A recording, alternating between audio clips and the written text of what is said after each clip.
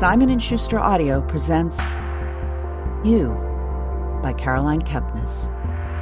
Read by Santino Fontana.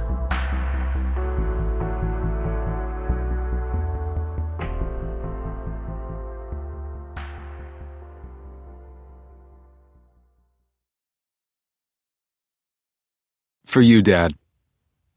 First of the day, God willing, see you tomorrow. Harold Samuel Kepnes, January 29, 1947 to November 13, 2012. Chapter 1. You walk into the bookstore, and you keep your hand on the door to make sure it doesn't slam. You smile, embarrassed to be a nice girl. And your nails are bare, and your V-neck sweater is beige, and it's impossible to know if you're wearing a bra, but I don't think that you are. You're so clean that you're dirty, and you murmur your first word to me. Hello, when most people would just pass by, but not you. In your loose pink jeans, a pink spun from Charlotte's Web, and where did you come from? You are classic and compact, my own little Natalie Portman circa the end of the movie Closer, when she's fresh-faced and done with the bad British guys and going home to America. You've come home to me. Delivered at last on a Tuesday, 10:06 a.m. Every day I commute to this shop on the Lower East Side from my place in Bed-Stuy. Every day I close up without finding anyone like you. Look at you, born into my world today. I'm shaking, and I'd pop an Ativan, but they're downstairs, and I don't want to pop an Ativan. I don't want to come down. I want to be here, fully, watching you bite your unpainted nails and turn your head to the left. No. Bite that pinky. Widen those eyes. To the right. No. Reject biographies, self-help, thank God, and slow down when you make it to fiction. Yes! I let you disappear into the stacks. Fiction F through K. And you're not the standard insecure nymph hunting for Faulkner you'll never finish, never start. Faulkner that will harden and calcify, if books could calcify, on your nightstand. Faulkner meant only to convince one-night stands that you mean it when you swear you never do this kind of thing. No, you're not like those girls. You don't stage Faulkner, and your jeans hang loose, and you're too sun-kissed for Stephen King, and too untrendy for Heidi Julavitz, and who will you buy? You sneeze loudly, and I imagine how loud you are when you climax. God bless you, I call out. You giggle and holler back, you horny girl. You too, buddy. Buddy. You're flirting, and if I was the kind of asshole who Instagrams, I would photograph the F through K placard and filter the shit out of that baby and caption it, F through K, yes, I found her. Calm down, Joe. They don't like it when a guy comes on too strong, I remind myself. Thank God for a customer, and it's hard to scan his predictable Salinger. Then again, it's always hard to do that. This guy is what, 36? And he's only now reading Franny and Zoe? And let's get real, he's not reading it. It's just a front for the Dan Browns in the bottom of his basket. Work in a bookstore and learn that most people in this world feel guilty about being who they are. I bag the Dan Brown first, like it's kiddie porn, and tell him Franny and Zoe is the shit, and he nods, and you're still in F through K because I can see your beige sweater through the stacks, barely. If you reach any higher, I'll see your belly. But you won't. You grab a book and sit down in the aisle, and maybe you'll stay here all night. Maybe it'll be like the Natalie Portman movie Where the Heart Is, adapted faithlessly from the Billy Letts book, above par for that kind of crud, and I'll find you in the middle of the night. Only you won't be pregnant, and I won't be the meek man in the movie. I'll lean over and say, "Excuse me, miss, but we're closed." And you'll look up and smile. Well, I'm not closed. A breath. I'm wide open, buddy. Hey, Salinger Brown bites. He's still here? He's still here. Can I get a receipt? Sorry about that. He grabs it out of my hand. He doesn't hate me. He hates himself. If people could handle their self-loathing, customer service would be smoother. You know what, kid? You need to get over yourself. You work in a bookstore. You don't make the books. You don't write the books. And if you were any good at reading the books, you probably wouldn't work in a bookstore. So wipe that judgmental look off your face and tell me to have a nice day. This man could say anything in the world to me, and he'd still be the one shame-buying Dan Brown. You appear now with your intimate Portman smile, having heard the motherfucker. I look at you. You look at him, and he's still looking at me, waiting. Have a nice day, sir, I say, and he knows I don't mean it. Hates that he craves platitudes from a stranger. When he's gone, I call out again because you're listening. You enjoy that Dan Brown, motherfucker. You walk over laughing, and thank God it's morning. And we're dead in the morning, and nobody is going to get in our way. You put your basket of books down on the counter, and you sass. You gonna judge me too? What an asshole, right? Probably just in a mood. You're a sweetheart. You see the best in people. You compliment me.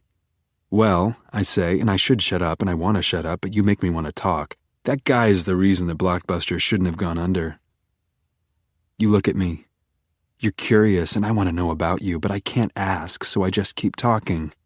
Everybody's always striving to be better, lose 5 pounds, read 5 books, go to a museum, buy a classical record and listen to it and like it.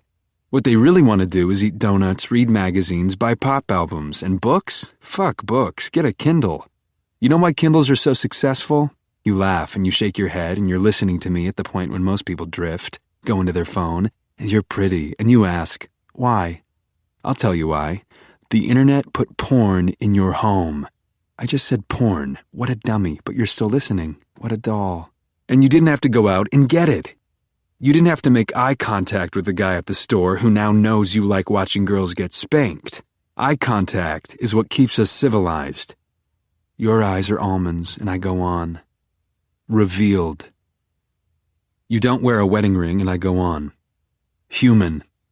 You are patient, and I need to shut up, but I can't. And the Kindle takes all the integrity out of reading, which is exactly what the internet did to porn. The checks and balances are gone. You can read your Dan Brown in public and in private all at once. It's the end of civilization. But there's always a but, you say, and I bet you come from a big family of healthy, loving people who hug a lot and sing songs around a campfire. But with no places to buy movies or albums, it's come down to books. There are no more video stores, so there are no more nerds who work in video stores and quote Tarantino and fight about Dario Argento and hate on people who rent Meg Ryan movies. That act, the interaction between seller and buyer, is the most important two-way street we got. And you can't just eradicate two-way streets like that and not expect a fallout, you know? I don't know if you know, but you don't tell me to stop talking the way people sometimes do. And you nod. See, the record store was the great equalizer. It gave the nerds power. You're really buying Taylor Swift? Even though all those nerds went home and jerked it to Taylor Swift. Stop saying Taylor Swift. Are you laughing at me or with me? Anyway, I say, and I'll stop if you tell me to. Anyway, you say, and you want me to finish. The point is, buying stuff is one of the only honest things we do. That guy didn't come in here for Dan Brown or Salinger. That guy came in here to confess. Are you a priest? No. I'm a church. Amen. You look at your basket, and I sound like a deranged loner, and I look in your basket. Your phone. You don't see it, but I do. It's cracked. It's in a yellow case. This means that you only take care of yourself when you're beyond redemption. I bet you take zinc the third day of a cold. I pick up your phone and try to make a joke. You steal this off that guy? You take your phone and you redden. Me and this phone, you say? I'm a bad mommy. Mommy. You're dirty, you are. Nah. You smile and you're definitely not wearing a bra. You take the books out of the basket and put the basket on the floor and look at me like it wouldn't be remotely possible for me to criticize anything you ever did. Your nipples pop. You don't cover them. You notice the Twizzlers I keep by the register. You point, hungry. Can I? Yes, I say, and I am feeding you already. I pick up your first book, Impossible Vacation by Spalding Gray. Interesting, I say. Most people get his monologues.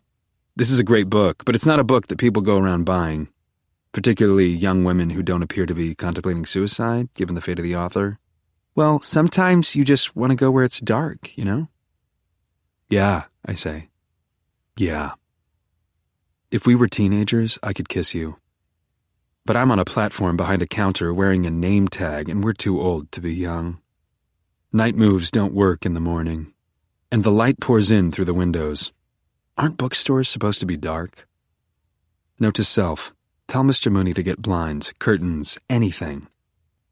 I pick up your second book, Desperate Characters, by one of my favorite authors, Paula Fox. This is a good sign, but you could be buying it because you read on some stupid blog that she's Courtney Love's biological grandmother. I can't be sure that you're buying Paula Fox because you came to her the right way, from a Jonathan Franzen essay. You reach into your wallet. She's the best, right? Kills me that she's not more famous, even with Franzen gushing about her, you know?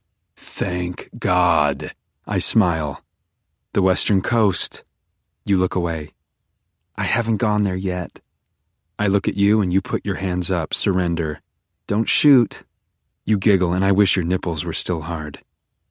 I'm gonna read The Western Coast someday, and Desperate Characters, I've read a zillion times. This one's for a friend. Uh-huh, I say. And the red lights flash danger. For a friend. It's probably a waste of time. He won't even read it.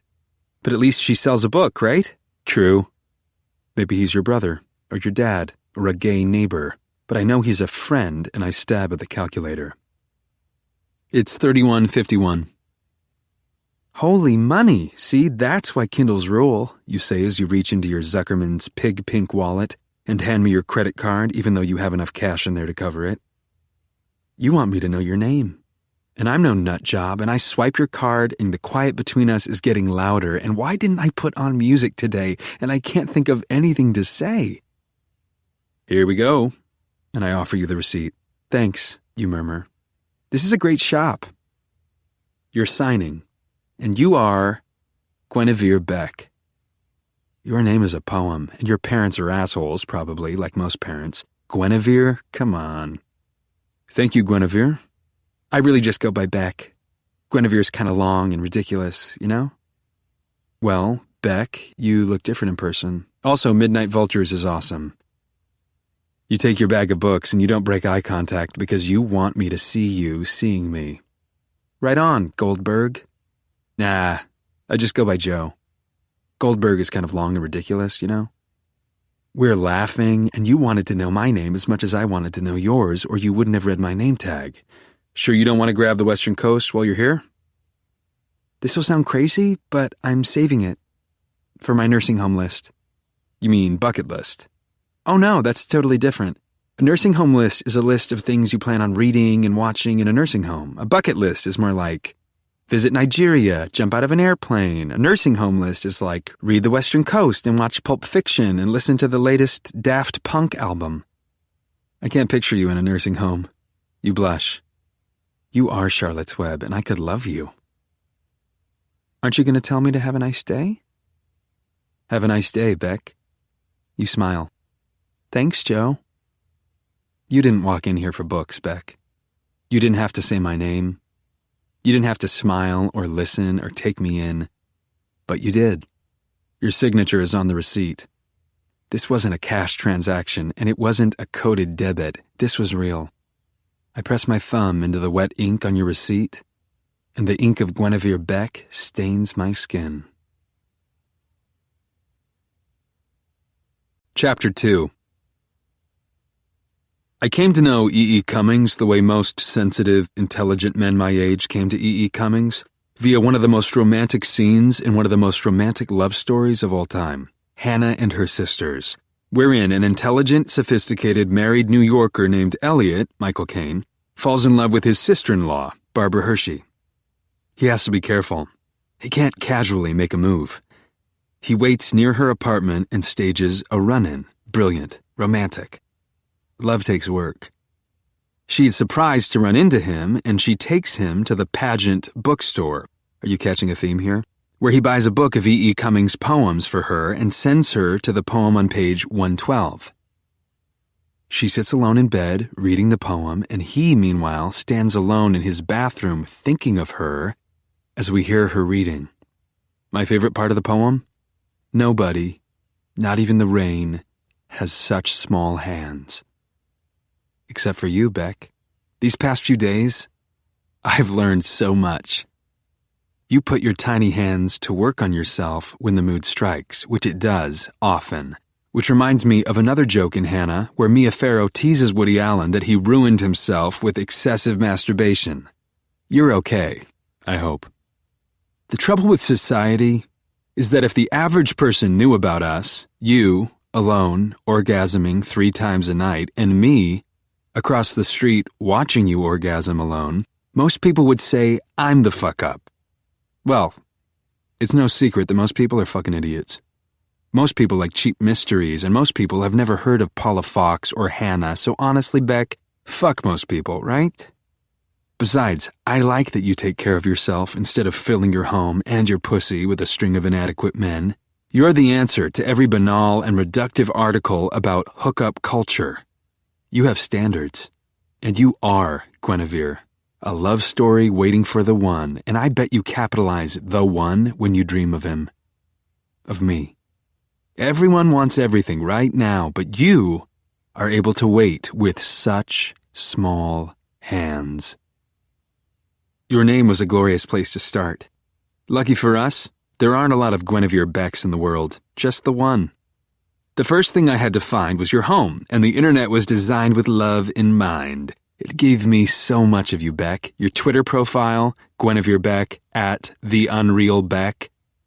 I've never had an unspoken thought. I write stories, I read stories, I talk to strangers. Nantucket is my homeboy, but New York is my home bitch. You're revealing bios at various online journals that publish your blogs, unless you want to call them essays. And your thinly veiled diary entries, unless you want to call them short stories. And the poems you write sometimes have fleshed you out. You are a writer, born and raised on Nantucket, and you joke about island inbreeding, but you aren't inbred. And sailing, you are petrified of boats, and alcoholism, you lost your father to the bottle and write about it a lot. Your family is as tight as it is loose. You don't know how to be here in the city where nobody knows anybody, even though you had 4 years of practice as an undergrad at Brown. You got in off the wait list, and you remained convinced that there was some sort of mistake. You like polenta and cherry pie Larabars. You don't take pictures of food or concerts, but you do Instagram, but really only old things. Pictures of your dead father, pictures of beach days you can't possibly remember. You have a brother, Clyde. Your parents really were assholes about the names. You have a sister, Anya. Serious assholes, but not the kind I thought. Real estate records show that your house has been in your family forever. You hail from farmers, and you're fond of saying that you don't have a place on Nantucket, but that your family made a home there. Full of disclaimers, you're like a warning label on a pack of cigarettes. Anya is an islander, and she'll never leave. She's the baby who wants nothing more than walks on the beach and the clear division of summer and the desolation endemic to a seasonal tourist trap. Anya is fucked in the head over your dad. You write about her in your stories, and you turn her into a young boy or an aging blind woman or once a lost squirrel, but it's clear that you're writing about your sister. You envy her. How come she doesn't have the weight of ambition? You pity her. How come she has no ambition? Clyde is the oldest, and he gets to run the family's taxi business on the island. He's married with 2 kids, and he's the paint-by-numbers parent of the family. That much is clear from his picture in the local paper. A volunteer fireman, leather-skinned, standard-issue American man. Your dad has the record of any small-town boozer, and he's not above a DUI or a public intoxication. And your brother responded by being the opposite, sober, extremely sober. If you had been born first, running the family business might have been an option. But you were a classic middle child, and you did well in school, and your whole life you were labeled the hope, the one who would get away. The internet is a beautiful thing, and you sent a tweet an hour after we met that day. I smell cheeseburgers. #corner bistro is making me fat. And let me tell you, for a moment there, I was concerned. Maybe I wasn't special. You didn't even mention me. Our conversation, Also, I talk to strangers is a line in your Twitter bio. I talk to strangers? What the fuck is that, Beck? Children are not supposed to talk to strangers, but you are an adult. Or is our conversation nothing to you? Am I just another stranger? Is your Twitter bio your subtle way of announcing that you're an attention whore who has no standards and who will give audience to any poor schmuck who says hello? Was I nothing to you? You don't even mention the guy in the bookstore? Fuck, I thought. Maybe I was wrong. Maybe we had nothing. But then I started to explore you, and you don't write about what really matters. You wouldn't share me with your followers. Your online life is a variety show, so if anything, the fact that you didn't put me in your stand-up act means that you covet me. Maybe even more than I realize, since right now your hand is heading down to your cunt yet again. The next thing the internet gave me was your address, 51 Bank Street. Are you fucking kidding me? This isn't a frenzied midtown block where harried worker bees storm to and from the office. This is Tony, sleepy, ridiculously safe and expensive West Village real estate. I can't just hang out on your block. I have to fit in with the la-di-da folk. I hit up the thrift store. I buy a suit, businessman and/or driver and/or kept man, carpenter pants and some kind of tool belt, handyman on a break, and a bullshit tracksuit, asshole taking care of his precious body. I wear the suit for my first visit, and I love it here, Beck. It's quintessential old New York, and I expect Edith Wharton and Truman Capote to cross the street hand in hand, each carrying a Greek paper cup of coffee, looking as they did in their heyday, as if they'd been preserved in formaldehyde. Princesses live on this block, and Sid Vicious died on this block a long time ago, when the princesses were gestating, when Manhattan was still cool. I stand across the street, and your windows are open, no curtains, and I watch you pour instant oatmeal into a Tupperware bowl. You are not a princess. Your Twitter confirms that you won some kind of real estate lottery. Not to sound like @AnnaKendrick47, but I love you awesome nerds of the @BrownBiasedNYC, and I can't wait to move to Bank Street. I sit down on the stoop and Google. The Brownstone Biased Lottery is an essay contest for Brown University graduates who need housing for graduate school in New York. The apartment has stayed in the Brown family, whatever that means exactly, for years. You're an MFA candidate in fiction writing, so it's no surprise that you won a lottery that's actually an essay contest. And Anna Kendrick is an actress in this movie Pitch Perfect, which is about college girls who sing in a cappella competitions. You see yourself in this girl, which makes no sense. I watched that Pitch movie. That girl would never live the way you do. People pass by your parlor-level apartment ever so slightly above ground level, and they don't stop to stare even though you're on display. Your two windows are wide open, and you are lucky this is not a well-trafficked street. This must explain the diluted sense of privacy you have. I return the next evening, same suit, can't help it, and you walk around naked in front of the open windows. Naked.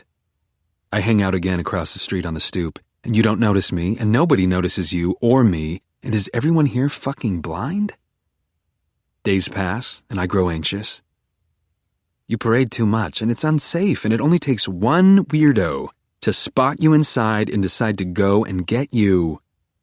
A few days later, I wear my carpenter costume, and I fantasize about putting bars on your windows, protecting this display case you call a home. I think of this neighborhood as safe, and it is, but there's deathliness to the quiet here. I could probably strangle some old man in the middle of the street, and nobody would come outside to stop me. I return in my suit, so much better than the carpenter garb, and I wear a Yankees cap I found at another thrift shop. I'm that asshole to mix it up, just in case you were to notice, which you don't. A man who lives in your building climbs the very small staircase, just 3 steps, that leads to an exterior door. It's not locked, and that door is so close to your apartment. If he wanted to, and who wouldn't want to, he could lean over the railing and rap his knuckles on your screen and call your name. I come in the day, in the night, and whenever I am here, your windows are always open. It's like you've never seen the nightly news or a horror movie, and I sit on the steps of the brownstone, across the tiny clean street that faces your building, and I pretend to read Paula Fox's Poor George, or pretend to text my business associates, or pretend to call a friend who's late and loudly agree to wait another 20 minutes. That's for the neighbor who always might be hidden away, Suspicious of the man on the stoop? I've seen a lot of movies. With your open-door policy, I'm allowed into your world. I smell your lean cuisines if the wind is right, and I hear your vampire weekend, and if I pretend to yawn and look up, I can see you loaf, yawn, breathe. Were you always like this? I wonder if you were this way in Providence, parading around as if you want your rarefied neighbors to know you naked, half-naked, addicted to microwave foods and masturbating at the top of your lungs? Hopefully not. Hopefully there is logic to this that you'll explain to me when it's time. And you with your computer, as if you need to remind your imaginary audience that you're a writer when I know what you truly are. A performer. An exhibitionist. And all the while, I have to be vigilant. I slick my hair back one day, and wear it shaggy the next. I must go unnoticed by the people who don't notice people. After all, if the average person was told about an often nude girl prancing around in front of an open window and a love-struck guy across the street watching discreetly, most people would say, I'm the nut, but you're the nut. You're just not called a nut because your pussy is a thing that all these people want to know about, whereas my whole being is abhorrent to your neighbors. I live in a 6th-floor walk-up in Bed-Stuy.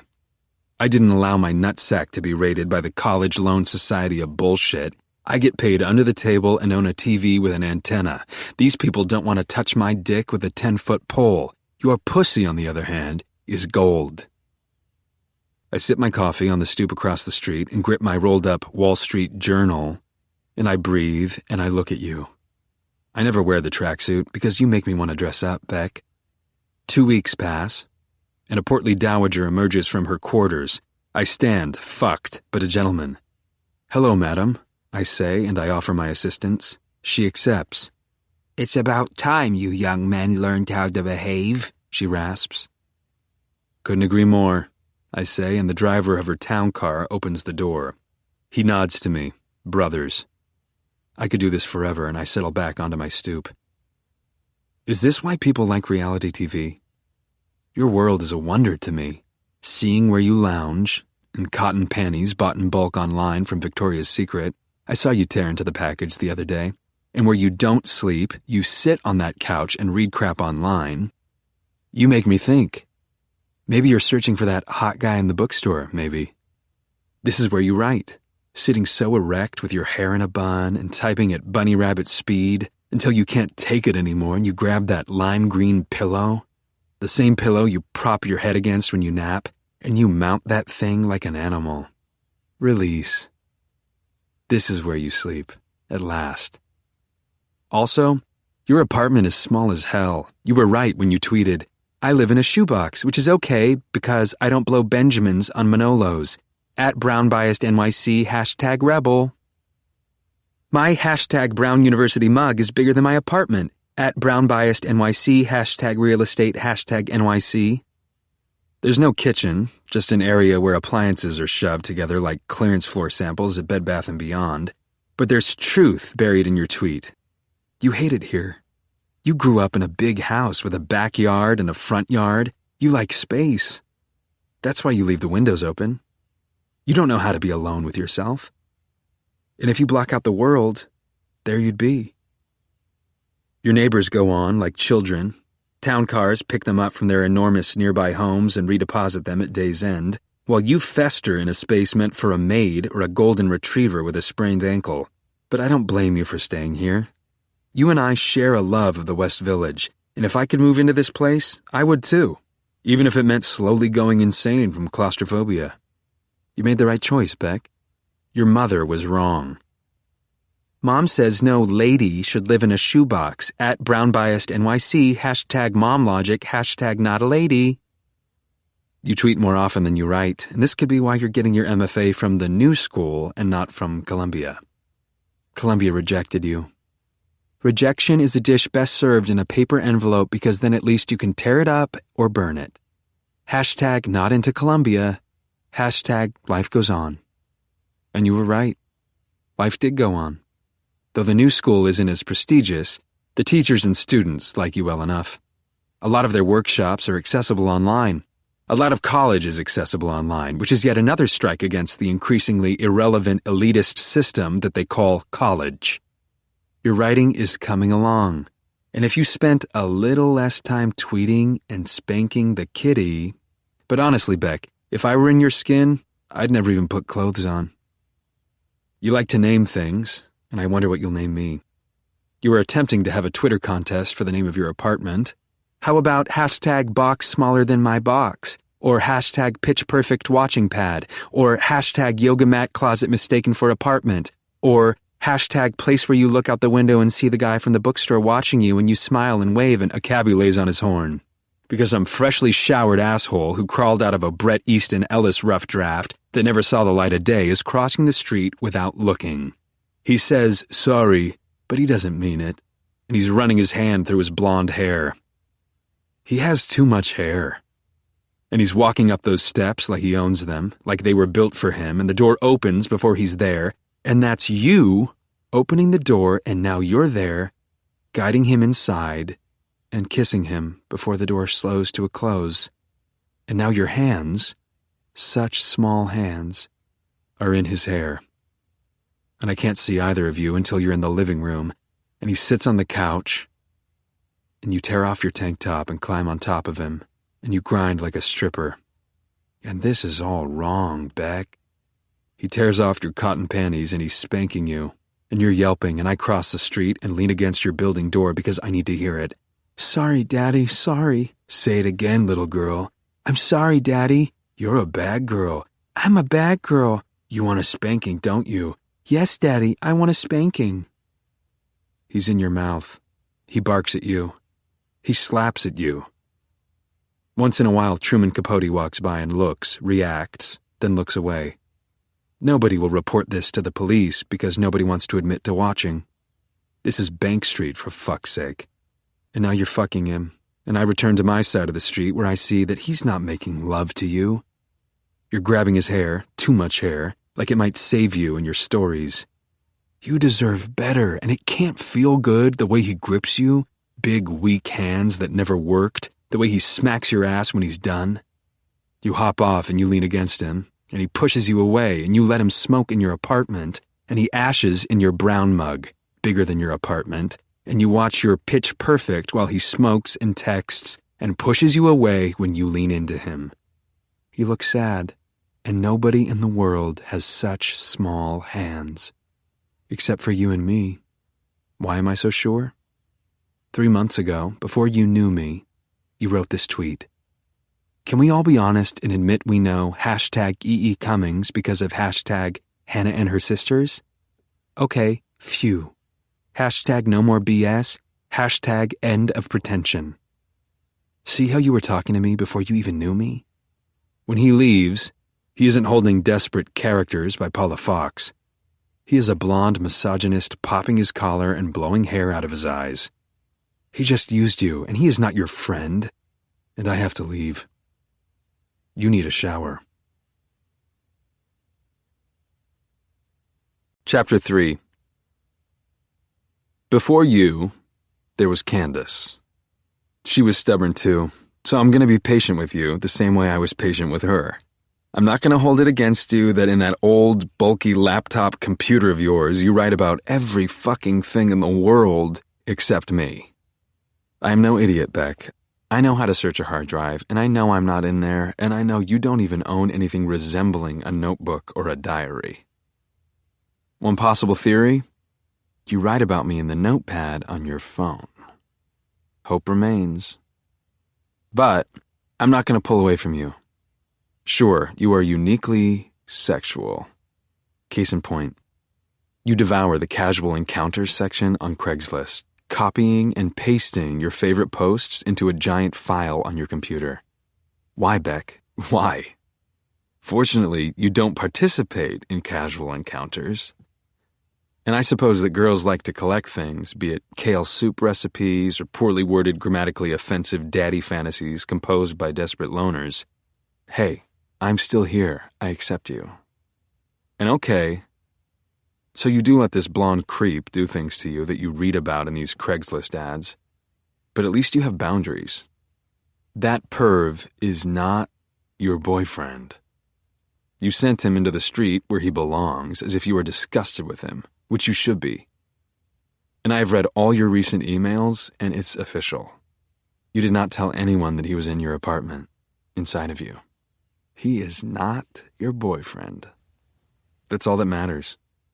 And I am ready to find you, and I am able to find you, and I owe that to Candace. Dear Candace, I first saw Candace at the Glasslands in Brooklyn. She played flute in a band with her brother and sister. You would like her music. They were called Martyr, and I wanted to know her right away. I was patient. I followed them all over Brooklyn and Lower Manhattan. They were good. They weren't ever going to be top 40, but sometimes they'd have a song featured in a wretched show for teenagers on the CW and their website would explode. They didn't have a label because they couldn't agree on anything. Anyway, Candace was the prettiest, the lead of the band. Her brother was your standard drummer fuck-up douchebag, and her sister was homely and talented. You can't just bum-rush a girl after a concert, especially when the band's music is ambient techno-electro shit and when her psycho-controlling brother, who, by the way, would never be in a band were it not for his sisters, is always hanging around. I had to get Candace alone. And I couldn't be some guy hitting on her because of her protective brother. And I was going to die if I didn't get to hold her, or at least make a step toward holding her. So I improvised. One night, outside of the Glasslands where it all began, I introduced myself to Martyr as the new assistant at Stop It Records. I told them I was scouting. Well, bands like being scouted, and there I was, minutes later in a booth drinking whiskey with Candace and her irritating siblings. Her sister left, good girl, but her brother was a problem. I couldn't kiss Candace or ask for her number. Email me, she said. I can take a picture of it and put it on Instagram. We love it when labels reach out. So, I did what any Elliot and Hannah would do. I staked out Stop It Records, a sad little joint, and noticed this kid they call Peters come and go every day. Before and after work, he'd duck into an alley and smoke a little pot. You couldn't blame him, what with the shit he put up with at work. Peters was the assistant to all the record label pricks in tight jeans who call their glasses eyewear and call out for Splenda and Extra Parmigiano Reggiano. So, I camped out with a joint in the alley one day and asked Peters for a light. It was easy to make friends. People at the bottom of the totem pole are hungry for other people. I told him all about the dilemma with Candace, how I told her I work for Stop It, and it was his idea to email her from his account, assistant1@stopitrecords.com, and pretend to be me. Candace wrote back, giddy, hot, and of course she gave me, Assistant 1, her number. I didn't feel bad about using Peters. If anything, he finally felt like he had something resembling power. And sometimes you have to play around with the facts to get the girl. I've seen enough romantic comedies to know that romantic guys like me are always getting into jams like this. Kate Hudson's entire career exists because people who fall in love sometimes tell lies about where they work. And Candace believed that I was a scout. I waited until we'd been together for a month before I told her the truth. She was mad at first. Girls get mad sometimes, even when the guy's Matthew McConaughey. But I reminded her of the comedic, romantic truth at heart. The world is an unfair place. I know music. I'm smart. I think Martyr deserves to be scouted and worshipped. Had I gone to some liberal arts college and worn vintage socks and subscribed to the notion that a Bachelor of Arts qualifies someone as employable and intelligent, I could have gotten a non-paying internship at a shitty record label and parlayed it into a shitty job too. But as it happens, I don't subscribe to that antiquated notion. I'm my own person. She understood at first, but her brother was another story. One of the reasons it didn't work out between Candace and me. The good news is that I have no regrets. My troubles with Candace were training for this moment. I had to get into your place, Beck, and I knew what to do. I called the gas company and reported a leak at your apartment when I knew you would be at your dance class, and you always have coffee after class with a friend in the class, and this is the only guaranteed time that you're away from your computer. I waited on my stoop across the way for the gas man to arrive. When he did, I told them I was your boyfriend and that you sent me to help out. The law requires that all gas leaks be investigated, and the law of guys indicates that a guy like me, having dropped out of high school, has a certain way of dealing with guys who work for the gas company. What can I say? I knew he'd buy that I was your boyfriend and let me in, and I knew that even if he thought I was a lying nut job, he'd let me in. You can't just call in the gas man and not show up, Beck. Seriously. He leaves. And the first thing I do is take your computer and sit on your couch and smell your green pillow and drink water out of your brown mug. I washed it because his ashes lingered. You don't know how to wash a dish. I read your story called What Wiley Was Thinking When He Bought His Kia. It's about an old dude in California buying a shitty import car and feeling like that's the last vestige of his life as a cowboy. The twist is that he wasn't an actual cowboy. He just played cowboys in westerns. But they don't make westerns anymore, and Wiley never adapted. He never had a car because he spent most of his days at a coffee shop where guys like him sat around talking about the good old days. But they recently outlawed smoking. You italicize outlawed, which is cute. And so now the gang has no local place to smoke their cigarettes and tell their stories. The story ends with Wiley in his Kia, and he can't remember how to start it. He's holding his key, that's just a miniature computer, and he realizes he doesn't know where to go, so he buys an e-cigarette and returns to the coffee shop and sits alone, smoking his e-cigarette. I'm no genius MFA candidate in your workshops. Seriously, Beck, they don't understand you or your stories, but you yearn for what was. You're a dead guy's daughter, thoroughly.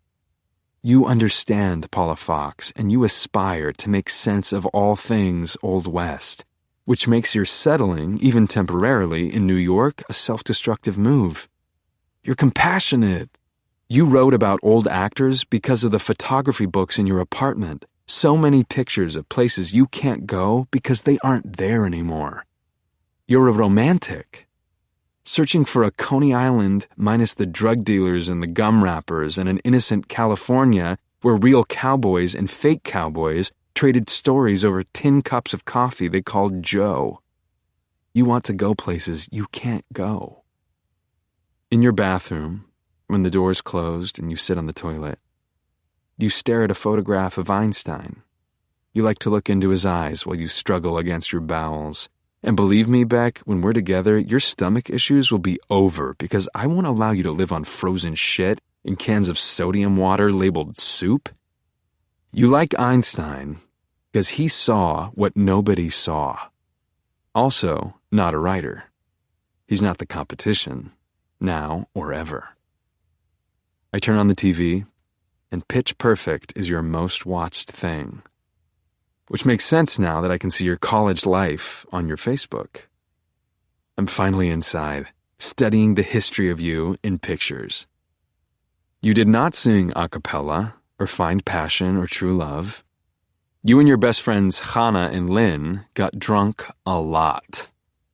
There's a third friend who's very tall and very thin. She dwarfs you and your little friends. This outsider friend isn't tagged in any of the pictures, and there must be something redeeming about her because you appear very proud of this friendship, which has lasted since your childhood. The untagged girl looks unhappy in every shot. Her non-smiling smile will haunt me, and it's time to move on. You dated two guys. Charlie looked like he was always recovering from a Dave Matthews concert. When you were with him, you sat on lawns and did club kid drugs. You escaped that drug-addled dullard and fell into the pin-thin arms of a spoiled punk named Hesher. On a side note, I know Hesher, not personally, but he's a graphic novelist, and we sell his books in the shop. At least we do right now. But obviously, the first order of business on my next shift will be burying Hesher's books in the basement. You've been to Paris and Rome, and I've never been out of the country. And you never found what you were looking for in Hesher or Paris or Charlie or Rome or college. You left Charlie for Hesher. And you were cold. Charlie never got over you. He looks permanently drunk to this day in his pictures. You worshipped Hesher, and he never reciprocated, at least not on Facebook. There are lots of posts where you praise him and he never responds. Then one day you became single and your friends liked your status in a way that leaves no doubt that you were the one dumped. Pitch Perfect has ended, and I go to your bedroom and I'm on your bed, unmade, and I hear the sound of a key entering a keyhole and turning, and a blitzkrieg in my mind. The landlord bitching to the gas man earlier today. Smallest unit in the building, smallest fucking keyhole, always sticks. And I hear you put a key into your keyhole and the door opens and the apartment is small and you are inside of it. You're right, Beck. It is a fucking shoebox. Chapter 4. I never go to Greenpoint, where people chase whiskey with pickle juice, but I'm doing this for you, Beck. Just like I hurt my back for you when I fell out of your window so you wouldn't see me when I was trying to see you, trying to know you. And I hate that you could see me here now and think that I'm some dick who overestimates the cultural value of vice and drinks whatever fucking vice tells me to drink. I didn't go to college, Beck, so I don't waste my adulthood trying to recapture my time in college. I'm not a soft motherfucker who never had the guts to live life right now, as is.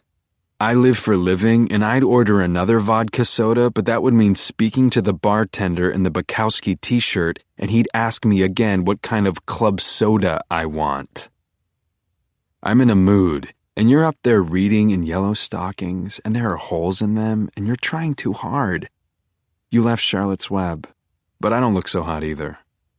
I had to climb out your window, and it's a short fall, but a fall is a fall, and my back stings, and if I hear the word pickleback one more time, I swear. Your best friends are at the table next to mine, loud and disloyal, real F-train types with the boots and the overprocessed hair that quietly insults all the Jersey girls that do that shit on purpose. The three of you were at Brown together, and now you're in New York together, and you all hate girls and complain about it incessantly, but isn't that exactly what you're all trying to do with your lives? Brooklyn, boys, and picklebacks. You sit with the other quote-unquote writers, which allows your friends to go on about you, and unfortunately, they're right. You're so much more invested in being a writer, accepting compliments and drinking whiskey, than you are at writing. But fortunately, they're also wrong. Everyone in this room is too full of pickle juice to understand your cowboy story. Your friends are jealous. Hannah's the big critic, a girl version of Adam Levine with beady eyes and unwarranted self-confidence. Explain to me again what this fucking MFA shit does for you if you're not Lena Dunham. I think maybe you can teach, says Lynn, and Lynn is dead inside, like a corpse. She Instagrams methodically, clinically, as if she's gathering evidence for defense, like her entire life is dedicated to proving that she has a life. She loudly mocks your reading at Lulu's as she tweets about how psyched she is to be at a hashtag reading at Lulu's, and I'm telling you, Beck, I swear. Lynn again. Do you think this is like an art opening where you go once and you're good, or is this going to be like an every week thing? Do I set up a fucking runway every time I finish a design, Hannah vents? No, I work on it and work on it more until I have a collection, and then I work on it again. Is Peach coming? Don't put that in the universe. They might be talking about the unsmiling tall girl, but it's not like I can ask them. Sorry, Lynn sighs. At least at art openings you get free wine. At least at art openings you get art. I'm sorry, but a fucking cowboy? Lynn shrugs and it just goes on. A machine gun that won't stop, can't stop. And can we talk about her costume? She's trying too hard. It's kind of sad. What the fuck are those tights? Lynn sighs and tweets, and sighs, and the machine gun fire quickens for the last round. No wonder she didn't get into Columbia, Hannah snipes. I feel like this is all 'cause of Benji, says Lynn. I feel bad for her. Benji? Well, this is what happens when you fall for a sociopathic party boy. All I hear is fall for, and you love him. And you lie to them, to your computer, to yourself, and you think they don't know it, and they do know it, and oh no. Benji. No. I have to stay tuned, present, and Lynn sighs. You're being mean. I'm being real, Hannah huffs. Benji is a snobby little prick. All he does is get fucked up on overpriced drugs and launch pretend businesses. What did he major in? Lynn wants to know. Who cares? Hannah snaps, and I care, and I want to know more, and I want to cry, and I don't want you to fall for anyone but me. Well, I still wish he'd be nicer to her, Lynn says.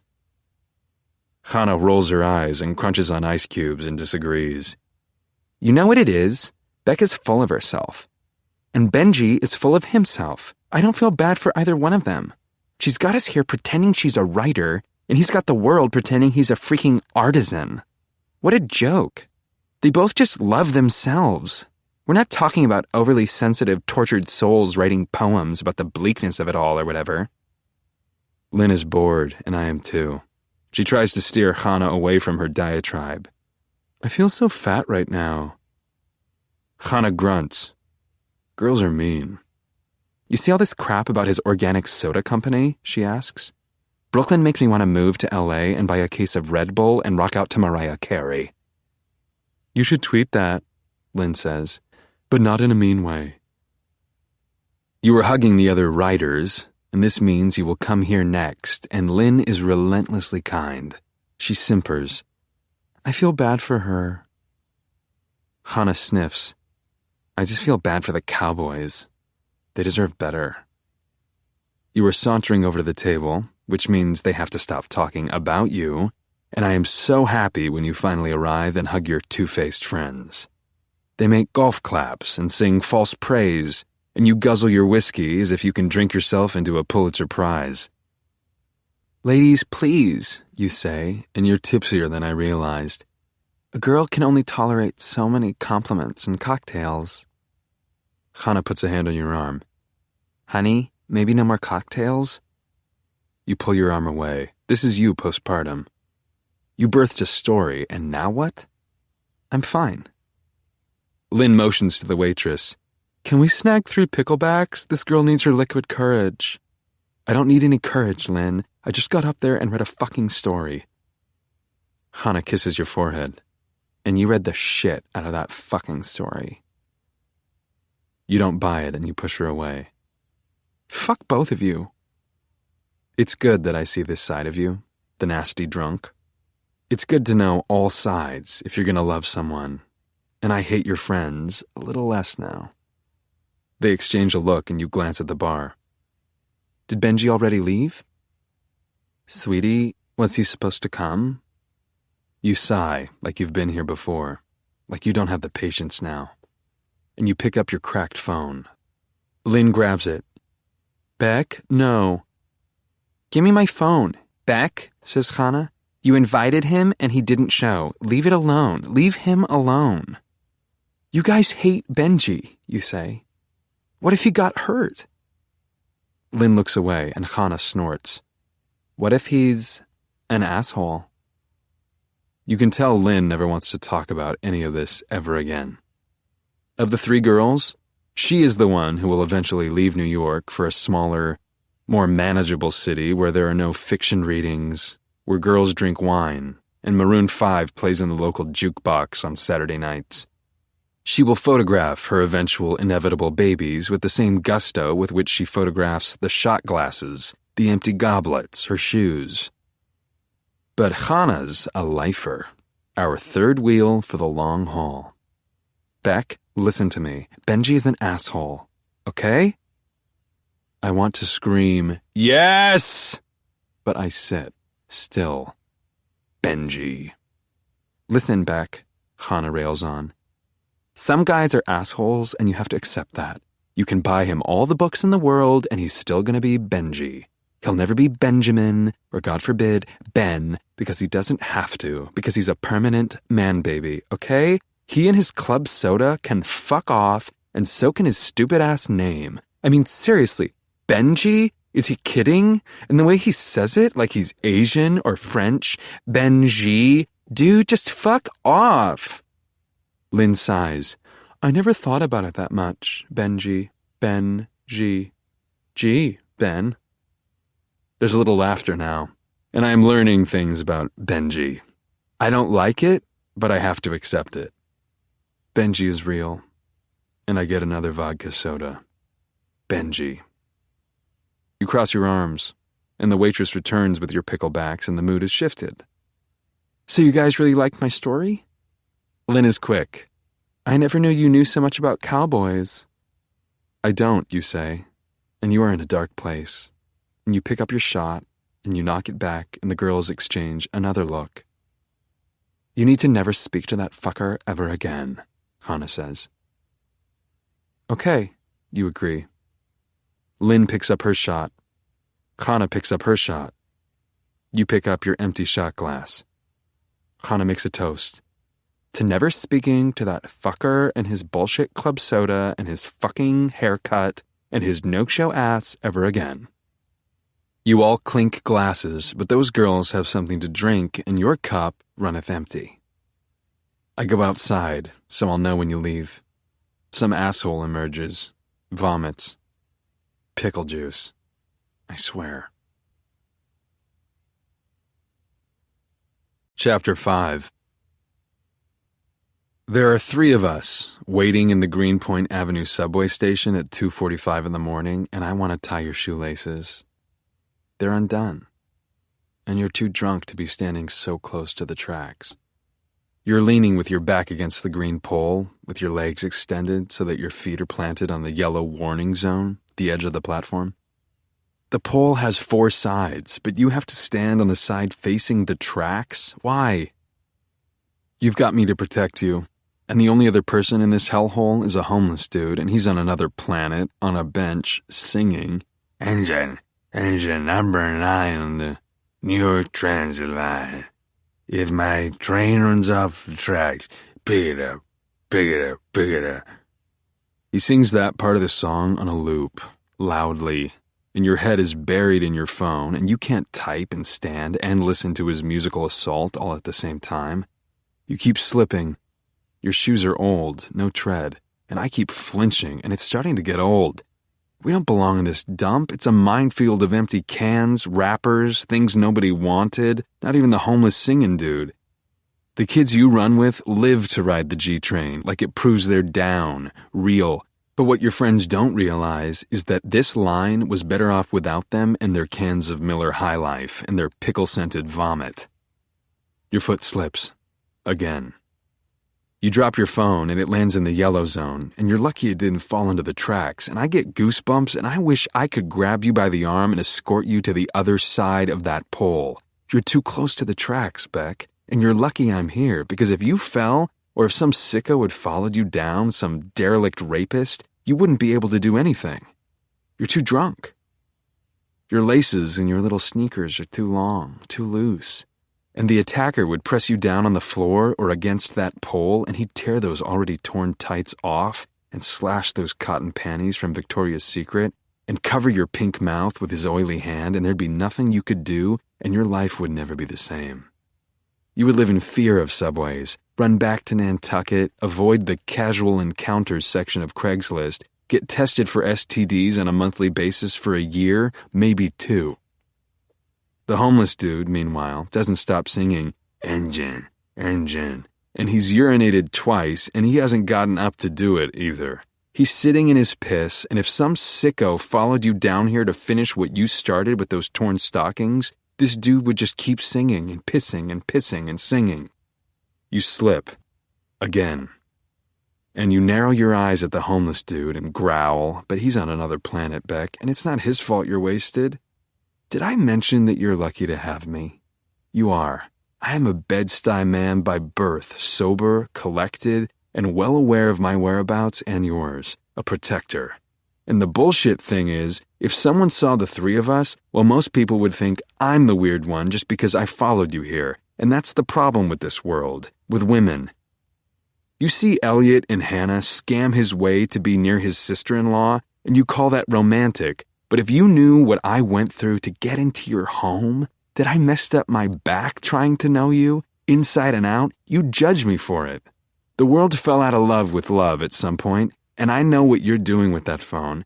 You're trying to talk to Benji, the club soda, too much hair, no-show motherfucker with whom you have encounters that are not casual, at least not to you. You seek him, you want him, but this will pass, and part of the problem is that phone.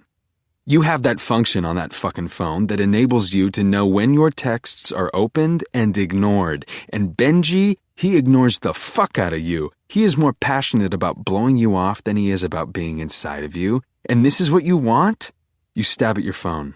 Your phone. Enough with this phone, Beck. It's gonna do you in. Waste your voice and cripple your fingers. Fuck that phone.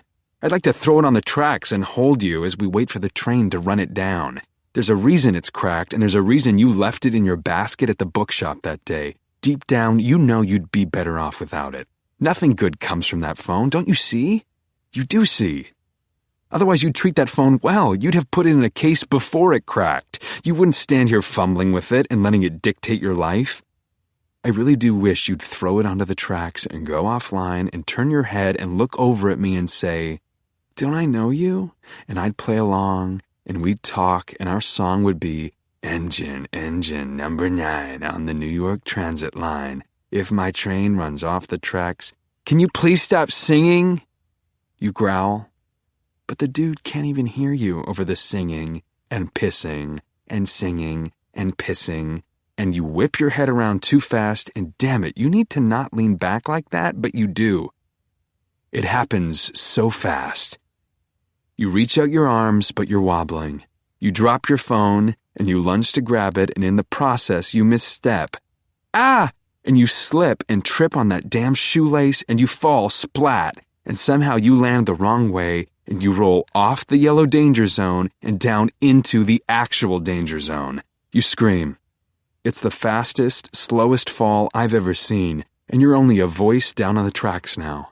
A shriek, and his singing doesn't stop. Engine, engine, number 9. And it's the wrong soundtrack for what I have to do now. Bad back and all. I run across the platform, look down at you. Help! It's okay. I got you. Give me your hand. But you just scream again, and you look like that girl in the well in The Silence of the Lambs, and you don't need to look so freaked out because I'm here, offering my hand, ready to pull you up. You're shivering and staring down the tunnel, and your head's filling with fear when you need to just take my hand. Oh my God, I could die. Don't look that way. Just look at me. I'm gonna die. You take a step forward, and you know nothing of railroads. Stay still. Half the shit down there can electrocute you. What? And your teeth chatter, and you scream. You're not dying. Take my hand. He's making me crazy, you say, and you block your ears because you don't want to hear "If my train runs off the tracks" anymore. That's singing. That's why I fell. I'm trying to help you, I insist, and your eyes pop. You look down the tunnel, and then up, right into my eyes. I hear a train. Nah, you'd feel it. Give me your hand. I'm gonna die, you despair. Take my hand.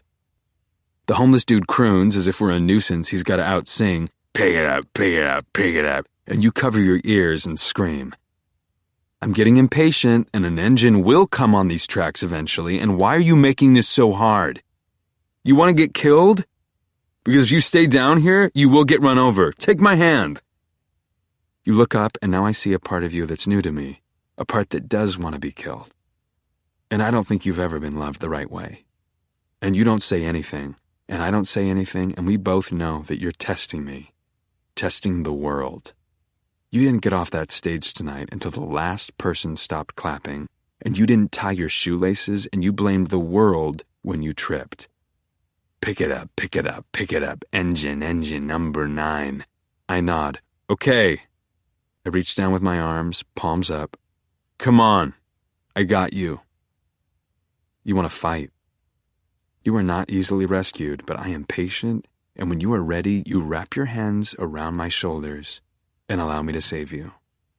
I hoist you, loose sneakers and all, onto the yellow danger zone and then roll you onto the dirty gray, danger-free concrete, and you're shaking, and you hold your knees to your chest as you scoot backward into the part of the green pole that faces inward, the safe place to sit, to wait. You still don't tie your shoelaces, and your teeth chatter more than ever, and I scoot closer to you and I point at your useless, flat, non-athletic sneakers. May I ask, and you nod. I pull the laces tight and tie them in double knots the way my cousin taught me 100 years ago. When the train sounds down the way, your teeth stop chattering, and you don't look so scared anymore. I don't have to tell you that I saved your life. I can see in your eyes and your glistening, grimy skin that you know it. We don't get on the train when the doors open. That's a given. Chapter 6. The cab driver was reluctant at first. I guess I would be too. We look crazy from the near death of it all. You're a fucking mess. I'm so clean that it's almost disturbing. Pimp clean to your whore dirty. We're a true pair. But the thing is, you say, going over the recent events for the umpteenth time, your legs folded under, your arms flailing as you speak.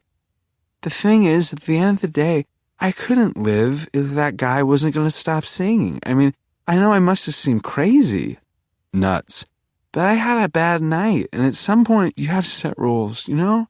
You have to say, I will not put up with this. I will die before I continue to live in a world where this guy will not stop singing and polluting a shared environment. You sigh, and I love you for trying to spin this into some sort of strike against complacency and what fun it is to play with you. Still, you were pretty drunk. Well, I think I would have done the same thing sober. What if he'd been singing the Roger Miller version? You laugh. And you don't know who Roger Miller is, but most of the people in our generation don't know. And your eyes narrow, and you stroke your chin, and here you go again for the 4th time. Yes, I'm counting. Okay, did you ever spend a summer working on a ferry? Nope, I say. You are convinced you know me somehow. You have said you know me from college, from grad school, from a bar in Williamsburg, and now from the ferry. But I swear I know you. I know you from somewhere. I shrug, and you examine me, and it feels so good, your eyes hunting me. You just feel close to me because you fell, and I was there. You were there, weren't you? I'm lucky. I shouldn't look away, but I do, and I can't think of anything to say, and I wish the cab driver were the kind to babble intermittently. So what were you up to tonight? You ask me. Working. Are you a bartender? Yeah. That must be so much fun. Getting people's stories? It is, I say, careful not to reveal that I know you write stories. It's fun. Tell me the best story you heard this week. The best? You nod, and I want to kiss you. I want to take you onto the tracks before engine number 9 grinds to a halt and swallows you whole, and fuck the drunk out of you until the New York Transit line swallows us both. It's too hot in here, and it's too cold out there, and it smells like burritos and blowjobs, middle of the night New York. I love you is all I want to say, so I scratch my head. Hard to pick one, you know? Okay, look, you say, and you swallow, bite your lip, redden. I didn't want to freak you out and be like this psycho who remembers every tiny little social situation she gets herself into or whatever, but I was lying. I do know how I know you. You do? The bookstore. And you smile, that Portman smile, and I pretend not to recognize you, and you wave those hands, such small hands. We talked about Dan Brown.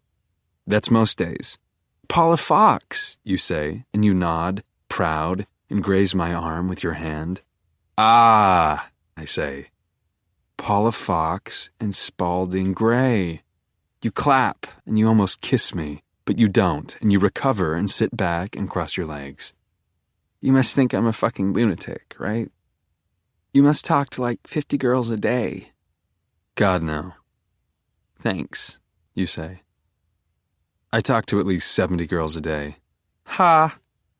And you roll your eyes. So you don't think I'm like stalker crazy? No, not at all. My middle school health teacher told us that you can hold eye contact for 10 seconds before scaring or seducing someone. I am counting, and I think you can tell.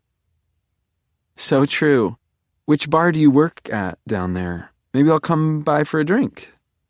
I won't judge you for trying to reduce me to someone who services you, who rings up your books and delivers your picklebacks. I just fill in there. Mostly I'm at the bookstore. A bar and a bookstore. Cool. The cab rolls to a stop on West 4th Street. Is this you? I ask. And you like me for being deferential. Actually, you say, and you lean forward, I'm just around the corner. You sit back and look at me, and I smile. Bank Street, not too shabby. You play. I'm an heiress. What kind? Bacon, you sass, and a lot of girls would have gone blank. We are here, at your place. You were looking in your purse for your phone that is on the seat between us, closer to me than you, and the driver shifts. We're in park. Here we go again with me and the always disappearing phone. Someone raps on the car door. I jolt. The motherfucker actually knocks on the window. Benji. You reach across me and roll down the window. I smell you. Pickles and tits. Benji, oh my God, this is the saint who saved my life. Good job, dude. Fucking Greenpoint, right? Nothing good happens there. He raises his hand for a high five, and I meet his hand, and you are sliding away from me, and everything is wrong. I can't believe this, but I think I lost my phone. Again, he says, and he walks away, and he lights a cigarette, and you sigh. He seems like a jerk, but you have to understand, I lose my phone all the time. What's your number? I blurt, and you look out the window at Benji, and then look back at me. He's not your boyfriend, but you're acting like he's your boyfriend. I'm good, calm. Beck, I say, I need your number or your email or something in case I find your phone. Sorry, you say. I just spaced. I think I'm still kind of freaked out. Do you have a pen? No, I say, and thank God that when I pull a phone out of my pocket, it's mine and not yours. You give me your information. You're mine now. And Benji calls. You coming or what? You sigh. Thank you so much. Every time. I like that. Every time. Instead of any time. It's pointed. Well, I mean it. Our first date ends, and you're going upstairs and fucking the shit out of Benji, but it doesn't matter, Beck. Our phones are together, and you know that I know where you live, and I know that you know where to find me. Chapter 7. My thoughts are firing too fast. You, me, your tights, your phone, Benji. And when I get like this, there's only one place for me to go. I walk to the shop, to the way back, and unlock the basement door.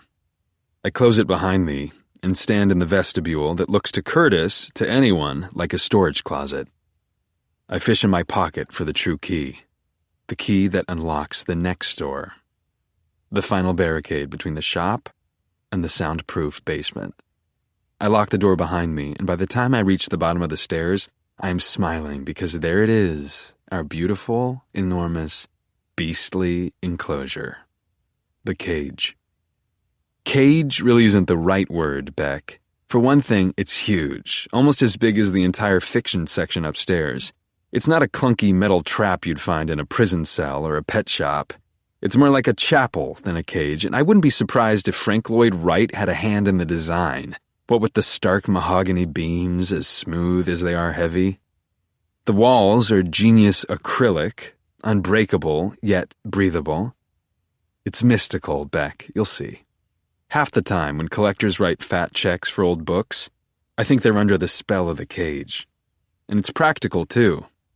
There's a bathroom, a tiny stall with a tiny toilet, because Mr. Mooney would never go upstairs for something as banal as a bowel movement. The books are on high shelves, accessible only by climbing a ladder. Good luck, thieves. There's a small sliding drawer in the front wall, the kind they use at a gas station in a sketchy neighborhood. I unlock the door and go inside. I'm inside and I look up at the books and I smile. Hi, guys. I take off my shoes and lie back on the bench. I fold my hands under my head and tell the books all about you. They listen, Beck. I know it sounds crazy, but they do. I close my eyes. I remember the day we got this cage. I was 15, and I'd been working for Mr. Mooney for a few months. He told me to come in to meet the truck at 8 sharp. I was on time, but the delivery guys from Custom Acrylics didn't show up until 10. The guy behind the wheel beeped and waved for us to come outside. Mr. Mooney told me to observe, as the driver yelled over the roar of the engine, "Is this Mooney Books?" Mr. Mooney looked at me, disgusted by Philistines who can't be bothered to read the sign above the shop. He looked at the driver. "Do you have my cage?" The driver spat. "I can't get this cage in that shop. Everything's in parts, guy. The beams are 15 feet long and the walls are too friggin' wide to get through that door." "Both doors open," said Mr. Mooney. "And we have all the time in the world." "It ain't about time." He sniffed and he looked at the other dude in the truck, and I knew they weren't on our side. "With all due respect, we usually put these babies together in backyards, mansions, big open spaces, you know?" "The basement is both big and open," said Mr. Mooney. "You think we're getting this fucking beast into a basement?" Mr. Mooney was stern. "Don't swear in front of the boy."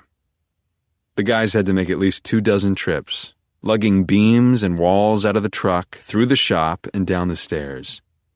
Mr. Mooney said not to feel bad for them. "They're working," he told me. "Labor is good for people, Joseph. Just watch." I couldn't imagine what the cage would look like when it was done, if it was ever done. The beams were so dark and old-fashioned, and the walls were so transparent and modern. I couldn't imagine them coming together until Mr. Mooney finally called me downstairs. I was in awe. So were the delivery guys. "Biggest one ever," said the sweaty driver. "You keepin' African greys? I friggin' love those birds. They talk so cool." Mr. Mooney didn't answer him. Neither did I. He tried again. "Your shelves are wicked high, mister. You sure you don't want us to move them down? Most people want the shelves, like, in the middle." Mr. Mooney spoke. "The boy and I have a lot of work to do." The driver nodded. "You can get a shit ton of birds in here. Pardon my French." After they left, Mr. Mooney locked the shop and told me the delivery dolts were no better than the wealthy sadists who keep birds in cages. "There's no such thing as a flying cage, Joseph," he said. "The only thing crueler than a cage so small that a bird can't fly is a cage so large that a bird thinks it can fly. Only a monster would lock a bird in here and call himself an animal lover." Our cage was only for books, and Mr. Mooney wasn't kidding. We did have a lot of work to do. Workmen installed sealant in the walls that rendered the entire basement soundproof. More workmen came and built and expanded the back wall of the shop so that the door to the basement opened first into a vestibule that contained the real door to the basement. We were building a top-secret, soundproof clubhouse in the earth, and I woke up so excited every day. I assisted Mr. Mooney as he wrapped dust jackets and custom-fit acrylic cases, gently, Joseph, before placing the jacketed books into acrylic boxes with air holes, gently, Joseph. Then he put that box into a slightly larger metal box, gently, Joseph, with a label and a lock.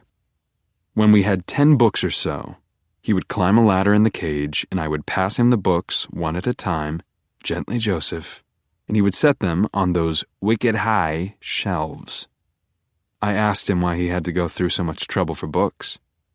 "Books can't fly away," I said. "They're not birds."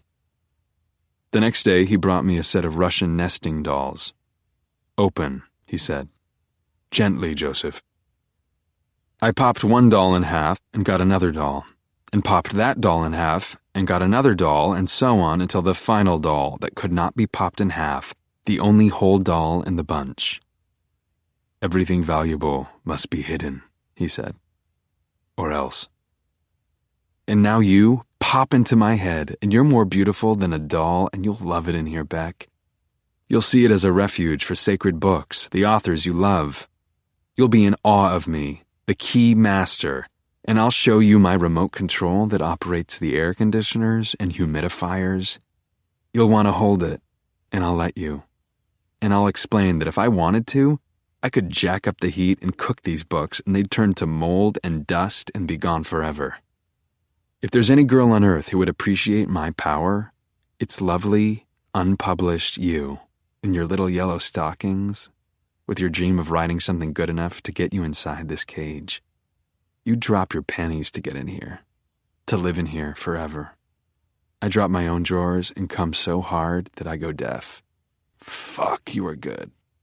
I try to stand. I am dizzy. Gently, Joseph. It's almost time to open, and I catch my breath and I go upstairs. There are only two of us who work here now that Mr. Mooney is retired. There's Curtis, a high school kid, kind of like I was back in the day. He does stupid stuff just like I did. Heck, when I was 16 years old, Mr. Mooney gave me a key, and of course, one night I forgot to close the cage. You failed, Joseph, said Mooney when he was younger, but still old, the kind of guy who was never young, not really. You failed me, and you failed the books. I'm sorry, I said, but we never shut cabinets or doors in my house. That's because your father is a pig, Joseph, he said. Are you a pig? I said no. A few days later, I snuck into the cage and took out a new, old Franny and Zoe, a signed first edition. I decided to like it more than Catcher in the Rye, just to be unique. And I loved it, Beck. What a book. Sometimes I flipped back to the beginning just to rub my finger on Salinger's signature. You had to pay $1,250 to do what I did, but I didn't pay. And neither did the woman who stole it from the desk at the register. I would recognize her anywhere. She had reddish hair and a paisley scarf and was 30, maybe 35. She paid cash. I told Mr. Mooney I'd work extra to make up for it, and I promised I would find her. I cut school and skulked the streets until my toes were bleeding. But it's hard to find a woman when you don't know her name or where she lives. Mr. Mooney ordered me to go into the cage and close my eyes. I was scared. When I heard him lock the door, I knew I was locked inside. I didn't have a ladder, so I couldn't reach any of the books. You can't walk into the Louvre and kiss the Mona Lisa. I had no phone, no sunlight, no darkness. All I had was my brain and the buzz of the AC unit and the daily slice of pizza, cold because steam is no good for old books, and coffee, lukewarm in a cup from the Greek diner, both of which Mr. Mooney slipped to me through the drawer. The days and nights got lost. Mr. Mooney cared enough about me to teach me a lesson. I learned. He let me out of the cage on September 14th, 2001, 3 days after September 11th. The whole world was different then, and Mr. Mooney said my father had never called. He probably thought I was dead. You were free, Joseph, he said. Be wise. I didn't spend as much time at home after that. It wasn't hard to slowly disappear. My mom left when I was in second grade, so I grew up knowing that it was possible to leave people, especially my dad. I don't feel sorry for myself, Beck. Lots of people have shitty parents and roaches in the cabinets and stale raw Pop-Tarts for dinner and a TV that barely works and a dad who doesn't care when his son doesn't come home during a national disaster. The thing is, I'm lucky. I had the bookstore. It doesn't take a fucking village to raise a child. Mr. Mooney was the boss now, the dad I wanted to do right by. I kept hunting for the Franny and Zoe thief, and right after 9/11, I wasn't alone. Everyone was like me, searching the streets. People wanted to find their families. I wanted to find the thief. There were flyers for missing people all over the city. I thought about learning to draw and plastering the city with drawings of the thief. I could pretend she was my mother. I didn't go through with it, and sometimes I think the thief died in one of those towers, karma. But most of the time, I think she's probably out there alive, reading. I am in the L through R fiction stacks when the doorbell chimes, and I am ready. You told your girlfriends you would come by around this time. I know this because I have your phone. And you are not the kind of girl who locks her phone with the 4-digit password. I have been reading your emails. I've taken pictures of the passwords you keep in your password folder. This way, when you change your password, if you change your password, I'll know the possibilities. You are not the kind of girl who comes up with new passwords. You have 3 in rotation. Beck 1027, 1027, lowercase me, capital me, 1027 Beck $ale. It gets better. You don't want to tell your mother that you lost another phone. You went and got a new phone with a new number and a new plan. I know all this because your old phone is still active. So I read the mass email you sent to your friends announcing your new phone number because I can read all your email. Hannah was mortified. WTF. Tell your mother you lost your phone and get that shit shut down. Identity theft, perverts. Beck, seriously. Tell your mom you fucked up. She'll get over it. People lose phones. Get the phone shut off. It's not that dramatic. You wrote back, phone is probably in gutter, so yes, it's really not dramatic. If someone does have it, I'm a poor MFA candidate with debt. Who's stealing that identity? And if someone thinks I'm pretty enough to put my selfies all over the internet, well then I'll feel pretty. Smiley face. Just kidding. But seriously, it's all good. I wanted a new phone anyway. I love my new number. Hannah would not relent. You get a new phone when you tell them you lost your old phone. Your mother will know you lost your phone because your new phone number. Also, $, $. You were stubborn. Please calm down, see? I told my mom I changed numbers because I wanted a New York one. She doesn't even know how to text, let alone read the bill. It's fine. And money? Whatever. One more little bill isn't going to kill me at this point, you know? Hannah didn't reply. And I love your mom. Thanks. And I love you. You little hypocrite.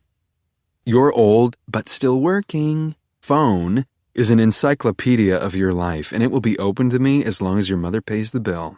Score 1 for the good guy. Oh, Beck, I love reading your email, learning your life. I am careful. I always mark new messages unread so that you don't get alarmed. My good fortune doesn't stop there. You prefer email. You don't like texting, so this means that I'm not missing out on all that much communication. You wrote an essay for some blog in which you stated that emails last forever.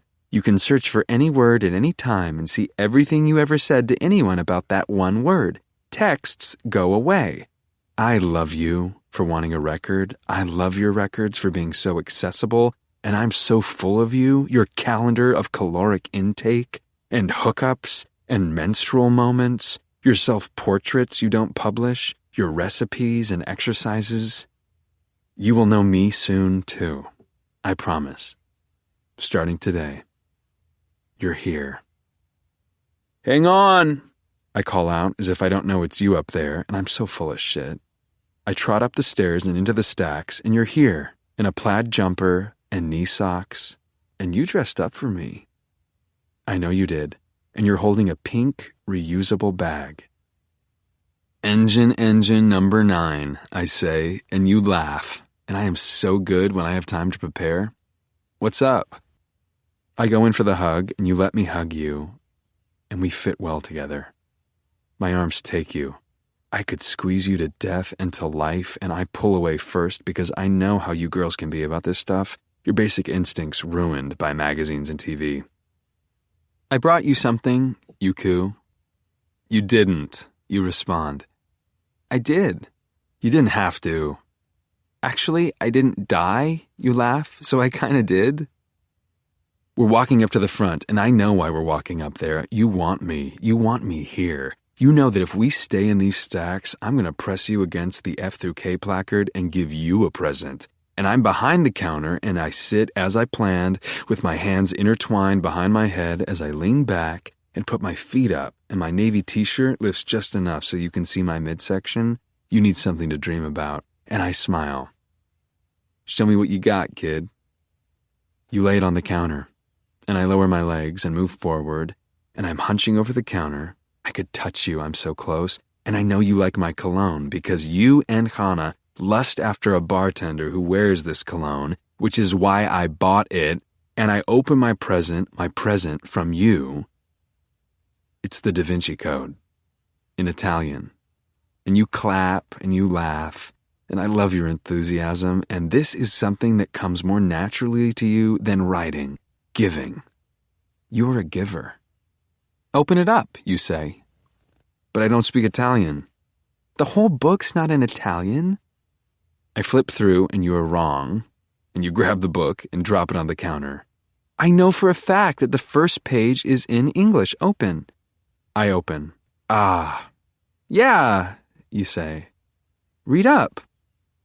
There you are, in black ink. You wrote to me.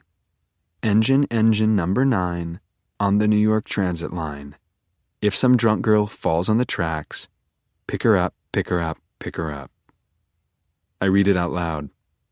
I know you get off on your writing, and you clap at the end, and there it is, in writing. You are literally asking me to pick you up, and you nod, and your name is there, so it's not freaky when I say it. Thank you, Guinevere. It's Beck. I lift up the book. But it's also Guinevere. You concede, you nod. You are welcome. I took off my name tag in the cage. You are pretending you don't remember my name, and I help you out. Joe. Goldberg. You are welcome, Joe Goldberg, you say, and you sigh, and on you go. But that's kind of fucked, right? Because I came here to thank you, and now I'm saying you're welcome? Tell you what, I say, and this is it, just how I practiced. Now that we're both alive, and nobody's singing, and you got me this sweet-ass present, which is great because of all the books we have in this place, Italian Dan Brown is not one of them. I noticed, you sing, and you blink and smile, and you're rocking a little. I breathe. This is it, the next step. Let's get a drink sometime. Sure, you say, and you cross your arms, and you're not looking at me, or saying a specific time, or date, or place, and now there are elements of our dynamic coming slowly into view, like a photograph in a dark room. You didn't write your number in the book, and you got me the joke part of our thing, Dan Brown, instead of the shared serious part of our thing, Paula Fox, and I think you have a hickey. A small one, but still. You bought Paula Fox for Benji. You bought Dan Brown for me. The thing is, you say, I still can't find my phone, and I don't have a new one yet, so I'm not making a lot of plans, you know? Yeah. I pretend I have to check something on the computer, and I think of the way you emailed your friends about me, the way you talked more about the fact that I rescued you than the fact that you're obsessed with me, so obsessed that you had to pretend you didn't remember me. You didn't tell Hannah and Lynn about the way you think about me when you mount your green pillow, about how nervous and intimidated you were with me. You were so nervous and distracted by me that you lost your phone, Beck. Remember? Instead, you email your friends about Benji, and I have to speak or I'll blow it. So, you never found your phone? No, I think I left it in the subway station. You had it in the cab. Oh, right, I did. But who remembers the name of the cab company, right? Premier Taxi of Lower Manhattan. Nobody ever remembers the name of the cab company, I agree. You ask me for a pen, and I give you a pen, and you grab one of our bookmarks and flip it over and write down your email address that I already know. Tell you what, you say as you scribble. I'm really busy with school and stuff, but why don't you email me and we'll make a plan? I hope you know those bookmarks are for paying customers only. You laugh, and you are awkward without a phone to dive into, and you look around, waiting to be excused. You really do have a daddy complex, Beck. Not for nothing, but these books aren't going to sell themselves, so why don't you skedaddle and let me, get back to work? You smile, relieved, and you almost curtsy as you back away. Thanks again. Every time, I say, and I planned that. And you smile, no teeth, and you don't say goodbye, and I don't say, have a nice day, because we are beyond pleasantries, and you gave me your email address, and now I have to choose which draft to send to you. I knew you'd come in, and I knew you'd give me your email, so last night I wrote different versions of my first email to you. I was up all night writing, Beck, just like you. I was in my cage, Beck, just like you. I put your bookmark with your email in the Italian Dan Brown. It fits perfectly. Chapter 8. I hope that most people at this point in time realize that Prince is one of the great poets of our time. I didn't say songwriter, I said poet. Prince is the closest thing we have to E.E. Cummings, and people are so stupid because they don't come in here and buy books of Prince poems. It's been 7 hours and 15 days since you took your love away. That is one of the greatest first lines of a poem in all time, for a number of reasons, primarily because of the reversal of hours and days. A non-poetic person would cite days and hours. A poet is different. A poet transforms the world with such small hands. You haven't written back to me yet. You have forwarded my email to Hannah and Lynn. You have giggled over photo booth pictures of the three of you, Hannah, Lynn, us, and exchanged dozens of idiotic emails about nothing. You have found the time to read and respond to your classmates' short stories and beg the bosses at Word in Brooklyn to let you read, but you haven't written back to the guy who saved your life. You are still in pursuit of Benji, and it has not been 7 hours and 15 days, but we are getting there, Beck. It's not funny anymore. You wrote to Hannah Lynn, "How come I have to be a stereotypical chick that meets a nice guy and is like, thanks, but no thanks? I don't read Cosmo or do cleanses or post selfies, which means I don't fit the profile for lame girl who hates nice guys. I mean, Benji is married to his business, and this guy is the total opposite. Works at a business, you know? Also, rooftop at the Wive on Friday?" Hannah wrote back first. "Beck, is this the guy you met at KGB? Wive, maybe." And this tells me that you meet too many guys. You have this hunger for strangers. That's why you read Craigslist casual encounters. No, you don't have casual encounters, thank Christ, but at the same time, you treat life like a giant fucking casual encounter. Wasting time with Benji, with random guys from places like KGB. Lynn wrote back, "They got shrinks on campus that can answer that question, girl." Smiley face. Also, KGB guy was super cute. Also, wife, yes, unless maybe Upper East Side for a change? Just a thought. These girls don't know about our Italian Dan Brown and the extent of your crush because you don't tell them. And finally, in the middle of the night, after 5 hours and 8 days, you write back to me, "How about happy hour on Thursday?" I wait 3 hours and 1 day to write back. That works. Where? You didn't earn my humor this time.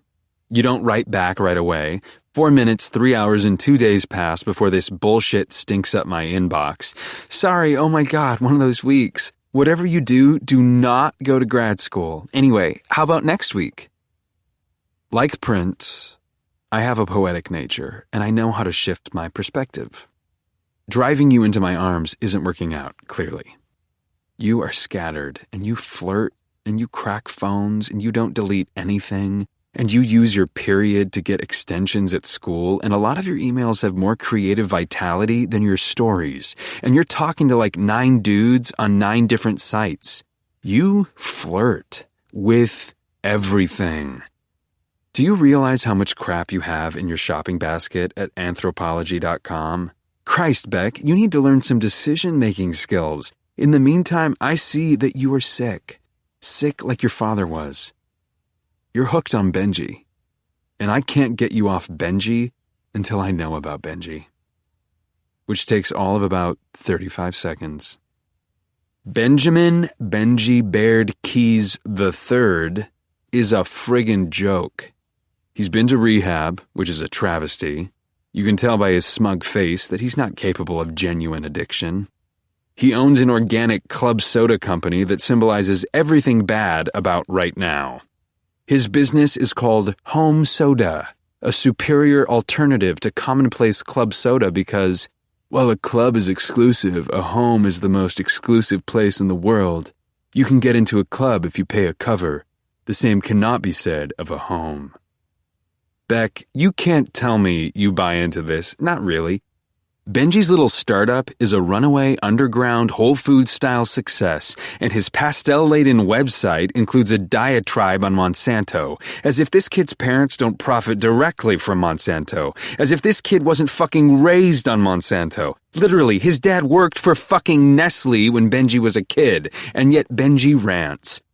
A photo essay, otherwise known as a fucking slideshow, reveals that Benji came up with home soda while camping with friends on Nantucket. Camping is a bullshit term. Nantucket is not New Hampshire, and Benji was staying at a friend's waterfront summer home. I blow up the photo and see the untagged girl from your Facebook profile. Aha! So you know Benji through that miserable odd girl who does have a legitimate smile, reserved for wealthy friends and staged propaganda photos. But did you go camping with them? Nope. You probably weren't invited. Your friend probably fed you some bullshit excuse about there not being enough room on the beach. You are the townie, and Benji is the tourist who literally enters you and uses you as a vacation from the wear and tear of the artisanal club soda business, only to dump you before Labor Day. He is the daddy you try desperately to please, the daddy who leaves no matter what you do. Your emotional livelihood is a demented seasonal economy where Labor Day is every other fucking day. He rents you out the same way he rents loft space in Sobro, South Bronx, to those of us who don't need to make up bullshit pet names for neighborhoods where we're not wanted. And he cheats on you, Beck. A lot. Compulsively. He is in intense pursuit of a performance artist who fucks with his head the way he fucks with yours. It has been 6 minutes and 3 hours and 1 day when you email me. This is random, but I'm in Greenpoint. Are you maybe bartending right now? I respond. I'm not, but I could meet you at Lulu's. You respond. It is on, baby! Sorry for all caps. I'm just excited. I wait 12 seconds, 9 minutes, and no hours before writing back. Haha, on my way. 5? You don't write back. But I have to take 2 trains to get there, and the Hannah and her sister's soundtrack is playing in my head, all the songs at once, so loud that I can't listen to the music on my phone or the music on your phone, and all I can think about is our first kiss, which will likely take place in 18 seconds, 19 minutes, and 3 hours, when we are both drunk in a cab on Bank Street, and I get it now, why dudes jerk off on trains sometimes. But I don't. I have you in my future. The train can't go fast enough, and engine number 9, and look how much we share already, and we haven't even fucked, and I got you a present, too. I'm bringing you the Western Coast, and it's inscribed. Engine number 9, on the New York Transit line. If you go in a nursing home, this here book will be your tome. It's not perfect, but it's close, and I had to buy you something, reward you for stepping up, and the train is here, and I hope that Prince eventually got to be where I am, pounding up the 16 steps and 2 blocks and 1 avenue toward the rest of his life. But I'm only halfway up the subway stop stairs when your phone beeps. There is a lot of information to process, and I have to sit down, and I do. Things have changed. Quickly. Too quickly. Nearly 2 weeks after your mass email announcing your new phone number, Benji has emailed you back. Hi. And you wrote back, come over. And he wrote back, smiley face. And then you emailed me, Ack, I had to go to a school thing. Reschedule for next week? Sorry. And then Benji wrote to you, give me an hour, work thing came up. And you wrote back, smiley face. You're smiling because you want life to be like it was before your father messed up on Nantucket, without secrets, without danger. You write about how safe it is there, how claustrophobia and comfort go hand in hand. Your family never locked the doors to the house or the cars, and they left the car keys in the ignition, but come March, you'd give anything to see a stranger. You tweeted a few weeks ago, The island of #Manhattan is like the island of #Nantucket. Groceries are expensive, drinks are expensive, and in winter, everyone goes nuts. That's cute, Beck, but the island of Manhattan is nothing like your precious Nantucket. Let me tell you what I did last Tuesday. On the island of Manhattan, you have to lock your shit up or some streetwise guy might just stop by a freaking club soda factory for a tour on a Tuesday when he knows the boss isn't around, special thanks to Benji's Twitter feed, and excuse himself to use the bathroom and bypass the bathroom for Benji's office, which is unlocked, and to bypass the rest of the club soda tour for a private tour of Benji's computer, which is also unlocked, and learn that Benji keeps a calendar with links to @LotsOfMonica's performance schedule. She's on today, live doodling at a converted fire station in Astoria, bite me. As a verified fan of hers on all social media platforms, the things I do for you, Beck, I am granted access to the live coverage, and though I don't see Benji the man, the place is too crowded, I see bottles of home soda in all the filtered pictures. He's there. A comment from some chick with bangs and pink glasses proves it. Benji rocks for bringing club soda, #organic for life, #home soda, #drink free or die. So there it is. Your precious Benji doesn't show up at your reading, but he treks all the way to Astoria in the middle of the day because he thinks Monica is superior, because she's tall and blonde and he mistakes her doodles for art. I have to calm down. You don't know about this. You're not a fan of Monica's because you're not an imbecile. But you need to know, and I can't get out of that bloated factory fast enough. I need to save you. I am the kind of guy who prepares for emergencies like this, so I already have an email account called herzognathaniel@gmail.com. You don't do your research, so you don't know that Nathan Herzog is the food critic at Vulture's new Eats section who sucks the tit of pretentious beasts like Benji and his home soda. I read the guy's stuff. I'm not impressed.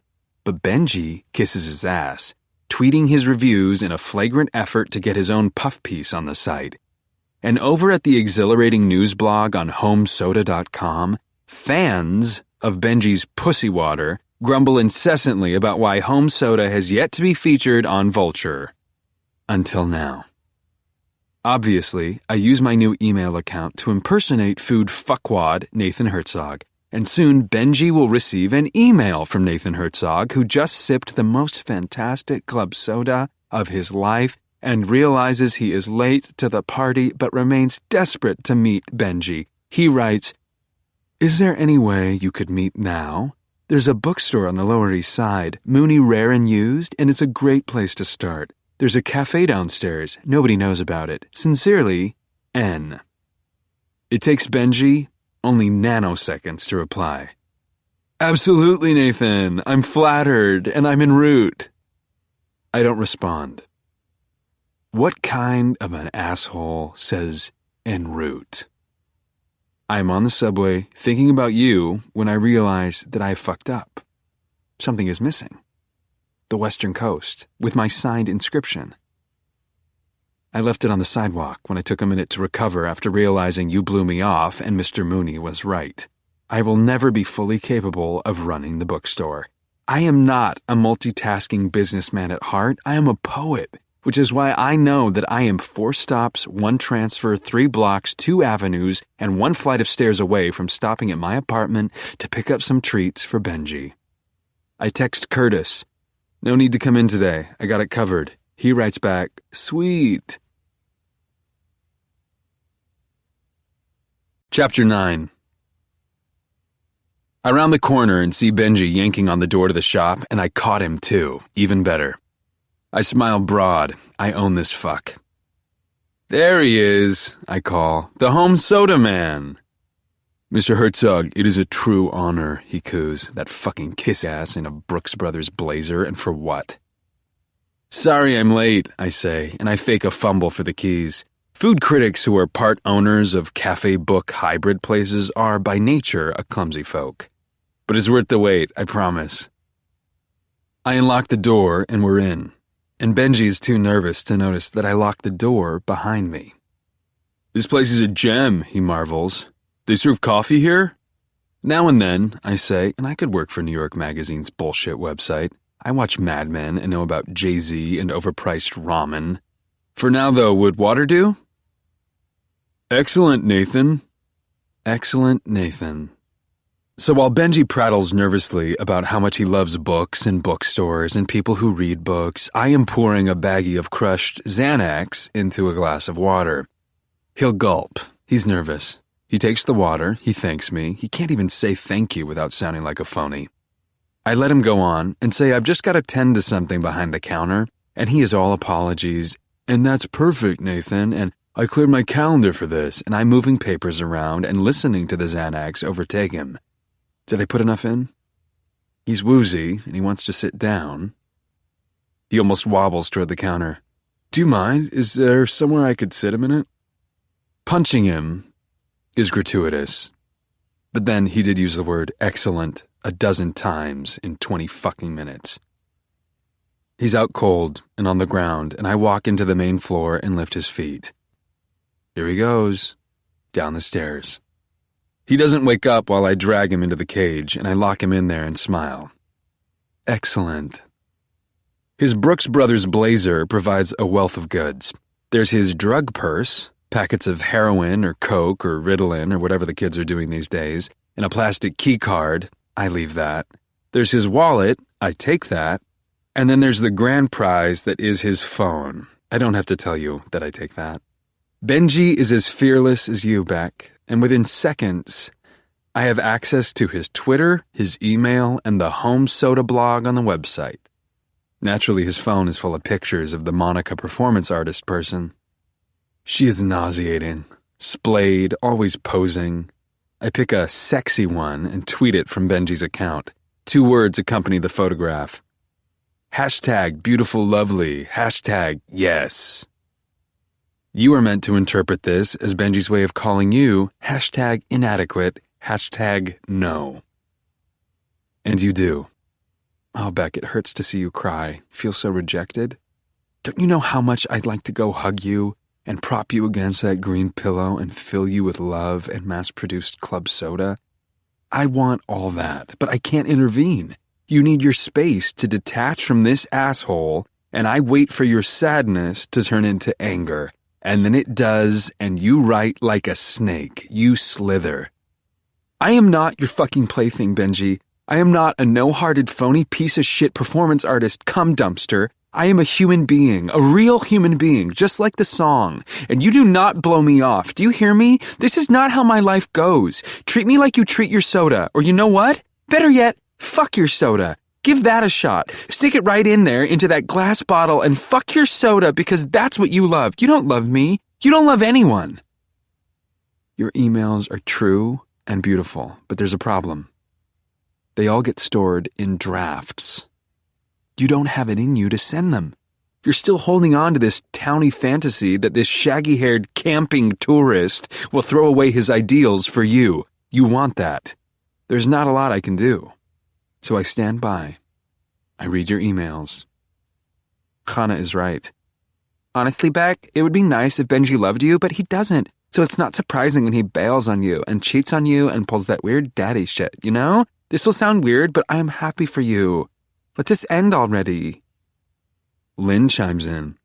I think there are no good guys in New York. It's not like I'm in some rush to get married. I love it at the UN, and I would rather go work in Prague than get married, but honestly, I don't think there are good men here. They're all Benjis. Chana writes back, Get off eHarmony, Lynn, seriously. I am optimistic until you have a separate private email exchange with this peach person. You're different with her. You. I sound like such a girl, but I haven't heard from Benji. He kind of bailed on me. He's probably just busy, but what if... Peach. What if you got so busy writing something awesome that you forgot about him? It's like in yoga when you put all your energy into one sacred place. You. You. You are so right. Thank you, wise one. But it doesn't matter what your friends think. You're still drafting emails to him, and now you want to know where he is and when you're going to see him. You want him. Still, you need my help, and I forge an entry in Benji's home soda blog. Spontaneous trek to the Ack. New inspiration, new flavors with the help of a lovely companion. He is the kind of asshole who would refer to Nantucket by its airport code, ACK, and of course he didn't invite you. He didn't tell you he was going. He just left. He's no good. And he used the word lovely, and you're supposed to think he's with Monica and write him off once and for all. Still, you send the link to Peach, and you are sad, not mad. She writes back, "Sweetie, he's an entrepreneur, and he's probably referring to Rascal, his family's lab. Don't jump to conclusions." We are at an impasse. None of this has worked. You forgive this fucker who tweets a filtered photo of the come fuck me soda cunt. There were no cases of gratis home soda at your reading, Beck, but you still want him, and I still have to fix this. I send you an email from Benji. Long story, be well, kid. You open the email seconds after I send it. You don't forward it to your friends, and you don't draft another violent fuck you email. Now you are still, and I am not surprised when my phone alerts me that I have a new email an hour later. It's you. Thursday instead? I did it. Finally. I have only one word for you. Yes.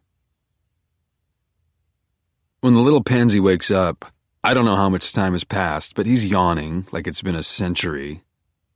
He doesn't seem to get it at first, and he makes awkward small talk about the cage. Is this mahogany? And then he talks about parrots. Finally, it dawns on him that there are bars separating us. He reaches for the door, and for the second time today, I watch this prick yank a door handle. You don't need to do that, I say. I try to keep him calm. I am kind. Let me out, he snaps. Now! Benji, I say, you need to settle down. He looks at me. He is puzzled. Candace's brother was also puzzled. The assholes are always puzzled when the order of the universe is restored, when they are held accountable for their cowardly, pretentious, loveless ways. Chapter 10.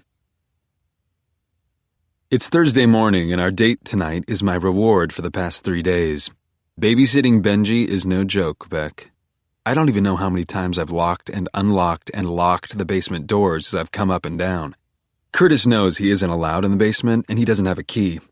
My hand is cramped from gripping the key like it's my lifeline, and it is. And I'm tired, Beck.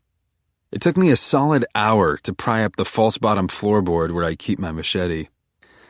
I had to take a train all the way to New Haven to use his ATM without raising any flags. I'm not saying it's not worth it, and I did come up with a good plan. I decided to use Benji's phone to construct a narrative. I know. It's a fucking brilliant plan. Because you follow him on Twitter, you will now bear witness to his descent into drugs and idiocy. It all started in New Haven, where I got $2,000 out of his account and tweeted a photo of the bullshit Yale Bulldog mascot. The original hashtag Bulldog is back. Hashtag what up, New Haven. Hashtag me and Molly. So now everyone, you, will think Benji's gone back to his alma mater for a bender. If there's one thing I've learned about Ivy League people, Beck, it's that you all really like going back to school for reunions. This is a good plan, and I can't let his fancy boy belly aching get to me. It's like you know I'm at my wit's end, and you text me. Hey you, up early, no idea why. So what are we doing tonight? Smiley face. Benji barks. Is that Beck? Joe, if that's what you want, she's all yours. We've been through this. About an hour after he came to, the fucker recognized me from the cab. So now he thinks he's figured me out. He thinks I'm obsessed with you. He thinks I trapped him in here because of you. The truth is so much more complicated, and self-satisfied chirpers like him don't know that it's always wiser to be quiet in lockup. He laid his cards out and he talks about you like you're his. But you're not a beat-up BMW. You're not his to give away. I bark, do your test. Joe, he says, which is dumb because every time he says my name, I'm reminded of the fact that he knows my name. an obvious complication going forward. I compose myself, and I write to you. Morning, sleepyhead. Hope you had sweet dreams. See you at 8:30 on the steps at Union Square.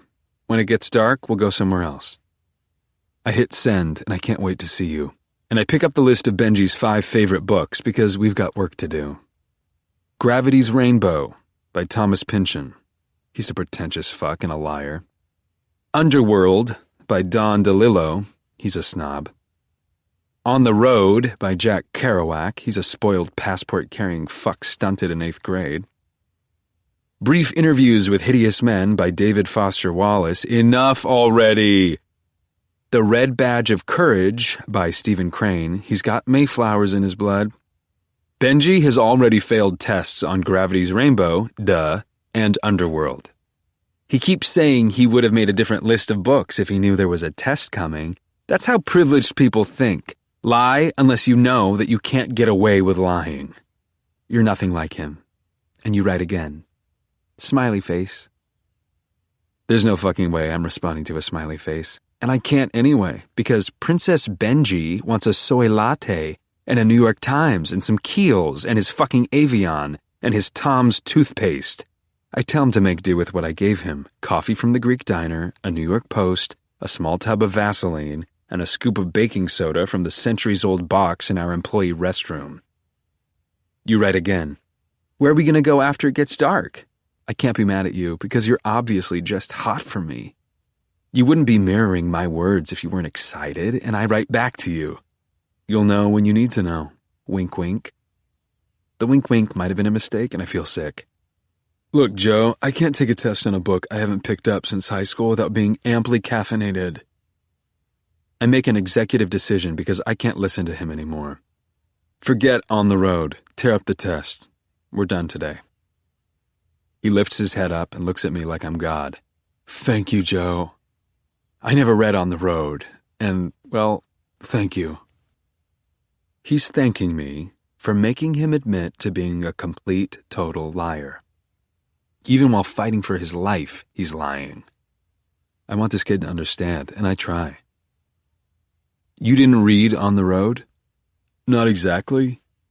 But you put it on your list. I know.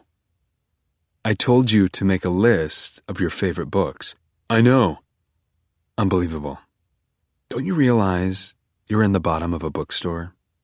That you're in a cage? You don't come in my store and lie. You don't do that. Don't be mad. His eyes shift for a second. He's aware of the machete. There's no choice. I gotta pick it up. I cross over, slowly. I reach for it. And I hold it. And I don't face him. You don't want to do this, he whimpers. Before I speak, I spread my feet a little bit farther apart. I occupy as much space as I can. I spend my time making tests for you to take. Tests on books that you say you read, and you didn't read any of these fucking books, which means you wasted my time. And you don't want me to be mad. Do you think the world works like that? I'm a fraud, okay? I turn around. He crosses his legs and hangs his head and runs his hands through his too long blonde hair. He is nimble and weak, and he might disintegrate at any moment. I'm still holding the machete, which feels so unnecessary given his condition. I nod at him like, go on, shithead, go on. It's amazing how you can see money in people. His chick-smooth hands have been softening for centuries before he was born, and his thick hair never thinned from nights in the wind, days bent over shoveling snow or sand or ash. Something about that hair, something about the slope of his nose, proves that life is unfair. In my defense, I love the book in a postmodern kind of way where I've always sensed that it contains something that I can relate to. I think it's the kind of book that echoes my beliefs and my sentiments. And I've always related well to people who have read the book, and I've written about the book. You know, I majored in comp lit, and it's very possible to read a book without reading it in the traditional, straightforward manner. You can read about a book, Joe. Do you know what I mean? Do you understand? Yeah, Benji. I understand. See, I thought you might, Joe. Yeah, I don't have a Yale degree, but my bullshit detector is excellent. Top drawer, even. I start to walk up the stairs, and he rants about what an asshole I am, and what his father's gonna do to me, and then he's begging. Give me a copy of the David Foster Wallace. I'll read it, and then you can make a test. I swear, Joe. Joe! The basement is insulated. Mr. Mooney put his money into making this place a private place. Benji can scream all he wants, and nobody's gonna hear him, just like nobody heard me. And you text. You're funny, Joe. The wink-wink didn't put me on your dork list, and the sun is shining, and I lock the basement doors, and I text you. I got books to sell. Be on the south steps of Union Square. Center, 8:30 sharp. And I shut off my phone. I told you where to be and when, and if you think you're gonna get any more from me today, when you get me all night, you got another thing coming. The day is against me. I forgot that Stephen King has a new book out, Dr. Sleep, the long-awaited follow-up to The Shining. New King means crowds, even a week or two after the book's release. People are lazy. And hordes of shoppers giddy to be reunited with Danny Torrance. But I want you, Beck. Dr. Sleep turns my shop into a fucking Church of Stephen, and I have no room to think about you, prepare for you. We are inundated with kingophiles, couples trying to save their marriage with a book club, older fans who have waited forever, young punks who want to check into an independent bookstore on Facebook, freaks who highlight the bad parts and yearn to reenact, withdrawn dullards longing for the companionship promised by a page-turner, women who want more out of a book than a feisty fuck with a commitment-phobic banker. Everyone loves King, and I love you. And today I should be thinking about how I'm going to part my hair and whether or not you're going to lick your fingers when we eat. Instead, I talk about Danny fucking Torrance, all growed up. I love Stephen King as much as any red rum drinking American, but I resent the fact that I, the bookseller, am his bitch. You're an MFA candidate, and we might talk literature tonight. For all I know, you could be so nervous that you collapse into a fog of pretension and praise a crap-infested chapbook of experimental narrative. And what am I going to say in return? Can you believe Danny Torrance is all growed up? Books don't get any more commercial and anti-chap than Stephen fucking King, unless you want to talk about Dan Brown. But you can't compare the two because Dan Brown's not literary. And if Mr. King were here, he would be on my side. He knows that first dates require effort. He also likes books other than his own, and he'd be proud of these folks if they read something they didn't hear about on Good Morning America, but not a chapbook of experimental narrative. Plus, Mr. King owes me. I sell his fucking books. Of course, he's not here, and the sun loiters, still, and the register is tired, and I've had the same conversation 85,000 times today. Did you see the review in the New York Times? I sure did. Can you just wait to read it? Jack Nicholson was so scary in the first.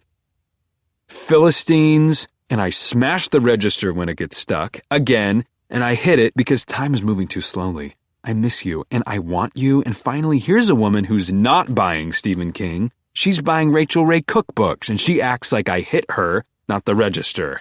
She does the passive-aggressive sigh and starts pounding at her Twitter app on her phone. Bad customer service is the worst. #Mooney Rare. She wants me to see, and she lets the cursor blink, and okay, lady, okay, I apologize for my ill manner and tell her that Rachel Ray is underrated, and she deletes her tweet, which is good. There comes a point when the universe needs to get on your side or go fuck itself, and the universe gets in line. I take a moment to send a tweet from Benji's account. Home soda and absinthe? Yes, #5 o'clock somewhere. The next asshole is rummaging through his wallet for his credit card to buy his Stephen King so he can, fingers crossed, read about a sicko doing sick things because he's too much of a pussy to do all the sick things he wants to do. Things he's probably wanted to do since he was a kid. That's the problem with this never-ending centipede of lemmings, Beck. You know they're all pussies, each and every one of them. They buy these books to get scared because their lives are too easy. How pathetic is that? They say the ending is amazing and you can't see it coming. Yes, they do. Is that cash or charge? You think Benji was a tough dude to date? Well, try having the same conversation over and over while Benji's in the cage trying to dig his way to China. Yeah, you put up with this bullshit, Beck, but did you ever lock him in a cage and listen to him bellyache 24/7? The kid is allergic to gluten and peanuts and yeast and dust and sugar and Visine. I got him a Reese's peanut butter cup and he went batshit on me and said the mere smell of peanut butter could kill him. Please. You know what the fucker is really allergic to? Real life. I'm doing the kid a favor. When he gets out of here, he's going to be pissed about being locked up, but he's also going to thank me for making him into a man. I own every book Stephen King has ever written. That's great. That's something to be proud of. But did you read them, fuckface? And honestly, Beck, do you know how hard it is sleeping at the shop just in case Mr. Mooney does a late night drop by to look at the 70s porn in the basement? Answering questions about Stephen fucking King while knowing that I gotta buy apples and honey for the pansy in the cage. I gotta pray the whole time I'm out with you tonight that Curtis is too stoned to be curious and try and get downstairs. That Mooney's too old and lazy to want his porn. Beck, I love you. I do. But you don't know from problems.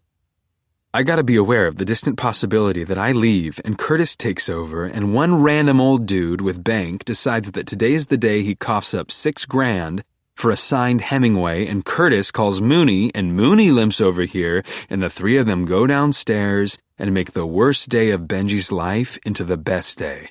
I have problems. Real ones. Can you believe all these people? I thought I was the only one who buys paper books anymore. Nobody buys paper books anymore, I say to customer number 4,356, who is a carbon copy of number 4,343 and all the others, unless they're by Stephen King. You think you have problems? I know what you got. Even with Benji in the cage, I know. You've got deadlines and you gotta read the shitty stories by other wannabes in your classes and you think your hairdresser fucked up your hair and Hannah thinks she's pregnant even though the dude barely got it in and Lynn says if she got pregnant she'd move home and have the baby and you say if you got pregnant you'd name it #anything but Benji and your friends are sick of you bitching about Benji using any excuse to bring up his name. I mean really, Beck. Girls. Somehow it takes you 52 emails to figure out the most basic, simple shit. Hannah is not pregnant, which makes sense given that she didn't full throttle fuck anyone. Lynn is dead inside. You are not over Benji, but you will be once you go out with me. Okay, you have one legitimate problem. Your mom emails you drunk at night, sad, wants to talk, wants to yell, but Beck, if you knew what I put up with for you, you wouldn't spend so much time moaning about your problems. And you'd read the stories you gotta read for grad school and cuddle up with your green pillow and thank God that you don't have a 160-pound princess locked in your basement asking if the chicken in a fucking sandwich is free range. I mean, he was kidding, right? Don't you just love Stephen King? Who doesn't? He's not stupid, I'll give him that. He read my face and he didn't like it, but he ate the chicken sandwich. And you know what? He didn't puke after, but he's a nervous wreck and a slob and he misses the toilet when he pisses and twice he has vomited all over the toilet. And twice I've had to cuff him to the cage and clean up his mess. Labor is cleaning up a pansy's fluids after you just restocked the shelves and the window display with the new Stephen King for the third time in one fucking day while dealing with all the people who worship Stephen King bombarding the store for the big new Stephen King book that they all need on the same fucking day because God forbid they open their eyes to a lesser known author. People. What can you do, right? My phone buzzes and it's 6 p.m. and it's official. The only books I sold today besides Stephen King are those Rachel Ray cookbooks, and no wonder Benji never read any of his favorite books because most people don't read anymore. And this is not the way I want to be when I'm less than 3 hours away from sitting with you on the steps. They say this is his best book yet. Let's hope so. Curtis will be here in 10 minutes because he's supposed to get here at 6, and he's never been on time. Because he's part of Generation Benji, all busy with his fake life and his fucking gadgets, Tinder, OkCupid, Instagram, Twitter, Facebook, Vine, bullshit, narcissism, incorporated online petitions, fantasy fucking football. I'd love to fire him, but he respects me, So I let him stay, even though he asked me to hold a Stephen King book for him and listens to Eminem through unnecessarily giant headphones and takes like a year to read a single fucking book. Did you read this yet? It just came out today. Well, they must ship them a day early, though. You can't tell me you didn't read the first chapter. No, I didn't read the first chapter. Is this going to be cash or charge? I wait. The after-work depressed book buyers are coming steady, going home to their dungeons to let Stephen King distract them from their pathetic, lonely lives. We're so lucky, Beck. So much of America, Benji included, because I'm a nice guy and I gave him one before I took off, is going to be hunkered down reading Stephen King tonight, but you and I are going to be out living our own lives together. I pity these people. Do you mind if I run over and grab another book? Actually, we've got a line, and I already ran your card. And there's no way I'm pissing off everyone so this broad can buy some Candace Bushnell because she is so slow to realize that she doesn't like Stephen King. She's only buying it because of the crowds. It's the original virus, this kind of shit. 6:06 now, and I know what you're doing. You're smearing on that eyeliner to get that Olsen twin eye you think you need to look hot, which you don't. You're blasting your Bowie, rare and well done. The music you play before you go on a date, music that makes you feel cool. Crutch music you can talk about when you feel insecure. And you're deciding which little tank top best accompanies which little bra, and eventually all of it gets to you and you're on your green pillow because the only way you get bedhead is to get in the bed and fuck yourself. It's true what they say about you chicks being dirtier than us dudes. You are. I'm still keeping up with your emails as I wait for credit cards to run, and you girls email each other about your bodily events. It's all so un-Victorian. You are a Bowie girl, futuristic in your clinical control of your skin and your eyelashes you get sewn on in Chinatown, so crass that you tell your friends you're going to rub one out before our date. Rub one out. Excuse me? Are you all set? Yes, can I have a bag for the book, or are you going to charge me extra? 6:08, and the next dude in line is buying the new King and The Shining, just to be bold. He calls The Shining a prequel, and I want to cut his face. And what an awful world it is out there, Beck. What a miracle that you came in here so happy when most of the people who come in are so miserable. Everyone except for you and me and Curtis, who holds the door for Mr. Shining and starts with his bullshit. Dude, the L train is whacked. Take over the register. 15 minutes I stood there, nothing. It's nothing but Stephen King tonight, so you can close when the last copy goes. Cool, but I just really need the hours? 6:11, and the punk wants hours, and it's a waste of my time, and I gotta get hot for you, and clean for you, and close my paper cuts, and brush my teeth with my new Tom's Natural toothpaste, thanks Benji, and I clench my jaw, but Curtis is dense and not good at reading faces because of the way his head is shoved in his phone most of the time. Just close up after the King is done. Yeah, this city can blow me if it can't even get a train to run on time, you know, brother? Just try and text if you're gonna be late next time. You look beat, son. Go on, I got this. The little Beastie Boy motherfucker was late, and I'm his boss, and he is calling me son? And the last thing in the world I need is this little shit telling me I look tired. You got a line, Curtis, I say, and when I walk outside, away from the basement, away from the books, I smile at nothing, at the idea of you, like me, preparing. You're probably on your green pillow, because it's almost time, and for the first time in a long time, I head home with drippy Simon and Garfunkel in my head because it's not Stephen King book day anymore, Beck. This night is ours. Chapter 11. I don't get home until 7, and I'm not out of the shower until 7:15, and I stub my fucking toe on one of my typewriters, and there's blood, but I won't see this as an omen. The typewriter, Hector, an 82 Smith Corona I found in an alley off Bushwick, was in the way. But I'm nervous, and maybe a little bloodshed's good for the nerves, and fuck, maybe Hector's nervous too. You'll meet them all soon, Beck, all the typewriters I collect, because one day, the computers will all blow up, and I'll be the man with 29 and counting beat-up machines, and everyone will be standing in line to get into my apartment and buy one. Because obviously one day the world is going to reverse, and I'm just waiting. You like that movie with that guy who pulls a rickshaw around Canada? And that dude's mostly about the white t-shirt, so I'm going for a classic white V-neck tee and jeans and the belt I found at the Army-Navy store. The buckle is big, but not in a bullshit Ryan Adams kind of way. It's the real deal, and it's old and dented, and you're gonna want to touch it when you see it because it's just like the one the cowboy in your story wears. I get onto the subway, and I text you. Running a little late. You text me right back.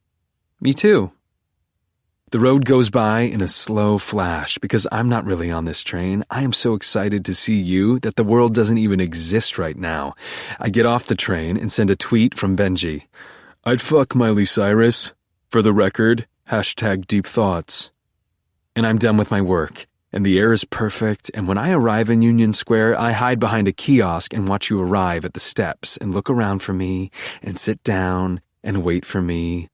It's 8:35, and you were lying. You weren't running late. You were just as excited as me. I text you. Sorry, be there by 8:45. And I watched you text me back. No worries, me too. See you at 8:45. You care what I think, and you're nervous, and I'm nervous, and at 8:52, I take my first step toward you, and I can hear my heart in my throat. I can't believe it's happening. Us, together. You see me coming, and you smile and wave, and you stand up to greet me, and you look so fresh, and clear-eyed, and ready, and you bite your lower lip, and you smile with every part of your body, and you play. You're late, mister. Sorry about that. You can't stop smiling, and I let you wait the right amount of time where you think I'm cool, not rude, and you take a deep breath and look up and then down. You also said we'd go somewhere when it got dark, and well, it's already dark out. I know, I say, and I sit down and pat the concrete, and you plant your sweet little buns beside me. This is nice. This is it, and I deliberately waited until it was dark to walk up to you. You are a woman, and I'm a man, and we belong in the dark together, and you smell good. Pure. I like this. You really should try cleaning your shoes once in a while, you say, and you tap your ballet flat into my brand new white Adidas. That's why I was late, I say. Had to shine these puppies for an hour. You laugh, and we fall into talking so easily about Paula Fox and sneakers and the weirdo homeless dude who's talking to a trash can. There is chemistry. We win. We've been on the steps I don't know how long, but there's no rush to go. You like it here. You like to be on display. And whenever there's an unexpected silence, we joke about my sneakers. Now those are seriously white, like Ben Stiller white, you laugh. Yeah, I'm going to tell my shoe shine man you said so. Well, I should hope so. He did a bang-up job, Joe. You said bang, and you said Joe, and that has to mean something. It does.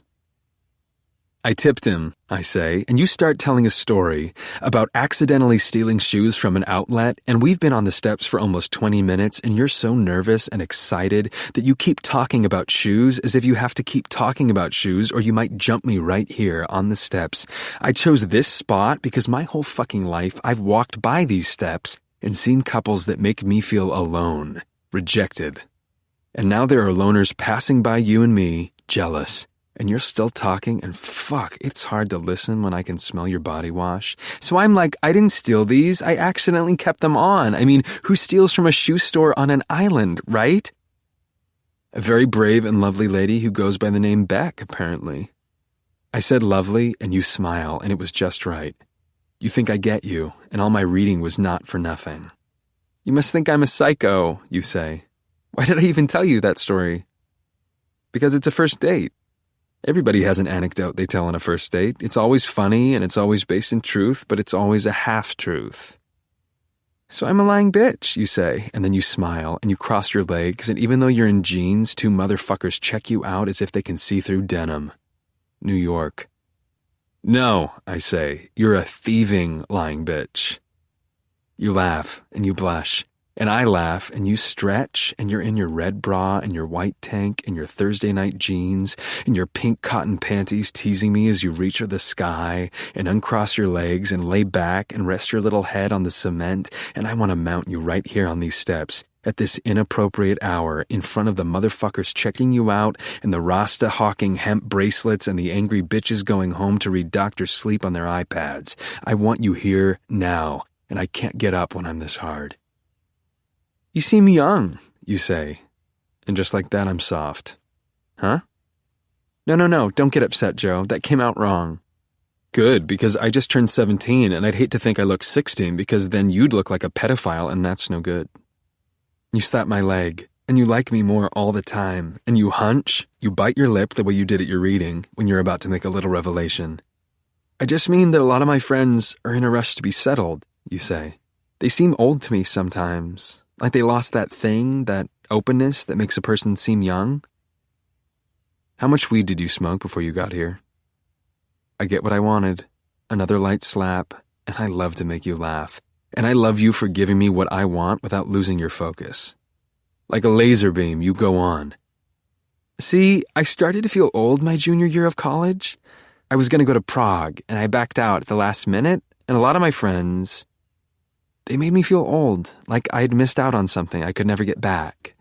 As if Prague was going out of business, as if that was it, forever, as if you have to be in college to go abroad. We could go now, I say, and my joke isn't funny, and please stop talking about college because it makes me lose my game. Anyway, my point was that you have a young vibe. It's good. Like anything is possible, and we could still theoretically run for president or learn sign language or visit every castle in Bruges. All I heard was we, and I smile. You want to gas up my NetJet? I'm serious, you say, and you move your body closer to mine. What about you? What did you want to be when you were little? A rock star, I say. And I follow your lead and lean back, closer to you, and now we're both looking up at the sky. I bet we look great from above, lit by stars and love. When I was little, I wanted to be a singer, you sigh. Is that why you like Pitch Perfect so much? You turn your head and sit up. I fucked up. How do you know I liked that movie? I was just guessing? Fuck. I know it's really popular. Huh, you say, and fuck. Do you like that movie, Joe? I don't know, I say, and I'm beet red and fucked. I haven't seen it, but if you like it, I mean, it's probably good. Note to self, you say, and you're not looking at me. Become less predictable. You don't say anything. And I don't know what to say, and fuck that Anna Kendrick, it's on her. I can't tell if you feel bad about yourself or creeped out by me. How could I be so careless? I worked so hard to prepare, and I blow it on a movie? When you finally look at me, there's new sadness in your eyes, and it's my fault. I did that. And there's only one way to fix it. You're not predictable, Beck. You're just on Facebook. So you're stalking me, you say without a trace of sadness, and you smack my leg. You like me, you do. Well, I wouldn't call it stalking, I smile. It's not like it's private or anything. You laugh and smack me, again, and you stand up and stretch your arms above your head. I see your belly button, and I like looking up at you, and we both know that you liked being looked at, and you stretch this way and that way, and slap your hands on your hips. Did you look at all my pictures? Only a couple hundred, just the ones from last weekend. You hang your head and wave your arms. No, I don't want to be predictable Facebook girl with her whole life out there. That's not your whole life. It's really not. You save a lot of that shit for Twitter. You slap my knee and you like it, and I like it, and skaters pass by, and a toddler screams about chocolate ice cream, and a hippie plays a banjo, and a gainfully employed cunt in heels is talking too loudly on her phone. All of it is for us, and your voice lowers. I looked for you. Yeah? I was going to look at your pictures, but you're not on Facebook. I used to be, I lie, but I burnt out on it. Some people, it's like they care more about their status updates than their actual lives. So true, you say. One of my best friends is like you. Big time anti-Facebook. I'm not real anti. Well, you're not on it. I know that you're talking about Peach. And now you think I'm like Peach, and nobody likes this Peach, so this is a bad thing. I panic. I get quiet. The toddler is silenced by chocolate ice cream, and the wind is picking up, and it's getting darker by the second, And the skateboards land hard and you want to look at your phone. I can feel you wanting to tell your friends, this guy I'm with just announced that he stalked me on Facebook. That is all. So you want to eat something or what? I say. I stretch and remind you that I got biceps and I'm ready to kill anyone who'd dare to look at you. Or what? I figured you'd want to eat something. I don't have an or what lined up. Do you ever notice how many words we waste? Yeah, I say, and I almost mention you and Hannah and Lynn's bullshit talk about hate-watching New Girl, but I catch myself. I want to be more careful with my words and only say what I mean. Cut the fat out. Yeah, I say, I get that. So yes, I want to eat something. I stand up and offer my hand, even though you don't need it, and you take it. You first, I say, and you know I want to watch your ass as you walk down the steps. What are you in the mood for? I'm flexible, you say, and you look back. As long as it's near my place, because I have to be up early tomorrow.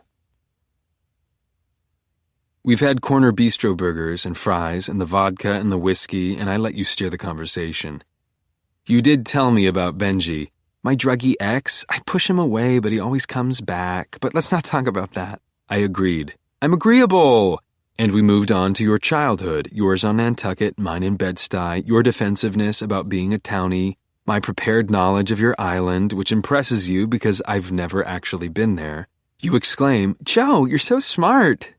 You'd almost think you work in a bookstore. You reference college often, Ivy League bullshit, and Yale guys. Finally, you're lit enough to ask me what you really want to know. When did you graduate? I didn't, I say. I didn't even start. You nod. You were never around guys like me. I start to laugh. You start to laugh. I am never around girls like you, and I start another round of who's read more books. I win again, and you are flabbergasted. Sorry, you stutter. I feel almost rude saying this, but you didn't go to college, and you're probably more well-read than half the people at my workshop. It's insane. I darken. Don't tell the kids at school. You smile and wink, and we have a secret. I know how to talk to you, and I fucking killed it. And the proof is that we're the last ones here, and you understand why I insisted we sit in the way back. We've got the room to ourselves. We're at a four-top, and the other tables are cleaned up, and the chairs are stacked on the tables. You sit against the wall, and I face you. You look to the left, to the right, and then at me. You ask me for permission to lie down on the bench, but I have a better idea. You could do that, I say, or I could just take you home. You slow blink on purpose, and you sass. And then what? Whatever you want, Beck. You grin. So, you're a gentleman? I don't answer that, and you're shy and drunk at the same time. The irony of your intentionally chalky eyes is that the more you drink, the more you rub your eyes, and the more you rub your eyes, the less you look like a brunette Olsen twin, and the more you look like you. Lie down, I command. Yes, sir, you say, and your cheeks flush, and your nipples harden, and your panties are soaked right now. You lie down. I want to grab onto you, but there's no way I'm even kissing you tonight. Put your hands on your head. Are we playing Simon Says? No, I say. And imagine if we fucked in here. Imagine. The air smells like beer and bacon and Murphy's oil, and I breathe it in, and you put your hands on your head, and there is a God because a little old Bowie plays now, and you smile, and I watch you smile, and think about you naked, and because I'm a little drunk, I stand up, and you hear my chair move, and you open your eyes. Close your eyes, Beck. You do what I say, and you speak. I was just going to tell you about this album. I don't want to know about this album, I say. This is me training you to treat me special. I'm not some Ivy League asshole who's going to respect you because you know about an obscure David Bowie album, and I sure as hell ain't going to let you tell stories you told Yale guys. You're mine now, and you'll do as I say, and Bowie sings about strangers coming, staying, and you murmur along to prove that you know the words. What a horrible time you've had with the Benjis of the world who care about shit like that. I walk around the table and sit right next to your head. You giggle and keep your eyes closed, and you're not murmuring anymore, and you're throbbing with want. I slouch and kick my feet up on a chair. My cock is inches from your head and your mouth, and you can smell it, and your little nostrils flare, and you swallow, nervous, and I look down at you with your eyes closed and your mouth just slightly open as Bowie crows as if humans are a letdown. He sure wasn't singing about us, Beck. This is nice, you say before the song is over. Maybe they'll forget we're here and lock us in. Yeah, I say, and fuck it if my brain doesn't go right to Benji. I want to stay with you forever, and yet I have to feed my new pet. Even locked up, he's getting in the way of us. Hey, you say. Your eyes are wide open, and the song ended, and it's Led Zeppelin now. Too loud for where we are, and you know how to give an order. You learned from friends who grew up with maids. Walk me home. Yes, miss. We walk 2 blocks without a word. Both of us have our hands in our pockets as if they have to stay there or else. We're both too turned on to make small talk, and the night is quiet down here, and there's nobody around. And we reach your stoop, and you walk up 2 steps so that we're standing face to face. But I would know that you've done this before even if I hadn't seen you do this with my own eyes. This is your bullshit game. I'm not going to kiss you, Beck. You're not going to tell me what to do with your body. This was nice, you purr. Yeah, I say, no purr. You got an early morning, so you better get in there. Conflict suits you, Beck. You see a high school graduate who, in theory, should be trying to jump your bones. You also see a guy who's read more books than everyone in your workshop. I rock your world, and I won't kiss you, and you nod. What choice do you have? You're pissed, and your green pillow's gonna take a fucking beating tonight, and you're gonna think about me, and you're gonna wait for it, and get sick with want for it, for me, the same way that toddler screamed and waited for his ice cream, the same way America waited for Stephen King, and I waited for Curtis, and Benji's across town waiting on me. You're gonna wait. Sweet dreams, Beck. You want a water for the road? You say while you're standing at the door and holding it open. Your invitation to come inside, your last attempt. I'm all right, I say, and I don't look back.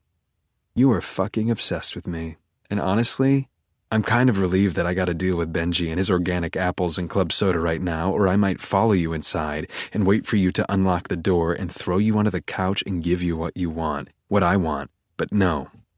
You will give me water, but not a fucking plastic bottle as I'm hitting the road. When you quench my thirst, it will be after our first fuck, in your bed, and you will bring me a glass of water, and we will share the glass, and it will be the first of many. I don't have the strength to turn you down when I want you so bad, but I do have a pansy in the cage. Fucking Benji. A savior. Who knew, right? I smile all the way home. And at home, I tell my typewriters about the night, and I rub one out in your honor, and shower and slather up in Kiehl's, and download Bowie's Rare and Well Done so I can listen to it on my way to the shop. I have to go out again. How the fuck am I supposed to sleep when I'm waiting for you to email your little friends about our date? I stop at the deli and pick up Cheerios and milk because Benji deserves a treat too. I'd whistle if I knew how, and I enter the shop and trot down the stairs and find Princess Benji pouting and picking at his fingernails. I can tell by one glance at Dr. Sleep that he hasn't even opened it. I'm a professional. I slide the Cheerios to him through the drawer along with a pillow. How nice am I, right? But the princess sniffs the bowl and backs off. Is that almond milk? Just read your book and eat, I say. The test will be on the first 100 pages. Go.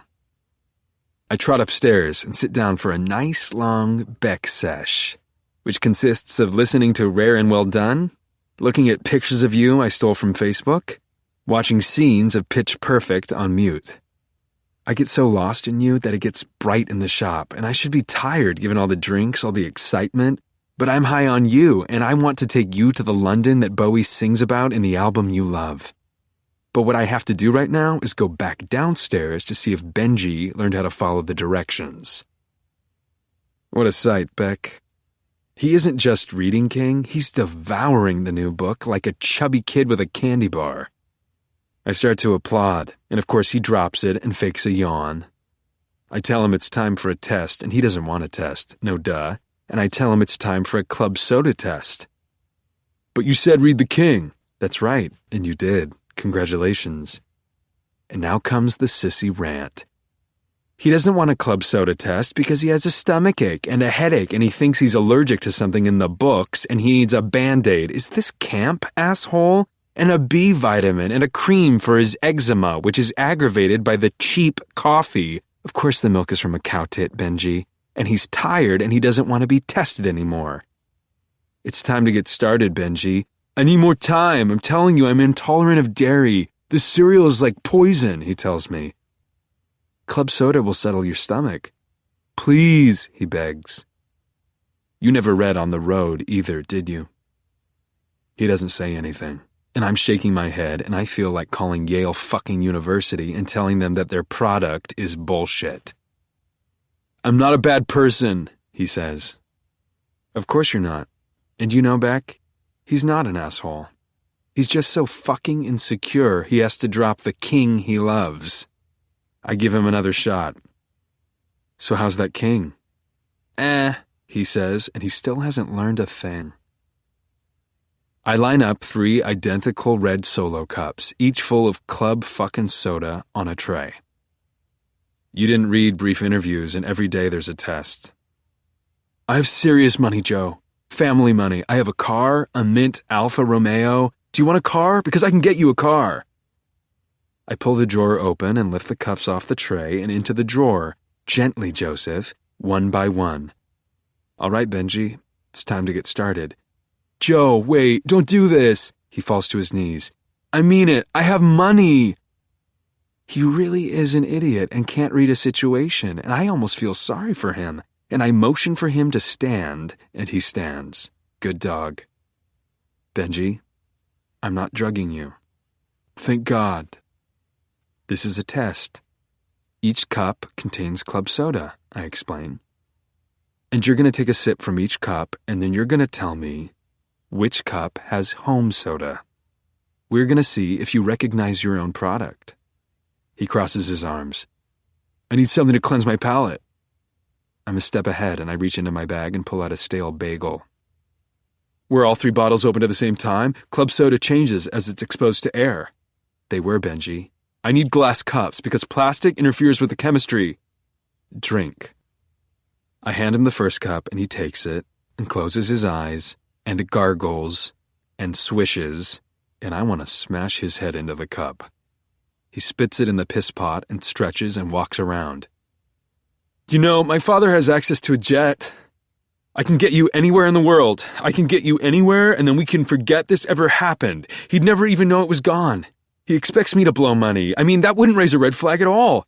Bite the bagel, Benji. Thailand, France, Ireland, you could go anywhere, everywhere. Bite the bagel.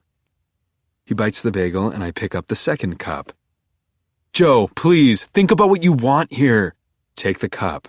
The test still isn't valid because the yeast from the bagel compromises my taste buds, and I should gargle with salt water. I never raise my voice, so it scares him pretty good when I do. Take the fucking cup! He falls on his knees, the fucker, and he's probably over-identified with the title character in Dr. Sleep. Ignorant Benji probably doesn't even realize that Dr. Dan Torrance is a character that originated in The Shining, a character that struggled, and Benji's never worked a day in his life, not really, probably made it halfway through The Shining and turned on the movie and never even held an axe. Benji is not a real man. You can't call what he does work. Stand up. Salt water, I'm begging you. They don't give salt water out in those Coke and Pepsi tests. Do you know what distinguishes club soda from seltzer and sparkling water? I groan. It's salt, Joe. Sometimes it's sodium bicarbonate, other times it's sodium citrate or disodium phosphate. Just drink it, Benji. You're not bullshitting your way out of a test. I'm not bullshitting you, he says. No bullshit this time. This is what I know. Drink it. He sips. He gargles. This isn't my product. I ignore his calls to find out if he passed or failed and walk up the stairs. Suspense is good for people. It makes us stronger. This is why America loves Stephen King so much. He keeps us on the edge of our seats until it hurts. He also knows that all people, whether groundskeepers at Fenway or privileged young fucks, are capable of going insane if placed under the right circumstances. Stephen King would appreciate my work with Benji, and I smile as I lock the door. The deli around the corner has salt, and they have mason jars, and I stock up on both. The guy at the deli is cool and gives me a box, which makes the walk back to the shop easier. The more time I spend on this club soda project, the less surprised I am to know that a few idiots buy into home soda. And the more time I spend with Benji, the more I understand why a million other rich idiots don't buy into it. Home soda will never be as popular as Stephen King. You win over consumers by showing you understand them, and you can't market a product if you don't understand the potential buyer for said product. Benji doesn't know shit about marketing. Coke has tried every marketing strategy known to mankind. That's why Coke is hip and classic, original and new, and dietetic and caloric. Coke is wild-eyed J-Lo's favorite, and it's also the whitest, blandest American drink we got. It's a contradiction. It's fucking genius. And Coke spent a shitload of money to be everything to everyone. Your boyfriend Benji's got it all wrong. He thinks it's all about being special, scientific, but you don't get anywhere in this world unless you know how to blend in. Gargle, I tell Benji when I get downstairs. He gargles like he's at the dentist, and it's not like I'm not trying to give him a chance. I think most pricks deserve a shot at being something other than a prick. For instance, I know that Benji was, quite literally, spoiled by his family, raised by a mother who never said no, and a father who never said boo, and a series of nannies who quietly let the little fucker do whatever he wanted. He told me all this shit the second night in here, the night he failed the quiz on Gravity's Rainbow, and admitted to paying for every essay he ever wrote at Yale. He said he read the first 5 pages of the book and loved it so much that he couldn't read anymore. He said he's too sensitive to read, too moved, that he's built for small doses. For someone so fucking sensitive, he sure does take a long time to gargle the salt water. Drink it, Benji, I command. He pinches his nostrils and sips, and I don't know what I'm going to do with him. This kid who was never grounded or beaten or locked up for any sin he ever committed. He cheated his way through college, and he's trying to make a living by cheating pretentious fucks with his upmarket soda. Now, for the first time in his life, Benji is being held accountable. Accountability suits him. He's got wrinkles, and he doesn't look like such a pansy. He's not perfect, obviously. He still crosses his legs like he's Woody fucking Allen. He blows his hair out of his eyes, still a pansy after all these tests. Which cup was home soda? It doesn't fucking matter, because I'm selling a vibe. I'm selling health and wealth. It always matters. Any idiot can tell Coke from Pepsi. That's different. Which cup was home soda? How do I even know you're telling me the truth? Because I'm not a fucking liar. You'd never actually kill me, he says, trying again to have the authority. He thinks I'm the kind of sap who wants to be seen by the all-knowing wealthy pussy. I'm not having it. I make that clear and I continue. Which cup was home soda? You're too smart to kill me, he says, belligerent. You know someone like me. I have parents that are going to find out what happened. You'd never really do that to yourself. I don't say anything. I know the power of silence. I remember my dad saying nothing, and I remember his silences more vividly than I remember the things he said. Benji starts to shake, and he picks up cup 1 again. But his hand is shaking, and when he brings the cup to his mouth, most of it rolls down his chin and onto his Brooks Brothers shirt. I can't get over how many people miss this guy, how many people love him. You should see his email, Beck. He disappears for 3 days, and everyone in the world acts like he's Ferris fucking Bueller. The emails pour in. Where are you? How are you? Are you okay, guy? I don't respond to any of these people. They need to understand that Benji has gone off the rails. Don't they see his tweets? In any case, it's an indictment of our society, this outpouring of curiosity for this liar's whereabouts. Whoever distributes love in this world is doing a bad job. The beloved Benji bites the bagel, and I scroll through your phone to calm my nerves. You didn't email anyone about our night yet, which means you're still busy with your pillow or passed out wasted. and he sips from cup 2, and he gargles, and he spits. "Definitely not cup 2, he says, and he's so obviously trying to cheat, trying to get a hint out of me. I ignore him. You gotta ignore people until they get in line, especially spoiled rich kids. When I was in this cage, I was good. I didn't fuss and shake like a little girl." He picks up cup 3. "Salut," he says. And somehow that's the most offensive thing he's ever said. He's not Italian. What right does he have to say salute? He takes a sip and licks his lip, strokes his chin, and paces around the cage. "Well?" "You know, these aren't ideal circumstances for a taste test." "Life isn't always ideal, not for most people." "The air is dank, musty." Which cup was home soda? 1, 2, or 3? He clings to the bars and shakes his head, and he's crying. Again. I check your sent mail. It's 9 a.m. after our date, and you are awake. I know this because you have just written to some dude in your class about how much you liked his story. I breathe. You have to do that kind of thing. That's just about school. "Benji, which fucking cup?" He lifts his head and backs away as if he's going to pass out. Yeah, right. And he wipes his eyes and crosses his arms and spits out, "None of them!" That's your answer? He grabs at his shaggy blonde hair that's darker every day. Sweat. "Wait! Either that's your answer or it's not." "They all tasted like shit, okay? They all tasted like bottom-of-the-barrel 99-cent store chemically enhanced club fucking soda. You're setting me up to fail. This is wrong. This is injustice." Is that your answer? "Yes." "Sorry, Benji," I say, and his lower lip shakes. "But you're wrong. They're all home soda. You get an email. The asshole in your class. "Thanks, Beck. I'm reading you right now. This is your best yet. Nice, very nice." Benji flares. "No!" And who is this pretentious asshole? I'm reading you? The fuck he is, Beck. Come on. Write to Hannah. Write to Lynn. You had the best date ever, and you're gonna email with some hack from class? "Joe, there's no way those were mine."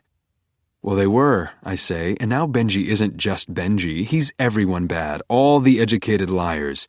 It's called quality control, and if you knew anything about business, you'd know that if you don't have quality control, you don't have anything. He sits down and crosses his legs, and I can't help but feel bad for the kid. The world failed him and didn't prepare him for adulthood. Now he's jammed up with a tear-stained shirt and a belly full of club soda and cow milk.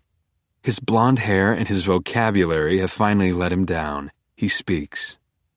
So what now? But he doesn't deserve an answer. He failed his test. I shut off the lights and walk up the stairs, and he rants about needing light, and it's obvious he's hooked on King. And you're firing emails at this dude, and all I want is a Coke in a can and a text from you. I turn around and give him his fucking light. He's gonna read a whole book for once in his life. Chapter 12. There's this girl I fired a couple of years ago. Her name was Sarah, which was irritating. Her birth name was Sarah, but she wanted to be original and all that bullshit. Sarah was a nightmare. She acted like she was doing us a favor by showing up. She suggested Meg Wolitzer books to everyone, even old Asian men. When she had to give change, she reluctantly offered a light fist of coins and made the customer reach over the counter to get it. People hated Sarah. She ordered lattes extra hot and left at least 3 times a week to go back to Starbucks and complain, even though an extra hot latte is obviously not going to be extra hot after a 10-minute walk in the cold. She had dreadlocks even though she was white. She kept a book on the counter to make sure that everyone knew that she was reading Edwidge Danticat or whatever of the moment minority woman everyone was supposed to be so jazzed up about. And she read The New Yorker, which meant 98.9% of her small talk while cleaning up started with, "Did you see that piece in The New Yorker?" She never flushed the toilet when she peed, claiming her parents taught her to conserve, but her pee reeked because she was a vegetarian who lived mostly on asparagus. She wore bullshit eyeglasses and had a boyfriend in med school, and when she was at the counter, she always curled up and wrapped her body in a shapeless wool cardigan, which made customers feel that they were imposing on her. When I fired her, I left her a note that her last check was in the bathroom, and I left her check in the toilet full of her asparagus-scented piss. She never came around again. She works for a nonprofit and married the doctor, who must be the second most annoying person on planet Earth simply because he married her.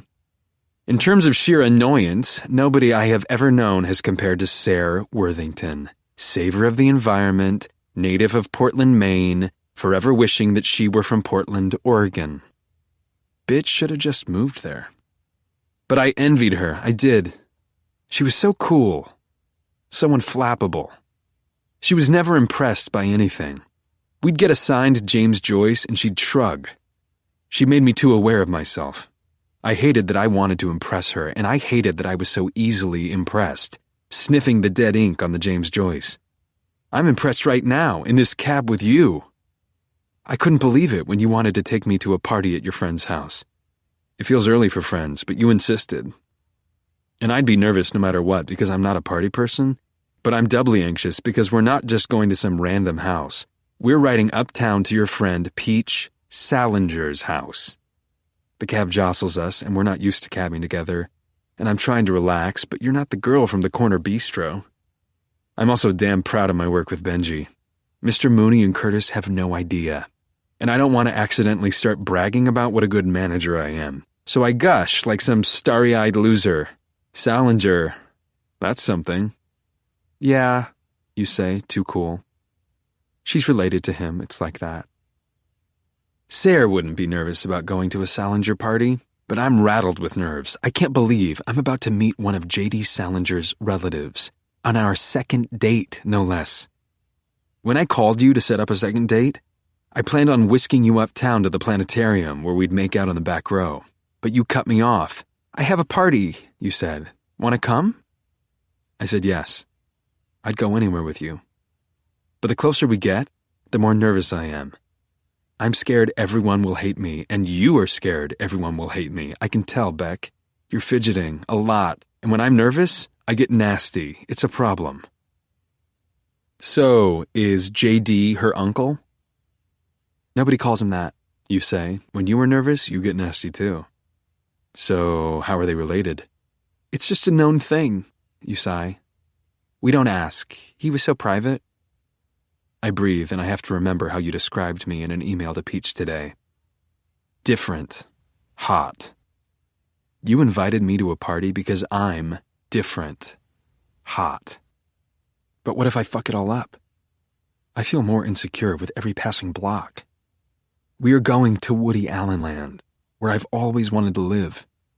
I sell Salinger, and your friend is Salinger, and you are still putting on makeup even though I have already seen you.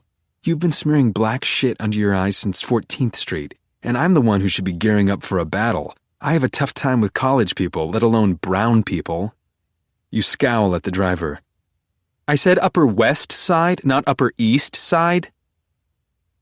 You have a Prada bag and a glare, and I feel like I picked up the wrong Beck. You must be psychic because you blush, defensive. I'm sorry, I don't mean to sound bitchy, I'm just nervous. Phew, I tease you. Me too. I'm worried your friends won't like you. You get a kick out of me, and you give up on whatever it was you were searching for in your purse and start talking to me. You don't just tell a story, you live it.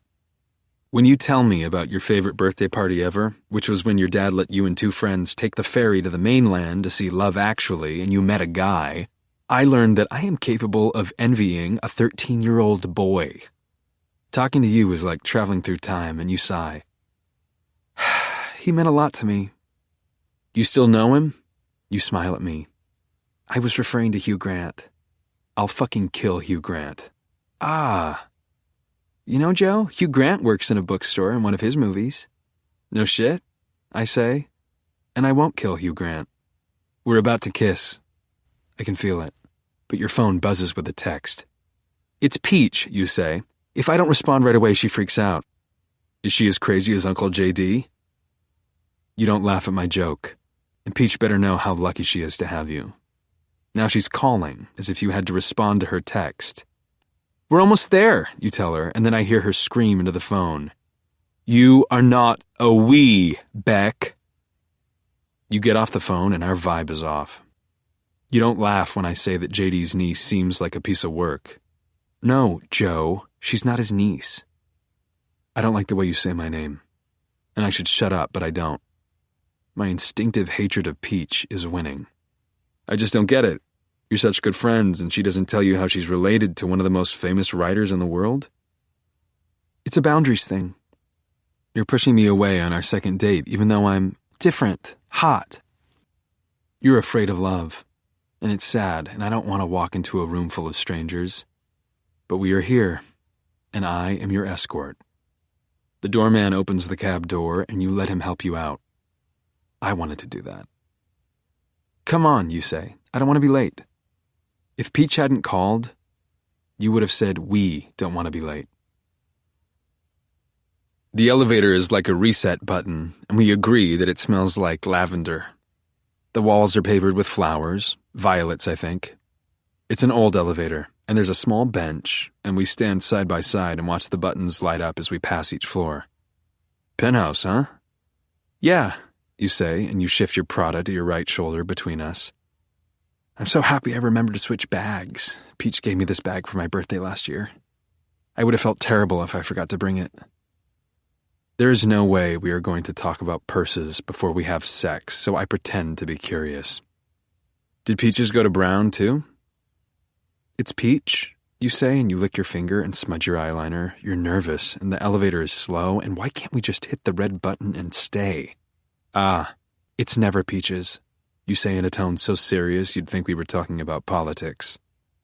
Well, actually, that's not true. Her middle name is Isabella, so sometimes we joke around, Peach is...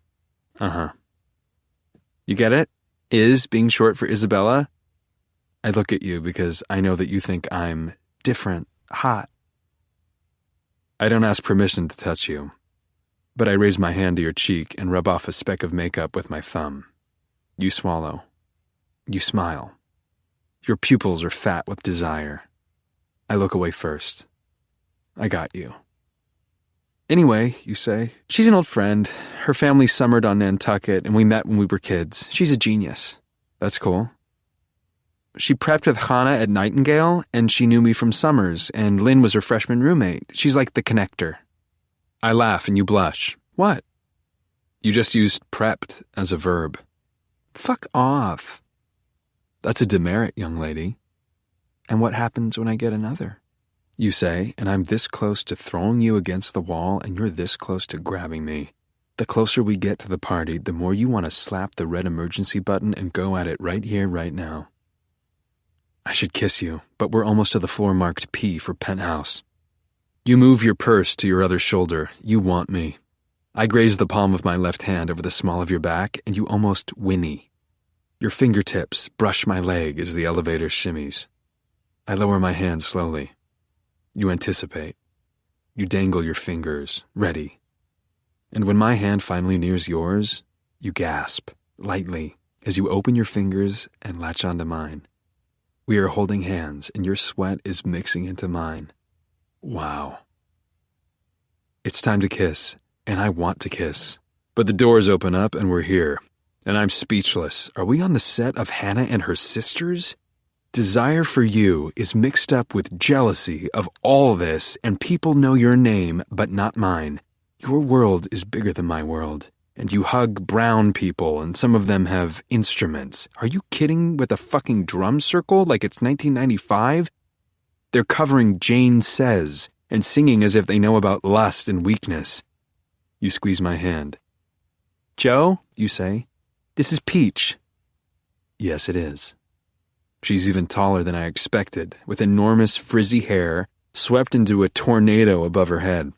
She makes you look too little, and you make her look too big. You're from two different planets, and you're not meant to be standing together. She claps as if she's meeting a 5-year-old, and I don't like it when girls are taller than me. Hello, Joseph, she says, over-enunciating. I am Peach, and this is my home. Nice to meet you. I say. She looks me up and down. Cunt. I love you already for not being pretentious, she says. And thank you for not bringing any wine or anything. This girl is family to me. No gifts allowed. You are, of course, aghast. Oh my God, Peach, I completely flaked. She looks down on you, literally. Sweetie, I just said I love it. And besides, the last thing we need is more cheap wine. You are acting like you committed a felony, and she looks at me like I'm the delivery guy waiting for a tip. I'm stealing our girl for 2 minutes, Joseph. You allow her to steal you, and I really must look like the fucking delivery guy as I stand here, not knowing anyone, not being known. No girls are coming on to me, and maybe I don't look good in here. The only certainty is that I hate this Peach as much as I knew I would, and she hates me right back. She knows how to work you, Beck. You are apologizing for no wine, for not bringing Lynn and Hannah, for not taking better care of your purse, and she is forgiving, stroking your back, telling you not to worry. I'm invisible to you in her presence, just like everyone else. Peach is in the way. I look around, but nobody wants to say hi to me. It's like they can smell the public school on me. A skinny Indian chick mad dogs me before she nosedives into a line of Adderall or Coke, and I get out my phone and send a tweet from Benji. Everything in moderation, especially moderation. Hashtag home soda, hashtag go Bulldogs, hashtag smoke crack every day. I look up this address on Zillow. This place is worth $24 million. And I find an article about the decor in a fucking society blog. Peach's mother looks even meaner and taller than Peach, and who knows? Maybe it's tough to come into this world and crawl on rugs that cost $100,000. Peach learned piano on a mint black Steinway and went to the planetarium whenever she wanted. Of course she takes the glories of the Upper West Side for granted. Of course she loves you for fawning over Prada. I see a hand-carved credenza and I move in for a closer look. It's an excellent piece. One of a kind. One door has a Jewish star, and one door has a cross. And maybe I have a shot in this scene. Peach is like me. Half Jewish and half Catholic. I grew up with no religion, and she had all religion. She celebrates everything, and I celebrate nothing, and you've come back to me with her. Isn't this piece cool, you say, and you lean against the credenza?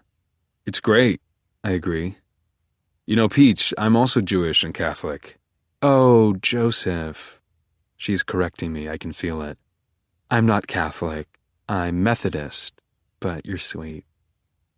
That's cool, I say, and I want to go home. I also want to tell her I'm Joe, not Joseph, bastard spawn of Alma Goldberg and Ronnie Pissarro. You fake a cough, and you look from me to her and back again, and your voice is high. You guys are also both New Yorkers. Peach speaks slowly, like I'm ESL. Which borough are you from? Cunt. Bed-Stuy? I read that people are starting to move there, she says. I hope the gentrification doesn't destroy all the local color. The only reason I do not bash her head in is that you seem so nervous about us meeting that you don't notice her dissing me. I didn't ask her what she does for a living, but for some reason she is talking about her job. I'm an architect, she says. I design buildings. I know what a fucking architect is, and nobody is ever an architect in real life, only in movies. And did you tell her I am dumb? I try to stay afloat. That's cool. No, what's cool is the fact that you didn't go to college, she gushes. I'm such a follower. My parents went to Brown, so I went to Brown. I smile. My parents didn't go to Brown, so I didn't go to Brown. She looks at you. He's funny, Beck. No wonder you're so into him. You smile. You blush. I'm okay. He's pretty good, yep. She raves about how amazing it is that I eschewed formal education entirely. It is not a compliment, but I thank her anyway. She tightens the scarf around her neck and chastises you for lighting a cigarette as some asshole packs a bong a foot away. She is done with me for now, and she asks if you've heard from Lynn and Hannah. You apologize. You're nervous about what she thinks of you. And I wish I could pull you out of here and take you to my burrow. She's a hypocrite. A fucking nightmare of a person. Worse than I imagined. You are soft. She is hard in skin-tight red skinny jeans you would never wear. She's anorexic and slightly tattooed with thick frayed hair and a big red blowjob mouth and a joker's smile and long, spindly hairy arms that end in sharp, unpainted nails bitten to the quick. You ooze joy, and she is an open wound, shrill and wan, unfucked and unloved. She clearly wants you to herself, and I don't want to make life difficult for you, so I interject. Sorry, girls, is there a bathroom nearby? You point me toward the bathroom and I flee. No wonder Lynn and Hannah didn't come. If she were a dog, shooting her would be the humane thing to do. But I can't very well shoot her. What I can do is walk around to find the library I saw in the blog. I gasp when I turn on the lights in the library. It's that fucking great. The Salinger family doesn't fuck around, and I reach for a first edition of Saul Bellows' second novel, The Victim. The poor Bellows' dust jacket is torn. Peach's parents know how to buy books and make babies, but they clearly aren't very good at caring for their purchases and their products. Brown people are singing Hey Jude again. How original. And I miss you. I return the broken bellow to its home, and you and Peach walk into the library. I freeze. I hope I'm not in trouble. We figured we'd find you here, Peach laughs, as if you two are the we and I am just me. I would let you borrow a book, but my parents are so possessive of their babies.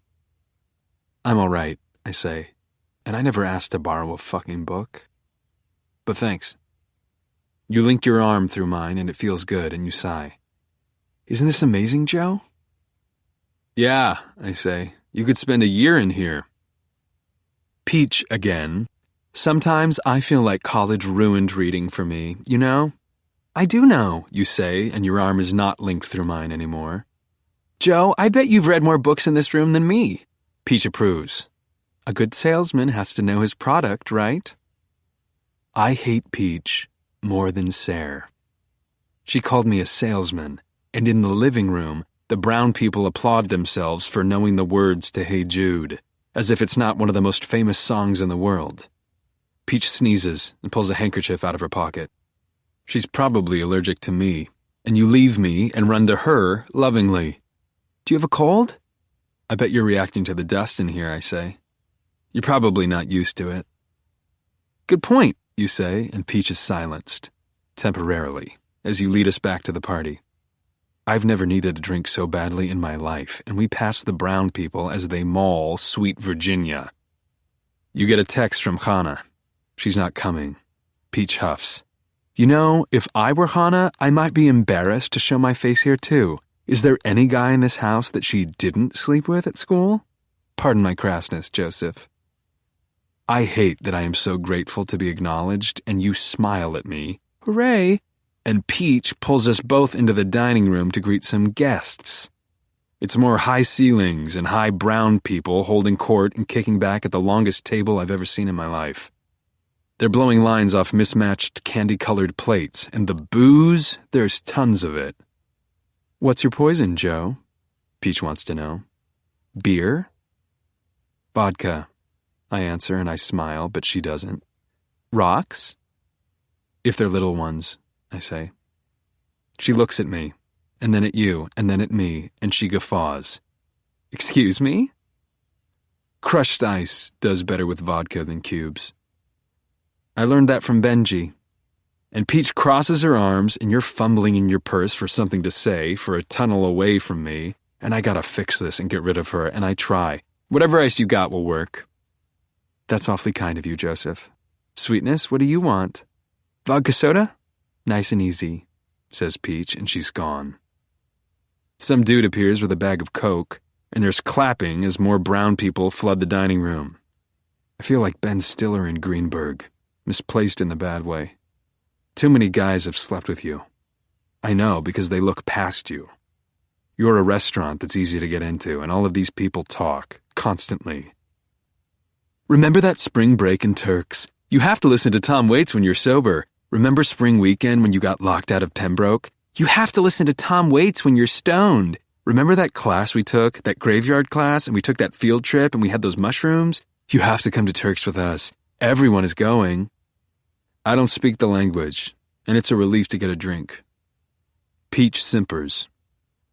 So, Joseph, are the rocks small enough for you? Yeah, I was just playing. She moves us into the kitchen, and it's the biggest kitchen I've ever been in, and I'm trying so hard not to look around like it's the biggest kitchen I've ever been in. It's like the kitchen in that movie where evil rich Michael Douglas tries to have Gwyneth Paltrow murdered because she falls for a poor artist. Everything is stainless steel or marble, and the island in the center is the size of a small car. I can't remember if the poor guy gets Gwyneth in the end of the movie, and it feels like it matters a lot right now. I can't seem to find a place to put my eyes. I'm either staring at Peach, which is no good, or staring at you, which is worse. A CD juts out from under the Times book review. It's the soundtrack to Hannah and Her Sisters. Thank God. Nice tunes, Peaches, I say. I can't control the tone of my voice, not in a room this noisy, this smelly, and she looks at me like I just asked her for spare change. Peach, she says. Peach, you say, and sometimes I understand why Mr. Mooney gave up on women. Sorry. So you're a big fan, Joseph? I pick up her fucking CD. This is one of my favorite movies. It's his best movie. Peach ignores my proclamation in favor of a brown girl she hasn't seen in forever. It's not fun to share you with all these people, and you're drinking really fast, too fast. Do you like me? Do you want me to be more like those flattened cokeheads in the dining room with the Arcade Fire t-shirts and high cheekbones? Is that what you want? God, I hope not, and I am holding the Hannah CD so hard that it cracks. I put it down. Peach picks it up. You smile at me, and you do like me, and I am going nuts. I love Hannah too, Joseph, Peach sighs. I've seen it 1,000 times. I've seen it 1,000,000 times, I say, and why am I competing? She says I win, and she looks at you like she approves. You're happy to see that rich kids and poor kids can get along after all, and I almost want to spit in Peach's pointed face to prove a fucking point. She could have been nice to me from the get-go. She didn't have to put you through all this anxiety, but she still wants to talk about Hannah. Best Woody Allen movie ever, she says, scene for scene. Song for song, I say, and I toss the CD on the counter. Peach moves it like I'm inherently dangerous, and we're back to square one, and you're touching my arm again. What's your favorite scene, Joe? Oh, the end. You know when Diane Wiest tells him she's pregnant? I say. I'm a romantic, and I'll own up to that all day long. I like you, Tipsy, and gazing at me. Peach is disgusted. You're kidding, right? She laughs at me, and you're not looking up at me anymore. She's acid, this Peach. There's no fuzzy warmth unless you count the tiny little hairs all over her narrow body. Joseph, you can't be serious. Very much so. I love that shot of them in the mirror. The way they kiss when she tells him she's pregnant. But Peach is poking at the newly cracked jewel case of the CD with her starved fingers and shaking her head. You touch me in the bad way, like you want me to stop.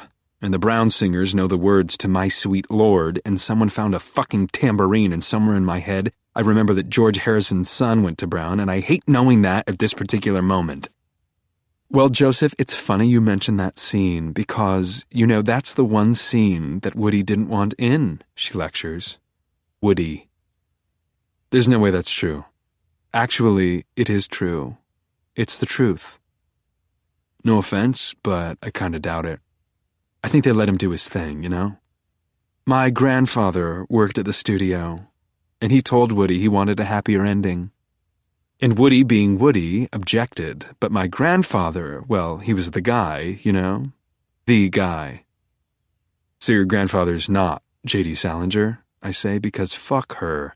And she shoots you a look and you sigh and she's not done.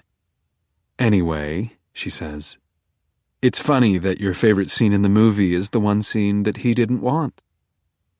Peach, says Beck, do you have any club soda?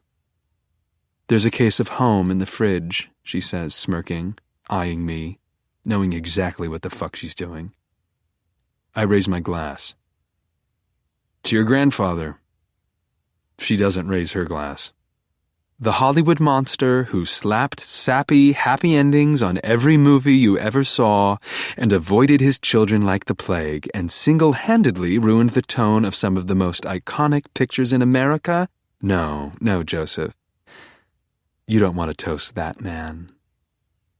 You've practically crawled into the sub-zero, and I bet you're thinking about Benji, and it's not in the way that I'm thinking about Benji, and you emerge with your glass. Red now, you chose cranberry juice. You choose me. And at long last, you correct her. You tell her I am Joe, not Joseph. And I thank you, as I raise my glass even higher, because I can give her what she wants now that you've corrected her. Now that you've picked sides. To you, Peach, I say in the deferent voice I reserve for persnickety older ladies, for schooling me on my favorite movie. She looks at you. You shrug like, yeah, he's that good. And she looks at me. I sweeten the deal. In all seriousness, Peach, I could pick your brain for hours. I love Woody Allen. She doesn't sip after the toast, and she sighs. Okay, that's one good thing about college. Staying up all night and talking about movies. You would have loved it, Joseph. Instead of punching her in the face, I raise my glass for another toast. She stares down into her asshole sangria and asks you if you told Hannah that some guy Leonard is here. You step away from me to hunt for your phone. You're sorry again, and Peach forgives, and this party is never going to end, ever. You were too tipsy to text, and you growl in frustration. Peach raises one eyebrow, and she probably learned how to do that the summer her parents undoubtedly shipped her off to Stage Door Manor acting camp, hoping that she might flower into Gwyneth Paltrow. The same summer, she perfected the art of bulimia and learned how to insult people like me. And then I look at you, and what's this? You're cradling your phone in your hands and smiling. I have to know what has captivated you, and Peach doesn't exist anymore. Nobody does. When I stand behind you and look down into your phone, I see a clip from Hannah and her sisters, the part where Woody's character goes to a Marx Brothers movie. It was all worth it. And I put my hands on your shoulders. We watched the rest of the scene together, and God bless Groucho Marx. When we get into the elevator at the end of the night that threatens to never end, you don't wait until the doors are closed. Ever since I caught you watching my Hannah, you have wanted to be closer to me. And now, you are. I haven't even pushed the button when you drop your purse to the floor. You pull my face to yours and hold me. You pause. You drive me crazy, and then, your lips were made for mine, Beck. You are the reason I have a mouth, a heart. You kiss me when people can still see us, when we can still hear Bobby Short. I'm in love again, and I love it, because you made Peach play the soundtrack from Hannah and her sisters, because you want to know what I know and hear what I like to hear. Your tongue tastes like cranberries, not like club soda. Not anymore, anyway. When the elevator doors close and we're alone, you start to pull away. But I pull your hair and bring your mouth to mine. I know how to leave you wanting more. And I do. Chapter 13. I fucked up. The day after our date, I left you a voicemail asking to take you to a movie at the Angelica. Fucking amateur. You responded with a text 2 hours later. Already saw it, actually, and still hungover kind of, frowny face. And have so much writing to do, but see you soon, smiley face. In truth, you hadn't seen the movie, and you weren't hungover, and you weren't writing, unless by writing you mean emailing your friends about Benji. Fucking Benji. I look at my phone, and it's been 15 hours and 2 long days since we kissed. You told Hannah and Lynn that you're not ready for me because you have Benji brain. I can't kill Benji until you kill Benji, and I try to stay calm. I've spent 2 days selling books, minding Benji, and remembering our kiss. Our kiss. You described it to Lynn and Hannah. Joe is really intense. I don't know, he's a maybe. Anyway, do you guys think I should write to Benji? Your maybe hurt worse than Benji, and there was nothing maybe about our kiss. I win the case every time I go over it in my head. You like my hair. You said so in the cab. You grabbed onto me, Beck. You weren't drunk. You find me intense, and that's a compliment. It is. I try to be calm. I won't achieve definite status until you have the honor of receiving my cock. But this morning I woke up to this tweet from you. That day when you can't not go to IKEA anymore, #procrastination nation, #broken bed. I kicked one of my typewriters. How could you send #broken bed into the world knowing that I would see it? Are you trying to drive me nuts? Hannah wrote to you right away. Broken bed, WTF. You wrote back, not broken, just old and creaky. I figure some dude is more likely to help me if it's broken, right? Would you want to help if I made you dinner or something? Hannah didn't respond. You emailed a few guys on Craigslist to assemble furniture for cash. Do you go to IKEA and bring stuff back to NYC, or do you only assemble stuff? Upon learning that assemblymen do not double as slaves, you reached out to me. Do you like IKEA? Hint, hint. It goes without saying that I don't like IKEA, but of course I wrote back. Love it, actually. Go there every day. Why?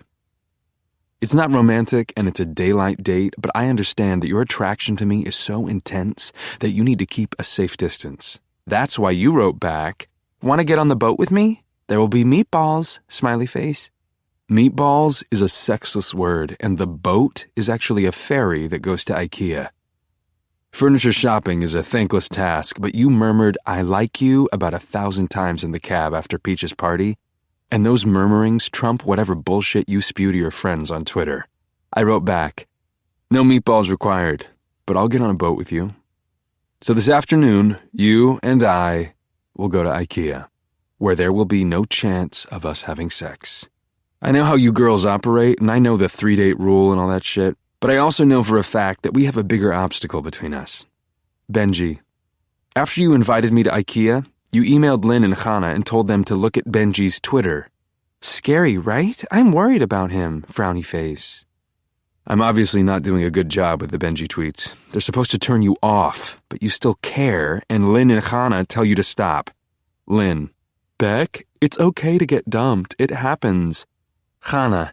I'm sure he's on a yacht in St. Bart's with some art whore telling her how worried he is about you. Honestly, B, you're starting to make me think that Peach is right. And it's awful to think that Peach is right, but you need to let him go. They're right. But you love hard, and it's my fault that you're jammed up like this, and I promise to do better with the tweets. You deserve to cut the cord with Benji, and you can't very well fall for me if you're worrying about him. I have a heart just like you, so I splurge. I gather some of Princess Benji's favorite things, a vegan burrito, a soy latte, a pint of fake ice cream, and the New York Observer. He responds well, grateful, and he's inhaling that burrito like an animal and mourning the loss of Lou Reed. He's the reason I did so many good things and so many bad things. What's your favorite song? They're all equally vital, Joe, he lectures. You can't break down an artist's impact on the culture by citing specific songs or lyrics. It isn't about favorites, it's about the value of his entire oeuvre. Typical. And I'm ready to send his last tweet as he licks the lid of the pint. He's perpetually ravenous. There's emptiness in him that can never be filled. Emptiness that dresses up well at prep school, where a lack of willpower is called creativity. I tune him out and tweet for him. Smoked it to the filter, licked it to the bone. Hashtag got crack, hashtag got meth, hashtag ain't got nothing at all, hashtag Lou Reed RIP. I hit tweet. It's too quiet. I look into the cage, and fuck me if Benji didn't get into his stash while I had my head buried in his phone. His packets are on the floor next to his card. I call out, Benji? Nothing. This isn't part of my plan. I walk up to the cage. I call again, but he doesn't move. There's powder on his upper lip, and drugs have never looked so unglamorous. I know he's been taking a line here and there, but I've ignored it all because I hate drugs. I have never done drugs. Is this my punishment for being drug-free? I wish I could take a picture and send it to you so that you could see what Benji boils down to, but I can't. Finally, he comes to, and I'm so relieved that he's alive that I could kill him, which feels cliched as all fuck, and I raise a fist. Okay, he says, and he shakes. Benji out. Kill Benji. Quit the dramatics, I say. I'm not in the mood. And I'm not. It's not like I enjoy having to put somebody to sleep, even when said somebody is so lacking in courage and imagination that he needs to fill himself up with drugs at the very moment when he should be fighting for his life. Did you kill me yet? Eat your fucking ice cream. It's not ice cream, he laughs. It's non-dairy. I roar, shut up and eat. He laughs, and it's called smack because I want to smack him with his arms flailing. He's licking the pint of not ice cream like the junkie he is. And this is what you love, Beck? He picks up the Observer and tries to tear it in half, but he's too fucked up and he staggers to his feet. Sit down, Benji.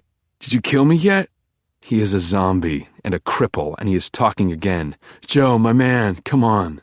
You don't think it's funny? This girl stalks me for like 100 years, and now here I sit, dead, because you're stalking her. Nobody's a stalker. Except you, Joe, he snips.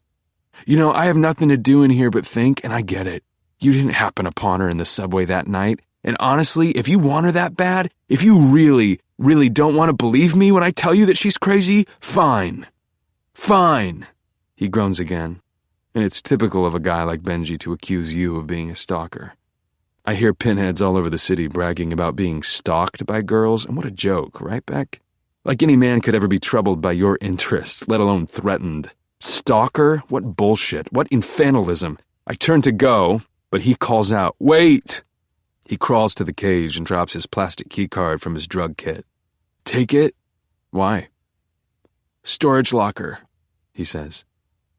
I'm a klepto, Joe. I've got things to do.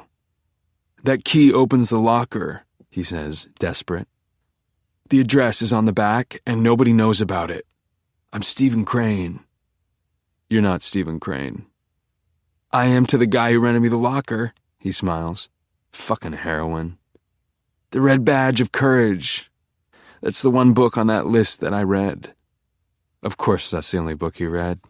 Guys like Benji do all their homework in middle school so they never have to try again. Take all of it, Joe. Sell it. Pawn it. Do it. He's whimpering, and I can imagine him at Disneyland throwing a fit about the heat. Please, Joe, there's a ton, Joe. I started stealing when I could walk. Just ask my parents. Hi, Mummy. He nods off, and he better not die. I care about him because you care about him, and I want him to die honorably, when the time is right. I don't want him to die high, pissing his pants, giving his shit away. There are 2 more bags that flew out of the blazer, and I have to go in and get them so he doesn't overdose while we're at IKEA. He starts to sing again. And the colored girls go do, do, do.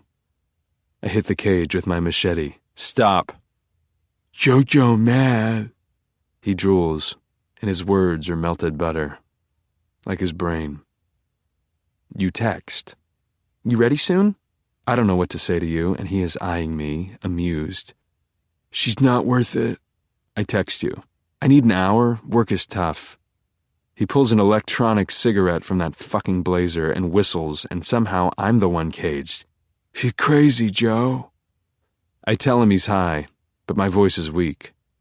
He pulls hard on that fake cigarette, an addict to the bone. He is the storyteller, and I am the listener, and I could smash my machete into my foot, and that wouldn't change things. Want to know about Beck? He says, and he doesn't make me say yes. I'll tell you about Beck. All she wants is money. A rich dude, anyone. My senior year, she showed up in my place and pretended she was a maid. I knew she wasn't the maid, obviously, but I let her in. And I didn't ask her to suck my dick, Joe. Same way I didn't ask her to scrub the toilet. But she did. You're high, I say, but I sound even less convinced, pathetic. He cackles. Oh shit, Joe. Of course I'm high. I try to erase the image of you sucking his dick, and I can't. If she cares about money so much, then why is she all over me to go out today? Today? He laughs again. Fuck. That's cold, Joe. She won't even give you a night? He's a bird soaring in the cage, and Mr. Mooney was wrong. The bird that thinks it's flying really is happy. He hates you, and you love him, and everything is wrong. I'm standing, and I don't mean to be, and he's still flat on his back, fucker. The date is today because we're going to IKEA to get her a new bed, I say, and fuck him once and for all. He stares at me. Nothing. But then he writhes like a dog in the sun and laughs. She did the same thing to me. Rode my dick all night. Then she went off about the stupid fucking red ladle and tried to get me to go to IKEA. I don't know about a stupid ladle, and you're texting. See you in 45, smiley face. You didn't ride my dick all night, and Benji is imitating you. Take me to IKEA, Benji. Pretty please with red ladles on top. He laughs and groans, and he's not imitating you anymore. If she wants to get spanked with a ladle, she should find some creep on the internet, you know? No matter what I do or how hard I try, I will always wind up like this, trapped by a guy who has more, knows more. I will not let him win. I unlock the cage and he tries to escape. I kick him into the corner like the dog that he is, pick up his leftover drugs off the floor, and flush them down the toilet. I thank him for the crap in his locker, and he cries, and I feel better already. I was wrong. I am the one in charge. He may have the red ladle, but I have the key. Chapter 14. You haven't been able to wipe the shit-eating grin off your face since you put your hand on mine to insist on paying for the IKEA ferry tickets. You look prissy in white jeans I've never seen before. Jeans that tell me you're not breaking a sweat today. You're in flip-flops, and your toenails sparkle, and your hair's in a bun, and you don't have any hickeys, so there's that. You are thrilled that I am up for a jaunt, and you promise to make it fun. And you better try your damnedest, because the whole time you're talking to me, I'm just seeing your mouth as an orifice for Benji's cock, and I am thinking of the way you joked with your friends in your email. You. Joe is a go. Slave for a day. Score one for Beck. Chana. LOL. You know you have to blow him or give him a handy. You. No, he's not assembling, just going with. Lynn. Do you think if you asked him he would install my AC unit? Chana. Lynn, are you offering to blow Joe? Lynn. You're disgusting. You. Nobody is blowing anybody. Trust me. We meet at the docks and kiss hello like platonic European friends or some shit. At least once we get on the boat and sit down, we are close. You wrap your arm through mine. I can't tell if you're cold or hot, and you smile. I can't believe you've never been to IKEA, you say. And I can't believe you have. Oh, I love it there, you say, and you're leaning into me more. Wait until you see it, all these little staged rooms. You just walk from one living room to another living room, and you can't leave without going through the entire store. There's something magical about it. Do I sound crazy? No, I say, and you don't. I'm the same way about the bookshop. You know, I walk around and I feel the whole world is in there. The most important stories of all time. And then downstairs, in the cage. Excuse me? Did you say the cage? Rare books, Beck. Gotta keep them safe. I guess I hear cage and I think animal. Benji's probably awake by now and the air feels good out here. It's not, it's like a casino. They keep the money in a cage. What is it about stores? Huh. You like selling stuff, and I am full-on addicted to buying stuff in the most stereotypically girly way. I love to shop. I mean, I can be in the worst mood, and I go to IKEA and come out of there with... You pause, and is this it? Red ladle, red ladle, red ladle. I come out of there with a couple of placemats, and I feel renewed. Fuck. That's good. That's a good way to feel. Maybe if I share an object with you, maybe then you'll share the ladle with me. I take the AC remote out of my pocket, and I remember fantasizing about this moment before I had you. You look at it, and you don't touch it, and I tell you that you can touch it, and you take it out of my hand. You smile. This is high tech. It's the most important thing I have. It controls the humidifiers and the AC units in the cage, I say. If I were to jack up the heat and let those books get moist, they'd be gone forever. Gertrude Stein is dead, and she's not coming back to life to sign books. I just got the chills, you say, and you smile. Ladle? You would be a good writer, Joe. How do you know that I'm not? I say, and you like it, and I try again. Your folks must be proud of you, getting your MFA. You're entertained, and you look out at the water, and I follow your eyes, and you're still touching me, and I wish I could kiss you to get Benji's cock out of your mouth, and you play with your hair instead of holding my hand. I don't have folks, you say. I have my mom, but she's alone. I glance around at the other IKEA ferry riders. None of them are like us. They're all talking about end tables and Swedish foods. We are special. We are falling in love. I'm sorry, I say, and I am. My dad died, you say. I'm sorry, I say, and I am. I don't know, you say, and your eyes are wet, but it could be the wind. And you know so many guys you could have asked, guys in class, guys online. You asked me. I guess sometimes I cry for no reason. Death is just so final, you know? He's gone. There's no coming back. He's gone. You wipe your eyes, and I won't let you laugh your way out of this one. When did he pass? Almost a year ago? Beck. You look at me, and I nod. And you crumble in my arms. And it looks like we're hugging. Another young couple off to IKEA to get feathers for the nest. And eat hyped-up meatballs, and nobody can hear you crying, except for me. You try to wiggle away, but I hold you, and your big Portman eyes are glossy, and your cheeks are red. And there's an old couple across the way, and the dude nods at me like I'm Captain America, and we're almost there. And you're wiping your eyes.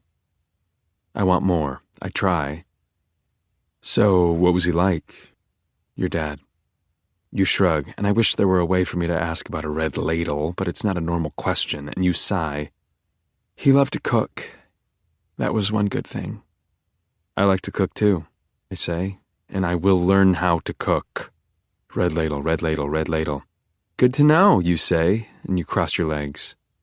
My shrink would say that I'm not respecting boundaries. You see a shrink? Dr. Nicky, you say, and I nod. Oh my God, Joe, why am I telling you this? What's wrong with me? Don't you think that's a question for Dr. Nicky? I say. You smile. I am funny. Now I understand the meaning of Angevine on Tuesdays at 3 marked in the calendar in your phone. Dr. Nicky Angevine. Bing! And I mean it when I tell you not to be embarrassed. Seriously, Beck, I say, all comforting. I think shrinks are great. Most guys don't want to know stuff, you say. Most guys would freak out at me right now. The crying and the shrinking and the shopping. You know too many guys, I say, and you smile, and you know you need me, and you nod like you agree, like you're agreeing to us, seeing the light. And the captain blows the horn. You kiss me. In the movie 500 Days of Summer, IKEA is the most romantic place on earth. Joseph Gordon-Levitt and the girl start out in one kitchen and she's sweet on him and pretending to feed him dinner, and when the faucet doesn't work, the joke being that all the appliances are props, Joseph jumps out of his chair and walks through a doorway into another kitchen and she is in awe of him, and he says, "That's why we bought a home with 2 kitchens. And I watched the clip right after you tweeted about going to IKEA, and it's not like I'm some moron who expects life to be like the movies, but it has to be said. Life at IKEA is not like life at IKEA in the movies. In real life, I am not Joseph Gordon-Levitt, and I have to push a giant metal shopping cart, weaving through the masses while you point out sofas you don't need, wall units you don't have room for, and ovens that are made of cardboard. There are 1 million people crowding this gargantuan converted warehouse. It's a dystopian nightmare come true where all furniture is cut from the same hunk of cheap-ass wood, where all rooms were furnished with items that came out of the exact same factory at the exact same time. It smells like body odor and Febreze and baby shit and farts and meatballs and nail polish and more baby shit. Doesn't anyone get a babysitter anymore? And it is loud, Beck, and I miss half the things you say because I can't hear you over the other humans. And all the while, I am consciously not thinking about where the red ladles might be in this hellacious sprawl of new shit. In 500 Days of Summer, the chick challenges Joseph to a race from the kitchen to the bedroom, and the camera follows them as they run through an aisle. The chick flies onto the mattress, and Joseph comes next at a slow crawl. He mounts her, and she wants him. You can see it. He whispers, "Darling, I don't know how to tell you this, but there's a Chinese family in our bedroom." In real life, there is also a Chinese family in IKEA with us, but they are nothing like the quiet family in the movie. There is a small boy who screams and a small girl who poops in a diaper and drools. It feels like they're following us, Beck, and I'm gonna lose it if they don't stop fighting. They're so fucking loud, and I can't hear what you're saying. You pick up a yellow fringed pillow, and I am sick of missing out on your words. What if you said something important? What if you revealed something to me and I missed it? You excuse yourself as you squeeze by the Chinese woman who has stopped abruptly to examine an unremarkable round table. She could get out of the way, but she doesn't. You practically have to boost yourself onto the back side of the hunk of junk they call a sofa in order to get closer to me. That woman has nerve, and I want to tell her, but you hold my hand. Maybe it's not so bad after all. Feel this, you say. You push the pillow into my hand. I look down and I can see your black panties just below the belt of your white jeans. They've stretched out from all your monkeying around, and you're holding my hand and breathing, and you don't smell like IKEA, and just like that, I'm hard. It's soft, right? Yeah, I say. The Chinese dad slams his fist on the table. Bam! We're both startled, and the moment ends as you drop the pillow. If this were 500 Days of Summer, we wouldn't be able to hear him over the Hall & Oates that would be playing just for us. You pick up another pillow, pink. You press it into my palm. Well, what about this one? I'm your putty, and you've got your hair in a bun, and you're not looking at me even though you know I'm looking at you, and you smile, and you keep your eyes on my hand on the pillow, and you whisper, I think this is good. Me too, I murmur. I've barely been able to hear you speaking for the last couple of hours, and your voice is heaven. I missed it. You look up at me with sweet eyes. It just feels good, you know? Yeah, I say, and it does. You can tell when something is right, because most things are just plain wrong. Yeah, I say, and you have to be talking about us, not some $12 piece of Swedish chazarai, but you won't look at me. You won't let me all the way in yet, so fuck it. This is all too good, and I'm gonna break in. Hey, Beck, I say. Yeah, you say, but your eyes are on the pillow, not me. I like you. You smile. Yeah? Yeah, I say. And I put my other hand on your shoulder, and now you're looking at me. We're so close that I can see the pores you're always trying to shrink, and I can see the eyebrows you didn't pluck this morning, because this morning you didn't know you were gonna want me. This morning, I watched you get ready in 5 minutes flat. So, we'll get the pillow? You say? Yeah, I say, and it won't be long until I'm inside of you. We've just made a pact, and we know it, and I don't know who grabs whose hand. I just know that we're holding hands, and you're holding the pillow, and we're weaving in and out of bedrooms, and now you're helping me. You've got a hand on the front of the cart. We are in this together, side by side, navigating like an old couple, like a new couple. And you know what, Beck? It turns out IKEA is pretty fucking awesome. You grab onto the base of something called the hemness bed, and you look up at me. Does this work? Yep, I say, and you nod. You want me to like your bed. You know it's going to be our bed, and you take the little pencil out of your back pocket and scribble down the numbers and letters. You hand me the slip and smile. Sold.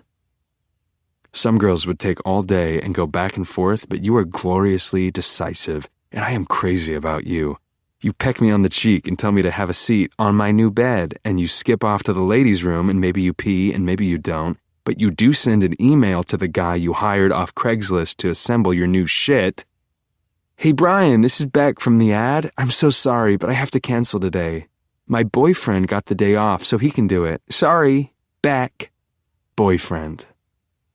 When you come out of the bathroom, your eyelids are a little red from the quick job you just did on your brows, and your lips are glossed, and your tits are a little higher, and you're smiling, and I almost think you rubbed one out in there, and you take a deep breath and clap your hands. So, can I buy you some meatballs? No, I say, but I can buy you some meatballs. You smile, because I'm your boyfriend. You just said so, Beck. You did. We parked the shopping cart outside of the cafe area, and the noise level in here is too much. And there's a line, but you say it's worth the wait. You were prattling on about meatballs and that damn Chinese family is in front of us, and how did they get here first? They are taking forever, and they are ahead of us in line and in life, married with kids. The clouds are forming in my head, because you didn't say boyfriend to a friend, just to some dude on Craigslist. What if you don't mean it? What if you were quick to pick out a bed because you looked at beds online? What if you don't care what I think? What if you're not thinking it would be nice to go to bed with me, to make a family with me? The Chinese dad is taking too long, and I can't take it anymore, and I reach over his arm and grab the other meatball ladle. Ladle! He shoots me a dirty look, and you apologize to him as if I'm the bad guy in the buffet line in the world, and you still haven't told me about the red ladle. You look at me. Is something wrong, Joe? They were rude. It's just crowded, you say, and you think I'm harsh, and I am. I'm sorry, I say. Your jaw drops, and your mouth opens, and then it closes, and your eyes are wide, and you are dazzled. You purr. He says he's sorry when he's wrong, and he lets me spend 2 hours looking at couches I don't need. Joe, are you for real? I beam. I am. When the Chinese mother shoves my hand out of the way to reach a napkin, I don't even react. I don't have to withhold my anger because I'm not angry. You pick out the meatballs and I pay. I'm your boyfriend. And you choose a table and I follow you. We sit at last. You know, Joe, I'm totally going to help you put the bed together. You bet you are, Missy. You split a meatball down the middle and puff half into your mouth and you chomp. Now it's my turn. And you pick up the other half and I open my mouth. I'm your seal. Open. And you pop the half ball into my mouth and I chomp.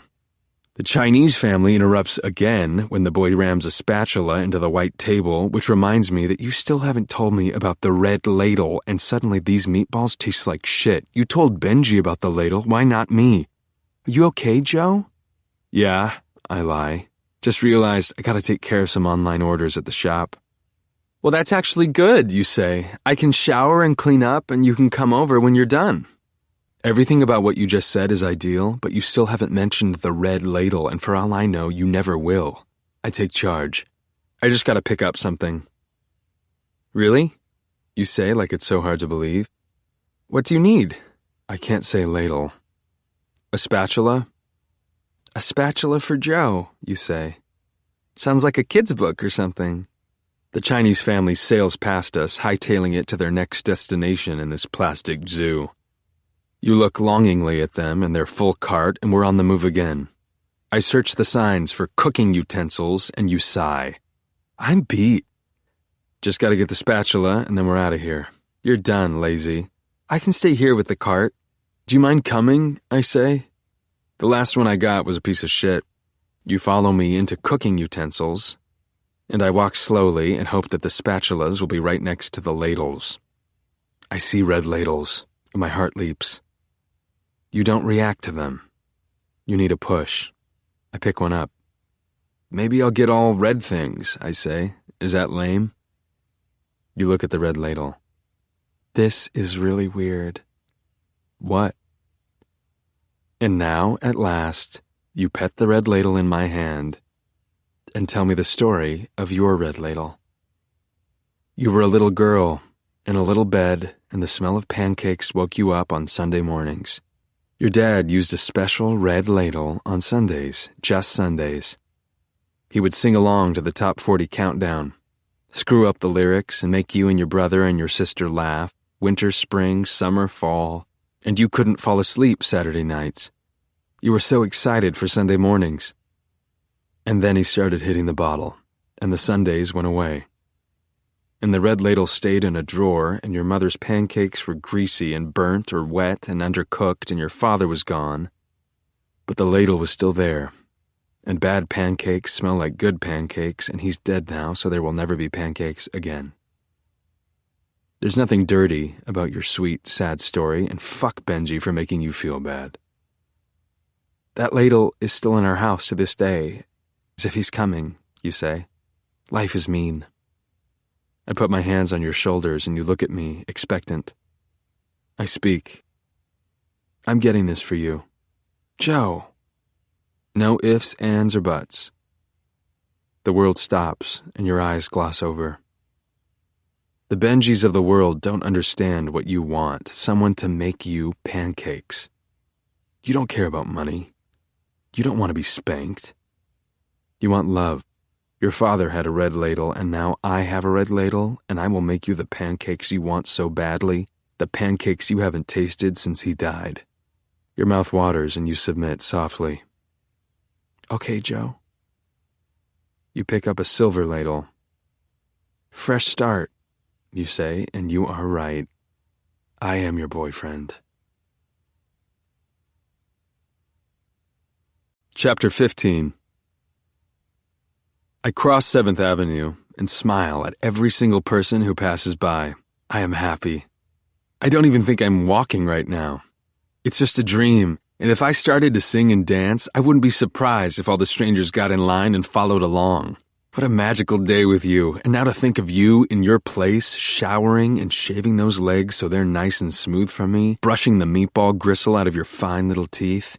I can't wait to touch all of you, and I am carefree as a guy in a beer commercial as I make my way down Bank Street. It's actually possible that we can have sex tonight, and I really didn't think we would get here this fast, but Benji is still out cold, and I put a $20 salad and a bottle of home soda in the drawer for him, so he'll be fine for hours.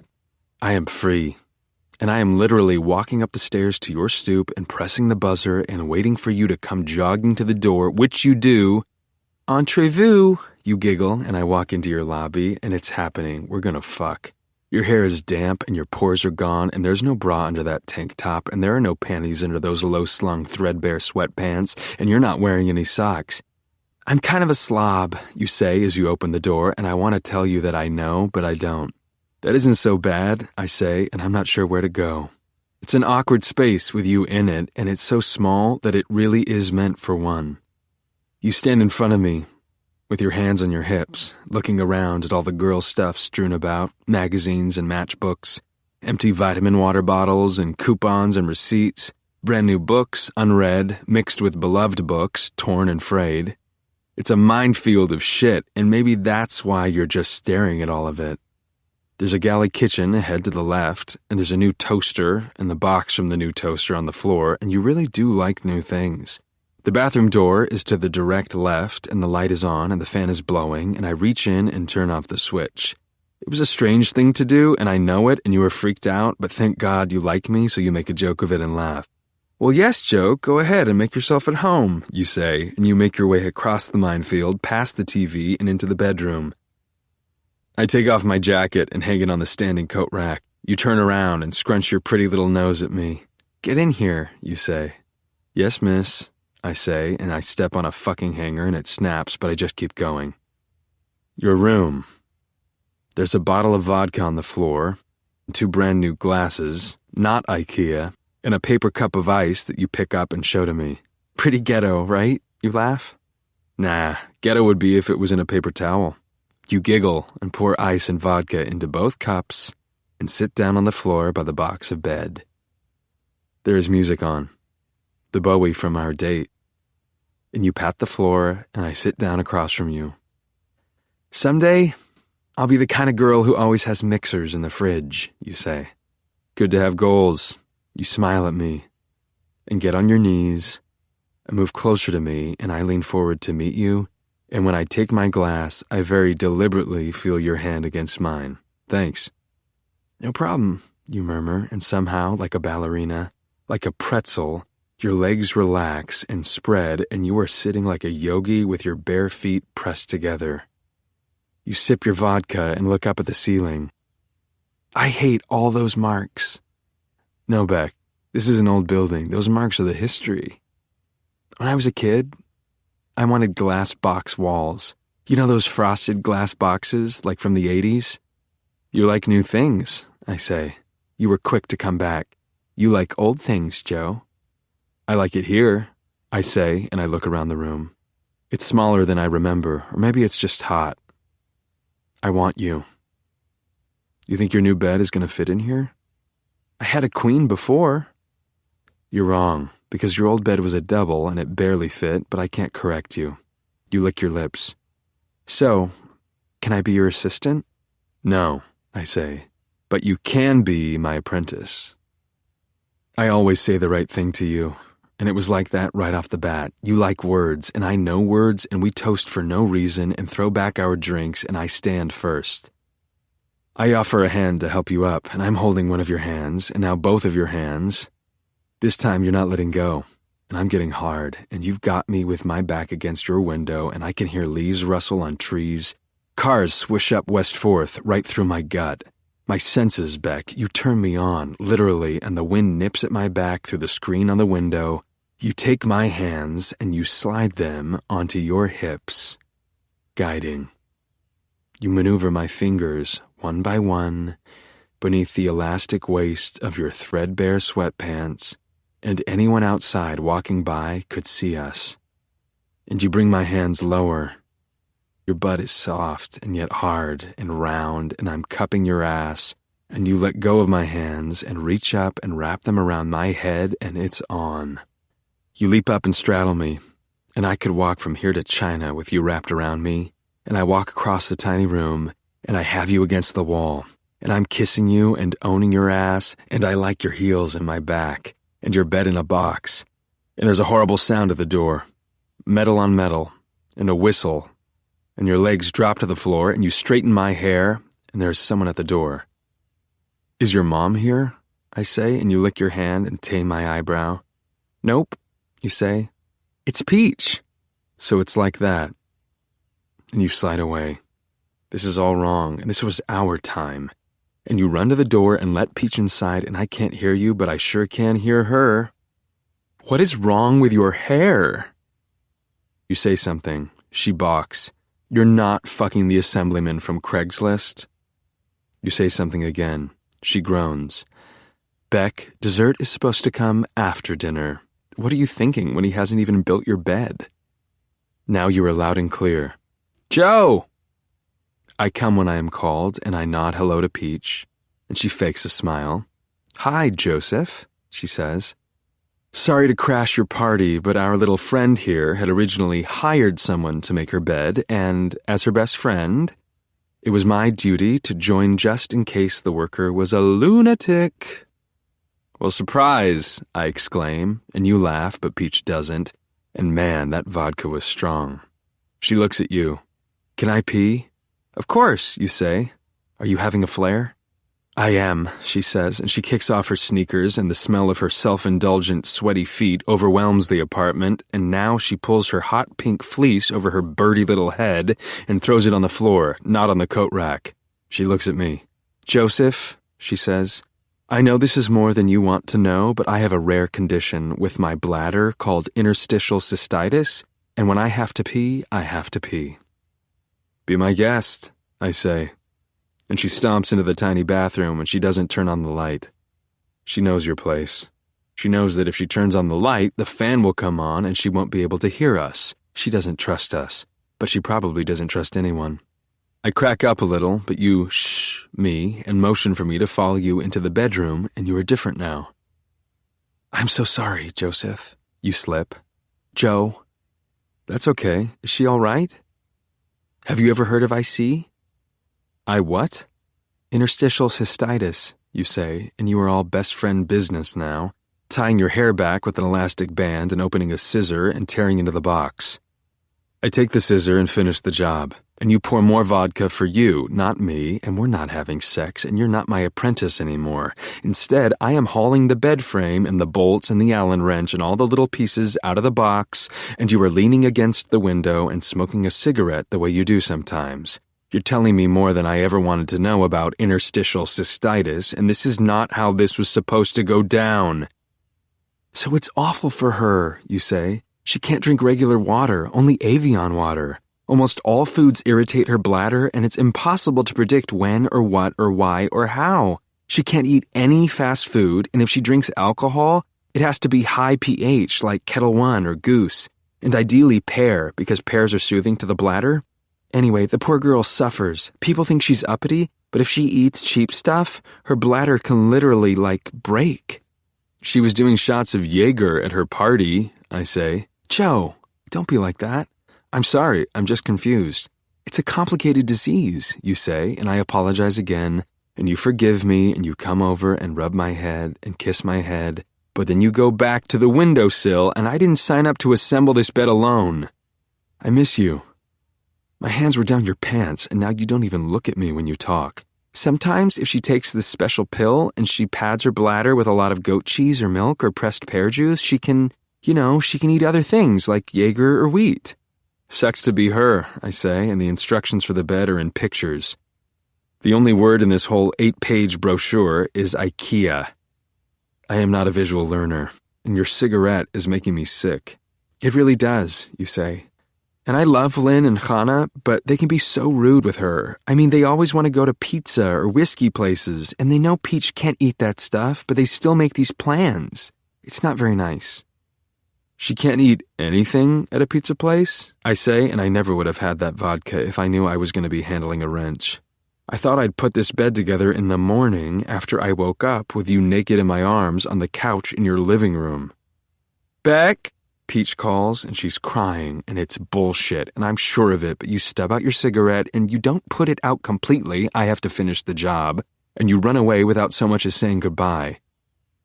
The rich are difficult. You are drawn to their idiosyncrasies and their dramatics.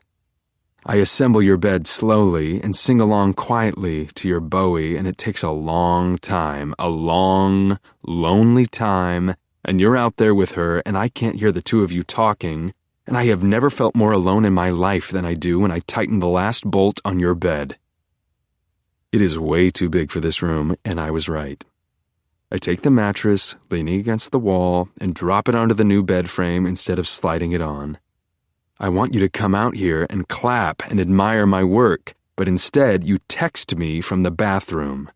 I am so sorry, Joe. Peach is super sick, and I don't want to leave her alone. Is there any way you could do us a favor? What can I do but write back? Anything. Now you call for me to come, so I walk over to the bathroom door. I don't open it, and neither do you. I knock on the door. At your service, ladies. You open the door, the tiniest bit, and you smile. Would you mind running to the deli and getting a bottle of Avion and a pear and some more ice? Of course, I say. Should I grab your keys? You start to say yes, but she nudges you, I think, and you tell me to buzz when I get back. I don't kiss you goodbye. It's clear to me as I walk past Graydon Carter's house and breathe in the West Village air. Benji's gotta go. Peach is your best friend, so you're allowed to be excessively tolerant of her bullshit, but you've got this thing in you, Beck, and it's not your fault because everybody has something. Dennis Lehane would call it a misguided Ivy League omerta, and he would be right.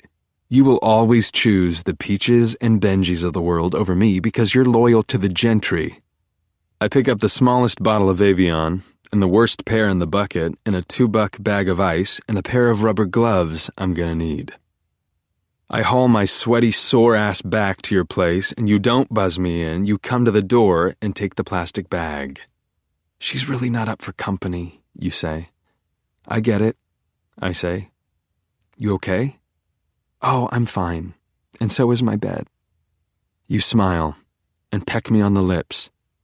And Peach is calling, so you run back to her, and as I cross town to the shop, all the good of our day, all the boyfriend joy is obliterated by how much I hate this fucking city for being owned by people like Benji and Peach. It's not until I reach the shop that I realize I left the rubber gloves in the bag. If you ask, I'll tell you that I was going to clean your bathroom. You'll believe me. I know how to do stuff like that. I do. I go to my corner store that's not as nice as your corner store and pick up more rubber gloves and peanut oil, and then I hit up Dean and DeLuca for a soy latte. I get back to the shop and I pour a healthy tablespoon of peanut oil into the soy latte. Benji lies about everything. He's probably lying about his peanut allergy, but who knows? Maybe I'll get lucky. Chapter 16. Most people think that Stephen Crane wrote The Red Badge of Courage about war, but he didn't. He based his battle descriptions on his experiences on the football field in school. Crane was somewhat of a pussy in his youth, perpetually sick and not a jock. He'd never been to war. He'd only been sacked by the early American equivalent of Clay fucking Matthews. You should have seen Benji's face when I told him this, Beck. He knew the book inside and out, but he knew nothing about Crane, had no idea that Crane was full of self-loathing over the fact that veterans bought his bullshit. He pretty much spent the rest of his days killing himself slowly. enlisting in war after war and trying to make up for the fact that he'd been young, clever, and lucky. "That's unreal," Benji marveled, shaking his head. "What's unreal is that you love the book so much but never learned about him." This much is true. Benji wasn't lying. He was, allergic to peanuts. He died educated. He died with new confidence and new pride. And who says a life has to take 80 years to be lived? He learned, you know? How many people get to go out feeling like they're just hitting their stride? Most people die old, full of pain and regret.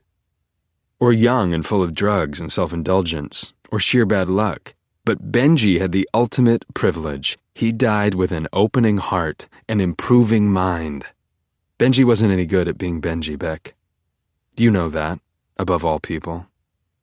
Look at the way he treated you, and look at the way he treated his body. The trap I set for him was a relief from the trap he was born into. I created a world where he couldn't steal, where his counterfeit words didn't count. I took his drugs away. I look over the water at IKEA on the horizon. It's the craziest thing, Beck. The storage locker Benji told me about, the one with the key card, it's right near IKEA. You gotta get a kick out of the little things. And I wonder what Paul Thomas Anderson would make of this coincidence.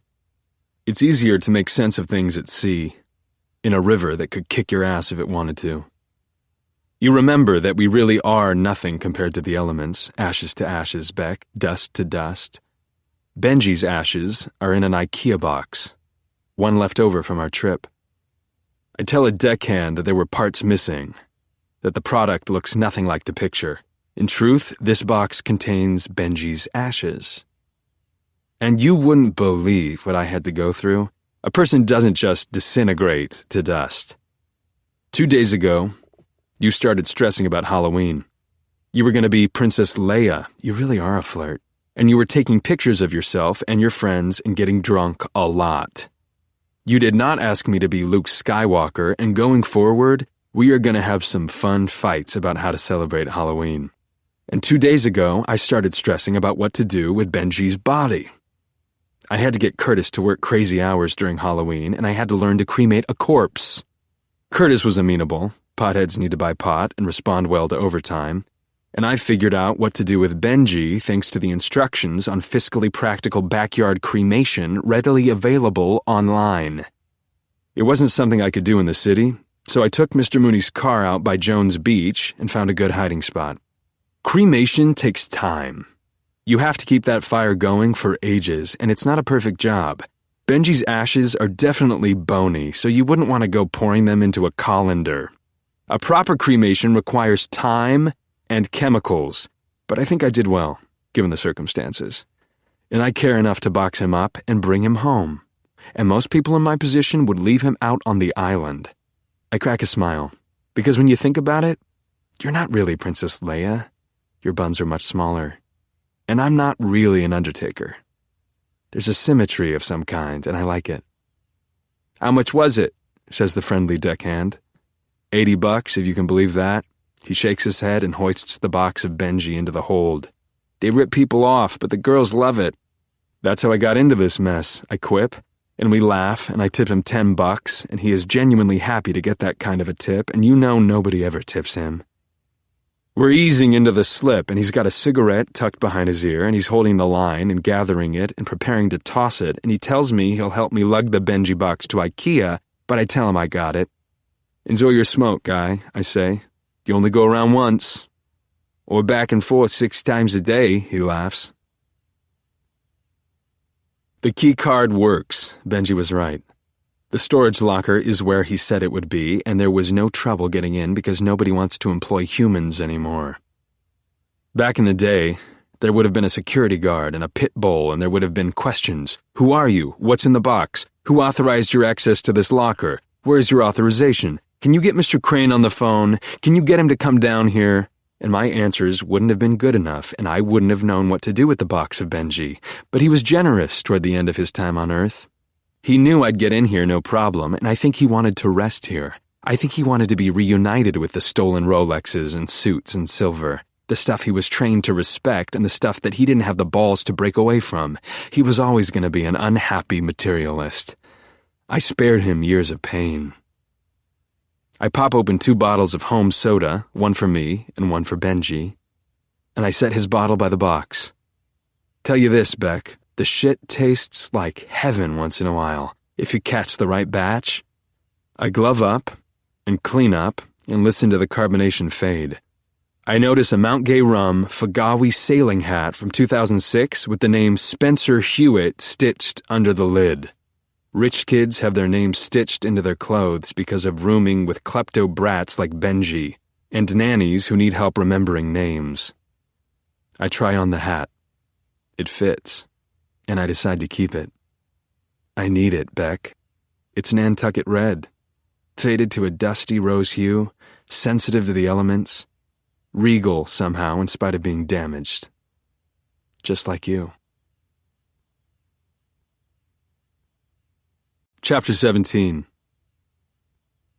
You don't know that you're in mourning. You don't know that Benji is dead. You couldn't know. But you're off, Beck. You've spent the whole week loafing around having virtual movie screenings with Peach. You can't even leave the apartment to get coffee without debating the merits of Starbucks, Dunkin' Donuts, and the sweet workers at your deli. I've tried to get in with you, but right now, you're all mixed up in Peach. You can't even keep your head straight about a fucking movie. When we went to the corner bistro, you told me you love Magnolia, and you went off on your love-hate relationship with California and your dreams of meeting Paul Thomas Anderson and telling him how fucking smart he is, and I agreed. But Peach tells you his movies are bloated and judgy, and you agree with her. And judgy isn't even a fucking word, and you're supposed to be a writer. I try. I ask you what you're up to, and you tell me you're watching Magnolia, and what do? You tell me that you think it's judgy. You don't think that. Peach thinks that, and I try to get together with you, but you tell me you're sick. You're not sick, Beck. You ask Peach to go shopping, to get lunch. She says no. She says she's sick, but I tracked her down. I have to know why she has this hold on you, so I've been watching her walk to her architecture firm and walk to lunch and kiss people hello and pick at Cobb salads all fucking week, Beck. She's not sick. I ask you to go for a walk, for coffee, soup, for anything. It's always the same. I'm still sick, frowny face. I sleep. 6 days since Benji's passing, and still I haven't seen you. I don't dream, at least not that I remember. The world is a better place when I wake up because at long last, you got into a fight with Peach. She told you she thinks your shrink is no good, and you stood up for your shrink and for yourself. I'm proud of you. And the best part is, now that you've got your head on straight again, you are the you I know and love. You wrote to me in the middle of the night. Okay, this is way too many words and it's way too late, but do you ever just feel like telling everyone in your life to fuck off? I don't want to be that girl bitching about her friends, but right now, may I just say, my friends are bitches. I try so hard to get them together, you see that, and they all bicker and make my life impossible, and Hannah won't go somewhere if Peach is going to be there, and Peach won't go somewhere if they have happy hour specials because she thinks drink specials bring out the riffraff. The point is, and now it's 5 a.m., and I haven't finished my piece, and I have to be workshopped today and just plain, you know? And there's this Blythe girl, this monster, she hates me, and she's gonna attack this cowboy story, and okay, I am so babbling, but basically, the sun is coming up, and I am thinking of you. See you soon. Assuming you don't decide I'm a crazy person after reading this email. Night, smiley face. And just like that, you've made my day. I wrote back to you short and sweet. Dear Beck, I'm buying you 6 drinks tonight. Joe. You loved it. And I got a smiley face and we have a date tonight. Yes. And I've made all the right moves. Yes. And I put the typewriter I took to bed back in its place and my hair looks good today. Yes. And Curtis is working tonight so I don't even have to close up. Yes. And Peach is out of the picture. Yes. And I come so fucking hard for you, Beck. Who knows? Maybe tonight it happens. I go all the way to your neighborhood and buy 2 cupcakes from Magnolia Bakery. They smell fucking good, and I want them, but I am a good boy, Beck, and I have ideas about what to do with all this icing. But then, we're supposed to meet at 9, and you call me at 9:04 and you are breathless on your way uptown. It's a long story, you say. But Peach is alone at home, and she thinks someone broke in because the furniture on the terrace has been moved around. You sound like her in this state of panic. Joe, listen to me, you persist. Whoever broke in shifted her chaise. I interrupt. But they didn't steal the chair? No, you say, and you sigh. But someone broke in, Joe. She's scared. Of course, I say, and you go on, but it's not as dramatic as you're making it out to be. I didn't break in, and I didn't move her chaise. I used a service key I found at the party, and I didn't steal anything. I'm more like Santa Claus, because I brought an acrylic jacket for that bellow, so the bitch should say thank you. Peach says sorry, you swear to me. She feels horrible, but she is just terrified of having a stalker again. I won't even dignify the word again, and I can only imagine the horror stories Peach has spun in years past. Don't worry about it, I say, and I sound like I mean it, and I tell you to be safe, and you like me. I forgive you, I do. You're a loyal friend, and chaise is not your word, it belongs to Peach. I eat both cupcakes, and the icing is stale, and it would taste so much better if I were licking it off your tits. You tweet a photo a little while later. There are mini cupcakes, much smaller than my big Magnolia cupcakes on those bright plates, and a giant bottle of bullshit candy cane vodka. You write, #Girls Night In. There's no way you could know about my cupcakes, but sometimes I wonder. Chapter 18. You do make it up to me the next day, but it's not over 6 drinks and 2 cupcakes in a dark bar. Instead, we meet for lunch, and you tell me all about Peach's depression, her loneliness. We're in sexless Sarah Beth's drinking water, also non-sexual, and sampling artisanal jams, supremely non-sexual, and all you want to talk about is Peach, fully asexual. You feel responsible for her because she doesn't have any family around, and we're only supposed to go to places like this after we have sex, and I can't figure the logic in any of it. She's perpetually an orphan, you tell me. But you don't have family around either, Beck, I try. I know, you say, and you pick at a popover. But I left home. It's natural. Her family left her. It's sick. They literally all moved to San Francisco the second we graduated. I'm not surprised. And you move on to bitching about Blythe, and I listen, and I nod, and I listen, and I nod, and I eat a fucking popover, and you go in the bathroom and email Peach. I just have to say, Joe is an insanely good listener. Don't lose faith in people. Peach writes back a lot, suspiciously fast. That's so sweet. Don't be hard on him, Beck. He sounds like he has potential. I was telling my yoga teacher about your Joseph, and she compared him to Good Will Hunting. Is he any good at math? Anyway, have fun at lunch. I hope you took him somewhere nice. You are a doll for checking in, and please rest assured my faith in humanity is completely restored. I love being single. We are too young to be tied down for sure. Have fun with Joseph. I bet he's learning so much from you, and that's awesome. You come back to the table and ask me if I liked math when I was little. I tell you no, and when I ask you why you're asking me about math, you shake it off and go back to bitching about Blythe. We get more coffee, and I'd like this all so much more if it was happening after we sealed the deal. I can't kiss you goodbye in the middle of the day, and what if this is your way of putting me in the friend zone? Is there a friend zone, or is that a myth? Does the smart chick end up with Good Will Hunting? I can't remember. When we part ways outside of Sarah Beth's, we hug like cousins. You're not as close to me as you were the night we almost built the bed together.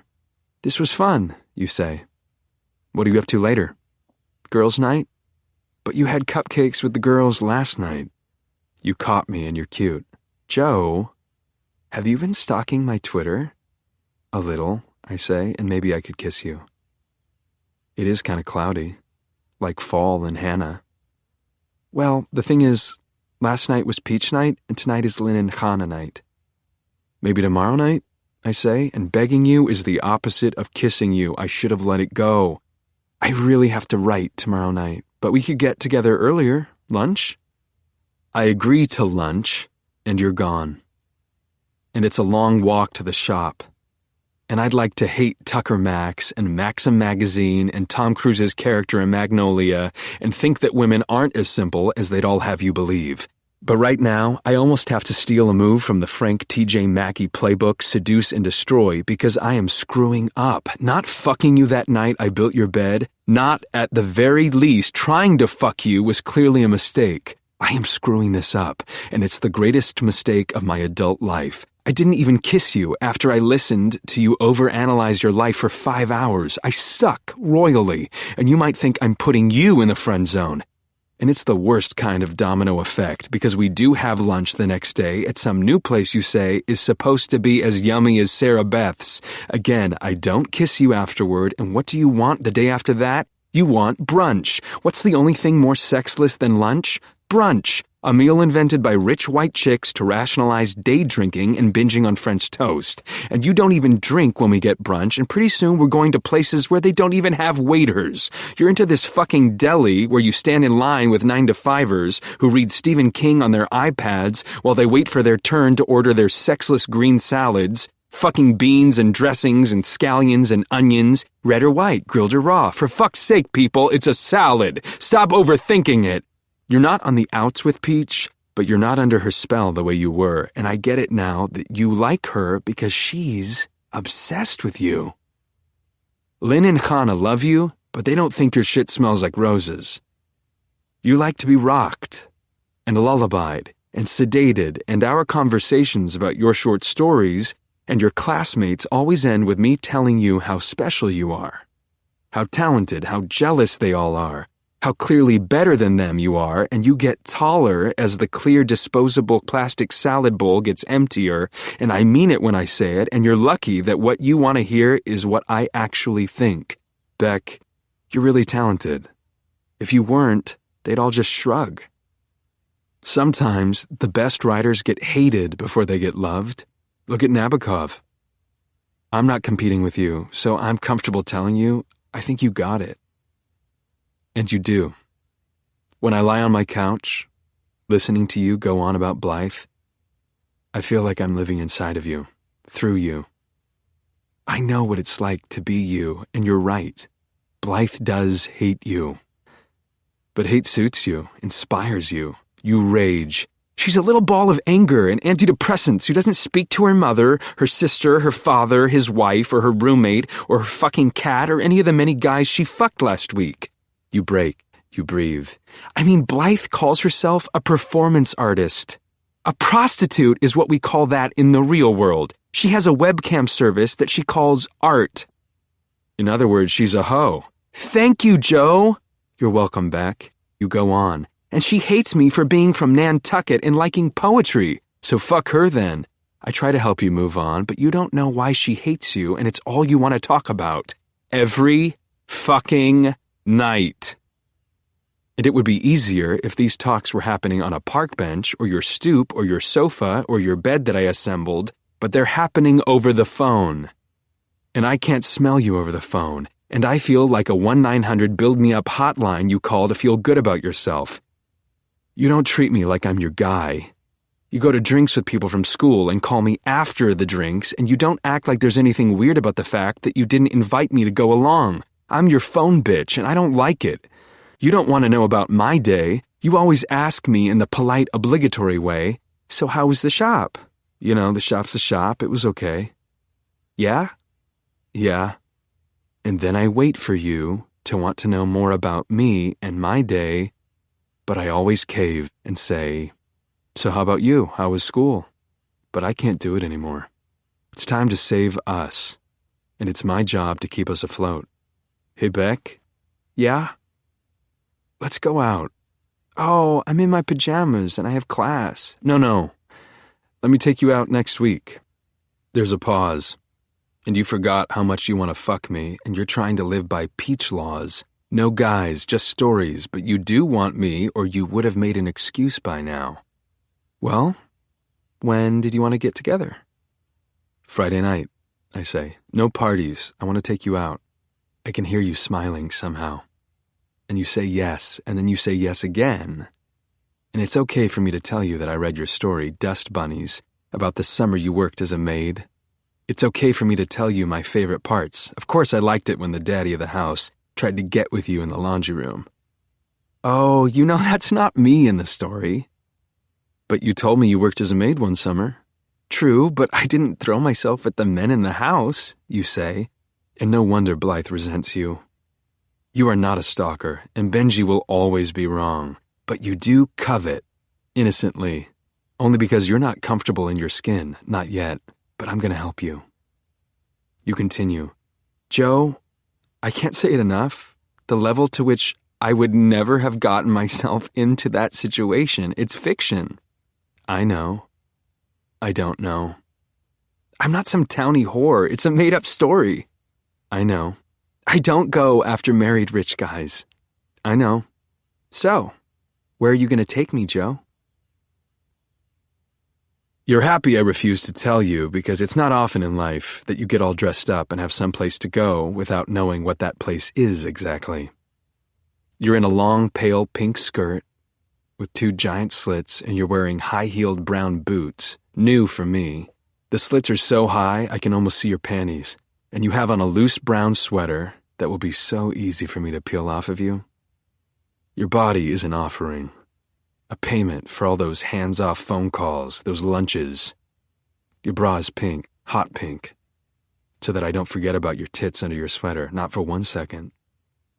When I hug you, I smell flowers and laundry detergent and pussy juice, and I wonder how hard you had to go at your pillow, and I'm proud of myself for not checking your email for 2 solid hours so that I could give us all the suspense we need, and you're about to tell me, fuck this date, come upstairs, and I pull away. It has been so long, Beck. And while you were always adorable, you've never gotten this dressed up for me. Tonight, you care what I think. We aren't going to see your friends, and nobody's taking your picture and posting it on Facebook. Your body and your hair and your lips and your thighs, everything is for me. Ever since that night I built your bed, you have forced us into asexual, sunlit spaces. I finally have you in the dark, and you're not hiding from me anymore. And I'm going to make this last as long as I can. I love this. I love you. Let's go, I say. And I take your hand, and your hand is good in mine. And we walk in silence, and it turns out that there is something to all those fucking talks on the phone because there's glue here now, between you and me. And we're both surprised at how well we know each other. And I squeeze your hand, and you look at me, and I hail a cab, and one arrives because this is the way it's going to be for us from now on. Where to? Central Park, I say. Oh my God, Joe, really? Where they keep the carriages. You squeal and clap, and I did well, and I wasn't sure because part of me thought you don't get cheesier than a horse-drawn carriage, but in the end, it's been almost 2 weeks since our IKEA night, and I wanted our nocturnal reunion to be as hot as possible. The cab sails uptown, and we're there faster than I thought possible, and this time, I get out of the cab first, and this time I run around to your side of the car and open the door for you. I offer my hand. You take it. The cabbie checks you out. I tip him. And before you know it, you and I are side by side in the horse-drawn carriage, nestled like lovebirds. This is bold, Joe, you say, and you move closer to me again. Those slits are bold, I say, and you spread your legs the tiniest bit. You want my help. And I'm sliding my hand over your thigh, and you're turned on. The trot of the horse, the color of the leaves, me. And you whimper slightly, and I get there. Lace panties, dewy with you. And you whimper again and push just a bit toward my hand, and I get under your panties, and you're a pillow, soft, warm pond, just for me. You say my name, and I hold my hand there, just taking you in. And you kiss me on the neck. Thank you. No, I say, because I can't make words right now. I'm too fucking happy to talk. The talking portion of the story of you and me is done, and I use my other hand to move up and take your shoulder in my palm, and we stay like that, with eyes closed, taking each other in. Your hand moving up my leg, painfully, beautifully slow. And you don't even know what comes next, and this is the best $200 I ever spent in my life. Thank you, horse. So Benji was right. You do like your luxury. And I realize that I do too. We're tucked into the darkest corner of Bemelman's bar at the Carlisle. And I own you, and I'm torturing you, being so close to all these empty rooms, all these soft beds, and I'm not taking you to bed, not just yet. Oh, come on, you say. We'll steal a key from the maid. I've never done anything like that. What is it you want to do in there, young lady? You know what we're going to do in there, Joe. Yeah? You nod, and you're nibbling my ear, and if I asked, you would get down under the table here, now. But I don't ask because I want your mouth on my ear. Your hands are on the move. Prowling over my belt. That's right. There's room under there. That's right. That's your hand. That's my shirt. Pull it out. Yes. You're reaching and you're wanting and you've got me in your hand. Home. And they need a new word for hand job because this is magic. You're a ball of want. And I have to open my eyes and see something unsexy or I'm going to blow it. And the room feels bright in the dark. I've never felt so safe as I do in your hands. I kiss you, and you kiss me, and this was well worth the wait, and your magnolia is taking me in. Won't be long now. You're sopping wet, ready. Nobody is watching us. Nobody is mad at us. Nothing is wrong with us. The waiter in the red jacket who brought us 2 tall glasses of ice and 2 cocktail napkins and 2 small glasses of cold vodka was respectful and good. The drawings on the walls are good, just like they were when I saw them online when I was figuring out where to take you on my golden chariot to train your brain into thinking of me as your passport to money and leather banquettes. I make less than every dude in here, including the waiter. Joe, Beck, I want you. Now. You sound all gooey and warm. But a fucking waiter approaches, slow, mannered. Excuse me, sir? Huh?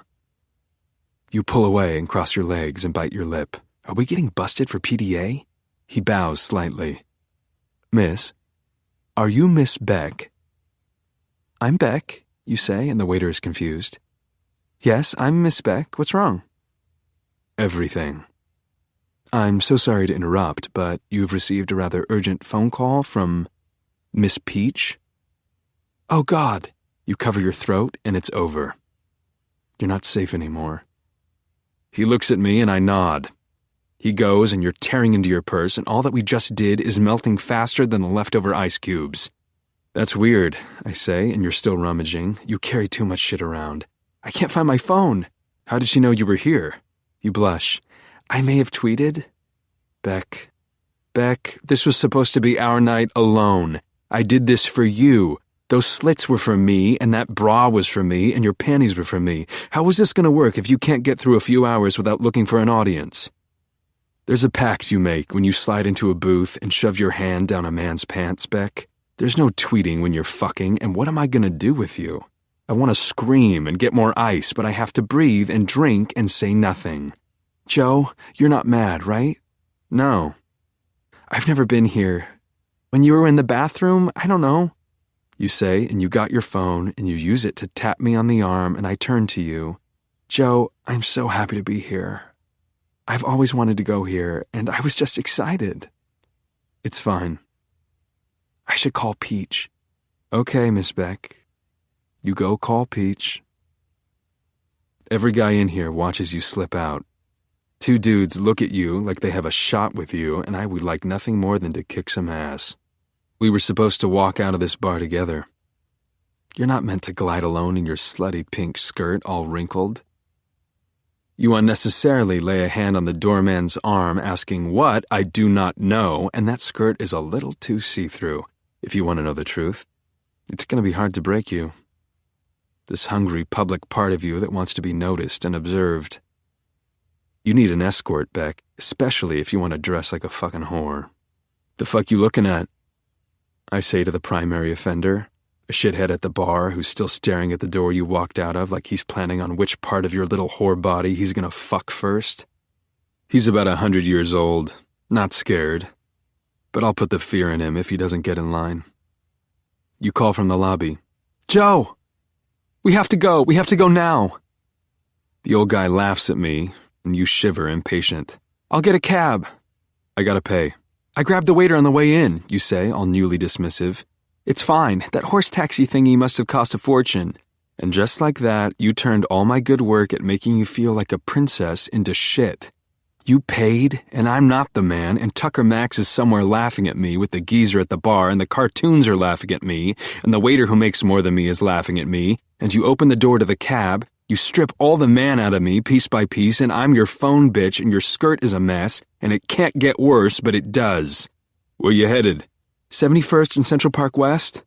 Peach okay, I say, surprised that I'm capable of talking out loud. No, you say as you tie your hair back with an elastic in that big fucking sexless purse you brought, as if you knew it was going to wind up like this. You'll never believe what happened. Chapter 19. Everything peaks. It's just the nature of all life. As we cab over to Peach's, I feel more and more certain that I peaked in the carriage, not a horse taxi thingy, as you said, and I know I will never be that great of a man ever again. I will never be in that precise place, having picked you up and literally swept you off your feet with your skin fresh and your skirt clean and the night still ahead of us. It's like Michael Cunningham says in The Hours, happiness is believing that you're gonna be happy. It's hope. Peach took my hope away. You're reading emails and sending texts, and how do you hold on to me for the first time in our life together and shut it off? You're a million miles away from me, talking to people who have nothing to do with us. Hey, Beck, I try. You don't look at me, and you are blunt. What? Want to tell me what's going on? A lot, you say, and finally you look at me. Oh, you're mad. No, I say, and it's not my fault that your friends are such assholes, and it's not my fault that you couldn't stay off Twitter for one fucking night. These things are out of my control. And I am better than you, and you know it, or you wouldn't be holding my hand and droning on about Peach and the fact that she thinks someone broke into her place and stole shit again, which is ridiculous, because I only broke in once, and I never stole a damn thing. Huh, I say. You cross your arms. Look, Joe, she's alone. She's scared, and she's my friend. I know, I say. You snap. Then don't go, huh? You don't have the guts to stand up to Lynn and Hannah, and I'll gladly be your whipping post tonight. I'm sorry, Beck, I really am. You nod. You are loyal. But let me just say this. That building is tight. It would be seriously hard to break in. But you aren't moved, and you huff. Well, it doesn't matter if it happened. She feels like it happened. I let you in. You're a girl. You're allowed. We ride in silence, and I privately note that Lynn and Hannah don't call you up on our date and claim that Bigfoot is trying to drown them in the fountain of youth. You're out of the door before the driver has the car in park, and I pay, sad. When I get out of the cab, you throw your arms around me, hard, and you whisper, "This was the best date ever." Define ever, I say, and I know you want to kiss, and so I kiss you. When we walk into the building, we are very much a couple. And we get into the elevator, and your phone buzzes, and you answer, and it's Peach. She screams, "Where the hell are you?" "I'm sorry, we're in the elevator," she groans. "We?" The signal goes, and you sigh. This is going to be a long night. Do you want me to leave? I can tell that you wish I was gone, but you link your arm through mine. Please go easy on Peach. Look, I know she's a lot to handle, but she's tried to commit suicide a couple of times. She's weak. She's sad. I just don't like to hear you get yelled at. You smile and squeeze my arm. You're a protector. I am. I pick up your hand that was on my dick. I kiss it and promise you that you're safe. You coo. My knight in shining armor. The elevator yawns and shimmies, and the bell chimes, and the doors slide open to an ugly sight. It's loud. Elton John is blasting, and Peach looks electrocuted with frizzy hair and sleepless eyes. She's armed with a fucking paring knife, of all things. "What took you so long?" she growls. She storms through the living room, which is even more vacuous without brown people. You squeeze my hand. Sorry. I squeeze your hand. It's okay. We follow the angry Peach through her home, and if I lived alone in a place this huge, I'd be crazy too. It's been less than 10 minutes, and already I'm getting that unpaid delivery guy feeling. Peach speaks only to you, and when I dare to interject, she waits for me to finish before droning. As I was saying, I don't take it personally. And I honestly think she'd be just as pissed if you brought Lynn or Hannah. But it's not fun, Beck. I sit back on the sofa with my arms outstretched, and you are beside me, but forward on the edge of your seat. I can't tell you that Peach is poison. Listening to her lie and listening to you get hooked is too much, but I can't say a word. You grab your phone. I think we should call the police. She shakes you off, and I can't take it anymore, and I stand up. I think I should check things out. You mind? Pete shrugs. Knock yourself out, Joseph. Are there any suspects? I ask, and you wrap an arm around my leg. I pat your head. Peach looks out the window, a classic liar's move. There's a sad, incompetent delivery boy from this juice place. But I can't fathom him having the wherewithal to break into this building. I mean, no offense, Joseph, but I doubt this kid even graduated from high school. None taken. She squirms. That came out wrong. It's fine, I say. And she's lucky I don't care what she thinks. I lean over and lift your chin and kiss you on the lips, wet, open mouth, full on. I pull away and salute Peach on my way out of the room. I wander into the library-ish room to check on poor Mr. Bello. No wonder you don't get enough writing done. Peach is an albatross, constantly dragging you down with her troubles, her invented dramas. Right now, that Blythe girl in your class is hunkered down over a pot of fuckface tea with a red pen and a 10th draft of a story. She's listening to Mozart and lost in her work. You prefer life. You like the melodrama of this penthouse. I pick up the bellow, now in a case, you're welcome, Salingers, and I listen to you girls walk into the kitchen. Peach tells you to put a pizza in the oven, and you object. I thought you can't eat tomatoes with IC. Honestly, when I'm flaring and stressed like I am right now, it makes no difference. Sweetie, you purr. I know, she says. This is so not fair. That's it for me, and I bid poor Mr. Bello goodbye and head upstairs. My first stop is, of course, Peach's bedroom. Last time I was here, I thought it was bigger than the bookstore, and upon re-entering, I realized that to my dismay, I'm right. You could have 8 games of Twister going on at once in here, and it's well designed, of course. The rich know how to make their walls work for them. French doors abound. Some open into the 20-foot closet, and some open onto the terrace. I feel the most beautiful piece in here, a bleached mahogany dresser, antique, 18, maybe 20 feet long. I want to relax, so I lock the door behind me. I kick off my shoes and peel off my socks, and the mink area rugs, fucking mink, feel like heaven. The bed is a beauty, an ornate 4-poster California king that sits center stage. Ralph Lauren sheets, I check, and mountains of Virginia Woolf books in the built-in bookcase, hardbacks, paperbacks, new, old. She's run 1,000,000 marathons. The ribbons are the proof, stuffed like bookmarks into the books at random.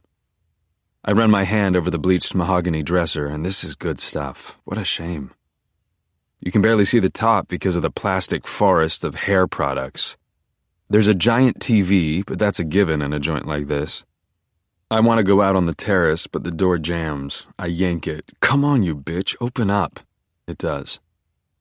But I lose my balance, and I'm grasping at plastic bottles of hair goo, trying to break my fall. It doesn't work, and I'm splat on the floor. I knocked over a bunch of bottles and a well-worn copy of A Room of One's Own, and a bunch of photographs fall out onto the mink. I can't believe my luck as I flip through all 16 beautiful, revealing photographs, all pictures of you. Peach is quite the photographer, as it turns out. But the mark of a true great photographer is an independent eye.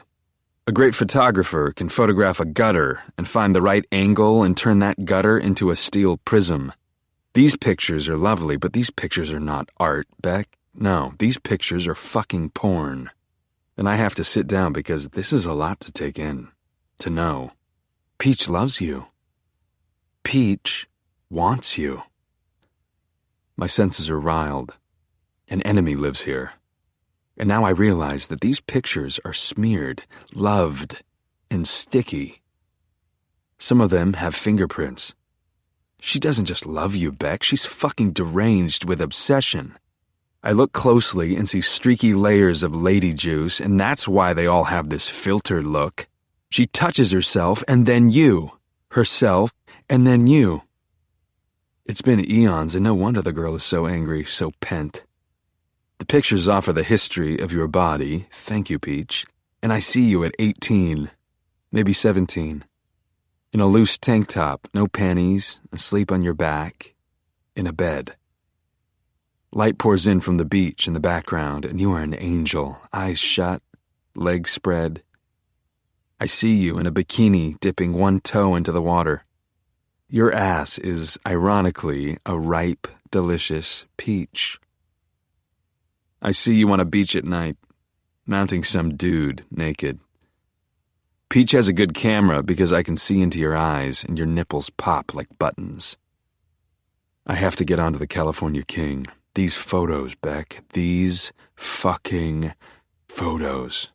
There is a lump under the comforter, and I lift the comforter and find a mess of Peach's soiled, dank workout clothes and bloody socks. I climb over the mess and toss another one of her shawls. Great for hiding her invisible erections, I now understand. I spread out these photos and thank Christ the bed is big. I want to fuck every single picture.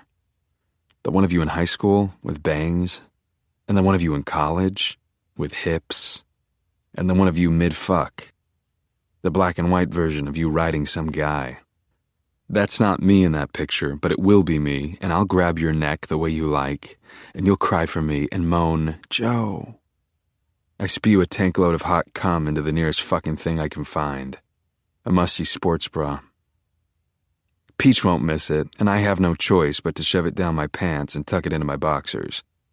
I take pictures of the pictures before I tuck them away into their little Beck box, and I smile.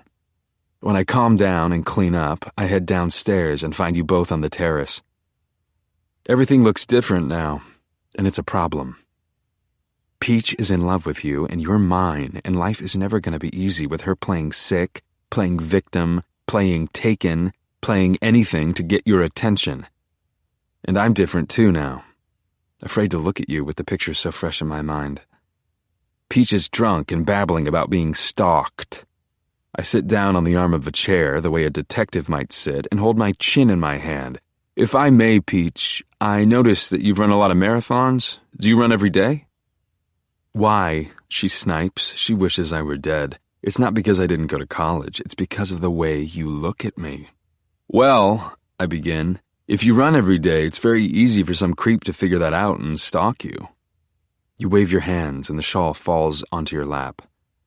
Oh my God, Joe, Peach runs every day before daybreak through the park.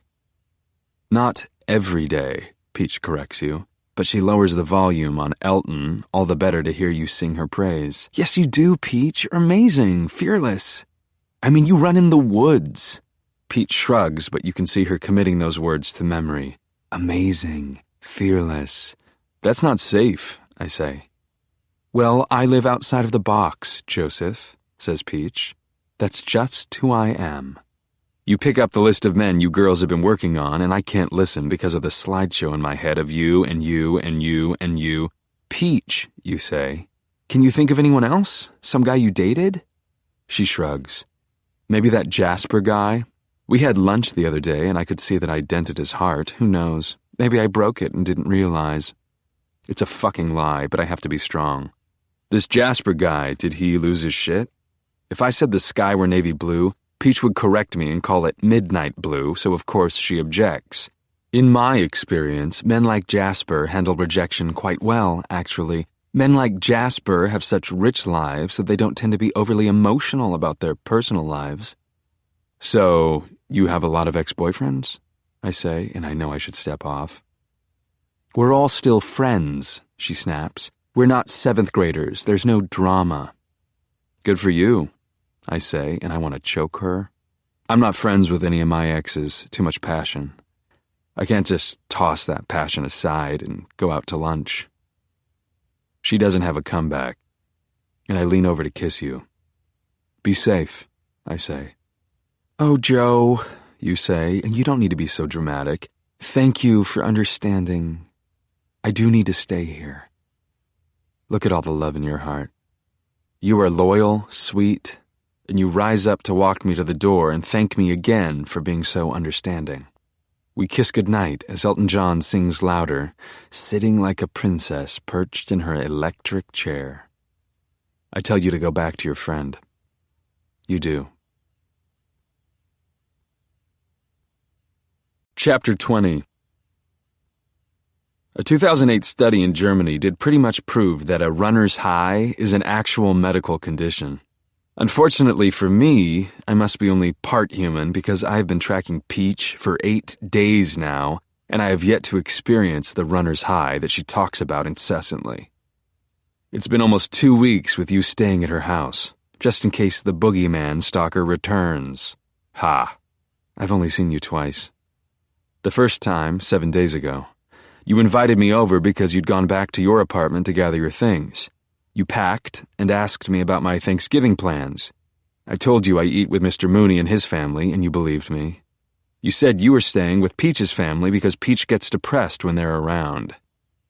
We started to fool around, and you stopped me and rubbed your hand on your forehead. I thought my life was over, but you put your hand on me. This is my shit, Joe, you said. I get weird around the holidays because of my dad. It's not the same since he died. I told you I understood, and I did, and then we watched Pitch Perfect, and you hit pause when Peach called, and you took the call and apologized to me and sent me home. I hid outside your window, and lucky for me, you put the phone on speaker. The small talk ended, and Peach sighed. So my mom had lunch with Benji's mom? Uh-huh, you said. Well, don't you want to know what she said? Benji's a brat, you said in the calm way that means you don't like him anymore. And obviously, he's kind of a druggie. Peach went on for an override.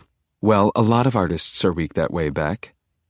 You weren't having it, and you told her, by now he's probably in China full of top-shelf heroin and drowning in Chinese pussy. I mean, he's definitely on something. His tweets are lame. No, Beck, my Benji tweets are not lame. They're disarming. They're dark. And you just keep talking about him. Honestly, Peach, the last thing I'm going to do is worry about Benji, you declared. Did he worry about me? Down, girl. Sorry, I'm just packing and it's never easy, packing. I have nightgowns you can borrow. You can wear all my stuff.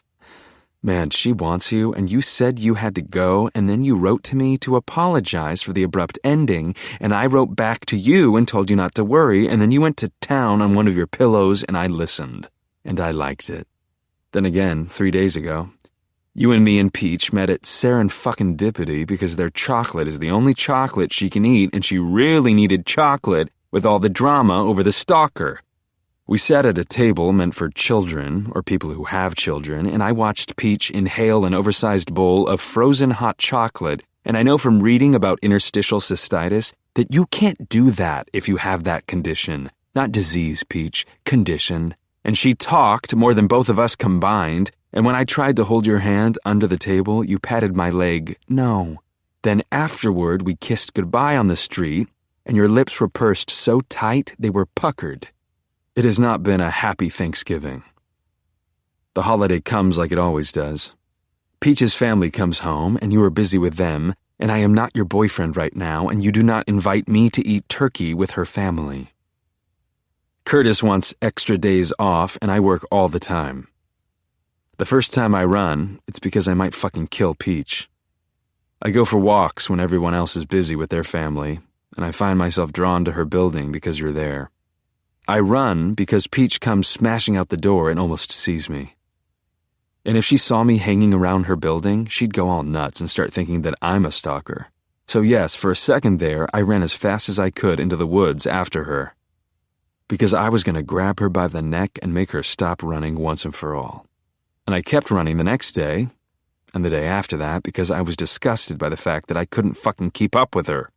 It's cold in the morning. and my thrift store high tops don't cut it, and I bought special running sneakers at a sporting goods store, shoot me please, and now my feet are covered in blood just like Peach's, and by the time I get to the shop every day, I am beat. Whoever said running in the morning gives you energy never had a day job that involves customer service. By day 10, I miss your face so much that the pictures of the pictures don't do it anymore. We talk every day, but you are different now that you pretty much live at Peach's. I miss you and me at Bemelman's bar, and I go there one night alone and feel sorry for myself and get a nasty waiter who keeps asking me if I have a friend coming. It's a dark, lonely time, and I really can't go on like this, Beck.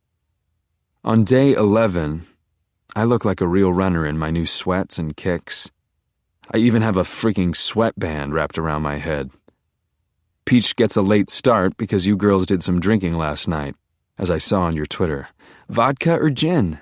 Vodka and gin is more like it. Hashtag girls night in. She's slow and off and definitely hungover. She bends over like she's gonna vomit. And most people avoid high-impact exercise. It is cold and my legs are humming, and I am sick of running through the woods every day.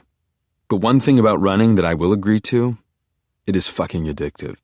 Less than 2 weeks into my life as a runner, and I don't need to set an alarm clock. She always starts out slow before sunrise with Elton John singing, "It's 4 o'clock in the morning, damn it, listen to me good." And I know the song so well by now, "Someone saved my life tonight, tonight." And it's not the kind of music that makes you want to work up a sweat. The reason I can hear her Elton John is that she has no regard for shared public space. Dignified, respectful citizens of the world use earbuds or headphones to privatize their music, but not Peach. She tucks her iPhone into a band that she wraps around her upper arm. She has a special speaker attached and the music blasts. When people sneer at her or object to this, which has happened, I fucking love New Yorkers, she doesn't apologize. She tells them to deal with it. And the music. The Elton John is slow and thus contrary, and the exercise is a punishment to her body. She is joyless and ugly when she huffs and puffs, and most girls run on well-lit paths, but Peach runs where she doesn't belong, alone. Save Elton John. You're a butterfly, and butterflies are free to fly, fly away, high away, bye-bye. And I follow her each day because you are not a butterfly as long as she exists. You are not free to fly, fly away. Because she is a dangerous fucking pervert, photographing you, coveting you. Is there anything sicker than photographing someone while she's sleeping? I have to stop her, and I have to save you. And I run faster, and I am gaining on her. I can smell her now, sweaty. And Elton is louder now. Someone saved my life tonight, tonight. And I am your someone, and I will save your life. This is it. I summon all my strength, and I charge at her and slam her bony body into the ground. She screams, but the sound cuts off as her head thuds against a rock. She's out cold. Elton is sleeping with myself tonight, saved in time. Thank God my music's still alive. If only Peach could have been more like him. Honest, grateful, true. The music is still going, and I'm breathing so heavily and shaking, and I want to make the music stop, but fingerprints are dangerous. But now that her defenses are gone, I understand her music. It's a security system. She was preparing for a moment like this, and while it's annoying shoving your music on other people, there is something intelligent and bold about it too. It's a shame that Peach's parents are such motherfuckers, because there was potential for her to be a good person, an innovator. I let her music play on as a tribute. The irony, of course, being that the music did not save her life, but hey, she tried. Nobody will be surprised to hear about a dead girl in Central Park. Women who run alone in the dark deprive themselves of their senses. It's a dangerous thing to do, running alone, and as the reality of her body in the woods sinks in, I quicken my pace. I have never run this fast, never known the depth of my lungs, and I make it onto the street and disappear into the subway, and now I might throw up, and I heave and I smile. Those Germans were right after all. There really is such a thing as a runner's high. And it's a good thing that I'm a bit high on life because a little while later, I get a rather upsetting text from you. Can't get together tonight. I'm at New York Presbyterian. Peach. Frowny face. She is supposed to be in a morgue, not a hospital. Because I have no idea what happened, because I'm not a stalker, I respond surprised and inquire about details. You tell me that she got attacked in the park, but there's good news too, according to you. She's lucky. A girl found her right after it happened, otherwise she might be, I write back, but she's going to be okay? You write back, well, physically, yes, but emotionally, this is hard. She'll be in the hospital for a while. You'd never be talking to me if Peach got a glimpse of me, so at least I can be grateful for that. I offer to help, and you insist that you don't need me, but I will show you that I am a good boyfriend, and I will look beyond the injustice of her getting a bed in a hospital. She only gets to stay because her dad is on the board of the hospital, and it's not fair to think of all the genuinely sick people turned away. But nothing is fair. Chapter 21. I'm not mad. Really, I'm not mad. You're a good friend. I know that Peach's parents have already gone back to San Francisco, and I know that you have to be there for her. I am not going to challenge you like Lynn and Hannah, who throw around words like codependent. I refuse to visit Peach in the hospital. I'm not mad. I'm not. I prove that I'm not mad by sending flowers to her in the hospital. I even pay extra for a big yellow balloon with a smiley face. Does a guy who's mad buy the balloon? No, he doesn't. And I'm not being a dick to customers either. You can tell I'm not mad because I'm more patient than ever. I don't lay into Curtis about being late, and I don't bitch him out when he forgets to order more Dr. Sleep, the only book we're moving, aside from the prequel, of course, and watching that book settle in at the top of the Times bestseller list makes me more and more aware of the fact that we're not progressing. Our first real date was the day that book came out, and now that book's breaking records and having its third fucking month on the bestseller list, and I'm reading about the inevitable movie adaptation on the internet for no reason at all, and I am not mad at you or at King or at the customers or Peach or anything. I am not mad she's a liar. I feel for the poor girl. She's obviously a product of her family's sociopathic tendencies, and she's tragically obsessed with you, and honestly, if anything, I'm just worried for you. And I can wait. Some good shit happens fast, a best-selling book, and some good shit happens slow. Love, I get it. You are busy. You got class, I get it, and you got Peach, I get it, and you're not avoiding me, I get it, and you have pages due, I get it, and Peach just can't deal with being around guys, I get it, and you can't email as much with all that's going on, I get it, and you think of me when you get into your bed that I made for you, I get it. You see, Beck? I am not a narcissistic asshole who expects his needs to come first at all times. I wake up and run to the water and back, and my legs are firmer all the time, you'll see eventually. And I sell King, and I read King, and I eat lunch alone, and dinner alone, and not once do I bitch at you about blowing me off, not once. The balloon, Beck, it was almost $10 more with the tax, and when I asked you if it got there, I could hear the Peach in you. Yeah, you said. It did. Is something wrong? Well, Joe, forget it. I mean, for her, everything is wrong right now, you know? Beck, what the fuck? And I didn't say that in an asshole way. I just wanted you to be straight with me. Joe, never mind. It's fine. Obviously, it's not. You let out a sigh, and you're the one who's mad, and you sound different. Like you've been drinking the green juice delivered to Peaches each morning. Like you're starting to like this way of life. Sleeping uptown. Waking up without a single piece of IKEA in the room. Don't get mad. I'm not mad, Beck. We both just felt like the balloon was a little insensitive. Insensitive? I mean, it's a smiley face. It's a get-well balloon. Yes, but Joe, it's not that simple. On the website, it's right there in the get-well section. Yes, but it's not like she got hurt playing tennis. Tennis. Beck, be reasonable. I am reasonable. I meant no harm. I know, Joe, it's just that a giant yellow smiley face is kind of the last thing in the world you want to see when there's some creep out there who broke into your home and attacked you. I mean, it's a smile. This is just like... Jesus, I said. It's not a smiling kind of time. I'm sorry. You don't have to be sorry. Beck, can we get coffee or something? I really can't right now. You never sounded farther away from me. and I will take that balloon and stab the fuck out of it, and at the same time, I will take that balloon and tie it around Peach's neck, because who the fuck can cunt out over a balloon? Well, it's been 7 hours and 6 whole days since Peach got home from the hospital. You are busy with school and busy with Peach, still living at her house. But you are not too busy to exchange emails with a stranger named Captain Ned Ack at gmail.com. You: "Hey, can you call me?" Captain: "Not right now. Are you still coming this weekend?" You: "I'm really busy. Can't you just call me?" Captain: "I want to see you." You: "I don't have a car." Captain: "Get one and I'll take care of it. You're still size small, right?" You: "Yes." When your plans with the captain are finalized, you leave Peach's place and get into a cab. I call you. I get voicemail and I do not leave a message.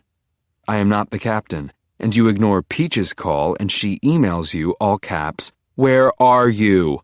You write back curt, swift. "Writing emergency. Long story. I am off to my writing retreat, haha, at Silver Seahorse in Bridgeport. You be good to you and lock the doors. Love, love, love, Beck." And now Peach is mad at you, and honestly, I don't blame her.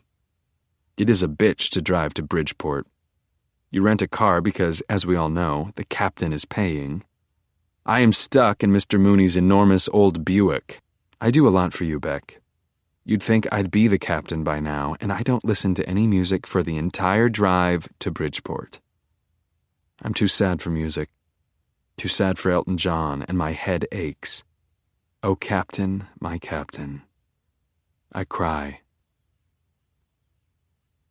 I get to Bridgeport first. The Silver Seahorse is a small motel near the water, one of those joints where all the rooms are off exposed walkways. Peach wouldn't even step foot in a place like this, but this must be the place because it's the only Silver Seahorse in Bridgeport. I listen to local news and eat a gas station burrito. I am so scared for you, for me, for us, that I can't finish the burrito. The captain. Who is this captain? You pull into the lot, and I slink down in the seat and watch you in the rearview mirror. You pop the trunk and walk around back, but you don't get out the bags because the captain moseys out of a motel room. He's at least 45, maybe 50, with Clooney gray hair. Is that what you're into? And he flicks his cigarette out. Fuck you, Captain. I hope you die of cancer. And he picks you up and spins you around. And you know what, Beck? Now I am mad. Captain AARP, asshole, gets into your car. I follow the two of you as he drives, the fucker, and you've never been in a car with me, and you two pull up to an ATM at Cumberland Farms. You jump out of the car and come back with a wad of 20s. He makes you count the money. I hope he dies now. And you are angry and you count slowly, like a third grader practicing, and I am reminded of your Craigslist casual encounters, and I fear the worst. I follow you and the captain back to the Silver Seahorse, and this is me, Beck. The captain gets out first and opens the door for you, and you walk around back and get your bag out of the trunk, and he already has a key, and I am close enough to hear. "Hey, can I have a smoke?" He shakes his head. "Honey, I can't do that." "So it's fine for you, but not me?" "Did you bring a costume?" "Costume? Jesus. Do you think I brought a costume?" You groan. "Just one smoke, please." "Hell if I'm going to give one to you." "Are you kidding me right now? This is when you decide to be a fucking father?" You said father, and I might collapse as my brain waves sizzle and my heart stops. Father. You told me he was dead. You told everyone he was dead. Oh, Beck, why? I don't even know if I'm mad or sad because in the present moment I'm just so relieved that you're not paying or being paid to put on a schoolgirl outfit and get banged in a motel room. I breathe. The captain is your father. And your father has the key and you groan and follow him into room 213. I want to know him. And I want to follow you in there, and I want him to shake my hand and tell me how happy he is to see that his daughter has got such a good man in her life. But you told me he is dead. So maybe you'd be happier if I went in there and made that happen? I'm confused, and it is colder by the second. It's off-season in the shithole that is Bridgeport, and the activity of checking into the room helps me steady myself. It's a lot to take in, but I'm relieved. I spout off some bullshit about lucky numbers and request the room adjacent to yours. They give it to me, and it smells like bleach and Newports, and the walls are thin, and after I shower, I throw one of the extra towels on the floor and sit down and listen to you fight with your dad. Something about money, kids. You sound like adults in Peanuts cartoons. He slams the door and you're alone. After you finish crying, you shower, and now you're wet and clean like I am. And I hear the door lock. You tear the blanket off the bed, it hits the floor, it's heavy, I hear it. And you start to work away at yourself, and you moan. You're loud, I hear it. And now I'm working, and you're working, and in my mind, there is no wall because I'm fucking you on that bed and you're bent over begging for it. And we're in Bridgeport because we want to fuck in a motel, and I'm pulling your hair and you're screaming. You are, Beck, you're loud, and there's no green pillow for you to cry into. And when it's all done, you turn on the TV and light a cigarette. I can hear it, and I can smell it. And I'm so heavy from doing it with you and not doing it with you that it takes a minute before it hits me. You know the smiley face balloon was fine, and your father isn't a dead junkie. You're a fucking liar. Chapter 22. My, you have a way of making me do things I don't normally do. I haven't dressed up for Halloween since the 3rd grade, Spider-Man. And though it's gotten harder over the years, I've managed to silently protest that whore of a holiday for the bulk of my life. Yet here I am in a mothball-scented dressing room at Bridgeport Costumes. The dressing room is so small that a fucking Smurf would be sweating. Celine Dion is singing about her fucking heart through the worst sound system in existence while the well-intentioned Irish shopkeeper prattles on a few feet from the dressing room. "Have you got those pantaloons on yet, son?" "No," I say, and I look in the mirror and I want to die. But I can't die because you need me. Your father is dragging you to the Charles fucking Dickens Festival across the Sound in Port Jefferson. You don't want to go, but he rented you a costume, and after the two of you finished arguing this morning, you agreed to go spend time with his family. While you and your dad were getting ready for the festival, I hunkered down in my motel room and read up on this fucking festival. When you stepped out for a cigarette, I looked out at you, and I knew I had no choice. You were a vision in your costume, drowning in red velour as your hair poured out from under a little red bonnet. You were smoking and pouting in the parking lot of the Silver Seahorse Motel. You were the only girl in the world who could look so serious and so silly at the same time. Your dad stepped outside to join you in a top hat and tails. He gives you a white fairy muff. "What am I supposed to do with this?" you asked. "Put your hands in, keep warm." "But I have gloves." "Beck, can you just give me a break here?" You sighed and put your hands in that lucky muff, and I want to put my hands in you. I'm taking too long to get dressed, and the Irish shopkeeper taps her knuckles on the door. She wants a sneak peek, of course. "It's so nice to see young people like you getting into the spirit," she calls. "If you don't mind my saying so, I think those pantaloons are going to suit you quite well, you know." "Yep, in a second." "And I'm not sure if I mentioned," she says for the 3rd time, "rentals must be returned within 1 week of rental date. Otherwise, you might have an old Irish slag knocking at your door in the wee hours. Are you ready?" "In a second," I say, and maybe Irish women don't speak English. Celine Dion is still screaming about her goddamned heart, and I'm choking on mothballs and self-loathing. And if you would have told your dad about me, he could have rented costumes for both of us. Then you'd be in here with me, and I wouldn't even notice the mothballs or the schmaltzy Canadian crap. But you lied to me. And now I have to walk out of the dressing room and tell the Irish lady that I'm attending the festival on my own. "Handsome chap like you won't go very long without finding a nice lass, I'm sure," she chortles. And there's a mirror behind her, and fuck. This costume certainly does look good on me. My top hat is taller than your father's top hat, but this costume is not a disguise. "Do you have any beards?" She objects, jokingly. "Are you quite serious, young man?" "It's cold out there." "We have beards, but they're not at all Dickensian." I don't care, I say, and she grips my 20s and fumes. Small towns are scarier to me than cities.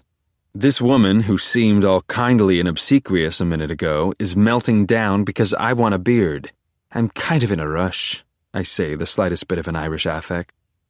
She lowers the volume on the ancient tape player. Celine Dion on cassette isn't very Dickensian either, but she concedes and points me toward the non-Dickensian, non-refundable beards which are in a box in the back marked Johnny Depp/Duck Dynasty. Fucking America, Beck. I just don't know sometimes. Life is aggravating when you're alone in a costume on a party boat with people who are all together in costumes on a party boat. We're not even close to docking at Port Jeff yet, and I shouldn't have boarded the ferry. I didn't think it through. What if you recognize me? You're not going to want to introduce me to your father while I'm in panta-fucking-loons. I should have gone back to New York, but there's no turning this festive boat around, so I'm trying to focus on the good. You haven't tweeted once since you've been here or sent one email. But bad thoughts creep in. Your father is back in the picture. What if this means that you tell your mother to shut off your phone? Calm down, Joe. I know your passwords and I will always find a way into you, but I like having your phone. I like thinking of your mother paying for me to protect you. It's hard to be rational in a costume when I try again to think good thoughts. You are capable of going offline. And you're lying to everyone, not just me. And in a way, I'm having an easier go of it than you. You and your old man sit on bucket seats in the main cabin. You look gorgeous, of course. The rose on our Titanic vessel to my crafty, upbeat Jack. And if we were in this together, oh, Beck, I'd find my way under that skirt of yours. But neither you nor your father appears very excited for the festival, and I gather that he drives this boat. Deckhands give him shit for being in costume, and the captain of this particular trip steps out of the wheelhouse and insists on getting a picture of you and your old man. You don't want a picture, but your old man insists, and I'm tempted to storm across the deck and start a mutiny. But I have to let you and your dad work this out on your own. I know when you need your space. That's why I got the beard. Your dad asks if you want a drink, and you shrug. You want to make this as hard as can be? I just said I don't know. You sulk and you turn into a teenage girl around your father, which makes a lot of sense. Well, Guinevere, do you or do you not want something to drink? Coffee, you snap. Fine.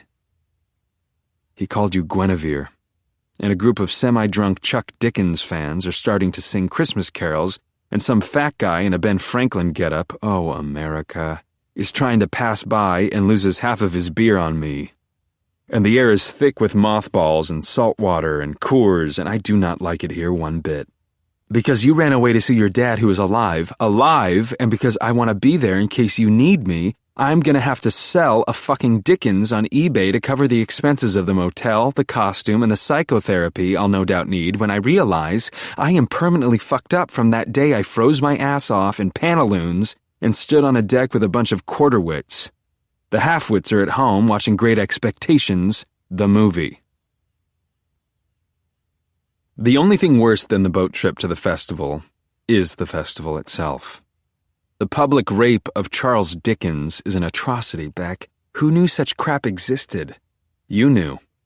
You stay away from your half-brother and your half-sister, both of them kids, little ones, 6 and 8, I'd guess, in costume, everyone in costume, and Charles Dickens would be disgusted that his entire life's work is celebrated by rich old retirees who have nothing better to do than blow money on rented knickers and petticoats and wigs and cross Long Island Sound only to gather with other like-minded nitwits and stroll about the village of Port Jeff where they compliment one another on their fucking costumes and gorge on candied apples and act like it's fun to tour old homes and listen to 18th century guitar and gorge again on caramel popcorn and get their faces painted as if painted faces have anything to do with Dickens and listen to chamber music.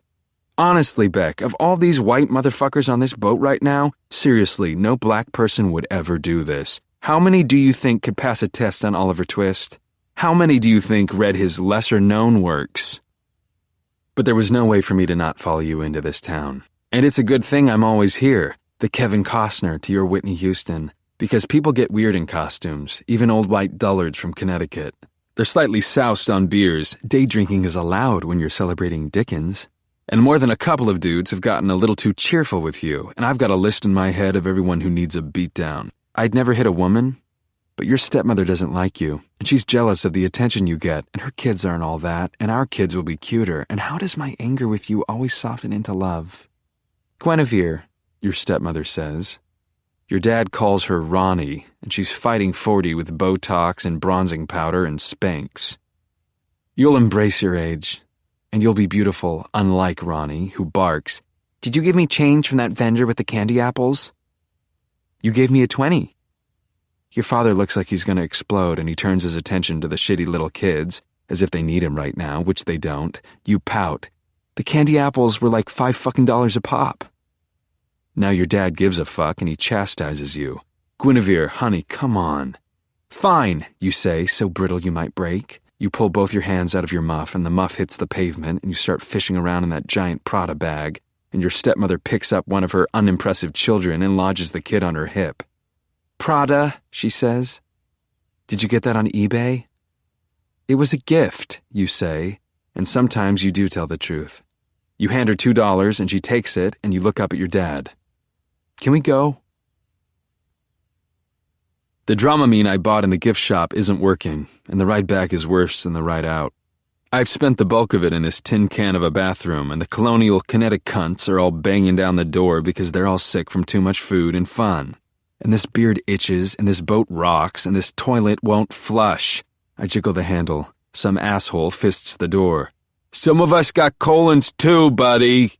I don't dignify him with a response, but the goddamned boat breaches. Is the captain drunk too? And I get slammed against the wall, and when I throw up, I try to move my non-refundable beard, and it drops into the mess in the toilet. Plop. There's no way out of this one, and the faucet gives barely more than a trickle. If I don't get out of here soon, I'm only going to draw more attention to myself. There's nothing for me to do but bow my head and pray like hell that you aren't part of the lynch mob forming outside of the door to the latrine. If there is a God, you were holding it until you were back in the safe confines of the Silver Seahorse. And there is a God. There are only 4 people waiting, and it sounded like a dozen, and I make a run for the stern. The wind bites back there, and hopefully I will be alone, and hopefully I can ride out the rest of this trip without ruining your day. I think you would be scared if you saw me, and I think it would sound like bullshit if I told you that I went to meet family and there are tears streaked across my cheeks and I can't tell if I'm crying or if it's the wind. I miss my warm, scratchy beard, and the pantaloons are made of paper and my legs are fucking freezing. Finally, the boat slows as we ease into the harbor, and then something unimaginably horrible happens to me. Something so bad that I might jump off the boat. If it was summer, I would already be in the water because your little half-brother and half-sister are playing hide-and-seek. Great game to let your kids play on a boat, Ronnie. And I hear Ronnie calling for the little tykes who are hiding behind a box right in front of me. Breathe, Joe. Breathe. I hear Ronnie running, and she gets here fast and grabs each kid by the hand and looks at me. What a day, right? She's flirting with me because she's jealous of you, and I'm on Team Beck, and I know how to get back at her. Yes, ma'am. She didn't like that. And my ma'am had a twofold purpose. It was supposed to make her feel old, done, and it was also supposed to make her go away. But then 2 deckhands come out of nowhere, and the boat is turning ever so slightly, and the deckhands are unraveling rope, and the tired, drunk kinetic cunts are coming this way because it's just my fucking luck that this boat docks and offloads from the stern. And if there is a God, then you were fighting with your father and you were lost in conversation. If there is a God, I will be the first one off this boat. If there is a God, this slow-moving steel beast will get there already so your stepmother can take her kids home and feed them the mac and cheese they're screaming about. And if there is a God, then we are docking right now. We are.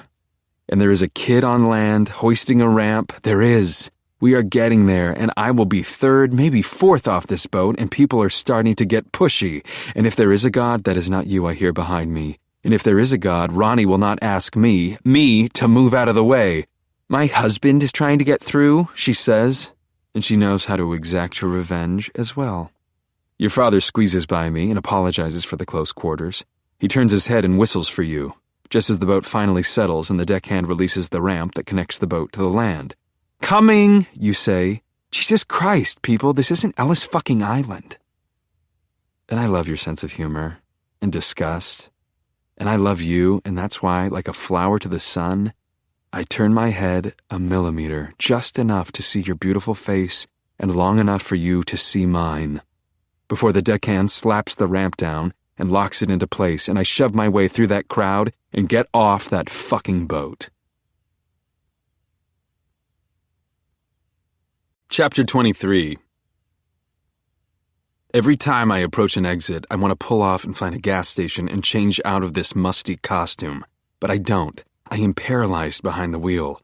I am so panicked that I can only go forward. And the reason is horrifyingly simple. You have called me 4 times in the last hour since the ferry docked, and this can only mean one thing. You saw me. "No!" I shout, and I feel like I've been driving forever, and I punch the steering wheel, and the Buick veers into the right lane, and I cut off a truck, and the trucker blows his horn, and I open my window, and I roar, "Go fuck your mother!" If he responds, I don't hear it, and I roll the window up by hand. Mr. Mooney's a cheap old bastard, and I gotta slow down because it would suck to get pulled over right now. And it's not like this is my fault, you know? You lied to me. Your father is not dead. I was on that boat because you lied to me. Maybe I don't know you as well as I think I do, but that's ridiculous. We have a connection. It's just that you messed up. You were supposed to tell me about your dad, no matter how ashamed you were, and I was supposed to listen and love you and tell you that you were good. And then you would ask me about my life, and I would tell you, and you would listen to me the way I listened to you, and then we would have been closer. I ride up on a girl going too slow, and she flips me off hard. She has a bumper sticker, "Tailgaters flunked physics," and a Boston College sticker, and I hate driving, and I would like to ram this car into her Volvo and watch her bleed out, but no, Joe. No, she's not the bad guy, and she won't pay for your mistakes. This is on you, Beck. You messed up big time, and you know I followed you, and you know. I lay on my horn and tailgate that bitch until she puts on her blinker. When I pass her, I slow down so I ride right next to her with one hand on the wheel and one hand giving her the bird. The bitch laughs, and I move on. Fuck her. Fuck you.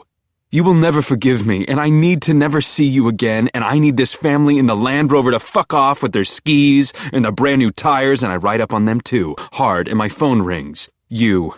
The kid in the backseat disobeys his father and turns around, and you know what I know about that kid? That kid will end up at Choate Rosemary Hall, alumni sticker in the rear window, and that kid will be smoking dope and popping pills before his 13th birthday, and everyone will think it's so fucking glamorous because he's popping pills in the woods off in Connecticut. I give him the finger. I give him a memory. I know what that kid will become, and I know he won't pay for his bad choices.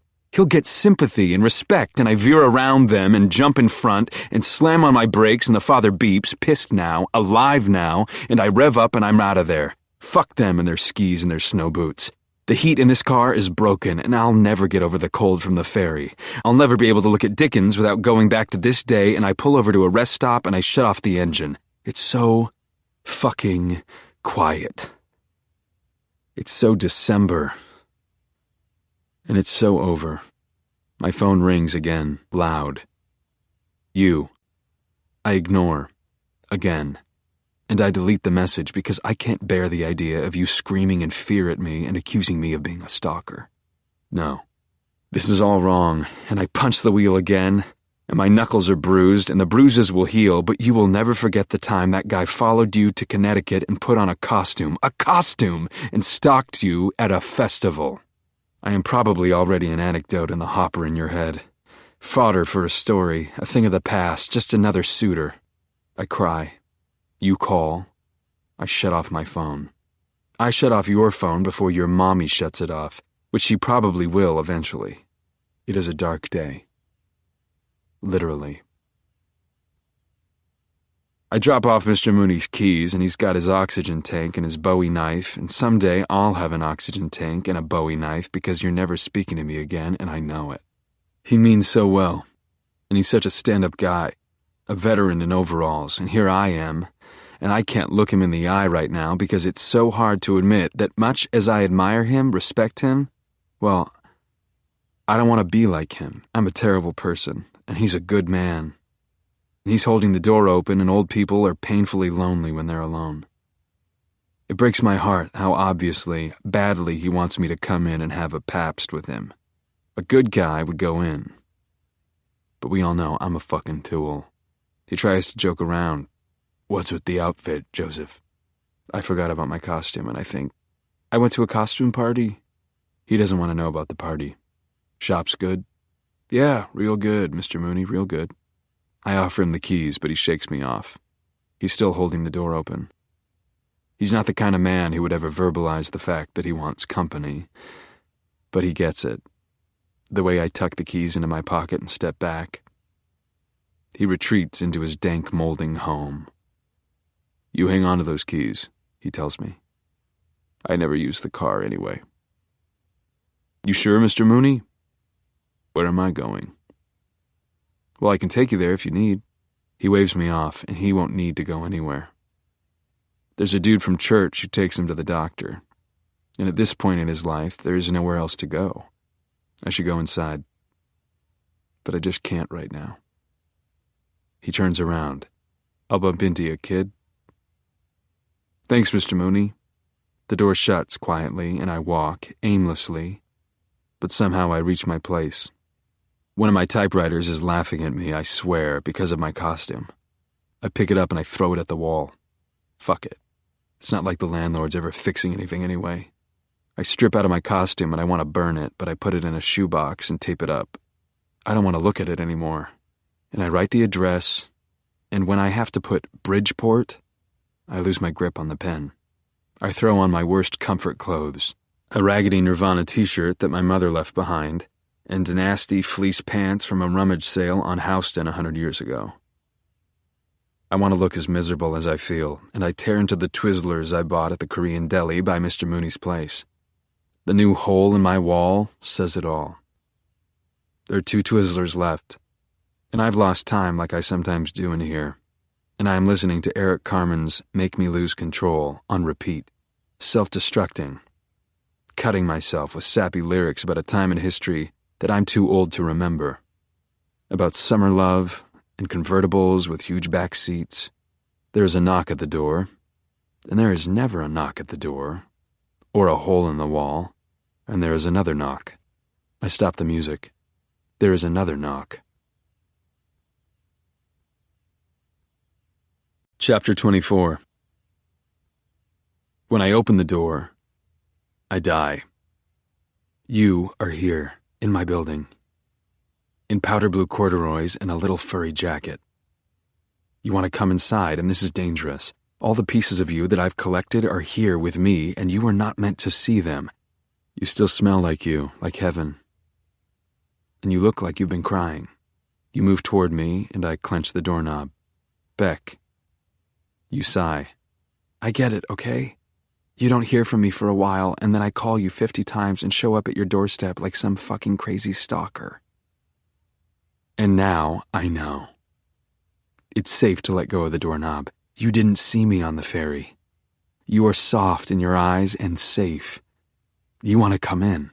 I play with you. You're not some crazy stalker? Well, a little crazy, you say. I had to force the kid at your shop to give me your address. You were too small to force anyone to do anything, and I will kill him. And you are frazzled, and there's nothing for me to do but get out of the way and let you in. You hesitate once you're inside, as if you've walked into the worst of the bathroom stalls at a movie theater, and I wish I had cleaned. There's an open can of sardines in the sink. That wouldn't be there if I'd known you were coming. But if I draw attention to the fucking fish, well, that's not good either. I like your shirt, you say. Nirvana. Thanks, I blurt. It was my mom's. You nod, because what the fuck are you supposed to say to that? Do you want me to open a window? I stammer.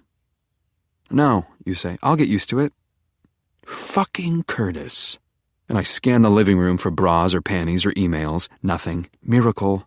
You were slipping out of your furry jacket and unzipping your boots and settling onto my sofa like you own the place. One good thing, you are so all about you that you don't seem to notice my apartment. You were blowing your nose and squirming, and I sit in my chair that I found in the alley by the bookshop a few weeks ago.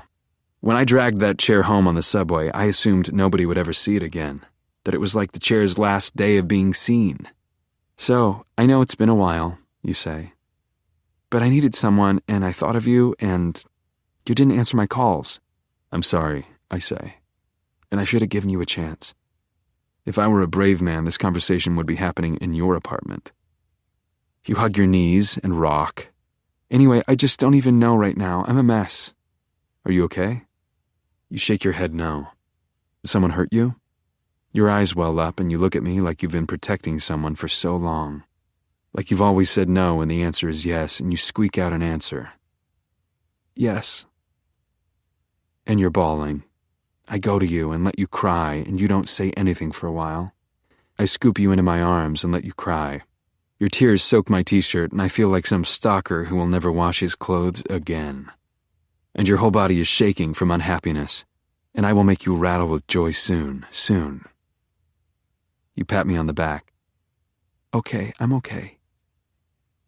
I understand that you need your space, and I return to my chair, and you let out a big sigh. Have you ever carried a secret around? I mean a secret as in a lie? And one day you just fucking can't do it anymore? And you have to let it out? I see Candace's musical fucking brother on TV sometimes, and I want to smash the screen and tell him that his sister did not drown while body surfing. I nod. Yeah, I get it. Your eyes skate around and they finally land on me. Well, it's a long story, but Joe, here's the thing. I lied to you. And to everyone. My dad is not dead. He's very alive and very well and living on Long Island.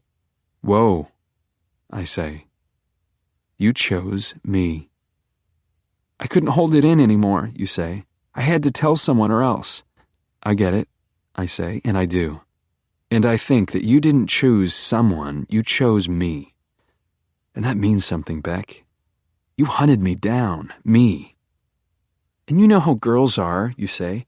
If I told Peach or Hannah or Lynn or anyone like that, then they'd tell someone and that person would tell someone and someone would send out some cryptic tweet about it and, that's why I thought of you. I knew you'd let it stay here. I get it, I say, and I do. I keep many secrets and now I have yours. And honestly, in a way, I'm not lying because in every way he is dead to me, Joe, you rail on. But the thing is, he married a lawyer and she's rich and he has money and I'm broke. And of course, he won't just give me money. No, I have to troll around in a fucking Charles Dickens dress with his spoiled offspring in order to get anything out of him. That was a lot of information, I say. Charles Dickens? You laugh. And tell me about the festival. I have to be careful here, and I act like I've never heard of such a thing, and I let you share the details, and I'm methodical in my reactions. And then I shake my head. This is a lot, I say. Is it worth it? Putting up with all that for a few bucks? Well, life costs money, you say, and you cross your arms. If he can pay for his new kids to eat organic candy apples, then he should have to pay for his old kid, too. I get it, I say, and I do. Your dad and his wife probably blew $400 on Dickens costumes, hot cocoa, and candy apples. And you're not the kind of girl to wait tables. Your friends don't worry about money, why should you? You finish sending a text and relax your arms and lower your legs, and when animals open up like that, they want to fuck. You're my animal on my sofa, and you look around my home. Wow, you say. You really do like old things. I found every single thing in here on the street, I say, proud. I see that, you say, disgusted. You prefer new, sterile IKEA, yet you tuck your dirty tissues into your mangy purse. Ah, women. You wiggle your toes and start in about your dad again. Divorce is different, and you're from a poorish family, My dad met Ronnie on the island when she was on vacation. Literally, Joe, he met her at a bar where my sister was working, and it was hard enough to start college as the girl who grew up where everyone else goes to vacation. I didn't want to tell people that my towny dad ran off with a tourist. Enough already, It's not fair, I say. It's not, you say, and I've never seen you so worked up. Being an Ivy League townie is one thing, but a townie with an absentee father? Fuck that, it's a cliche. I get it, I say, and I do. I love you for being the prideful, scrappy little fighter that you are. You're powerful, you kill people, you're brutal. I figured when I moved here I'd start all over, but I didn't think it through. You sigh and shake your head. Everyone from school is here, and if I told my friends about my dad now, I'd have to deal with it, you know? I know, I say. People can be judgmental about stuff like this. You have to watch out. Nobody knows, you say, and your eyes are big. Mine. Nobody. Except me, I say, and you blush. Except you. You repeat, and you smile. Almost. And then you sadden. And I know I shouldn't be so insecure, but he didn't just leave, you know? He built a whole new family with a younger, cuter wife and younger, cuter kids. Those kids are not cuter than you, Beck. You're not in a suspicious mindset, thank God, and you laugh, assuming that I'm making an assumption. All kids are cuter than adults, Joe, you sigh. That's just the evil nature of Mother Nature. Well, fuck her, I say, and I get a laugh out of you. You did your part. You saw him and his family. Did he help you out with some dough? You stretch your arms up toward the ceiling and stretch to the right and notice the hole in the wall right behind you. Jesus, you say, that's a big fucking hole. I swallow. A pipe burst upstairs and they had to get in there. And apparently they did, you say, and now you're tuning into your environment. You notice Larry, my broken typewriter on the coffee table. You look at me for permission to touch him. I nod. You tell lies. I hoard typewriters. We are different. Hot. His name is Larry, I say. I'm going to be honest, like you. Do you name all your typewriters, you ask? No, I say. I don't name them. They tell me their names when I bring them home. It is fun to fuck with you, and you can't decide if I'm pretentious or insane, and I can't tell if you're being sweet or patronizing when you laugh. Right. Beck, I say. Of course I name them. I'm just kidding. Well, Larry is handsome, you say, and you lean forward to say hello to him and tinker with his keys. I can see your panties. You ask me a question. Can I hold him? He's heavy, Beck. You can put him on my lap, you say, and you're wearing pink seamless bikinis, size small, from the Victoria's Secret Angels collection. I pick up Larry and set him on your lap and pray that you don't notice that your panties are identical to the panties shoved in between the cushions of the sofa. I tell you that Larry is broken because he fell, ha ha ha, and you pet him, sweet. Well, Larry may be broken, but he's a handsome beast, Joe. He's a one of a kind, I say. You study Larry. He's missing an L. I have to lie because I can't have you looking around for the L. Since the day I brought him home, you look at me. Do you have anything to drink? I don't have anything to drink. Fucking Curtis. You return your attention to the typewriter and you want to look between the cushions and make sure the L isn't lost, but if you do that, you will find your panties, which you will know are yours if you have a keen sense of smell, which I think you do. You're like a toddler that needs distraction, and I take a Twizzler and you grab the last two. Do you have any more of these? You say. Afraid not, I say. And now I'm worried because you stop chewing and your eyes lock on something in my bedroom. You squint. Is that the Italian Dan Brown I gave you? I want to close my door, but that would be weird, so I turn around and follow your gaze and realize you are looking at the special shelf I built for the Italian Dan Brown. It could be worse. I could have put the Book of Beck on that shelf. I think that's your book, I lie. You pet Larry and you grin. That's sweet, Joe. I swallow the rest of my Twizzler, and I have to get you out of here. You want to go get some more Twizzlers? Hell yes, you say, and I walk over to you, and you look even smaller with Larry on your lap, and you pat him. Lift, please. I lift him off your lap, and your powder blue cords have new dark scuff marks.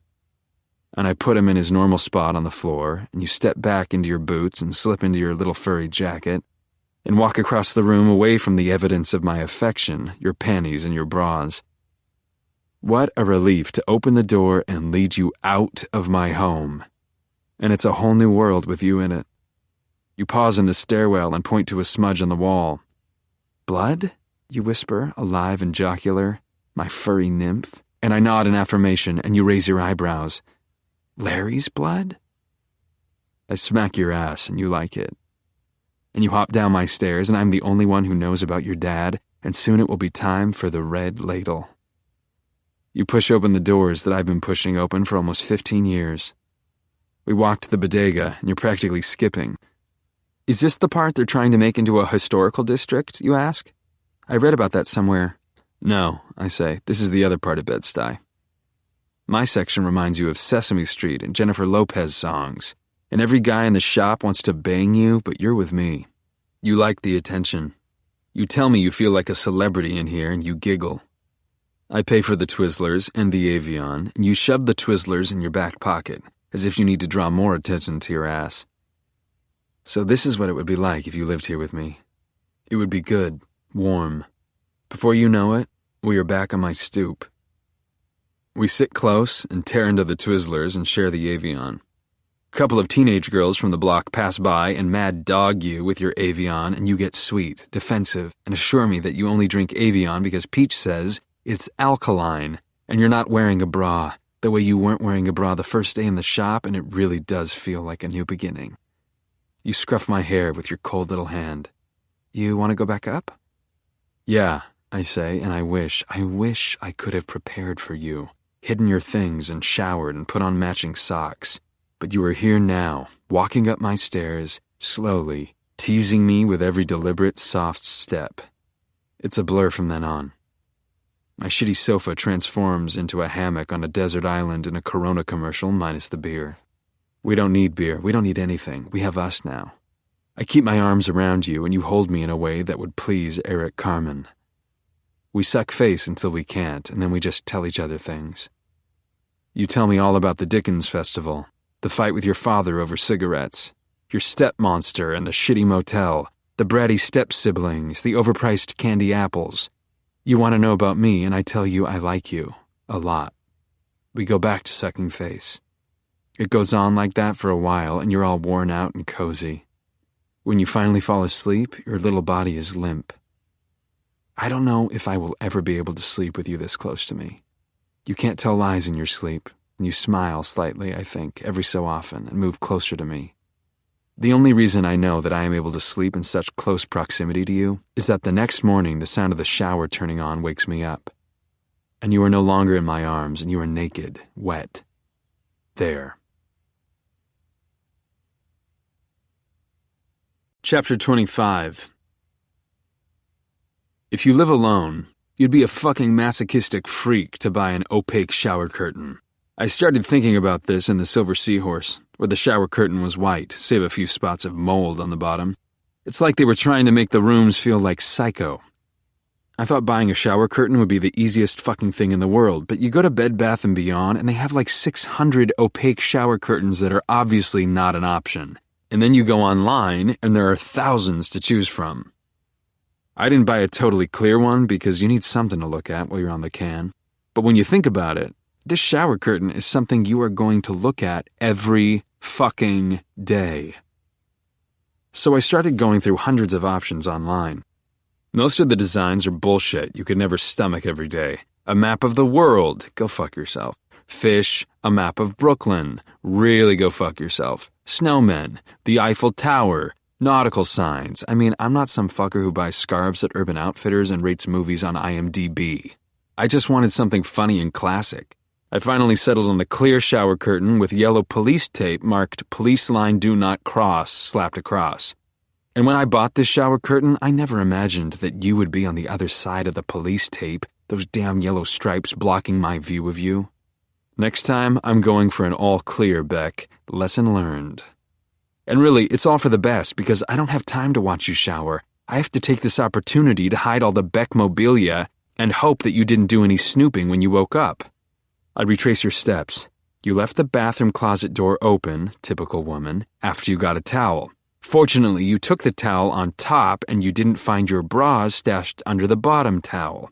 Hopefully, you didn't open the medicine cabinet in the bathroom and find your scratched-up silver hair clip. I stole it the first day I stepped into your apartment. Those clips are everywhere. You'd never miss it, right? I needed it because a few delicious strands of your hair are woven in, holding your DNA, your scent. Did you open the refrigerator door and find your leftover bottle of Nantucket Nectar Diet iced tea, half empty? Your lips touched it, and I wanted to keep your lips in my refrigerator. You did pour a glass of water, and there is always the possibility that you would have mistaken your iced tea bottle for my own. The bathroom door is the one thing in here that is actually not even slightly broken, and you could have closed it all the way, but you didn't. It's like you want all doors open at all times, the way your windows have no curtains in your apartment. And I can't help but feel excited that in some way you wanted me to sneak a peek at you in there, right now, blocked by that big bird-colored police tape.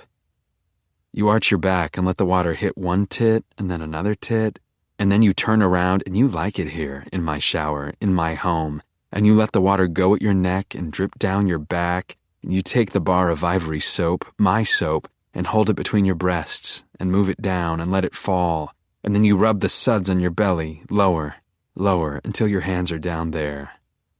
And then as soon as they're down there, they're back up on your neck, and you're holding back, and you're so hot for me right now, and I should take off my clothes and get in the shower, but if I did that, you would look at the moving door and realize that your white bikini top is hanging on the doorknob.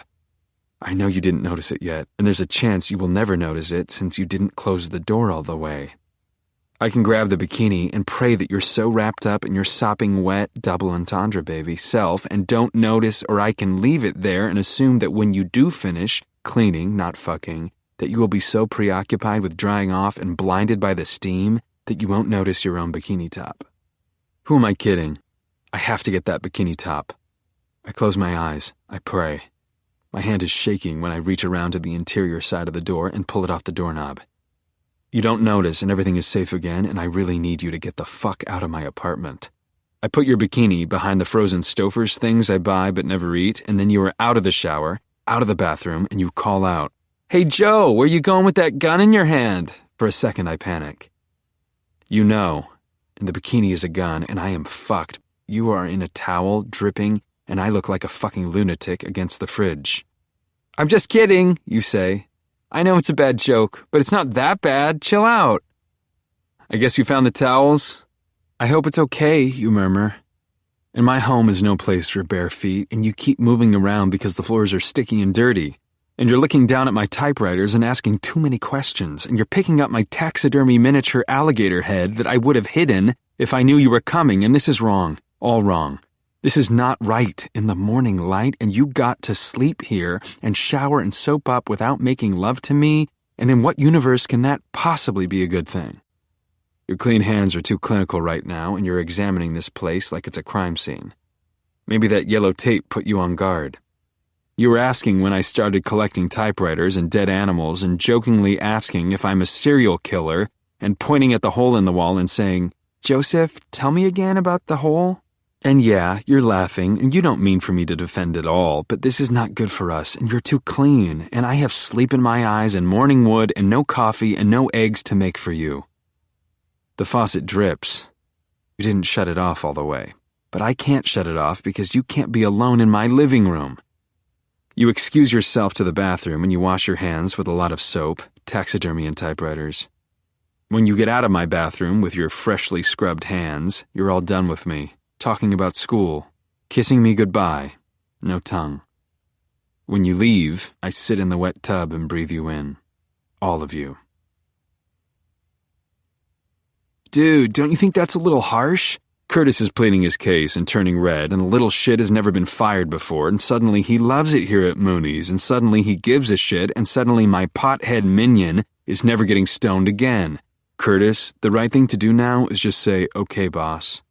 He flares, and a fat little woman knocks on the counter like it's a door. "Excuse me, guys, but do you have any Zone cookbooks?" "Yeah," I say, and I am about to say where, but suddenly Curtis actually works here and actually gives a shit, and he's zipping behind me and leading the sweet little fatty to the cookbooks and talking to her about our ability to special order any Zone book her fat little heart could desire and telling her about our return policy. So loudly you'd think she was deaf, not fat, and it's amazing how people only shape up until they have a gun against their head, and then I hear you, "Hey Joe, where you going with that gun in your hand?" And that morning was all his fault, and he will pay. He must pay. And the fat lady wants to pay part by check, and part by cash, and part by credit card. And I have to wonder, how will she afford to buy the ingredients in the Zone book recipes, and suddenly Curtis is a fucking volunteer policeman, all about double-checking her driver's license like I taught him to do, like he never does, and running the credit card the right way, hard and tilted so that the weak old machine picks up the swipe. He's inserting a bookmark in each fucking cookbook, and man, this kid, only a nutjob psychopath perfectionist motherfucker would fire this kid. So good he is, so dedicated. The little fat lady is pleased, and she whistles at me. Yoo-hoo, hon. I nod and I smile, and she should have addressed me as Sir. You should give this young man a raise, she says, and she's pink all over from hustling around the store. I tell you, I was in another little shop uptown for 2 hours before someone came to help me, and this young man you have here was a wonderful and gracious host to me. And knowledgeable, too. I'd like to tell her that in both bookstores and coffee shops, it's actually polite to leave browsers and readers alone. When you harass people and offer to help them too much, they feel like you're nudging them out the door. This lady doesn't know anything about the world, and she's still raving about this friendly young man, and I would like to tell her that overeager Curtis, did he start doing meth or something, has actually driven customers away today because most people don't want to be interrupted when they're reading the first few pages of a novel. Oh, I want her to know that Curtis smokes pot 4 times a day and steals bicycles and fences them for spare cash. I could tell her that he is late every fucking shift and that he shits in the bathroom on a regular basis. Rude. And that he's cheated on every girlfriend he's ever had. And that when she exits this place, were he not getting his ass fired, he'd mock her to high hell and possibly even write down her checking account information. Yes, she pays with a check. Instead, I just smile at the gal. You're the exact reason that we open up shop every day, I say. We're in the business of helping people buy books. This is just like that Meg Ryan movie, she squeals. You know, where the nice girl has the small shop and she falls in love with the man with the big shops? Curtis fucking sings. You've got mail! You've got mail, she cries and she laughs. Oh, I love that movie. Do you have that here? DVDs? This sloth won't use her cookbooks. She will buy a small shelf at Target and have someone nail it into the wall in her kitchen. She will line up those cookbooks and love the way they look and throw a pizza in the microwave and tear into the DVD of You've Got Mail that she'll truck across town to buy. She'll never come back here again. When she goes, Curtis gets it somehow. He knows he's done. Dude, he says, for what it's worth, I thought I was helping you out. That chick was hot, bangable hot. You don't give out my address to strangers. She said she knew you. Did I say bangable? Mad bangable. Let it be known that I only punched him once, and not in the face. You better remember that, Beck. It's not like I'm some monster, and it's not like I hurt him. I fired him, man to man, boss to worker. It wasn't personal, and it wasn't hardcore, and that fat lady was the first customer he treated well since week fucking 1. Also, you're not bangable, Beck. You're beautiful. There's a difference. Chapter 26. The day after our sleepover without sex, you asked me to meet up with you in Midtown. Curtis was gone and I was alone in the shop. But the day after a woman is naked in your apartment, everyone knows the only thing to say to her is yes. We picked up your new cable box. The line was a mile long. Then you sent me home. And it's been more of the same for the past 2 weeks. Today, you asked me to meet you in front of a Starbucks in Herald Square, where I stand now as you kiss me hello on the cheek. You're not going to sit on my lap in an overstuffed chair and lick whipped cream off my upper lip. You're in get-it-done daytime mode, and Christmas shoppers walking by probably think I'm your gay best friend. My dick hurts, Beck. Where's my holiday? So the good news is I know exactly what I want. You do, I say, and I hope you'll ask me to eat you out in the bathroom at Starbucks. I want to get my mom those headphones that double as earmuffs. Ah, digital earmuffs are the physical opposite of oral sex. And the better news is, I have a coupon, you say, and we are on our way into Macy's. Now you start in about money. You're strapped for cash. I pretend that I didn't read the emails you exchanged with your father this morning. I know that you're waiting to see if your old man, the captain, is going to help you out. We are in the ladies' shoes section. Didn't you want earmuffs? When you ask me about Curtis, I tell you that I caught him stealing and fired him. I do not tell you it was because he gave you my address. You sigh. He seemed like a good kid. Ha. We wander through jewelry. Didn't you just need earmuffs? And you want to know when I'll hire a new clerk. I'll tell you that the only thing more impossible than finding good help is running the store on my own. You nod and agree that most people are unemployable. And is this really how it's going to be? Small talk about resumes and shit? Want to go for a ride, you say? And if you mean that you're going to go for a ride on my dick, then yes. But instead, you take my hand and lead me onto the escalator. It is crowded and sweaty and Christmassy, and I would rather be balls deep in a trash can. There is no privacy on an escalator at Macy's in December, but you're a little performer, and here you go. So my grad school advisor, the one on sabbatical who's on a grant at Princeton, and you pause as if the Mexican chick in front of you cares. He wants pages before we break, which is obviously ridiculous. What's his name again? I say, even though I have never asked. Paul, you say. You don't offer a last name, and the conversation is over, thank God. We get off at the 4th floor. It's loud and smells like pretzels and perfume. A Miley Cyrus song plays, and it's too hopped up in here. Loud skanks picking fights with each other assault my senses, and I ask you if the headphones are on this floor, and you tell me you need to return something.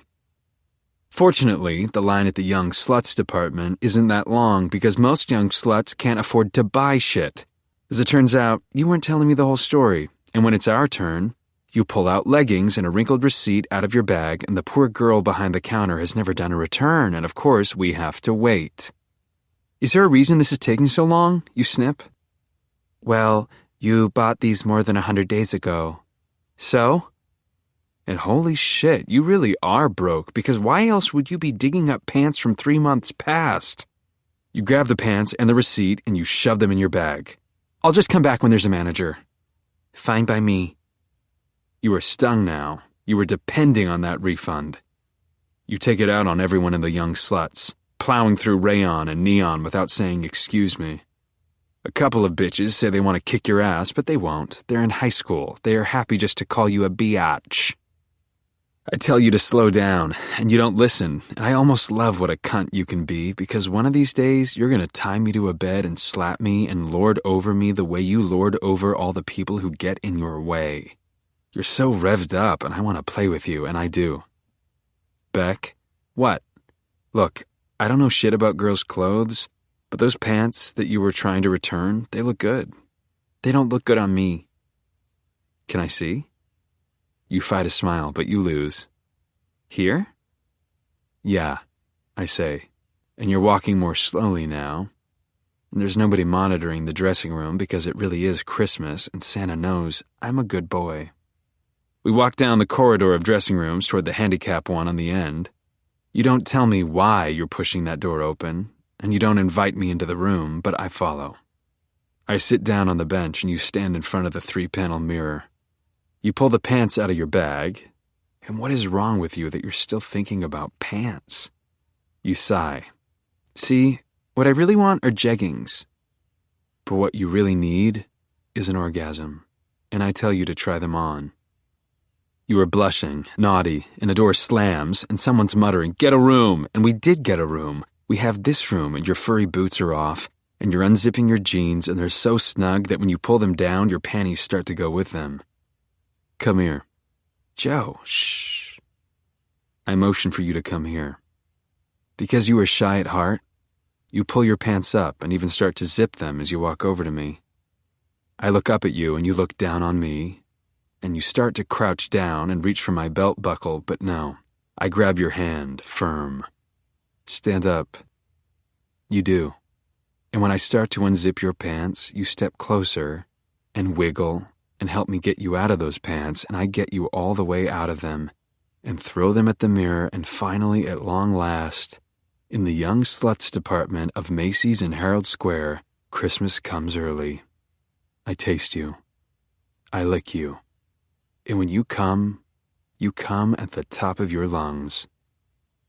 I love shopping. Sex clears the mind, and the orgasm agrees with you. We leave the dressing room, and you decide to give the pants you were trying to return to your mother. I knew we were never getting any earmuffs. You hold my hand hard and tight, and we ride the escalator 4 flights back down, and you do not want to browse anymore. The music softens as Have Yourself a Merry Little Christmas begins, my favorite sad holiday song. You ask me what I'm doing for the holiday, and I tell you that I'm working, of course, and you tell me that you're going to have to get a job. You lead me into men's hats, and you pick a red and green wool monstrosity. I shake you off. Maybe I can work here, you smile. You could come visit me on my breaks. Do you really need a job? Instead of answering me, you pick up a red hunting cap like the one Caulfield wore in The Catcher in the Rye, and you look up at me. Please? It's pretty much my favorite book of all time.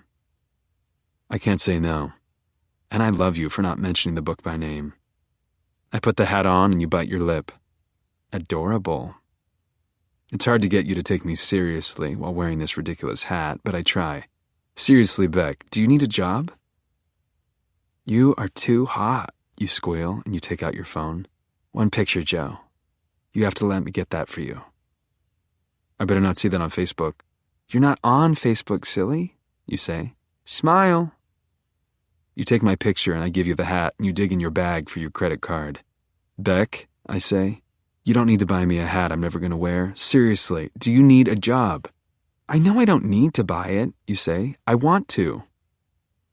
It's Christmas, so I let you buy me the cap. And I say I'll only wear it on one condition. Anything, you say, and you have gorgeous tunnel vision. Tell me you'll take a job at the bookshop. Yes! You cheer and you throw your arms around me. I give you everything you want, everything you need, and you kiss my neck so softly, my lips tenderly. You murmur my name, Joe. And everyone walking by probably thinks we just got engaged. Later in the day, Ethan shows up for an interview. I don't have the heart to tell him that the job has been taken. He looks like a gerbil, and he's friendly as a puppy, and he'd be better off in an animal shelter than a bookstore. He talks a lot, and I check your email, and it's clear to me that you called Peach and told her about our shopping excursion and your new job. She writes, Beckalicious, I hope you're not beating yourself up after the Target romp. Remember, doing something trashy does not make you trashy. You're only human, little one. Just please be tender with him. Probably not the best idea to work together. Maybe better to work on campus? Anywho, be well, Peach. The email from Peach kills my Macy's buzz. What if you back out on me? What if we work together and we don't get along? What if you need to have a #girls night on your nights off and I never get to go shopping with you again? Ethan would never bail on me. He brought 3 copies of his resume. You seem awfully busy, Joe, he says, perky. If you want me to go, I can come back in a little while. My day's clear. I buy time. I don't know if I can deal with his energy. What are your 5 favorite books? He smiles like I just told him that Santa Claus is real, and I read your response to Peach. Oh, it was Macy's, not Target, so that's more respectable. I hope. And you're right. I know, I shouldn't work at the bookstore. I am so bad about boundaries. Why are you always so smart? Ethan is in the middle of his analysis of The Lord of the Rings when I interrupt him. I'm sorry, Ethan, just give me another minute here. You don't have to be sorry, he sings. You're the boss. Everything is an exclamation point with this guy, which is why it's puzzling that his favorite book of all is American Psycho. I love a good scare, don't you, Joe? I prefer literary fiction, and he wags his tail, and I refresh your inbox and open Peach's response. I just care about you, Beckalicious. Remember, boundaries. Also, I feel like I haven't seen you in forever. I put your phone away and quietly thank your mother for footing the bill. Ethan is still talking about the gerbil in American Psycho. He gushes and giggles, and who the fuck is this guy? I just love books, he chirps. I could talk about books until the cows come home. That's the hardest thing about losing the job and the girlfriend. I miss talking. I love talking. Ethan is the loneliest, most depressing man I've ever met in my life, and at the same time, he's saving me. And he's perfect, just what I need. You will not be into this guy, and next to him, I'm the man. I smile. So, Ethan, Can you work weekends? Of course, he chirps, not entirely unlike a gerbil. I can work any time. When we stand, I realize that he's almost a foot shorter than I am. He has dandruff, and he gushes with gratitude as I walk him to the door. You know, Joe, I always had this feeling that I'd wind up with a fun job like this. To be honest, majoring in finance was my dad's idea, not mine. Well, that's good, Ethan. This is good, I say, and he is the one with boundary issues. You go have a beer and celebrate. I don't really drink, but maybe I'll put a little rum in my Diet Dr. Pepper, he exclaims, and when I watch him walk down the street, I feel proud, like a teacher. I've done a good thing today. You write to Peach and wish her a happy holiday in the sun. You tell her you're probably going to stay in the city because it costs so much to get to Nantucket, and she responds, Sweetness, if you need a loan, you know I am here. You write back no, adamantly, and Peach is leaving to meet her family in St. Bart's and rub organic sunblock all over her grotesque body and think about you. Maybe she'll find a native girl, fall in love, and let you be. I email you that you start tomorrow and you respond right away, the right way. Smiley face, yes, boss. Later that night, you call me to clarify your start date. When I tell you about Ethan, you were confused at first. I thought I got the job, you say. Well, it's the busiest time of the year, Beck. Does this mean I won't get as many hours? This means we might have a night off together once in a while. You get it, and you lower your voice. Are you sexually harassing me already? I don't laugh. Yes, miss, I am. I'm a genius, clearly. And Peach can fuck off because we keep talking like boyfriend and girlfriend. I tell you more about Ethan and you laugh. He's like the anti-Blythe, you say. She crosses out exclamation points in everyone's stories, literally. Damn, I say. I wonder what would happen if they were in the same room together. Oh my God, you say, and I can tell that you just sat up. We have to do that. Beck, we have to set them up. This kid is so innocent, I say. I don't think I can unleash Blythe on him. Honestly, Joe, you say, Ethan might be just what Blythe needs, and vice versa. I mean, opposites attract, you know? Are we opposites? Well, we'll see, you say, and then we move on to talking about Indian food and music, and it's one of those conversations that just flows, the kind you can only have after a dressing room. When we finally hang up, I send you Ethan's contact information for Blythe. I write, Merry Christmas. You write back, It is indeed, smiley face. Chapter 27. I love having you at the shop. Working with you has made me fall back in love with Mooney's Place. We are an adorable couple and a good match, and you love it when anyone says so. There are no more dates. There's just us. You get here before your shifts start and kiss me hello. Dull pedestrian couples get a dog to practice raising a kid, but we have a shop full of books together. We share the load and laugh at the customers and playfully argue about what kind of music to play. And we are one of those 1950s couples, very sexist because I am in charge and you like it that way. You toy with me, bending the rules on a daily basis, and you live to push my buttons. We laugh easily. I bring my Holden hat to work and I put it on when you're not looking and you burst out laughing when you see me. Oh my God, Joe, you have to let me take that away. I playfully fight you off. You can't take my Holden Caulfield cap. You laugh. No, what I can't do is let you go out into the world wearing that thing. Clearly, I was not thinking straight when I picked it out. I like the reference to our time in Young Sluts, and I let you grab my hat. I never even took the tag off, and you were pleased to find it there. Now I can get you something even better. And I can't believe how cheesy I feel, how upbeat, but it feels like the world is on my side. It's downright happy in Mooney's Place. Ethan and Blythe are actually going on dates, which is amazing. And I go to bed wondering what you're going to wear to work the next day, wondering when our chemistry will erupt into a marathon fuck session in your bed that I built. We are waiting to have sex because you say this is special. And it is. Every day is Christmas.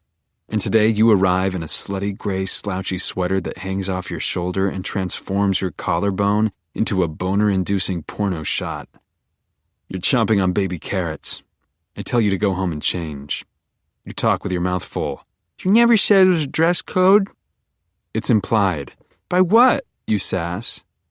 Ethan's baggy sweatshirts? Calm down. I am calm, Joe. I'm just asking you to tell me about this dress code. Think of it like school. You wouldn't go to class in this. You toss the carrots on the counter. You cross your arms. I came from class. Just cover it up, I say, and I want to tell you this is why the guys in your class feel permitted to try and fuck you. Cover up what? You say, and now I want to bend you over and teach you a lesson. Your daddy issues are intense, Beck. Cover your collarbone. Well, why don't I put on your fleece? I let you try on my black fleece, and it drowns you, and I'd like to pick you up by the collarbone and bring you to the F through K section where you went your first time here when you didn't even know what you were looking for, me, and I can do that because I'm the boss, and you want me to do that, and I want to do that, but I won't. I like how much you want it now, and it's going to stay that way. And I shake my head at you and motion for you to get out of the fleece, and you piss and moan, and your slutty sweater goes up along with the fleece when you pull it over your head, and some pervert in reference books is looking, and I reach over and yank at your sweater and pull it down. You startle, and the radiator hisses, and the soundtrack of Hannah and Her Sisters delivers instrumental old love songs, and you brought me a coffee like a good girl, and you hand me my fleece. I take it and sit down on the stool at the register, and you bat your eyelashes at me, and that perv is still looking, and I have to take care of him. When you come back, I say, raising my voice, you better be wearing a bra. You blush and try not to smile, and you slip into your peacoat and grab your bag of shit you dragged in here, and you nod. What color? It can't be long before we fuck, and I shrug. You pick. Red? Fine. Black? Go, I say, and you go, and I look at the pervert and call him out good, cold. Did you need help, sir? No, just looking. Well, if and when you do need help, I'm here, I say, and I turn off the Hannah and put on the Beastie Boys and wait for you to come back, which you will, because you love it here with me. Did I mention that this was the best idea ever? Your first shift, you were an arrogant disaster, and you fucked up every sale you made and overcharged and undercharged and wore your fucking brown university sweatshirt as if you needed everyone to know that you're above this kind of shit, and I told you no sweatshirts, and you turned red because you know when you're being an asshole. The perv in references asks if we have a bathroom, and I tell him, sharp, cutting, no, and he doesn't say goodbye when he leaves, and I take the opportunity to go downstairs and beat one out because working with you and waiting for you to get here so I can smell you and see you and be near you every day has me worked up like a fucking 8th grade kid with a slutty substitute teacher. My phone buzzes, and you're fast, and you have texted me. Knock, knock. And there's a photo, and it's you, in a red bra, and you text again. Is this appropriate for the workplace? And I write back, no. And January is the deadest month in the world, and I could stay down here reviewing bras all day, and you know it, and you come right back. Knock, knock. I type, yes, and here it is again. You. No face, just your tits shoved into a pink lace bra, and your nipples are hard for me, and I can't take it anymore, and I finish, and you text me again. Question mark? And I refuse to give my dick to you in this way, and you're starting to figure that out, and you text another photo of yourself. No bra. And I give you what you want. I text, bad girl, come here, now. You text right back, lightning fast. Yes, boss. No punctuation, just yes, the universal euphemism for fuck me now, and boss, the universal euphemism for I submit. And I clean myself up and bound up the stairs and find the Paula Fox I'm pretending to read every time you show up, and I take out the Beastie Boys and put on some Beck. It's a regular thing now, a joke we have. We are that couple with a secret vocabulary of songs and books and looks and meals.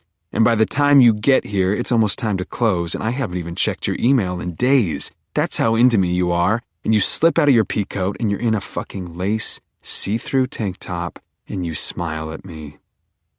Is this inappropriate? I close Paula Fox, and the Beck song Sex Laws starts to play.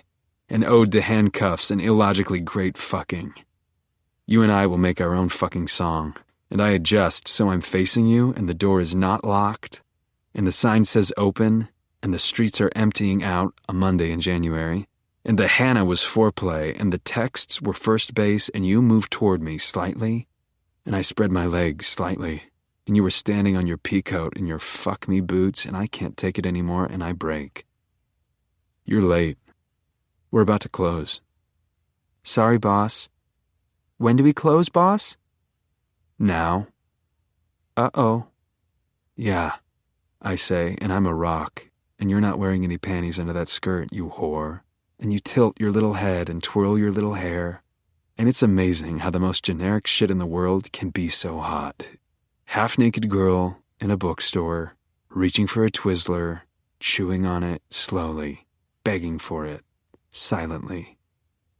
Well, maybe there's something else I can do for you, you coo, and I shake my head no and motion for you to come here now, and you have the Twizzler hanging out of your mouth, and you put both of your hands on both of my knees and lean in and dangle the Twizzler at my mouth.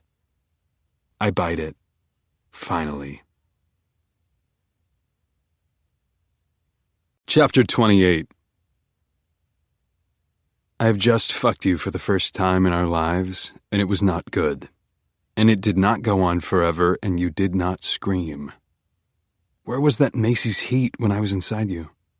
And who's to blame for our quick fuck? Was it because we weren't in a dressing room or in front of an open window, or was it me? Was I too hungry, too eager? Did I hold you too hard? Maybe I'm better at eating you out than I am at fucking you, and that's a horrible and unfair possibility. We've only done it once. Do I get to do it again? Do you want to do it again? You don't want to do it again. You aren't revving up as we recover on the floor of the cage. You were on top of me, stroking my hair, and I can't see your face, but I can feel the disappointment in your hands, in your touch, which is full of pity. The pads of your fingers go pat, pat, and I can't let go of you, or you might back off of me, and I might have to face you, and I can't do that. It lasted maybe 8 seconds. 9. I'm running it over in my head, and I don't know how this happened.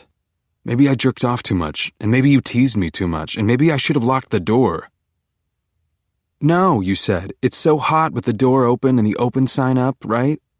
I should have been honest with you and told you that the lack of security would only make me nervous, but I didn't want to disappoint you, and I wanted to put your needs first. You wanted to go at it by the register, but I said no. Let's go downstairs. Really? You said, and you were lit up. You were, I'm sure of it. We got down here, my idea, I have key, I am the boss, and I unlocked the cage and ordered you in there, and I locked it, and you smiled, and I told you to take your skirt off, and you obeyed, I am the boss, and you weren't wearing any panties, and I told you to touch yourself, and you did, and I willed the other Beck to shut the fuck up. You wanted the music on, and so I left it alone. I am the boss, and I am allowed to please you on occasion. You stood holding the cage door with one hand and working at yourself slowly with the other while I started getting undressed, and you watched me smiling 1 second, intent and ready the next. I told you to beg for it, and you begged me to come in there, and I took my pants off, and you saw how badly I wanted to come in there, and I told you to get down on your knees, and you did, and you reached for me. I am the boss. I am allowed to please you on occasion. And I unlocked the cage and entered. You took me in your hands and in your mouth. And you kept looking up at me, and I knew it was time to fuck you and let you know that it was time. And you leapt at me, an animal, and straddled me and commanded me downward. I am the boss, and I am allowed to please you on occasion. And then I was inside of you, and I came. I blew it. I came so fast and so hard, and you said nothing at first, and you didn't act like you wanted me to help you finish. You just went smack into gentle stroking my hair mode. The wrong kind of fucking touching, and you quietly told me, "Don't worry, Joe, I'm on the pill." And that was the moment I was most afraid of you, and what you could do to me and not do to me, because that was the moment that I realized that you are the boss, not me, and you can please me on occasion if you want to. When we finally stood up, we were both hungry and dizzy, and there was an old man upstairs standing at the register, and he looked at us, me all dressed, you in your bra, and he smiled. You kids have a good night. I'll come back another time. There was something deathly unsexual and anticlimactic and flattening in his words, his old man eyes and his pleasure at seeing us, young and hot and alive. He had more fun in that moment than you and I had in our first fuck, and there was no getting around it. And I wasn't surprised when you said you should go check on Peach because she's been really depressed. I wasn't surprised that you didn't suggest we go to your bed and fuck again. I was bad, and you are the boss. But this is what surprises me. A day later, you didn't even wait a whole day. You texted me. Hey, Joe, I can't make it in today. Sorry. And that exclamation point was the beginning of the end of us, and I made a mistake by writing back, okay. And then you made plans to go out with Lynn and Hannah instead of seeing me. You. I miss you girls. I have an emergency session with Dr. Nikki, but want to get late lunch and or happy hour? Hannah, who is this? Haha, yes, fine. Lynn, I'm already in pajamas and housewives mode, frowny face. Have one for me. So this was it, right? The true end, because instead of seeing me, you were opting to see a mental health professional and a girlfriend to talk about me. And when a girl likes talking about you more than talking to you, well, in my experience, that's the end. So I was gonna fucking kill myself and everyone in the shop and take out the Eric Carmen CD and smash it into bits because I stopped believing in myself and our future. I wrote back to you, pathetic. Okay. It's a good thing you knew that I was close to losing my shit because not 5 seconds after I shut off the CD, sometimes silence is the best sound, and sat down on the stool and thought about castrating myself like the perv in Little Children, you wrote back again. But what are you doing tonight? Smiley face. And all was well in the universe, because that smile was your gaping wet pussy that knew that I had more to give, and I was okay again. It was clear to me now that you were going to your shrink to talk about your problem, that you enjoy sex more when there's an audience. And you were going to see Hannah because you've been busy with me and she's been away on vacation and you wanted to tell her all about the best head of your life in Macy's. That emoticon was your way of saying that we don't work together anymore, we fuck together. So I told you to be at my place at 7 and you wrote back, see you then. It was 7:12 when I realized that the candles were cursed. 5 little votive candles that I picked up at Pier 1 Imports because of some guy in the bookstore who stayed in my head for some reason. He seemed cool, like a guy I'd be friends with if I was on the market for friends, and he dumped a heavy bag on the counter so he could get out his credit card and he sighed, fucking candles. Women and candles, right?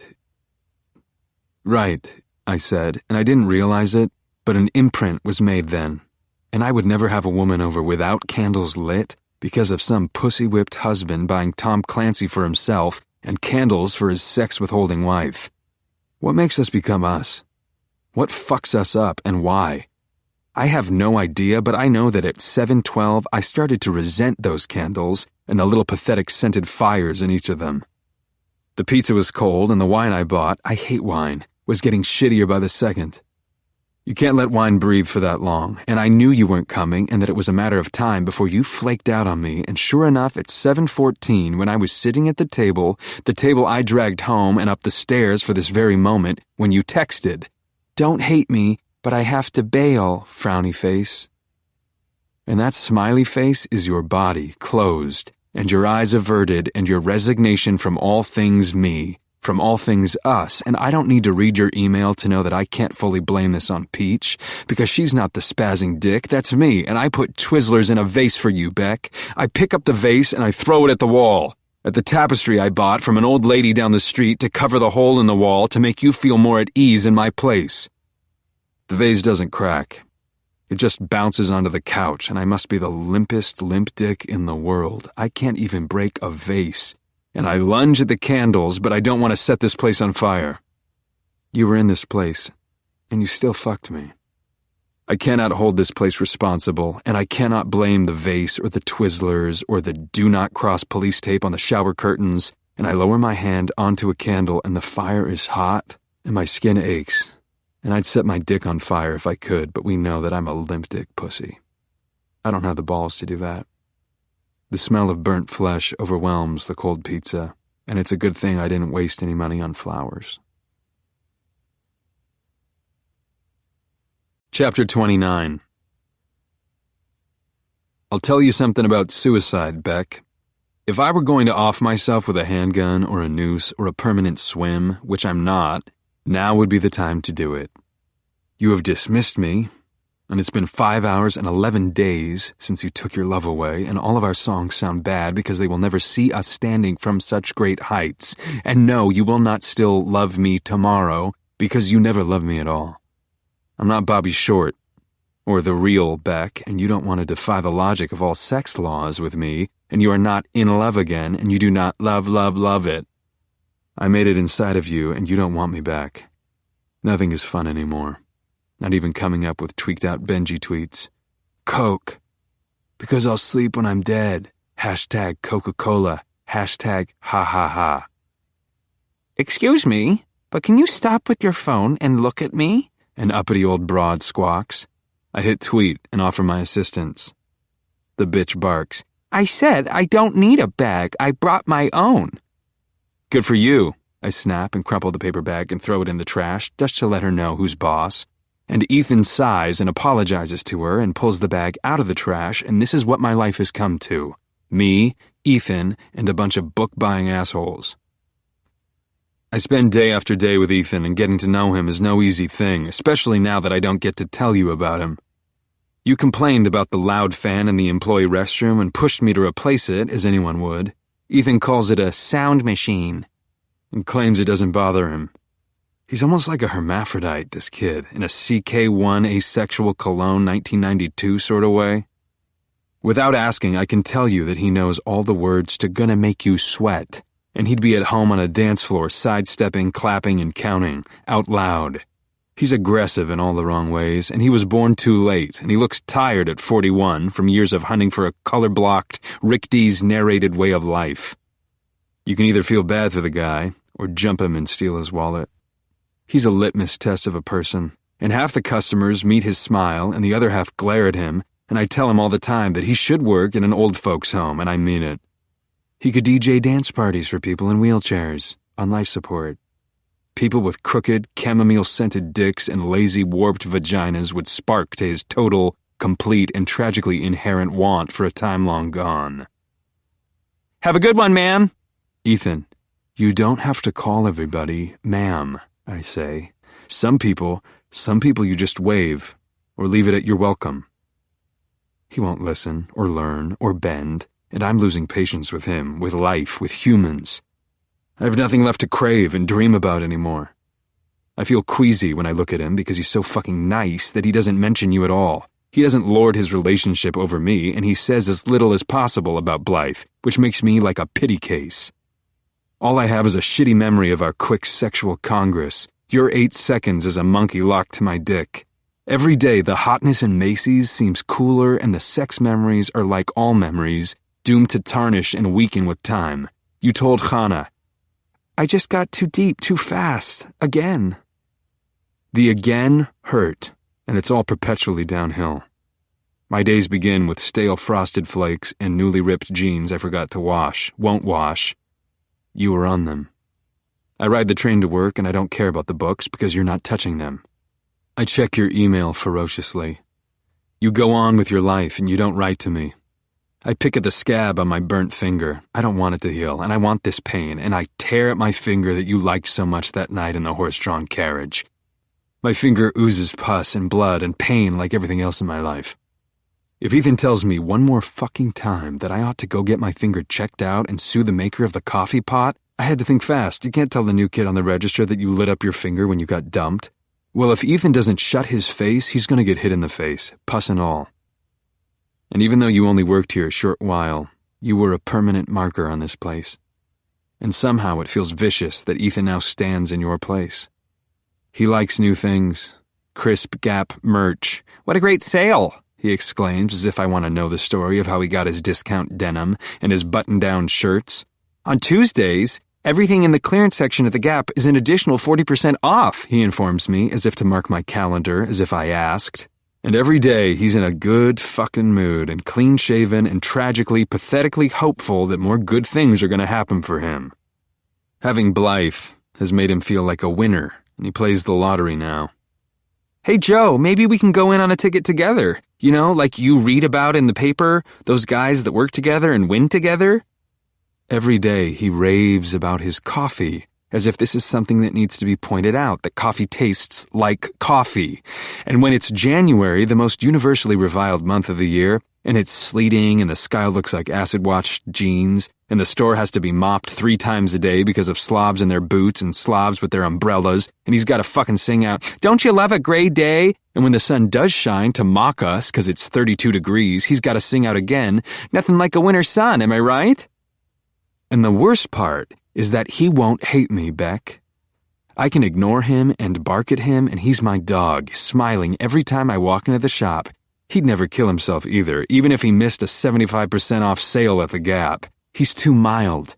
One day, when he first started, he showed up with a bag from Bed Bath & Beyond. When he went to take a shit, he eats too much bran, worries about his colon. I peeked in the bag. Do you know what was in there? I'll tell you what was in there. A collapsible tray table. Is there any sadder purchase in this fucking world? Maybe a CD of C&C Music Factory's greatest hits, but that's about it. And I remember thinking, Ethan is going to go home from the shop and make fiber for dinner and put the dinner on his new tray and watch network sitcoms and think about how funny The Big Bang Theory is. He will literally lick the plate clean and fold his tray table and put it in the place where he will put it every night for the rest of his painfully lonely, fibrous, organized life. But then he got Blythe. And I know they are together. I'm not an idiot, and now it feels like I'm the one with the fucking collapsible table, and the world is upside down. You should be here, telling me what Blythe says about him in her stories. I need you. I need levity. I hate Ethan. I hate him for having Blythe. When we broke up, they should have broken up, and I try to be normal. I ask him what's up with him, but he feeds me bullshit.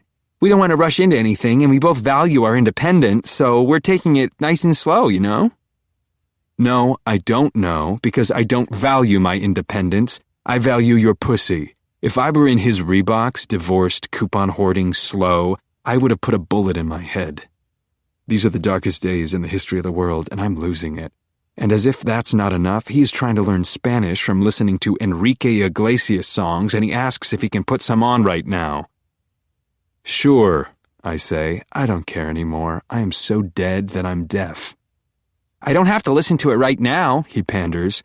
Want me to play something else? I have a ton of playlists on here. I have club music and rock music and jazz music. Ethan, it's not jazz music, it's just jazz. Joe, you know so much about everything, he says, and he always finds a reason to smile. If I gave him a bloody nose, he'd find a reason to thank me. I feel like I'm learning more every day. I go downstairs and lock the door and check your email. There is a lot of junk about school, some financial bickering with your parents, your dad is helping you a little, and you're pity-partying with Lynn and Hannah about the Januaries. You were trying to keep busy, buying all kinds of shit online, putting it on Daddy's credit card, then promising Daddy you'll return it. There's no way around it anymore. You were gone, shopping, and I peeled the new skin off my burn and watched the pus ooze. I am not healing. I refuse to get over you. Then you write to Hannah.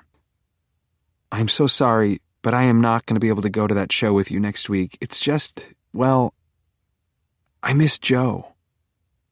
If I had a folding TV dinner tray, I would hurl it at the window and pound my chest like a barbarian, like a thick-dicked alpha gorilla. Yes! You miss me. It's true. You do. The countdown to the apocalypse is canceled, and you miss me. And I blow on my finger, and I love life and C&C Music Factory, and maybe Ethan really will learn Spanish, and I read on. I don't know if it's him per se or what we had, but I keep thinking about him, and I keep almost calling, and I am going to call if I don't get out of here. So I'm going to go to Peach's place in Little Compton and just kind of decompress. And now I'm pacing, because you love me so much, you have to leave New York. It's official. You are obsessed, and you go on.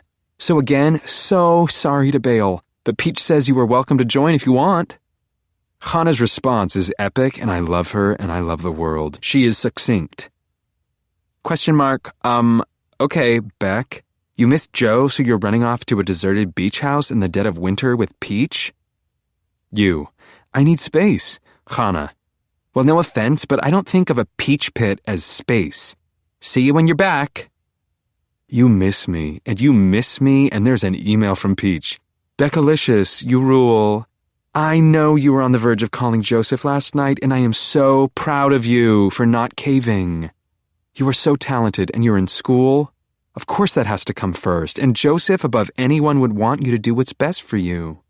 Don't be so hard on yourself, B.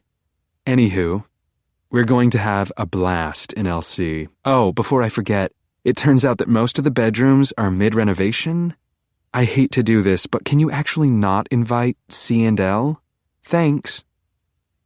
Bedrooms are under construction, but there is always room for one more. It's vacation time, and before you can vacate, you need to prepare. Everyone knows that. I bolt up the stairs and tell Ethan I'm going to the Gap. Don't even look at anything in the front, he advises. Plow right on through to the back. You're a good man, Ethan, I say, and I mean it. You'll be speaking Spanish in no time. Thanks, Joe, or should I say, gracias. And remember, it's Tuesday. I know, I say. All clearance items are 40% off. You know it, Joe. And I do. I can't wait to get new things. I like old things, but you like new things, and maybe there's something to be said for new things. You miss me. And that's new. And that's good. Chapter 30. I'm back at the shop, surrounded by newness, and maybe I'm more like you than I know because the new things are exciting, Beck. New bandages, clean, new hat, wool, new haircut, short, and a new attitude, psyched. I'd let Ethan go home early, and he said he was happy to see me in such high spirits. It's only a matter of time before you reach out to me. You miss me. And I check your email again because the news has been so good. Hannah's laying into you about your LC tweet. Hannah, LC? Beck, the only way you could sound like more of an asshole is if by LC you mean Lauren Conrad. You can't call it LC if you've never been there, which you haven't, right? You. Okay, you're right. LC was a lame tweet. I just feel kind of off since Joe. Hannah.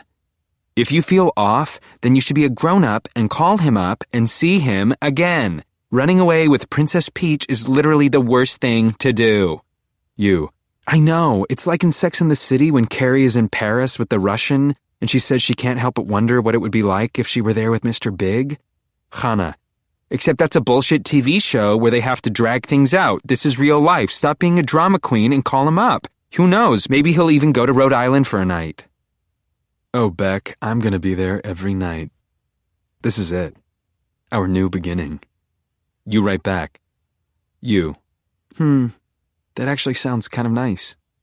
Hannah. Then do it. Invite him. Fuck Peach. You can pretend he hunted you down all romantic and shit. You. Maybe. Imagine if I just text him the address and say come, LOL. And I check my phone for a text from you. Nothing. But it's official. You want me, and it's official. I want you. I can't sit around here and wait. I have to man up, and I do.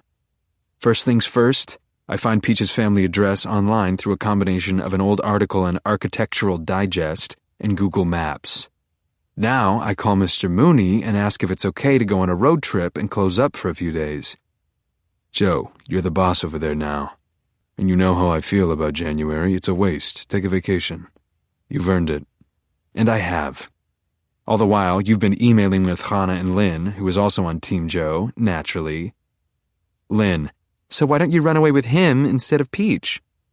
You, please don't hate on Peach. She's going through a rough time. Hannah, her whole life is a rough time.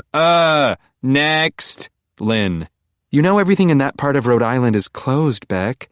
You, guys, please, it's just a weekend. It's not a big deal. Hannah, tell her thanks for inviting me and Lynn. Whatever. You, Hannah, she did invite you. She asked me to invite you. Lynn, that's not the same thing as a personal invitation.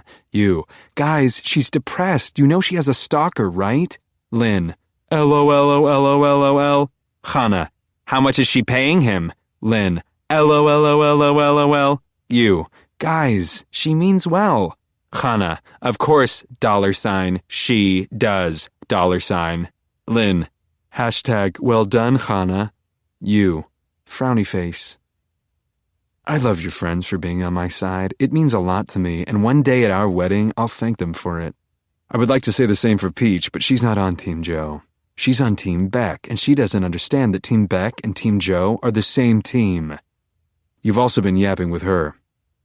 Peach, almost forgot you will die over our library. Tons of first editions, Beck. Spalding was a friend of the family. We have tons signed, so much amazing stuff. Real rare editions that you can't get anywhere. I mean, I have a signed To the Lighthouse. Virginia Woolf, well, it's a long story. Better saved for this weekend over a bottle of Pinot. You know who would love that? Of course you know who would love that, frowny face. Peach, I know, sweetie. I also promise that getting out of the city will be the best distraction. You, frowny face. Yeah, I hope so. I toss your phone into the plastic Gap shopping bag. It's time to stop reading your email and start getting ready to see you. I can't wait until you break down and write to me, and I know you will. You'll be all alone in your bedroom in the beach house thinking about how much better it would be with me. You'll text me and I'll get there and you'll let me in and we'll sneak upstairs and have beach house sex. I am calm now that I know our fate. All I have to do is get to Little Compton and await your call. I lock the basement doors and turn off the lights and try to remember where I parked Mr. Mooney's car and wonder if I should take 95 the whole way. Murphy's Law exists for a reason, so the front door opens and a few latecomers shuffle inside. I call out in the friendliest tone, I hate to do this, but we're closing. I know the sounds of this shop and I have a bad feeling. I know what it sounds like when someone locks the front door, and I know what it sounds like when the open sign flips to closed. My machete is in the basement, and I am upstairs, and I hear them charging me, whoever they are. There are 3 of them. Faceless dudes in Barack Obama masks, 2 big, 1 smaller. The smaller one wields a crowbar, and there's no time to hide in the vestibule or the basement. When you can't win, you lose, and they all come at me at once. They attack. I take it like a man, and they pound me like I'm a motherfucker, like I literally fucked their mothers. My face is mashed in blood and saliva, and it's possible that my right eye is no longer functioning. Finally, the attack ends, and I am not a man right now. Just a collection of pulsing wounds. I open the eye that still works.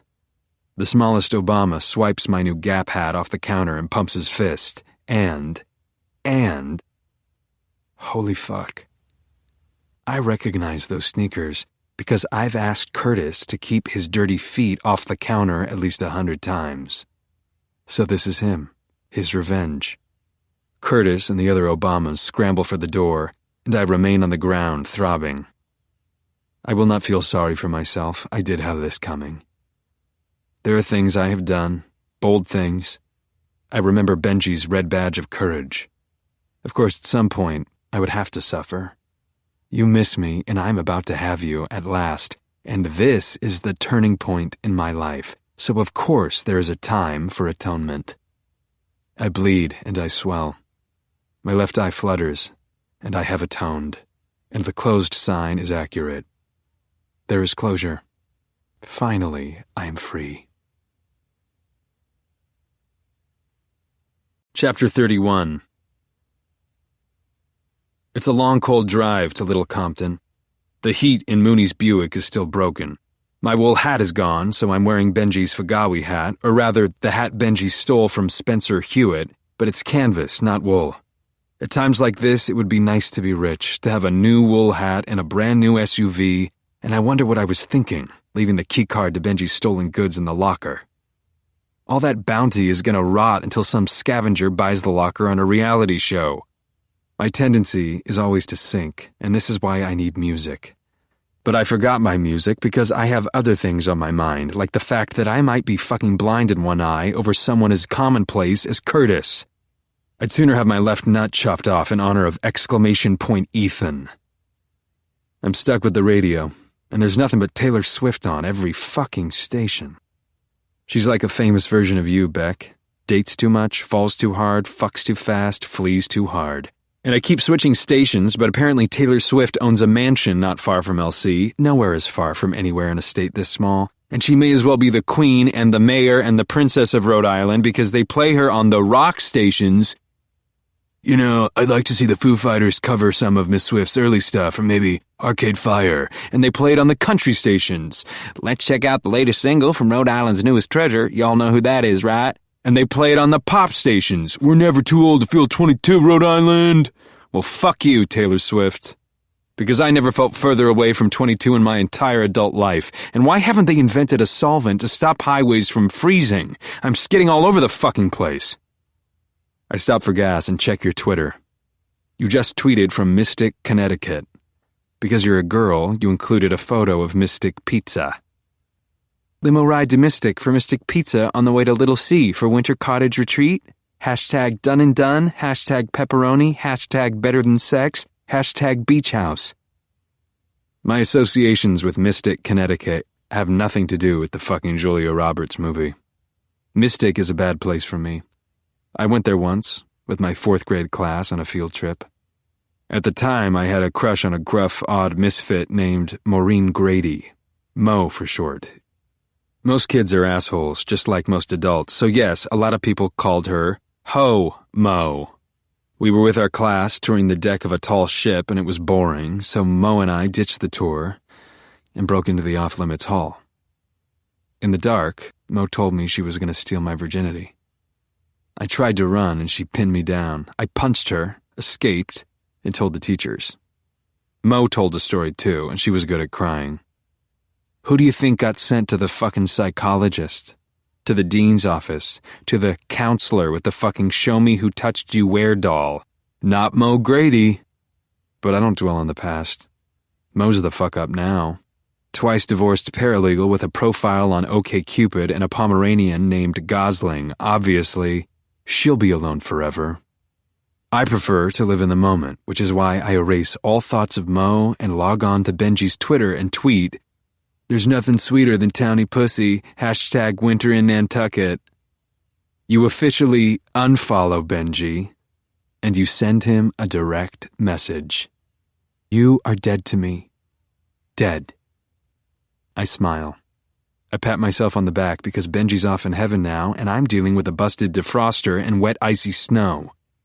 Living is harder than dying, Beck, and I'd give anything to eat pizza with you. I wash my hands in the bathroom at the gas station, and my face is hard to look at right now. Fucking Curtis and his goons marked me. There's a large, Halloweenish gash on my forehead and another one on my cheek. I splash cold water and I go on, just like Celine Dion's heart did back in Bridgeport. I make relatively good time to Little Compton, considering the snow and my face. My vision is blurry, and I try to watch the road with my left eye. The snow is still going when I reach the outskirts of town. I'm nervous. I don't do well in seaside havens with ice cream parlors and boat people, and I have to slow down. These bald tires can't handle the snow, and the Buick sounds like Sloth from the Goonies. The road is stronger than the Buick, and the shops are all closed and the lights are out for the season. It's as if the entire population of Little Compton is holed up in Tay-Tay's mansion. But the animals are still on the loose. And by the time I notice the deer that's bolting across the road and slam on the brakes, it's too late. The Buick moans and rams the deer, and we are now one, flesh and steel, a tornado car wreck spiraling across the road, into the trees and through the trees. I lose time. I lose my equilibrium and close my eyes, and the smell of burnt rubber and flesh overtakes me, everything, and then nothing. When I wake up, there is only silence. The pain then branches in my lap, blocking my view. But miracles abound in the Buick. I am alive. My Fagawi hat is on my head, and my phone is intact. I was only out for 20 minutes. Wow, I say, because it has to be said. All I see are glass chips and bark and leaves.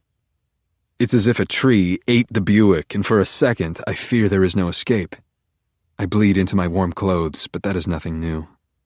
I am blessed, again, because nothing in this car is electronic. I can unlock the dented door and fight my way out of this gloriously analog American-made beast. I fall into the red snow. Deer blood, my blood, yet I am alive. I check my email. You haven't tried me yet, but you will. I go to Google Maps, and we really are destined, Beck. I am destined to be with you because my phone confirms that I am 234 feet due west of Peach Salinger's home at 43 Plover's Way. But it's a hard climb back up to the street. Something bad happened to every part of my body when I hit that deer. I lift my right foot and my left leg hums. I shift my weight to my right foot, but then my right rib cage bites. I fall into the snow and just let the coolness into my clothing. Patience, Joe, I say. Patience. I crawl forward a few feet and notice two signs partially obscured. One is a simple stop sign, universally understood. The other is prissier on a white board. Huckins Neck Beach Club, Inc. No trespassing. Members only. Keep off rocks. No jumping or diving. No lifeguards on duty. Swim at own risk. Nature is on my side because these rules don't apply in winter. A tiny security booth adjacent to the sign is very clearly closed for winter. All right, I say, and I go on. Stronger than Celine Dion's heart. Like a soldier easing out of a foxhole, I stay low to the ground. My arms are not as fucked up as my legs and my midsection. I am fully sweating with teeth chattering and eyes clear and then blurry and then clear and then blurry. But I must be there, and I recalculate the distance on my phone. I am 224 feet away. Are you kidding me? I say out loud. I've only gone 10 fucking feet? My mouth is dry, and I stuff it with snow. At this rate, I will get to you next summer. I close my eyes. I can do anything. I can do anything, and you miss me. And the hardest part will be this walk, and you could call at any moment. You could. I dig my hands into the snowy dirt, and I get some traction. I have to do a cheater's push-up for my knees, and I wince, and I sting, but I do it, Beck. I'm up. And I find a limp that works for me. A zombie sidestep, like I'm missing a conjoined twin. I check my phone, and the blue dot is on top of the red dot. I am here. 3 more steps, and I've reached the driveway, and wow. This isn't a cottage, Beck. This is a mansion from a storybook about an evil seaside queen who takes all the township's money and builds an unnecessarily long driveway, ensconced in shrubbery and emptying like a river into a fuck-you world 4-car garage. The house is 2 stories, 3 if you count the widow's walk. The front yard is a clean, sparkling carpet of new white snow, and the lights flicker from inside while stars hover above, hoping to get inside. If Thomas Kincaid, painter of light, crossed brushstrokes with Edward Hopper, it would look a lot like this. And the quiet. I expected to hear the sea, but the ocean sleeps too, and I can hear snowflakes melting, branches tweaking. Am I always this loud? My breathing is too raspy, and what if you can hear inside that cottage? I step backward instinctively. I hear a drop of blood plop into the weak new snow. I can't leave tracks. Peach will think her stalker is back and call in the National Guard. I don't want to scare you, so I head east to case the house next door. We're in luck, Beck. The neighbors don't share the Salinger family's passion for landscaping. This property is lush, overgrown with trees, and the snow isn't a clean sheet for me to disturb. This is a quiet most people will die never knowing. And then a shriek. Peach yells, "Beck!" I duck. But I can tell by her screaming that you are heeding the call, running to the west wing of the cottage. This is my chance, and I bolt to the east-facing wall and allow myself a look inside the great room. That's what rich people call living rooms. It's huge. A giant nautical blue sectional winds like a fat, loving snake. The coffee table is repurposed lobster traps welded together and topped with glass. And it's aglow thanks to the flames crackling in the fireplace. When I hear you laugh, I am at last sure that I'm not dead. Smoke sails out of the chimney, and no wonder Taylor Swift bought a house here. I can hear the Elton John. Peach really is on vacation, replacing her morose, vaguely suicidal running ballad with the slightly cheekier self-indulgence of Goodbye Yellow Brick Road. Oh, and I can smell the marijuana. I crouch as you breeze into the room. The seaside suits you, and God do I miss you. You stand before the fireplace with your legs apart as if you're about to be patted down. You are as lit as the fire, alive. In black leggings and that gray sweater you wore to work the day we had sex. When you bend slightly to warm your hands over the fire, I have an uncontrollable urge to jump through the window and enter you. But Peach plods into the room and ruins the scene and offers you a glass of wine, typical, and you sip it, and she goes back to the kitchen. I wouldn't be surprised if there's a roofie in there. You miss me, and I miss you. It hurts, seeing you at that fire, giving your hands to the heat, the way I gave my hand to fire, only different. I imagine pushing you into the red abyss and jumping in after you, with you, so we can burn together forever. A tree of life, light, sex. And of course, Peach plods into the room again and tells you dinner will be ready in an hour. She wants to play gin rummy. Is she 85 years old? And you obey your hostess and join her on the giant sectional sofa. My hands are numb, and yet aching, and it's too cold to stay here. I'm not an animal, and what is my plan? I realized that I drove here with dreams, not plans. My dream, you text me, I pretend I'm in New York and wait 3 hours, then I drive down Peach's driveway. You run outside before I even have the car in park, you bounce, joy, you offer me dinner, steaks and potatoes, and then we go at it all night in one of the unrenovated bedrooms. I don't have a plan, or a backup plan, and I didn't think things through. You're a good friend, polite and loving. Of course you need your time with Peach, and I'm a serious mess, pained and bleeding. My car is in the trees, and I'm not strong enough to walk back to town and break into a B&B. I crouch and make my way back to the neighboring property. The front door is locked, go figure, and the world is lit by moonlight on snow, God bless, so I make it around back without falling and causing a ruckus. There is a boathouse, go figure, and the door is unlocked, God bless. I sneak inside and wrap myself up in a tarp. My wounds come back to life in the warmth, as if there are invisible dogs biting me, gnashing. I hurt, but rise. You miss me, and that thought lifts me above my pain. I settle into the far left corner where the wind can't nip me with such force. A cop shines a flashlight in my face. I see his gun, and I don't need a mirror to know that I look like and smell like a zombie. The cop is jacked with a thundering baritone. State your name. I cough up blood before I get my last name out. The cop pockets his piece. Progress. I sit up. Progress. He's the most American man that America ever made. Dark-skinned in a white town with white snow. He scans my Fagawi hat that he holds in his hands as if there's a barcode in the Mount Gay rum logo. It must have fallen off while I was sleeping. He smiles. You raced in Fagawi, Spencer? A couple of times, I answer, and now I know why Stephen King can't stop writing about New England. I'm bleeding, a deer is dead, I'm squatting, my car is steaming in the woods, and this motherfucker wants to talk about sailing? He hands me my hat. Are you a friend of the Salingers? I noticed some activity there. Did you get lost? I will die if he says the name Salinger again, and I shake my head. No, I'm lost. Where are you trying to go? The questions unnerve me, and the stress intensifies my pain. Everything is wrong, and my ribs twinge. I wince. The cop is concerned. Yes. And he offers a hand. Thank you, R.I.P.D. I take it, and I hold on. Officer, in all honesty, I don't even know where I am. My GPS crapped out a while back. I got lost. I'm a wreck. So that is your Buick in the woods? Yeah, I say. Fuck.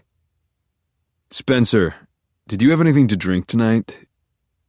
I'm about to ask why he's calling me Spencer, but I remember the name sewn into the hat. Spencer Hewitt. Relief.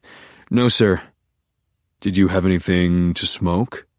No, I say. But you might want to ask the deer that rammed me out of nowhere. He smiles, and I wince. He radios the station about ER wait times, and we have to get out of here now. You are close, mere footsteps away. For all I know, you're already awake, rubbing sleep out of your eyes, soothing paranoid Peach. What if she saw the cop car?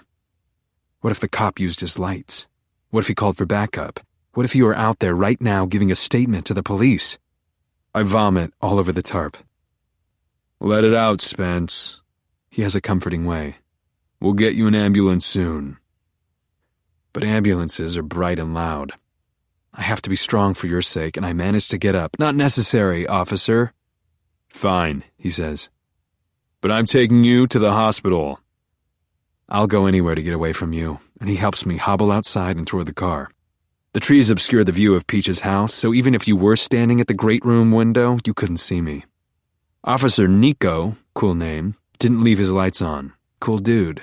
And his cop car is a hybrid, only in LC, and we are driving. Relief. Nico is a good man, friendly, distracting me with tales of his football days at URI. He loves it out here. He's from Hartford, and he comes to life regaling me with stories about nut jobs who come up this way hoping to get a look at Taylor Swift. As if she's gonna go out with some stalker, right? Right, I say. Try and get a little shut-eye, he says. We got a bit of a drive. I admit that it's nice to have someone take care of me, someone who wants me to get enough sleep. I can relax in here. The door's locked, the heat on, the partition's solid.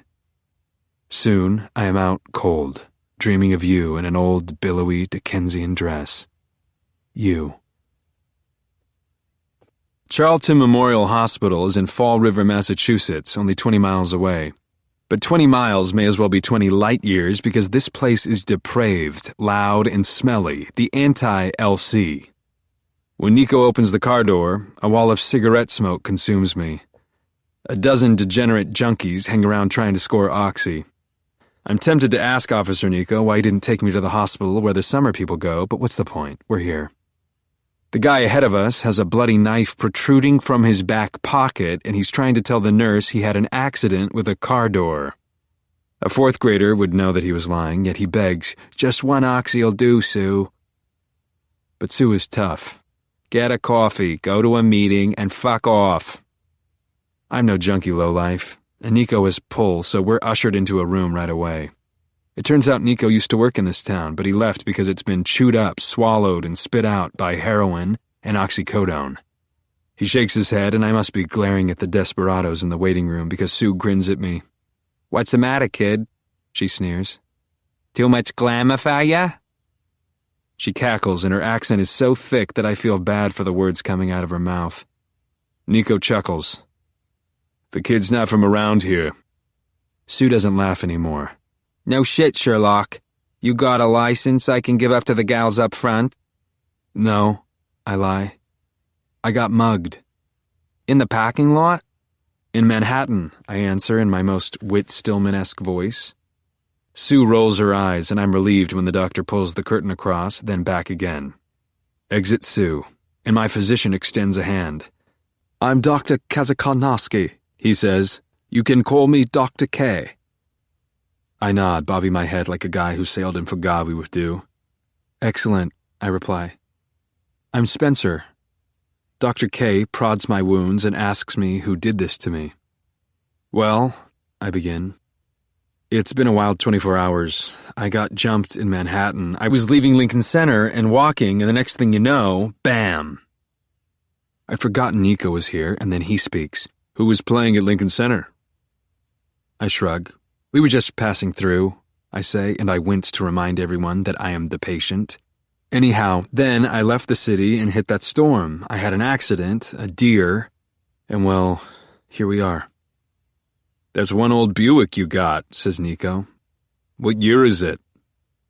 I wince and signal that I need a minute to recover.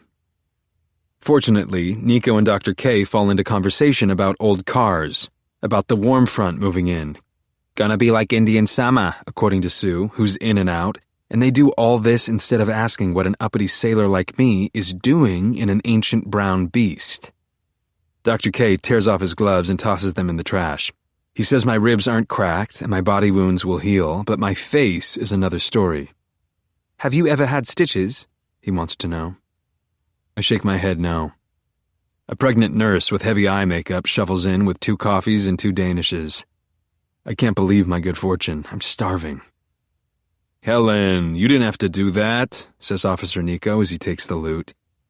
"Please," she says. "I know you don't got someone at home cooking for you. A man your size needs to eat." So do I, but Nico chews and swallows my Danish, and the doctor holds a syringe and tells me to close my eyes. This will hurt, he says. And when Jude Law said that to Natalie Portman in Closer, he wasn't kidding. And you aren't here to hold my hand. The shot in my forehead doesn't just hurt, it kills. Nico pats me on the back. Breathe, Spence, you got this. The doctor jabs me again, this time on my cheek. I'm told to stay put and wait for the anesthetic to kick in. The pregnant nurse dilly-dallies, hot for Nico. So, Nico, how you doing over in Snotty Town? Good enough, he laughs. You? Better if I had a nice, tall, strapping cup of hot chocolate to keep me warm at night, right, Nico? Nico is amused, and the pregnant nurse shakes her ass as she leaves. Say the word, hot stuff. Suddenly I like it here. The way people are so blunt about what they want. Oxy, Nico's dick, coffee. And I want to be a part of things, so I whisper to Nico, You think they got any more Danishes hanging around? Instead of answering me, he pulls the curtain out, creating privacy. He takes out a notepad, and I wish the medicine could numb my brain. I don't like that notepad, or that pen, and it begins. I know you don't have your ID, but you want to give me your address? I make something up and I hope we're done, but we're just getting started. Nico wants to know about me. He saw the car. He saw my blood on the street. That's how he found me, and I pray the snow is melting. I pray that you and Peach stay inside. I don't want you to see my blood. And what were you looking for? Nico asks. Did you think those people were home? I was so out of it, I don't know. You made a beeline for that house, Spencer. Why didn't you try the gas station up the street? I didn't see it, I say, and why is he attacking me? But did you really think somebody would be home? I don't know. I don't want to do this. I want a Danish. Do you know anyone in LC, Spencer? I didn't even know I was in LC, I say, and it's time to up my game. I know how to work a cop. I'm going to say what I said when I got pinned for stealing candy when I was a little punk. I swallow and my lower lip trembles. I can act. And I stammer. Look, I don't want to get into it, and it's got nothing to do with anything, but my mom died. She just died. He pops his pen and closes his notepad. Spencer, I'm sorry. I had no idea. It's easy to cry because I miss you. And I still don't know how to get back to you, and you still haven't called me to tell me you miss me. Nico gets me a Danish and I swallow it. When the doctor comes back and sews me up, I don't feel a thing. 30 minutes later, Nico and I are back in the lot and he wants to drive me to the train station. The scene out here has escalated. There's a full-on tailgating party for junkies talking about which emergency facilities are loose with their oxy.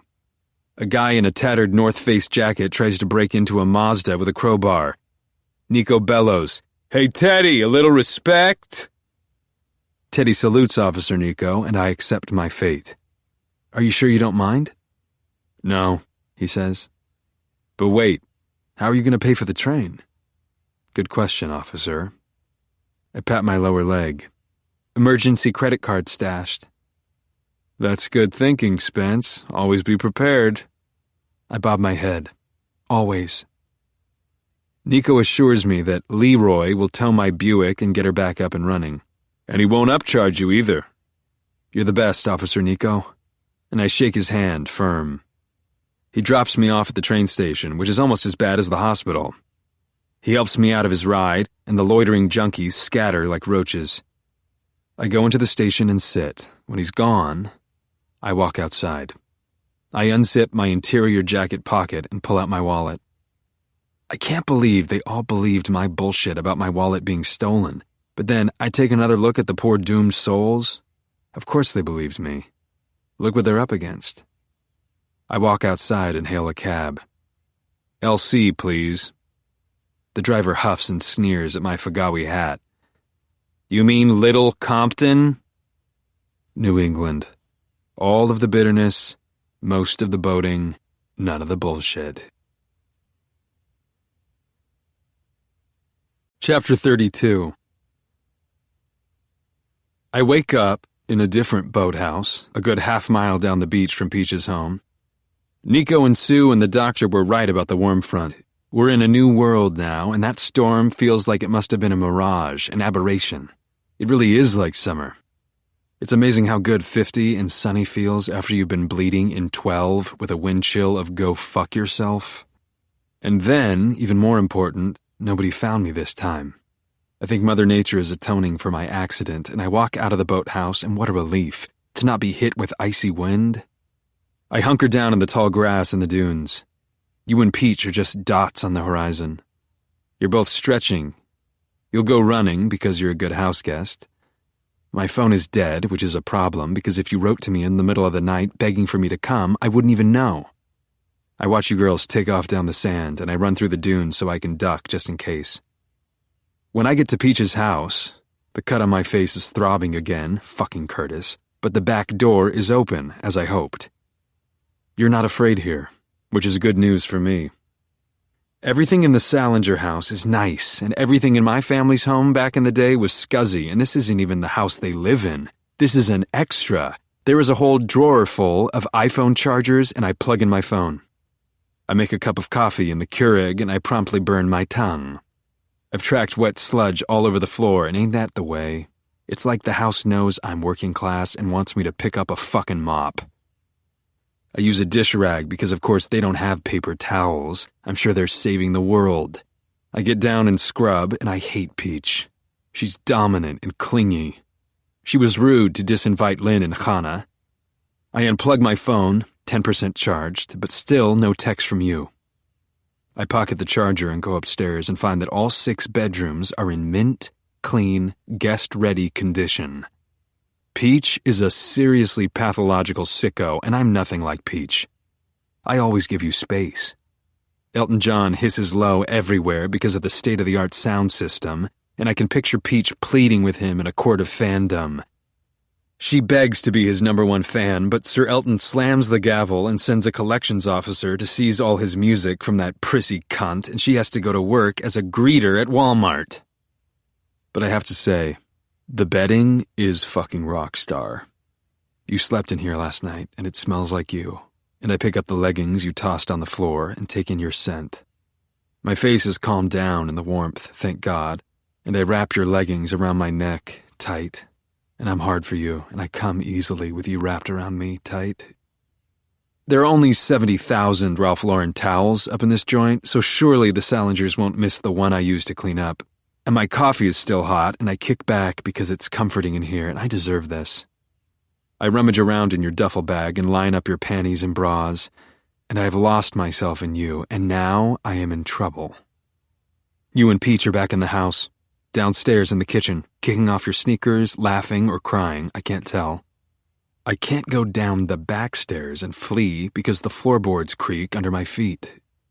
I hear your voice and I hate old houses. They are big brother watching and a guy can't move a muscle without being found out. I take 4 giant steps into the hallway, coffee still in hand, and tiptoe as softly as possible into the master bedroom that's almost directly above the kitchen. I crouch in the cedar closet just in case, and once again, I am closeted while you and Peach are free. I am sure that you are crying, not laughing, and I have to take a leak, and there's no choice. I piss in the mug. Peach must be hugging you because I hear her kicking the wall in the mudroom, an architectural staple of excessively wealthy white people. They think you need a space exclusively dedicated to taking off your fucking boots. She kicks and grunts and drones. No matter what I do, my boots get so grimy, it's like the winter wants me or something. She says she's trying to make you laugh, but you don't think she's funny. Does anyone? And she's telling you to stop crying, and you're sobbing, and I'm trying to piss quietly in a coffee cup, and Peach is not very good at soothing you, Beck. I would do better, could do better, and I want to know what's wrong. If you had reached out to me like you wanted to, I would be the one hugging you. Your crying is so loud that I feel safe leaving the closet and going to the door. Read it again, you demand. Peach sighs and reads. Dear friends of Benji, his poor mom, you whimper. Peach continues. It is with great sadness that we inform you that our son Benji is presumed dead. You interrupt. Shouldn't they be looking for him? Peach is annoyed. She reads over you. His precious beetle cat, Courage, was found wrecked just off Brant Point. As some of you know, Benji has battled addiction for some time. He recently informed friends that he was on Nantucket. That fucking tweet, you say. I know, says Peach. I hate drugs. Thank God for technology, because honestly, I'm starting to freak out. I go to the Nantucket Inquirer and Mirror website, and sure enough, there's an old picture of sober Benji in a suit alongside a picture of his destroyed boat. There are no witnesses who saw Benji on Nantucket, but his parents confirmed that he withdrew money in New Haven, and that this wouldn't be the first time that our son fell prey to his demons. The harbor master confirms the boat missing, and I confirm that I had nothing to do with this. Winter on Nantucket can be violent, apparently, and Benji's mother tells the Mirror, at least he died doing what he loves. I don't know if she's talking about heroin or sailing. I've never felt so lucky in my life. Peach blows her nose, and you're still crying, and she says the two of you should run away to Turks and Caicos, and you laugh, but she's serious. You know I've done it before. Why can't we? We pack a bag, we're gone. Even better, we don't pack a bag. You would love it there, I swear. I have school, you say, and there's a clink as she pours you a drink. Screw school, she says, a failed attempt at being sassy. I hear a zipper and she moans. Oh my God, is there anything better than getting out of sweaty Gore-Tex? Ha, you say, and you are so half-hearted and I want to hug you. I hear more kicking as the gruesome striptease continues, and Peach testifies. I swear, it's like my spandex are glued to my legs. I literally have to peel them off because they itch so bad I'm going to explode. I might throw up, and you are quiet. I hope it's cool that I'm changing right here, says Peach. Sometimes I get so sick of going upstairs to do the littlest things, and can it be any hotter? You say it's fine, and I hear her pulling the spandex off her bony body.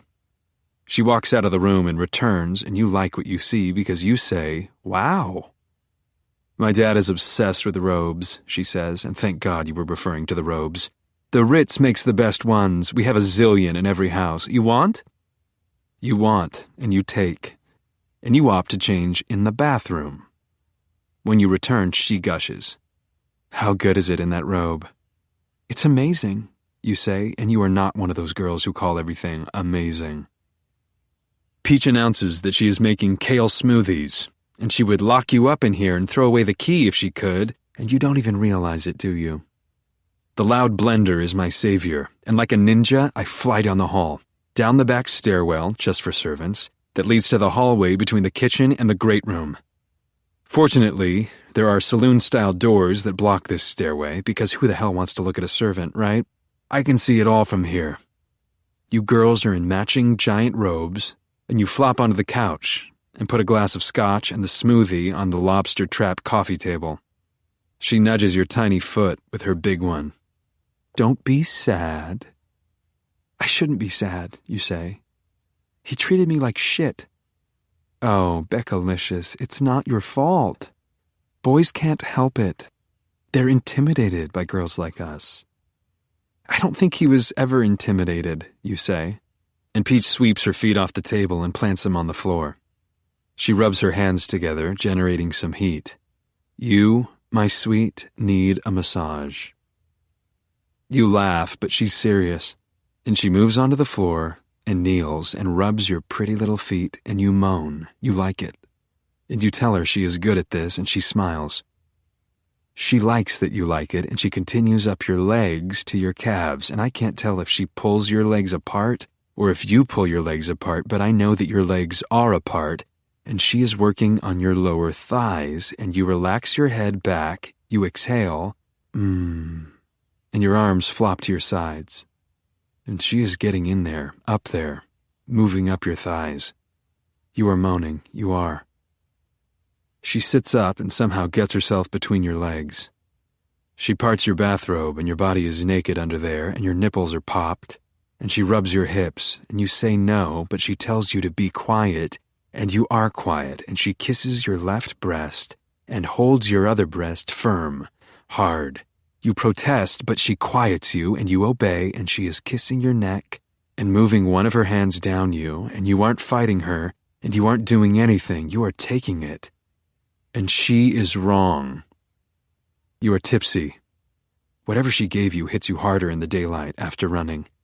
And heartsick for me, and shocked over Benji, and she's supposed to be your friend. Just moments ago, you were a wreck, sobbing, and what kind of friend responds to a friend in obvious emotional distress by taking advantage of her and sucking on her earlobe? You have yet to touch her, but your body is open to her, and I don't even think you're in there right now. You're somewhere deep in your head, away, and finally, you are back. And your whole body flinches, and your legs snap, and Peach pulls back. You are on your feet, closing your robe. I'm sorry. Forget it, Peach says, and she drinks Old Kale smoothie right out of the pitcher. I'm gonna have a shower. Peach, wait, we should talk. Beck, please, she gripes. Did you ever think this is possibly why guys can't deal with you? I mean, just let it be. We don't have to analyze every stupid thing. She marches off with her kale smoothie, and I can tell you feel responsible, and this is not right. You call out to her, and she responds by raising the volume on the Elton John. I hear a door slam. You cry, and how dare she lay this all on you? You pass into the kitchen. Fortunately, you don't choose the path by the servant staircase, and you return with your phone. I am shaking. This is it. Here you come. Call me, Beck. Call me. But you dial a number, and my phone doesn't vibrate. Hannah, I know you're pissed at me, but I need your help. Benji's dead, and Peach is upstairs crying, and I never should have come, and I don't know what to do. Please call me. You go upstairs and pound on the door and beg her to come out and say you're sorry until your voice is raspy. She ignores you, and she is vile. She has you trapped, and you don't even know it. I push through the saloon-style doors and leave. Chapter 33. It's a shame that this beach is wasted on people like Peach. All these waterfront mansions are empty, even though it's unseasonably gloriously warm, knock on wood. The beach couldn't be more pristine, yet none of these fucking second homeowners drive to LC to pay their respects. What idiots. I, on the other hand, am a grateful beachcomber. Yesterday, I followed the tracks you and Peach left all the way down to the jetty that reaches into the bay. This is a great place to hide, to wait. There are scattered boulders, keep off rocks, and there's a weathered wooden walkway that ends in the sand. I dug out a foxhole beneath the walkway, and I think it is warmer here than it was in either of the damn boathouses, although it's impossible to compare given how cold it was the night of my accident. In any case, the sun is coming up, and it won't be long now. Soon, Peach will be here, alone. Candace would love it here.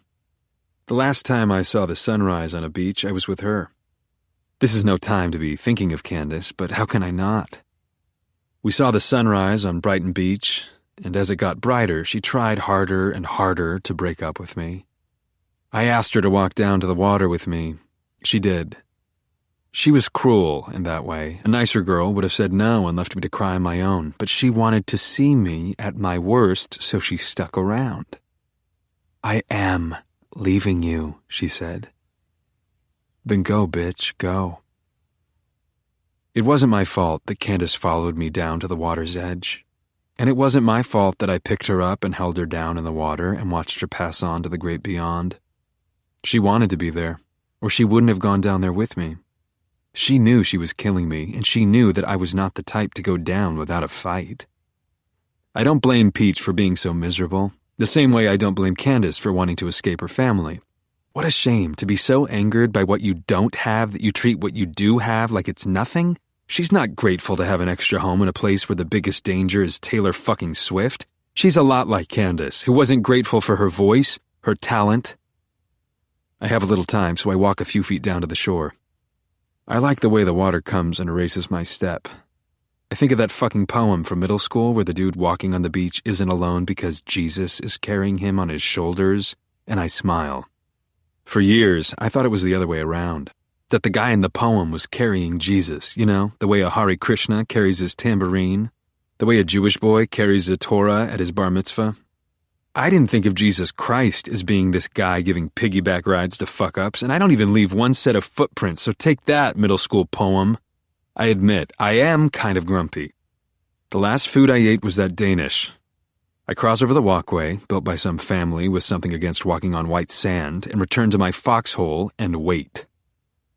At last, I see Peach emerge on the patio, a hot red speck in the distance. She stretches and she trots down the walkway, and here we go. With each passing second, I can hear her more clearly, her breathing, her feet pounding, and the Elton John blasting from her phone. She passes me, swoosh, and I leap out of my foxhole like a jack-in-the-box and run after her. She doesn't hear me. She is fearless on this beach. I grab her by the ponytail. Before she can even scream, I ram her into the sand and straddle her back. She struggles, kicking, but her mouth is in the sand and Elton won't stop singing. Sitting like a princess perched in her electric chair, and I pick up the rock in my pocket. She squirms, her head to the side, and her eyes are more beautiful than I realize, and she recognizes me and she spits, "You!" She might be the strongest woman I have ever known, and though her last words are spoken, she's still struggling, gurgling.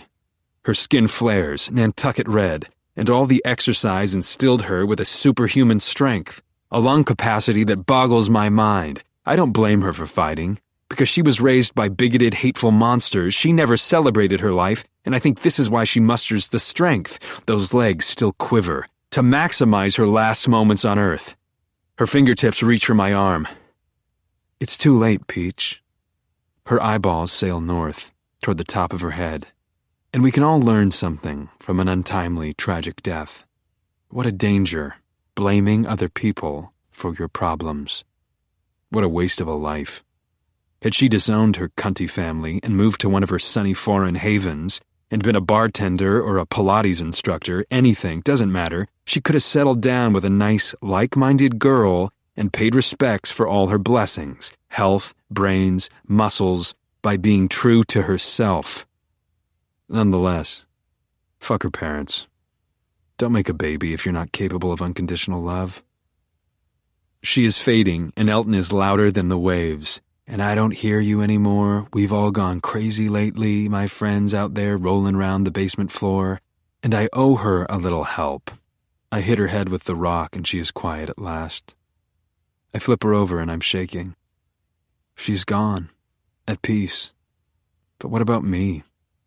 Elton sings, "You almost had your hooks in me, didn't you, dear? You nearly had me roped and tied.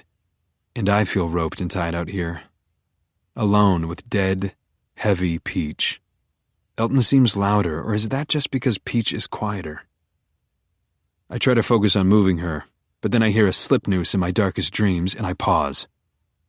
I panic. What if you decide to go for a run? What if Officer Nico runs on this beach? I have to move fast. I load her pockets with rocks just in case she doesn't disappear. I have to collect more rocks because this jacket has a lot of pockets, and Elton would have walked head-on into the deep end of the river. I need to calm down. I close my eyes and see Candace's open eyes in the mucky dreck of Brighton Beach, and I open my eyes, and I take Peach's phone out of the contraption band on her arm. It's my phone now, and I cut off Elton as he swears they're coming in the morning with the truck to take me home. No, they're not, and I lift her body. Peach is so clothed, and Candace was nearly naked, only wearing a little black dress over a bikini. It was summer. Drunk girls drown, it happens. Her family accepts that she is never coming home, and I walk toward the water. It is winter. Sad girls walk into the water to die. It happens. I do not keep off rocks anymore, and I carry Peach Salinger onto the jetty. The rocks are smooth and dry, and I am steady. Peach is heavy because of the rocks in her pockets, because of the weight of her misery. I count to 3, and then I drop her into the ocean. The waves welcome her the way the water at Brighton Beach embraced Candace. I start an email from Peach to you. It's so easy to know what to say. Beck, I need to go away. Lately when I run, it's like Virginia Woolf is running with me. She said, "I thought how unpleasant it is to be locked out, and I thought how it is worse, perhaps, to be locked in." She was right. It's worse to be locked in waiting for someone who isn't coming. Much worse. Enjoy the cottage. I love you, Beckalicious. Bye. Peach is. My body is slick with sweat, and my muscles ache from the exertion, and I crack a smile because I understand what Peach was talking about earlier. I'd love to peel off my clothes right now. They do itch. I check on you once before leaving. It's less than an hour since I sent you the email from Peach, and you appear to be handling it all with aplomb. You're blasting your Bowie and trying on Peach's clothes in the great room while you dance and call Lynn and Hannah and your mother and pig out. You are happy, Beck. You tell Lynn what you told your mother and what you told Hannah. This isn't my fault. Peach ran away every month in college. Hell, who wouldn't with that kind of money? Also, I think it's for the best. She seemed almost happy that Benji was dead. And yes, I know how sick that sounds. Forget Benji, Lynn says. It's sad, but being dead doesn't make him into a good guy. Have you talked to Joe? Go, Lynn. No, you say, but I want to. That is all I need. I leave. I walk up the deserted street into town. Nico's guys at the body shop are super friendly. There's not a lot going on, no shit, and they love the summer weather surprise, so my brown beast is already good to go. The repairs cost $400, and I'm glad I came prepared. New England is not a lucky place for me, Beck, so I took an advance on my salary before I headed out.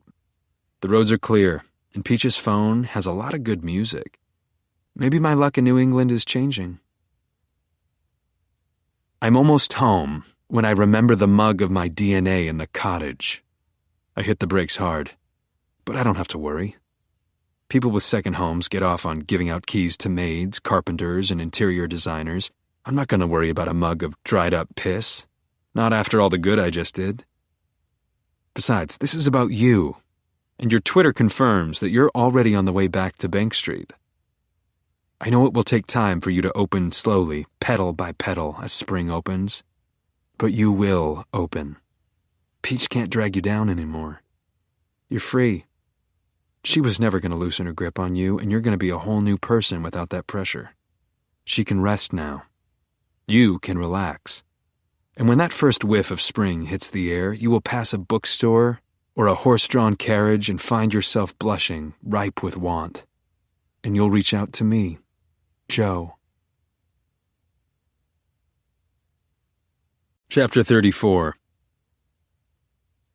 My phone is not broken. I have called it from the shop several times a day for the past few days. You're not off the grid. You are here in New York, living, writing, and tweeting. Is there anything more romantic than new snow at night? Hashtag stillness, hashtag love. There is no logical or technological or romantic reason for the fact that you have not called me or emailed me since returning from LC. It's been 23 minutes and 13 days since Peach left the picture. The wound on my face is stubborn, but there is progress, and I'm less of a monster every day. And that's just another reminder that precious time is passing. I can't figure you out, Beck. You're not emailing with any new guys, and you're not emailing your friends about anything romantic, but you're writing about guys. The last story you wrote was about a girl, you, duh, they're always you, who goes to the doctor and learns that she has a penis stuck inside of her. She calls every guy she's ever been with to see if he's still got his penis. The list of dudes is gross long, an exaggeration it has to be, and they all still have dicks. Finally, she admits there's one dude she didn't call because he's married with children. She doesn't want to give him his dick. She wants him to leave his wife and come and get it. As Blythe said in her email critique, "There's no real ending, no climax, no point. I'm not presuming that this is based on something real in your life, but if so, maybe think of putting this story in a drawer and revisiting it once you've got some distance from your emotions." And naturally, I am concerned. You've been seeing this Dr. Nikki twice a week since you got back. And then you write this thinly veiled story about fucking a married guy? Of course I called to schedule an appointment with him. How else can I make sure that he's not taking advantage of you? And it's not like I'm the only one concerned. Hannah, You just went to therapy. WTF? How do you even afford this? You. New priorities. No boozing, no shopping, just writing, journaling, growing. Hannah. Okay, Beck, but remember Dr. Nikki is Dr. Nikki. But today is a good day, because the elevator has just hit the 12th floor and I step into the hallway and find the door to the waiting room open as Dr. Nikki said it would be. I'm a little early for my appointment, which is good because I have time to review my new identity. Name, Dan Fox, son of Paula Fox and Dan Brown. Occupation, coffee shop manager. Disorder, OCD. I know a shit ton about OCD from reading. I feel good already, and I like this waiting room, the baby blue walls and this baby blue sofa, and the building happens to be in my favorite neighborhood, the Upper West Side. Elliot saw a shrink in Hannah, and who knows? Maybe there's nothing going on between you and Dr. Nikki. Maybe he's just really good at what he does. It's possible. In just 2 weeks, you've figured out a lot about yourself. I know because Nikki gives you homework. You have to write a letter to yourself every day, and you do. Dear Beck, you only know how to push or pull when it comes to guys. Admit it. Own it. Fix it. Love, Beck. Dear Beck, you reel in men and you lose interest when you have them. You don't wear a bra so that guys will look at your nipples. Wear a bra. Nikki sees what you're doing. This is good. Be seen. Love, Beck. Dear Beck, intimacy terrifies you. Why are you so afraid? You can only get off when you're role-playing. Why can't you be yourself? Nikki knows you and accepts you, so will others. Love, Beck. Dear Beck, you think you can't have love until you've outgrown your daddy issues, but maybe you won't outgrow your daddy issues until you let yourself fall in love. Nikki is right. You grow through love. You don't postpone love until you stop growing. Love, Beck. Dear Beck, it's not your fault that you were born on an island. Of course you identify as an island. But dear girl, you're not an island. Be populated. Be welcoming of love. Love, Beck. Dear Beck, it's okay to resent your mom. She does envy you. Love, Beck. Dear Beck, don't be your own worst enemy and chase after guys who don't want you. Be your own best friend and learn how to love guys that do want you. And remember, nobody is perfect. Love, Beck. These emails have really helped me get through this dry spell. Now I know that you didn't bail on me because of the sex. You bailed on me because you have problems. So maybe in a month or so, when I'm knee-deep in therapy, and I've written letters to myself, maybe I'll be in bed with you on a late Sunday morning. Maybe by then, I'll understand myself better and we'll share our therapy letters in bed. The door to the office swings open and the air smells of cucumbers, and Dr. Nikki is not what I expected. Dan Fox, he says. I manage to say hello and shake his hand. I follow him into the brutally beige office and sit down on the couch, but holy shit, Beck, Dr. Nikki Angevine is young. I assumed he'd be in his 50s, but he's for sure in his early 40s.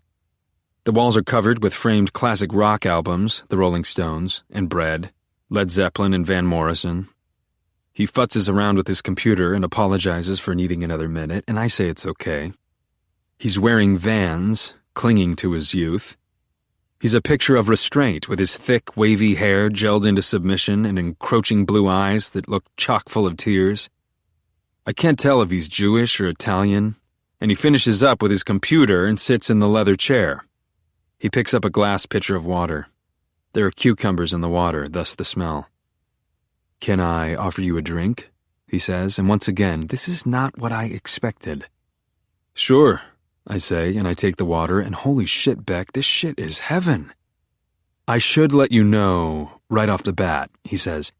I keep a notebook, but I don't take a lot of notes. I prefer to keep everything up here. He points to his head and grins.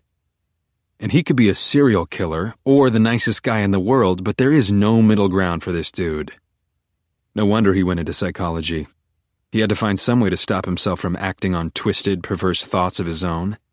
When he smiles, his chemically whitened teeth pop out, entirely out of place in his drawn, sad face. Well, Dan Fox, he says, let's figure out what the fuck is wrong with you, shall we?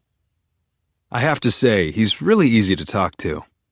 I expected a doctor's office, but this is like hanging out in a middle-aged dude's college dorm room. And if we were in college, he'd leave and go to class, and then I could hack into his computer and dig up all the files about you. But that's not happening. We're adults, and he has a job to do. He wants to know who beat me up, and I tell him about the accident on my way to a ski trip, the LC crash, and I tell him about getting mugged after closing up the coffee shop, Curtis and his homeboys, and then he starts to get a little more personal and asks, "Do you have a girlfriend, Dan?" "Yeah. I could easily have one, so it's fine." I tell him I'm not here because of my girlfriend. She's terrific. I tell him I want help with my OCD. "What's your obsession?" he says. I know all about mirroring, Beck. One of the best ways to get someone to trust you is to focus on what you have in common. It's actually kind of funny, I say. All the albums you got here, I don't know how or why, but I've become psychotically obsessed with this random video by the Honey Drippers. "I love the Honey Drippers," he says. "Tell me it's not Sea of Love." "You know it," I say, and he's my new best friend. And I'm good at this, I think. I tell him I can't stop watching the video, you, and thinking about the video, you, and wishing I could go live inside of the video, you. I tell him I've lost interest in everything because of this video, you, and I need to get some control. "Is your lady friend losing patience with you?" "No," I say, because if I had a lady friend, she would be too happy to be with me to lose patience. I'm the one losing patience, Doc. "Doctor nothing, kid." And he shakes his head no. "I'm not a doctor. I just have a master's." I want to ask him why you call him Dr. Nicky if he's not an actual doctor, but I can't do that, and he says it's only fair that he tell me a bit about his own life. "What you see is what you get, Danny. I'm a 45-year-old pothead/failed bass player with a master's in psych," he tells me.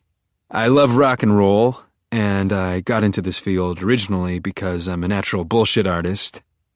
But then I realized I actually like helping people. So here we are today." "That's cool, Nicky." And the first time I say his name, it sounds funny coming out of my mouth. A new word in my vocabulary. Nicky. I tell him it sounds good, and we talk about growing up. He's from Queens, and I'm from Bed-Stuy. It turns out therapy is just talking, and maybe you really are just trying to grow. Maybe someday I'll even be a shrink. I could do this. I could frame my favorite books on a wall in a beige room and talk to people like me, like you.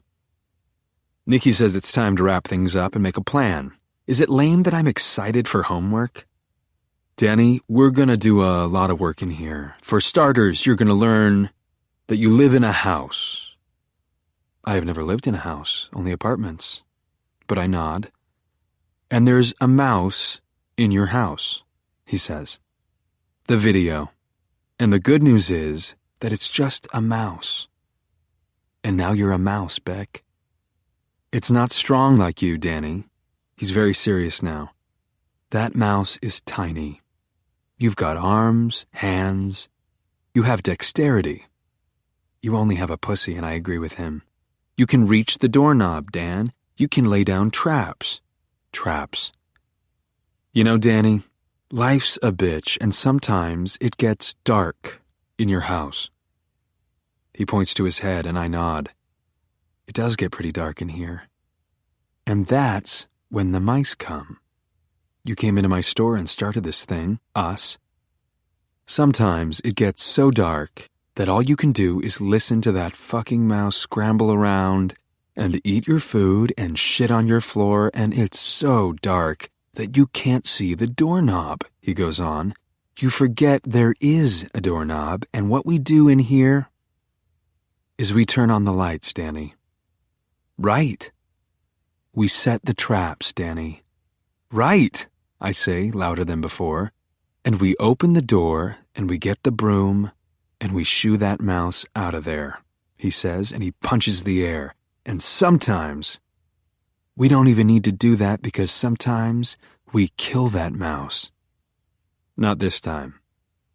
And it doesn't happen in a heartbeat, I'm not gonna lie, Danny, but it's doable.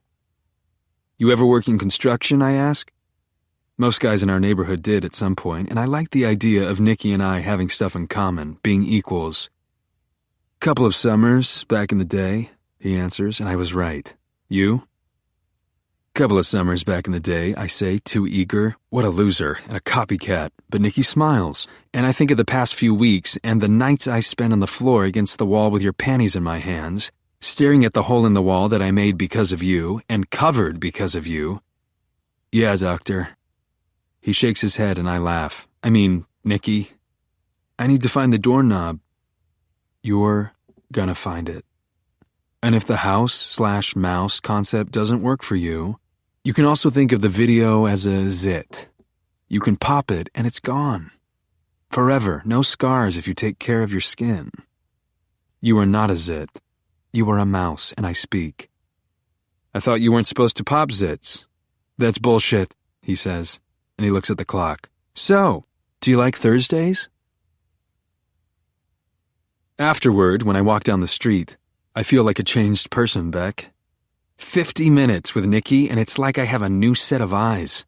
The world looks different to me, like I put on 3D glasses or smoked a joint or fucked the shit out of you. I feel high, but straight. And I head for the park where I watched the Sea of Love video for the first time in a long time. The girl in the video is kind of cute with the Bowie blonde hair, and therapy is working out already. I mean, watching this offbeat, trippy video makes me happy, and I haven't been happy in a while. And the best part is that I'm not afraid anymore. You're not sleeping with Nikki. You're just experiencing transference. I know about it from the Prince of Tides. It happens. Nikki has a master's, and Nikki is the man, and he'd never break the doctor-patient dynamic. It applies, even though he's not a real doctor. I walk to the subway and then walk down the stairs. I like life, Beck. I feel all this new patience. I can wait for you to call me. I am strong enough to give you time. I forgot to check your email, and your phone is heavier than it was this morning. I write to myself, even though he didn't tell me to. Dear Joe, you have a mouse in your house, and when she's ready, you will kiss her and she will turn into the girl of your dreams. Be patient. Be open. Best, Dan Fox. I haven't felt this close to you in 2 weeks. I love therapy. I do. Chapter 35. At my next session, I told Nikki about how I feel high when I leave his beige office. He said my reaction is common. I'm normal, and it's all about a new perspective. I have a place upstate, he said. I get out there into the woods every couple of weeks, not because of the fresh air, but because of the fresh perspective. In my third session, we talk all about the video, you, and Nikki tells me about what he calls the cat strategy. I used to have this neighbor who rented her cat out. You know why? To help depressed people, I ask. Wrong. If anyone in the neighborhood had a mouse problem, Mrs. Robinson would lend her cat for a day or two, he says. And Danny, the thing about mice, if they so much as smell a cat, they're out of there. So if I started watching something else, I'd stop watching the video? He nods. We don't talk. Sometimes that happens in here, an abrupt silence. Nikki says it's normal. You have to process things. I process the idea of a life without you. I date other girls, unimaginable, and go on walks, and maybe I'd find people to play basketball with or sit in a dark bar watching the news and fall asleep in my bed without your phone in my hand, and wake up without your phone pressing into my flesh. My hands hurt from obsessively checking your email. Maybe it would be nice to have fingers that don't sting. I don't know what it would be like to be here without you inside of me, Beck. I do know that you are a lot to handle. I'm tired. Nikki can sense when I'm done processing. He readjusts in his chair. Give it a shot this week, he says. Journal on it, and let me know how it goes. I like having homework, and I leave his office and find that the world is full of women. So maybe I do want to find out about life without you. I'd almost forgotten about girls. They're everywhere, Beck. On the subway platform, there are college girls in tight jeans with their heads buried in Kindles, and round old chicks hanging on to reusable bags of vegetables, and middle-aged housewives heaving with raggedy bags from Macy's and Forever 21. And there's a hot blonde chick who's so little she makes you seem like a Jolly Green Giant, and she's in scrubs, and she looks freshly scrubbed, and I'm totally fucking staring, and she smiles. Game on. "Do I know you?" she says, and she has a little bit of an accent. Long Island City, I think. "No," I say, and she walks toward me, not away from me, and she smells like ham sandwiches and rubbing alcohol. I like her tits. "You don't know me at all?" "Sorry, no."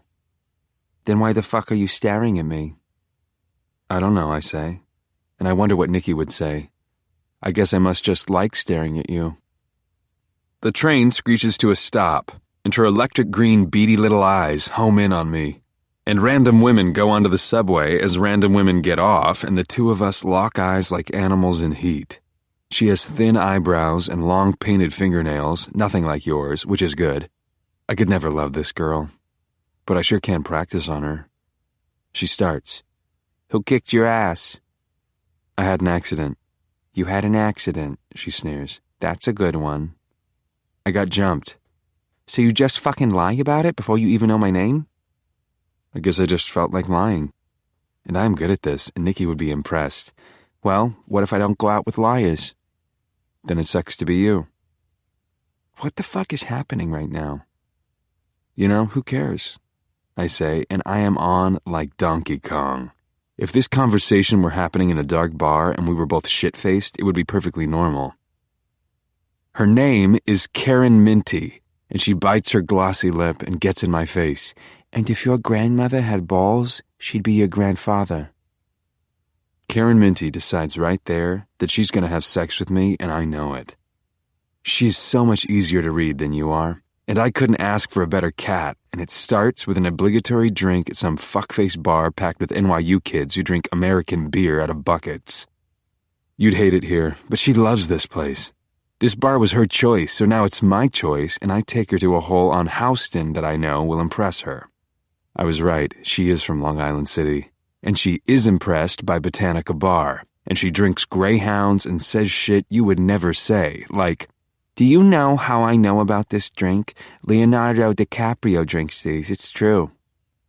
"Do you know why food in hospitals sucks my ass? Because they do want you to die. It's true, Joey, it's true. It's fucking cheaper, and not as many people have to work doubles if you got more empty beds.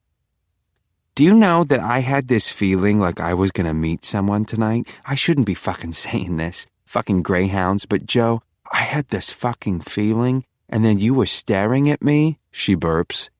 "That needs to come off, Joe." "My shirt?" "That bandage on your hand." "I forgot it was there. Look what you did to me." It started when I burnt my hand in the candle.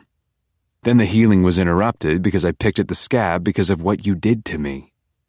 Then Curtis beat me up while I was rushing to get ready to go see you, and then of course I crashed my car while I was looking for you.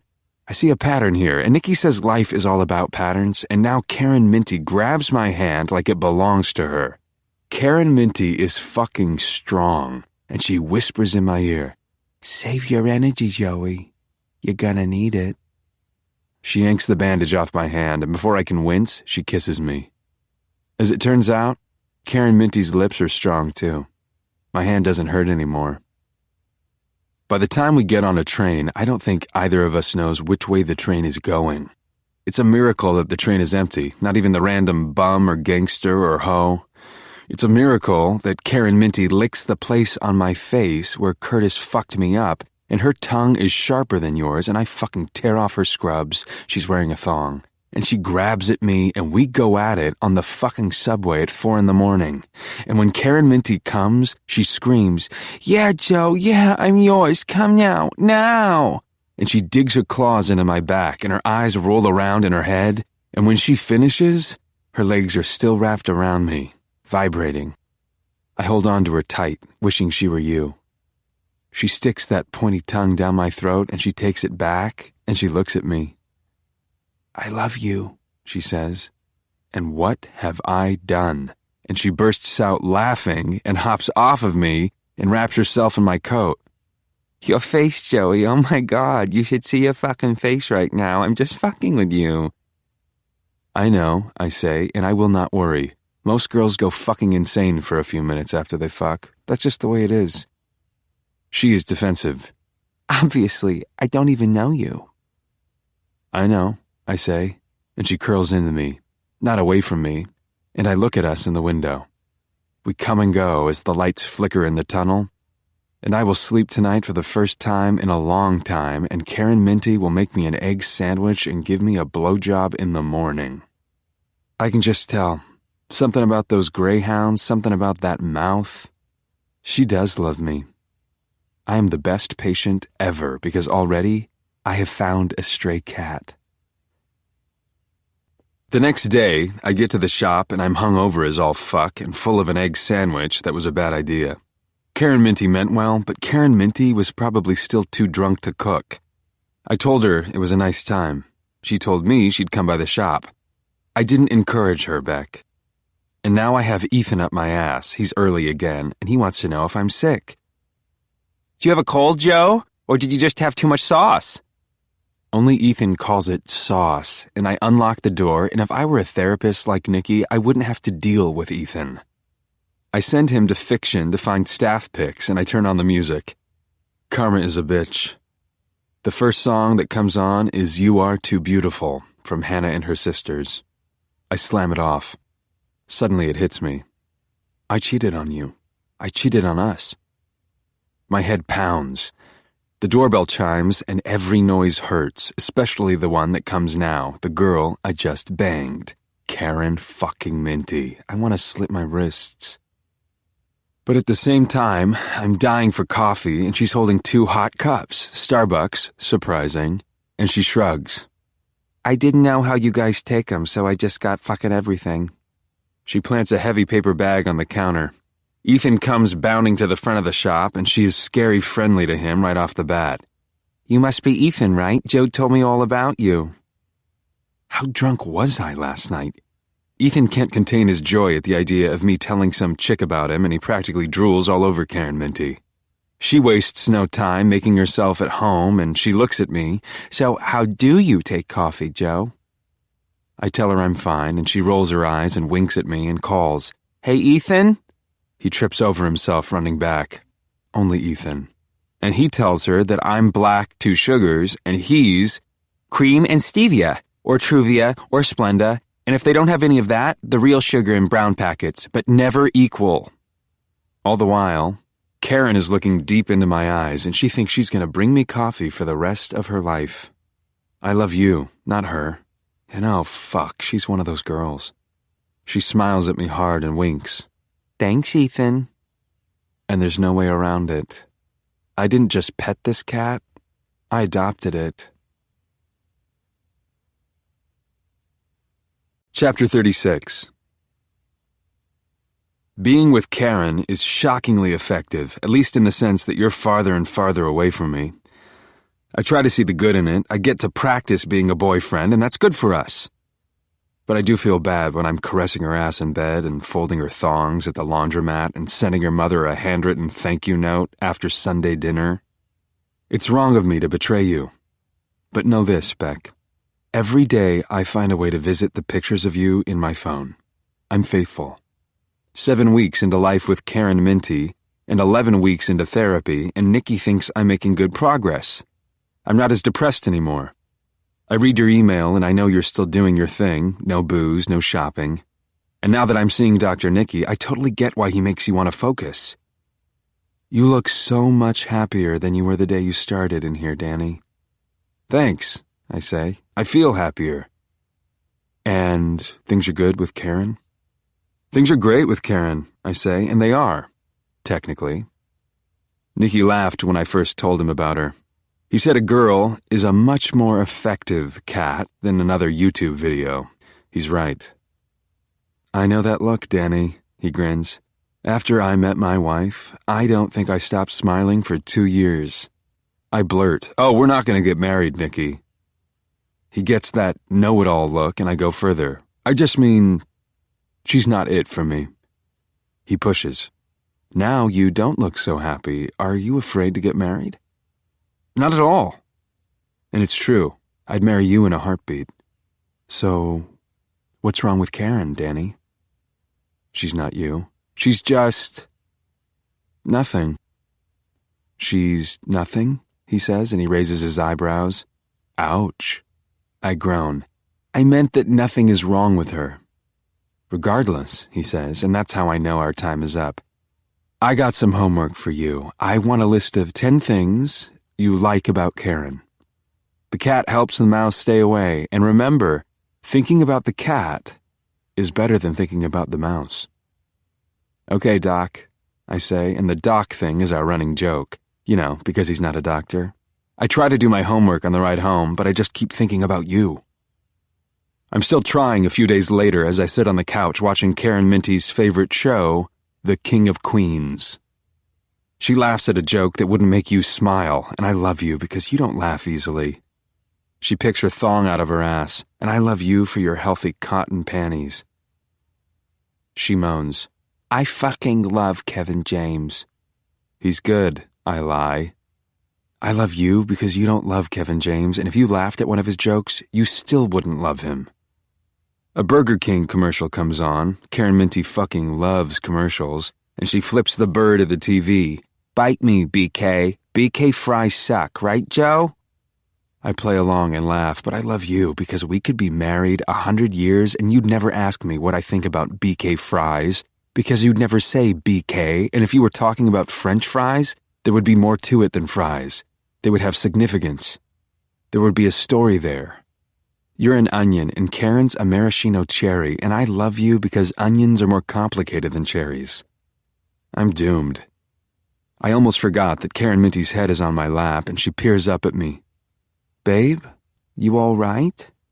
Yeah. And I run my hand through her hair the way she likes. I'm just thinking about my homework.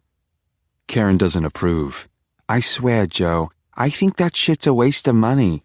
I know you do. At the hospital, all the fuck-ups are shrinks. Every one of them. They're fucking cheaters and liars, and they're crazier than their patients. No, he's not like that, I say. She huffs. Like fuck he's not. They're cheaters and liars, Joe. Cheaters and liars. You never repeat yourself because you're creative, and Karen is not, and she pinches my nipple. Joe! Look at me. I look at her. Watch it, miss. What do you talk about in there anyway? I mean, you're perfect, Joey. Nobody's perfect. I sound like a teacher. And I get a little OCD. Yeah, Karen Minty laughs. You are OCD. On my pussy. You would never say anything so crass. And I pet Karen Minty and watch Kevin James, and I miss you so much I feel sick. Suddenly I have to go. I stand up. Whoa, where's the fire? She hugs my seat cushion. She's too needy. I'm going to the store, I say, and I grab my keys. You want company? She's not mysterious. No, I say, and I grab my coat. You need cash? She sits up. She's pathetic. No, I say, stay put. I'll be back in a bit. I run down the stairs and I stop. I could do anything to Karen Minty and she'd stay. She has her claws in me, Beck. Her mother is knitting me a sweater and her father wants to take me out on his boat one of these Sundays. I sit down on the stoop. Maybe now that I'm away from Karen Minty, I can make a list of things that I like about her. Number 1, Karen Minty grew up with 3 brothers, so she's mellow. And it's true, she is mellow. FedEx fucks up the new Nora Roberts, and I can put Karen on a subway and send her uptown, and she'll haul ass up there and drag a box of books back on the subway, up the stairs, and to the shop. And if I ask her to, Karen will unload the books, price them, and stack them. She doesn't complain, Beck. She wants to be asked. Like a little brat trying to do good on Christmas Eve in case Santa is watching. I can even ask her to get out the Swiffer and clean up the dust she noticed while she was stacking. Number 2, Karen Minty likes to clean. I grew up in a fucking pigsty, she likes to say. Only way shit gets clean is if I clean it, and I like shit clean, so there you go. Number 3, Karen Minty likes to cook, and she's good at it. I haven't eaten like this in I don't know how long. Real family food. A lasagna that will taste good even 5 days later, cold. And the runner's body I had going when I was tracking Pete Salinger, who would be absolutely horrified by Karen, well, I still have it for the most part, because Karen likes to cook, eat, clean, and fuck. And she intends to do all these things with me forever. I found a little plastic file box of recipes that belonged to her mother. I texted her about the recipes and she wrote back, "I'm cooking a hell of a lot more in your kitchen than I am in mine." Anything I want, anytime. And I can ask her for it and she can make it because her mother knows how to make everything. I brought leftover lasagna for Ethan and he thinks her mother should do a cookbook. She is that good. Number 4, Karen Minty is a good fuck. The way you like to talk shit about Blythe, the way that you like to tease, your nipples popping in the shop on day one. Well, Karen Minty just likes to ride dick, all dick. You can tell she's been fucked a lot and it doesn't bother me. I'm the best she's ever had. Her words, not mine. Number 5, Karen Minty knows Ethan is good people. We went out with Blythe and Ethan once. It was bad. Blythe balked at Karen's greyhounds and told her that Leonardo DiCaprio drinks a lot of beverages, Karen. Are you that naive? Ouch. The next day, Ethan showed up at the shop apologizing. Blythe doesn't have a lot of girlfriends. I hope Karen isn't hurt. And Karen popped in while he was there. Karen told Ethan that Blythe is super smart and wicked pretty. When Ethan went to go take a shit, Karen told me that she thought Blythe was a cunt. Ethan should be with a nice girl, she said. But nice guys always get with bitches. They don't break up if you call him out on it. Give him time. He'll dump her eventually. Karen Minty truly is a nurse. A couple of days ago, he asked me in complete seriousness if I planned to propose to Karen. Ethan, it's been 2 months. He shrugged and told me for the 50th time how he proposed to his ex Shelley after 6 weeks. I told him straight, and look how that turned out. When you know, you know. Well, I don't know, Ethan. Well, you better start thinking about knowing, he said, and for once he had a 5 o'clock shadow, another miracle. Because she definitely knows. Number 6. It's no use. Maybe Dan Fox loves Karen Minty, but I don't love Karen Minty. I love you. I love your depth and your letters to yourself, and I am wrong to be leading her on. And honestly, she comes on too strong. Otherwise, why would Ethan and Nikki be talking about marriage when we've been going out less than 2 months? And here she comes, bounding down the apartment building stairs after me. Boo, she screams. And I flinch even though I knew she was coming. Oh my God, you scare so freaking easily, she laughs. She sits down next to me and leans her head on my shoulder and she sighs. I don't scare at all. When I was a kid, my brothers tried to fuck with me so much that, I don't know. I think I just lost all my fear or something. It's a nice night. There are kids playing outside. It'll be spring before you know it. Karen Minty yawns. What a night, right? Yeah, I say. She hears the timer on the oven and she pulls me close and plants one of her hard, bossy kisses on me. You want enchiladas? Do I ever not want enchiladas? I say, and I get another kiss. Well, come on, she says. First enchiladas, then you promised you'd help me with my flashcards. I pocket my store keys and follow her back up the stairs to my place. Number 7, Karen Minty has a great ass. Number 8, Karen Minty makes great enchiladas. Number 9, Karen Minty mixes sexual favor cards in with her nursing school flashcards so that randomly, I'll flash her a card that says, take my top off. Number 10, Karen Minty likes to fuck. After we fuck, I look at my list and realize that I left off number 6. Number 6, Karen Minty knows what she wants. She wants to be a phlebotomist. She doesn't complain about her homework because she knows what she wants. She wants to draw blood from people. She wants to be a phlebotomist. I'm a great fucking stick, and when you're laid up in bed for 8 days with fucked veins and your IV jams because some dumb tramp messed up your meds, the most important thing in the world to you is a great stick. Not a great doctor, a great stick. And I want to be the stick around the fucking world. Do you see that, Beck? It's not like she wants to tweet about being a nurse. Fucking Twitter my ass. I prefer life, she said just the other day. There's a simplicity to it all that is really good for me, and I know it because my cheeks are flushed. My belly is full. My dick is the stick heard around the fucking world. Just ask Karen. And I wake up and I want to get out of bed and do my life. But I also wake up thinking about you. I finish reading my list to Dr. Nicky. At first, he doesn't say anything. I am impatient. What's up, Doc? You tell me, Danny. I did my homework, now it's your turn. Dr. Nicky just stares at me, and I just stare at Dr. Nicky. Does he do this to you? Okay, Danny, I'm gonna ask you something. He leans in. Does Karen know that you're not in love with her? I can't lie to him about Karen. He can't help me unless I tell the truth. No, I say. She doesn't know. Lies don't pave the way to joy, he says. And sometimes he reminds me of a rabbi, and I can't believe I used to think that you had sex with him. And if there's anything I've learned in almost 50 years on this planet, it's this.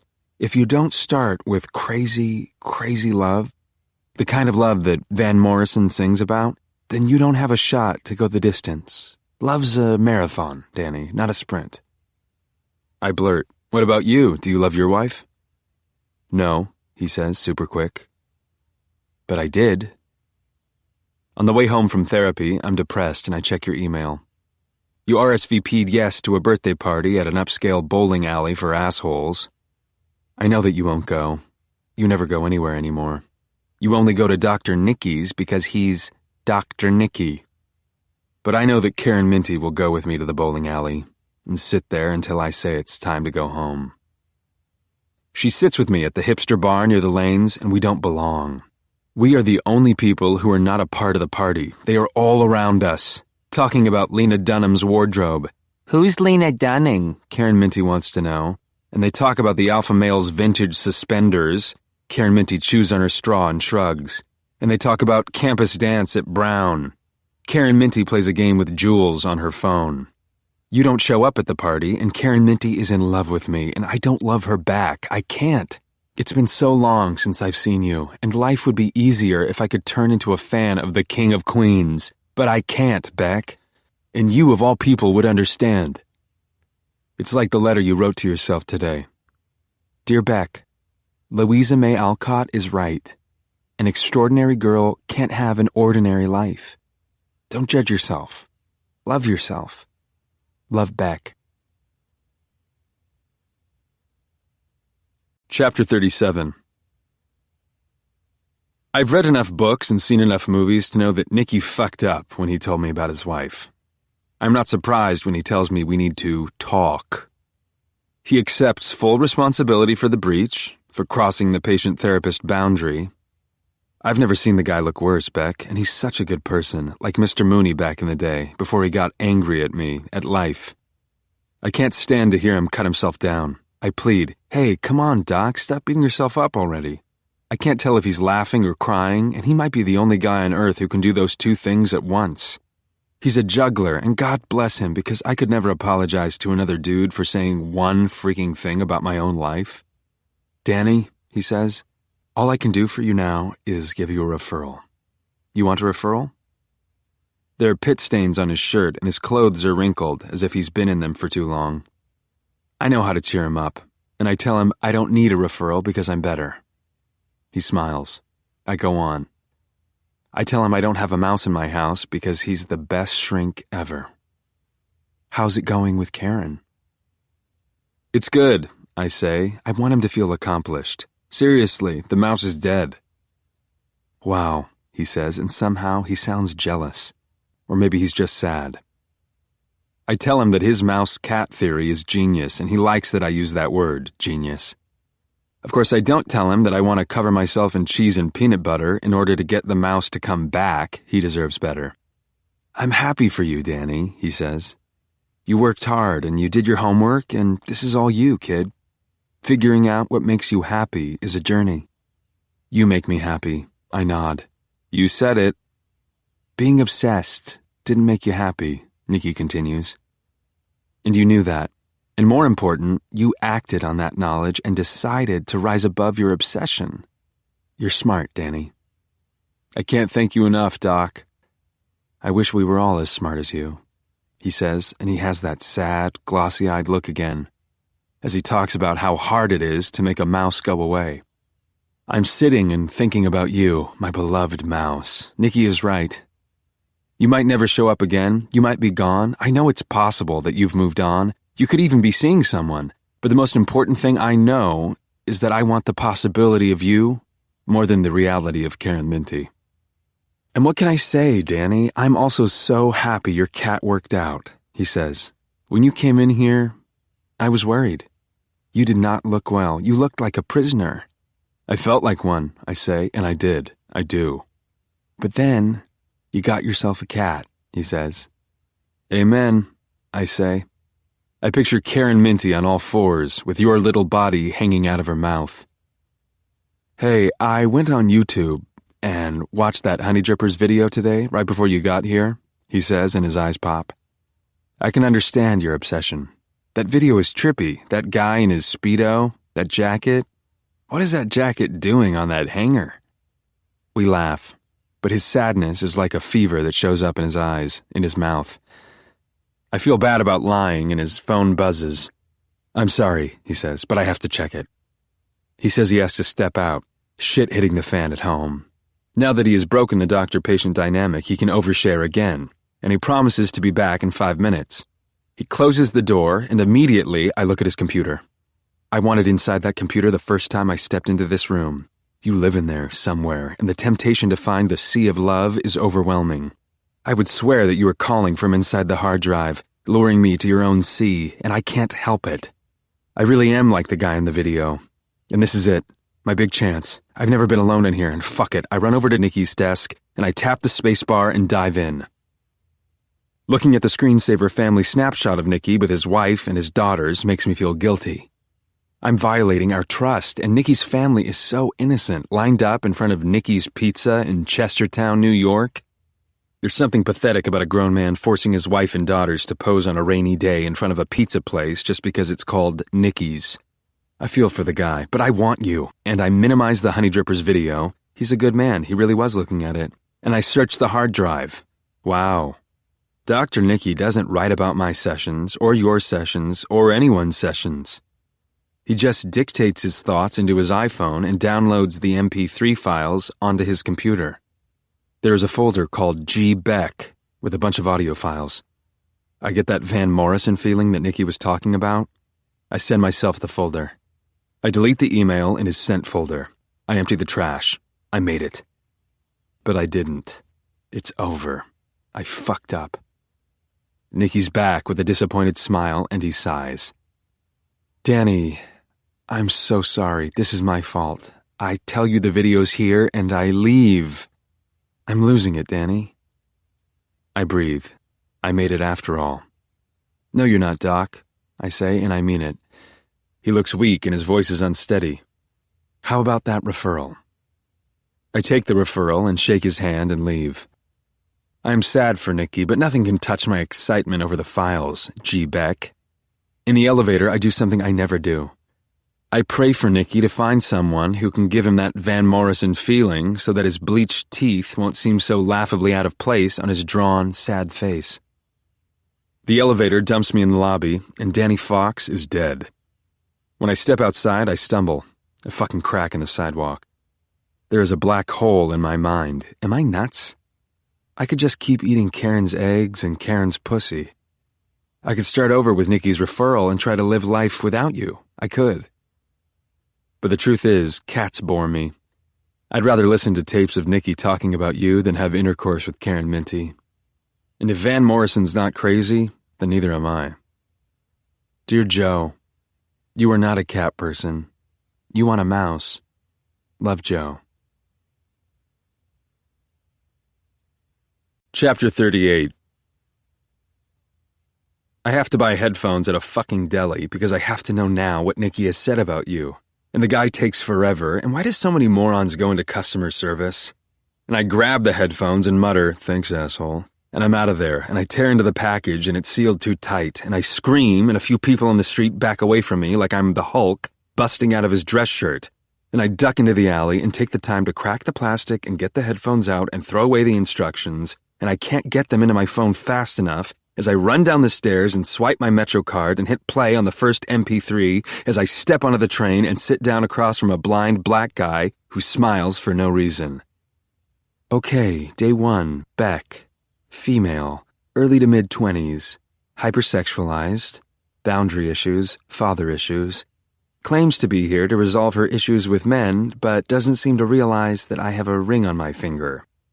Only mode of communication is seduction.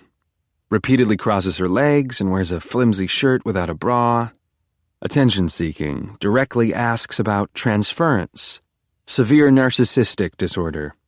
Insists on calling me Dr. Nikki in spite of my repeated statements that I am not an MD. Repeatedly asks if I'm married and if I have a good sex life with my wife to avoid discussing her own life. Tells me she slept with her therapist in college. Repeatedly, I ask why she doesn't see a female clinician and she says she has one mother, doesn't need another. Possible borderline, predatory, masochistic tendencies. The blind black guy is staring at me, but he's blind and he can't see me, and I can't get mad at him. And I skip ahead to another segment. Maybe the next one will be better. It has to be. Marcia was a fucking nightmare this morning. Mac overslept again, and Amy has the flu, and Marcia is just incompetent as a mother. I almost canceled but found myself soothed by knowing that I would see Beck. I've grown to look forward to my time with this young woman. I find myself counting down, thinking about what I'll wear that day. She makes my life bearable, damn it. Now who's asking about transference? Today she presents in sweatpants and a formless top with messy hair and shiny skin. I can't help but feel that she dressed down for me, which is more intimate than dressing up for me. We establish goals. She wants sexual confidence, which I find amusing because she is sex.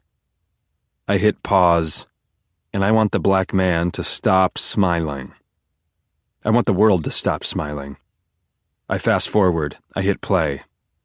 She claims that I have opened her up and that she's taking a much-needed break from men, that she's realized things about her father, things about her love life, and all of this after just a few sessions because I am the most amazing doctor she has ever had. I tell her again I'm not a doctor. Is it terrible that I love it when she calls me Dr. Nikki? Don't answer that. Anyway, I tell her that there is no magic cure. She shakes me off. She says I have lit up something inside of her. She says she has never felt so in tune with herself. She says talking to me is the time of her life.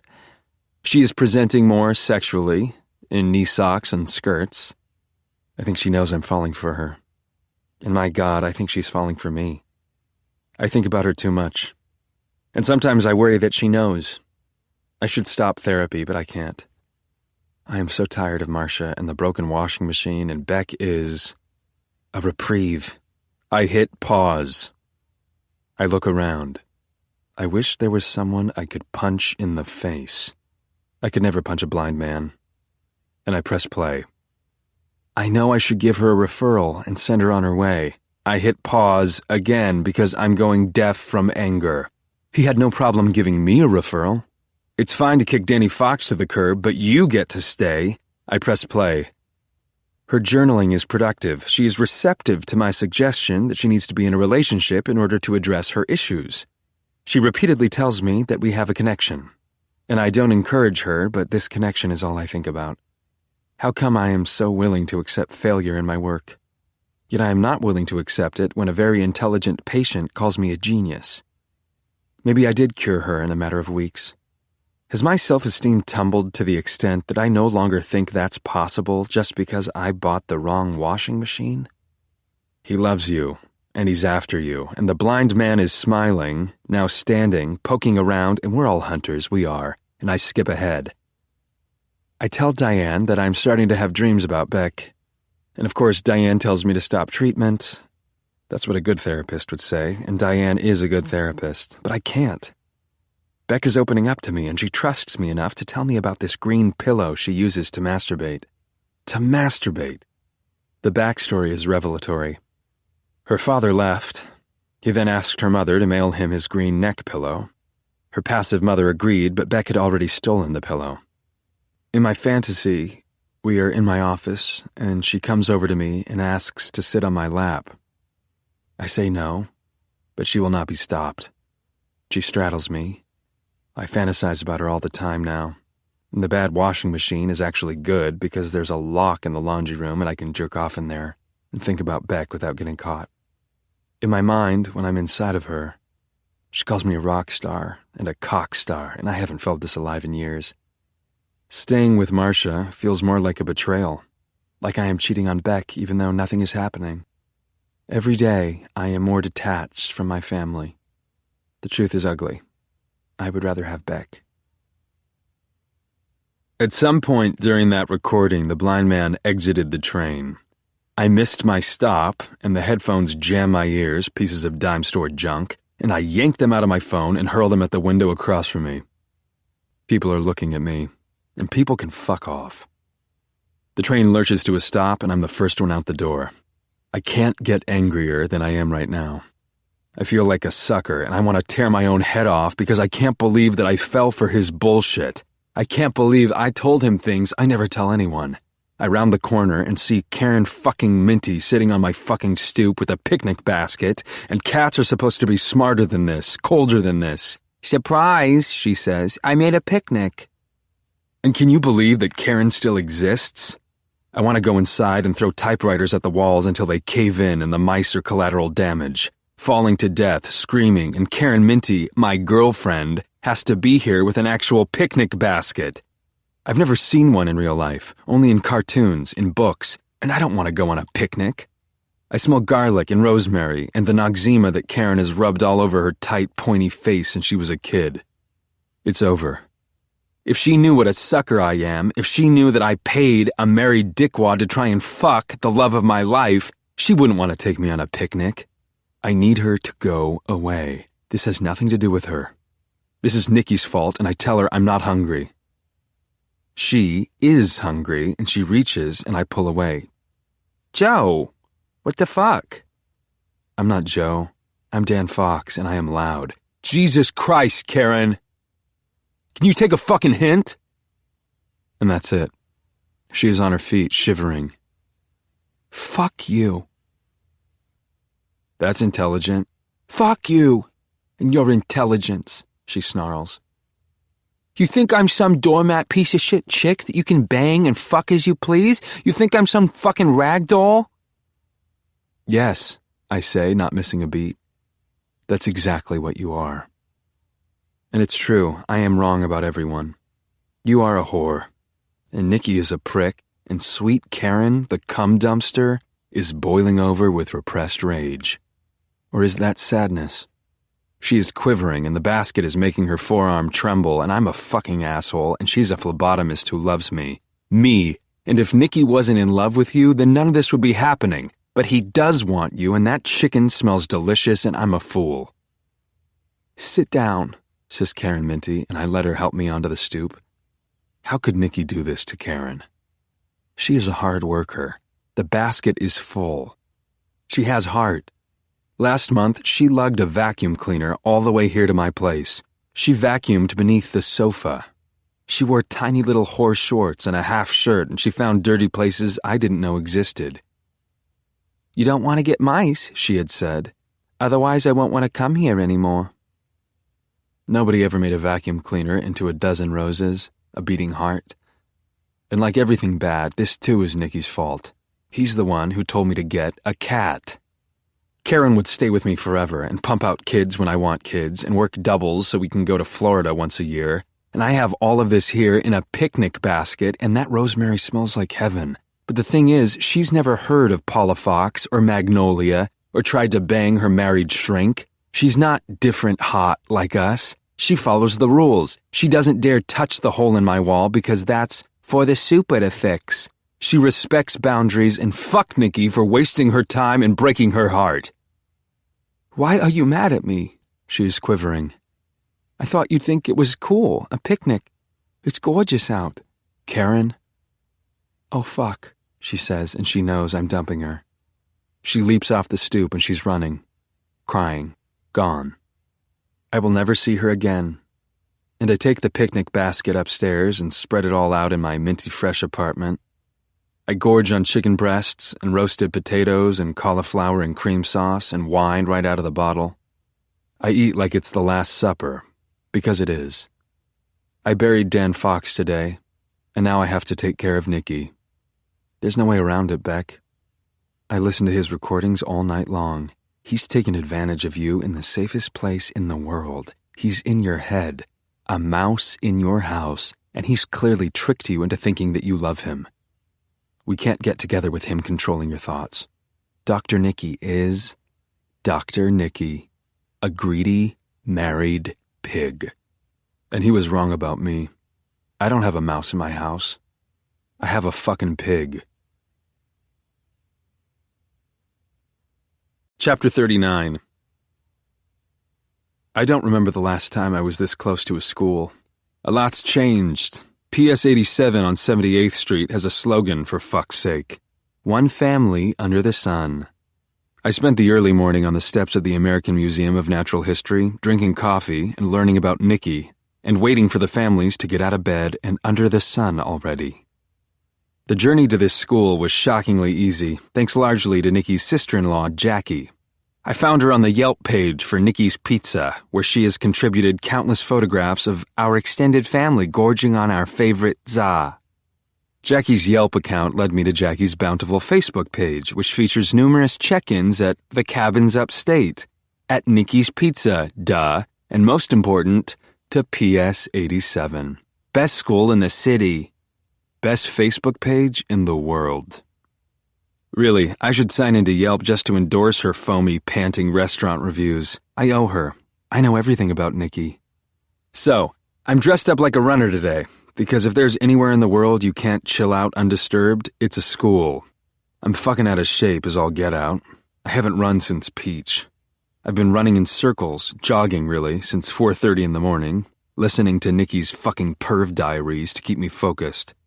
I go down Columbus, bang a right onto 77th, past the empty playground, turn right up Amsterdam, and then right onto 78th, past PS 87, and do it again.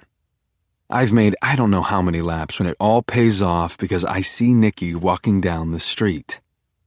He looks different to me now. I used to feel sorry for him the way he was so hunched over, his eyes hell-bent on the floor, but now he just looks evil. His hunchback is a punishment for his sins. A father should be looking out for his daughter, but Nikki hangs his head. His daughters are older now, and that picture on his computer must have been taken a while ago. He's holding Amy's hand. Amy's the one they had instead of getting divorced. And calling out for Mac to slow down. Mac's the one they had to seal the deal. Older, detached. It's okay for me to jog in place because I'm wearing sunglasses and headphones, and if there's one dude that everyone on the Upper West Side will welcome with open arms, it's the fucking jogger. Nikki walks these kids into the school, and what happened to this city that parents are fucking inside of the school with the kids? Nobody held my fucking hand, or anybody else's for that matter, back in the day, and a mother glares at me, and I wave and smile, I normal up good. And she waves, assuming she forgot my name, and knows me from the PTA or the gym or what have you. And come on, Nikki! Get out of there, because jogging in place is not like jogging in circles, and we've got work to do. Me and Nikki. And we don't have much time because you're supposed to see Nikki tomorrow afternoon at 1, and I've decided that that's not going to happen. Nikki is living proof that idle hands are the horny, cheating devil's playground. The guy's so leisurely, Beck. After he dropped his girls at school, he took the long way home and talked on the phone to you, and then disappeared into his building.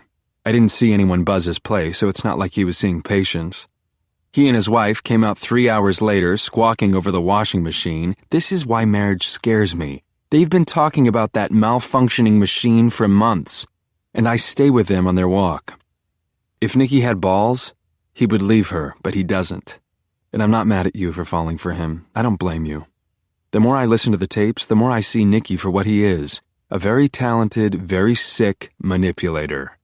I didn't see through his bullshit, so I can't very well blame you for falling under his spell. And if you think about it, it's kind of sweet that we both got swindled. We're alike. I smile. Nikki's wife, Marcia, is nothing like you. She's boorish and loud. She teaches psychology at various local and online colleges. She's a thick-legged martyr with a yoga mat over her shoulder. I hate to sound crass, but yoga's not doing the trick. She's wearing a Stop Breast Cancer visor. You know this woman is always bellyaching about something. And her hair is tied back in a low, sad ponytail. This is not a happy woman, Beck. She's gruff. She crosses her arms when they pass by homeless people, as if the homeless people would ever even try with her. I could feel sorry for Nikki, but the facts are facts. At some point in his life, he proposed to Marcia. Watching him trot alongside Marcia is depressing. She does all the talking about birthday parties and pediatricians and kiddie yoga classes, as if kids don't stretch out on their own.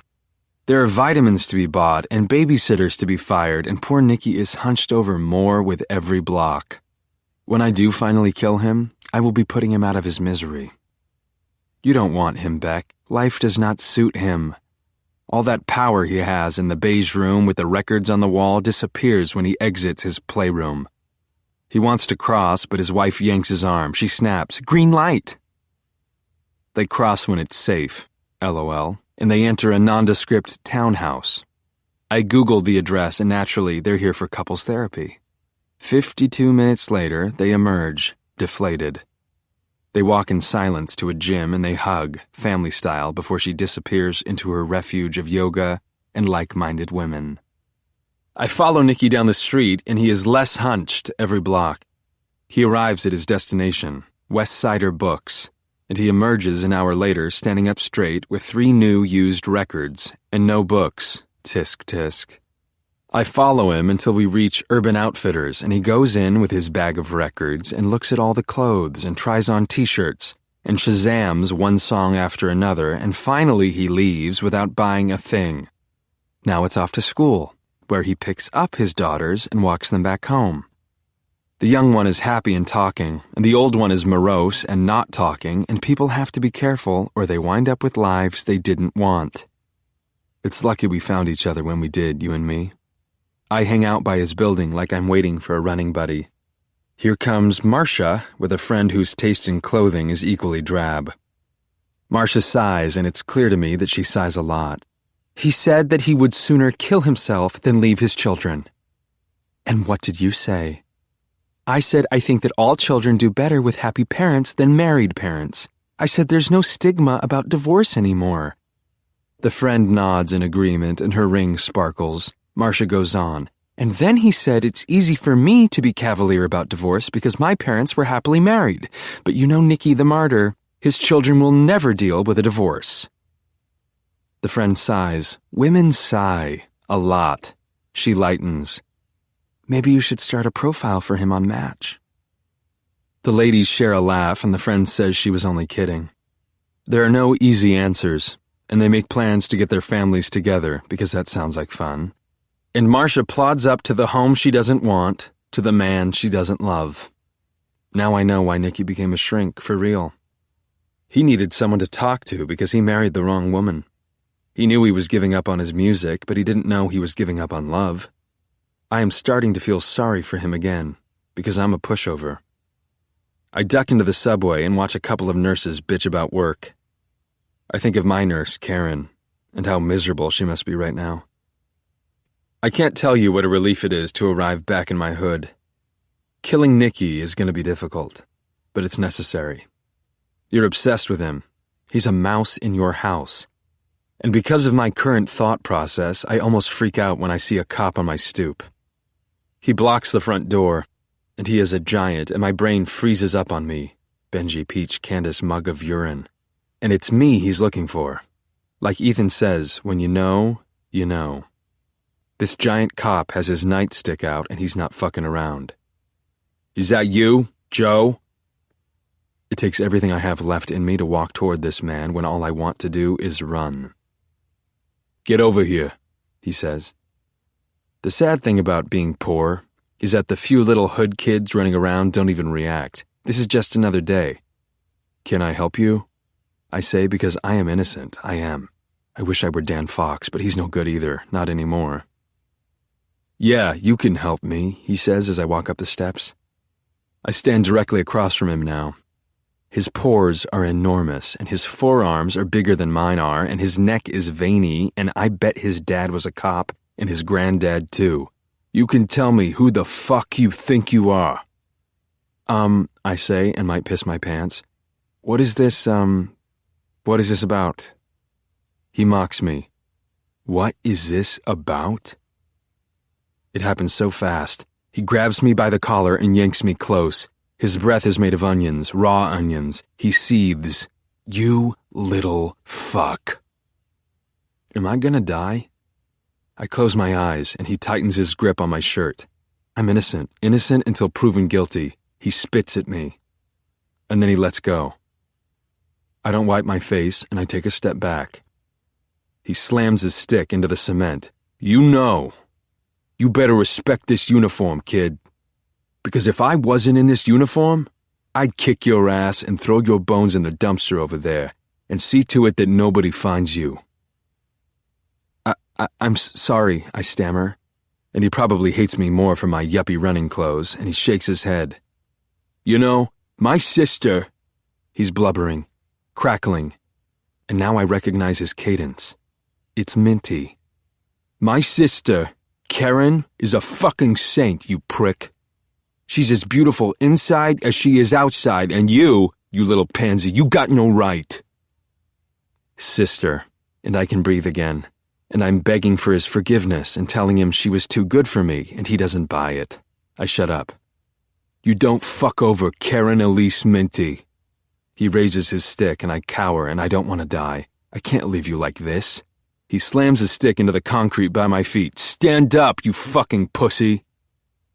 He grabs me by the throat, and this too is on Nicky.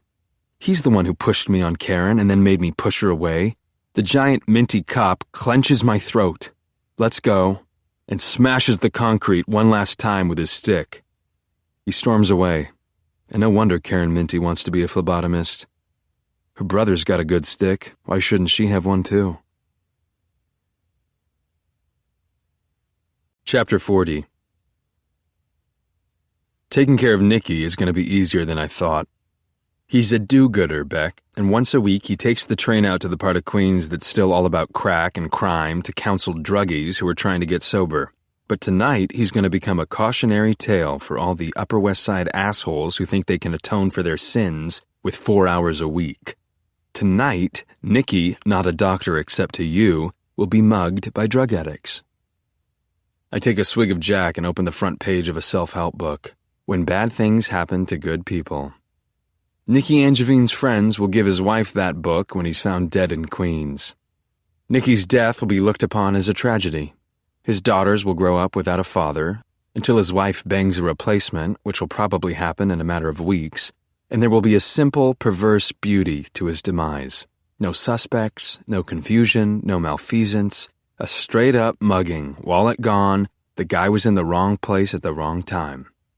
Marcia Angevine's friends will hover around her with coffee cakes and their own kids and bottles of wine and tell her how sorry they are for her loss. But I know that she'll be thanking the Lord for her gain. It's time, Beck. Nicky emerges from the sober house and looks both ways like a good little white boy. He hangs his head and starts down the street, and his wife must have laundered his Vans because they're especially bright and white tonight. He's a mouse in your house, and I wish you didn't want him, but of course you do, Beck. He's like the father you never had, and you want to break up his family. And that's natural. That's the cycle of abuse, and it was Nicky's job to help you overcome that desire. But Nicky didn't do his job. He is a pig, and there's no possible happy ending to this mess. If I let him live, you will eventually get what you think you want. He will fuck you in the beige room and cry to his wife and beg for a divorce, and he will go to you. Because he's right, you are sex. And the truth is, the second he becomes available, no ring, no more teeth whitening, you won't want him. He is leading you down the path to hell, and he was supposed to keep his distance from you, and he didn't. And you were supposed to call me, you miss me, and you didn't. And I know you so well, Beck. You are charisma, you are sick, and for some reason you are a magnet for weak, spineless people like Peach, like Benji, like Nicky. I pick up my pace and I hold my new nightstick. I went to the Army-Navy store to cool off after that bullshit with Officer Minty. It's only fair that we all be armed against cops who think they're above the law. I clench my jaw. I am gaining on him and I can do this. One fell swoop. But then I feel a vibration in my pocket. I have no choice but to duck into an alley. Nicky will turn around if he hears the phone, and I can't make it stop, and I can't breathe, and my hands shake, and I look at my phone. It's you. You are calling me. You have, at last, decided to act on your feelings. Your name looks beautiful in my phone, shining in the dark above the picture of you in your white bikini.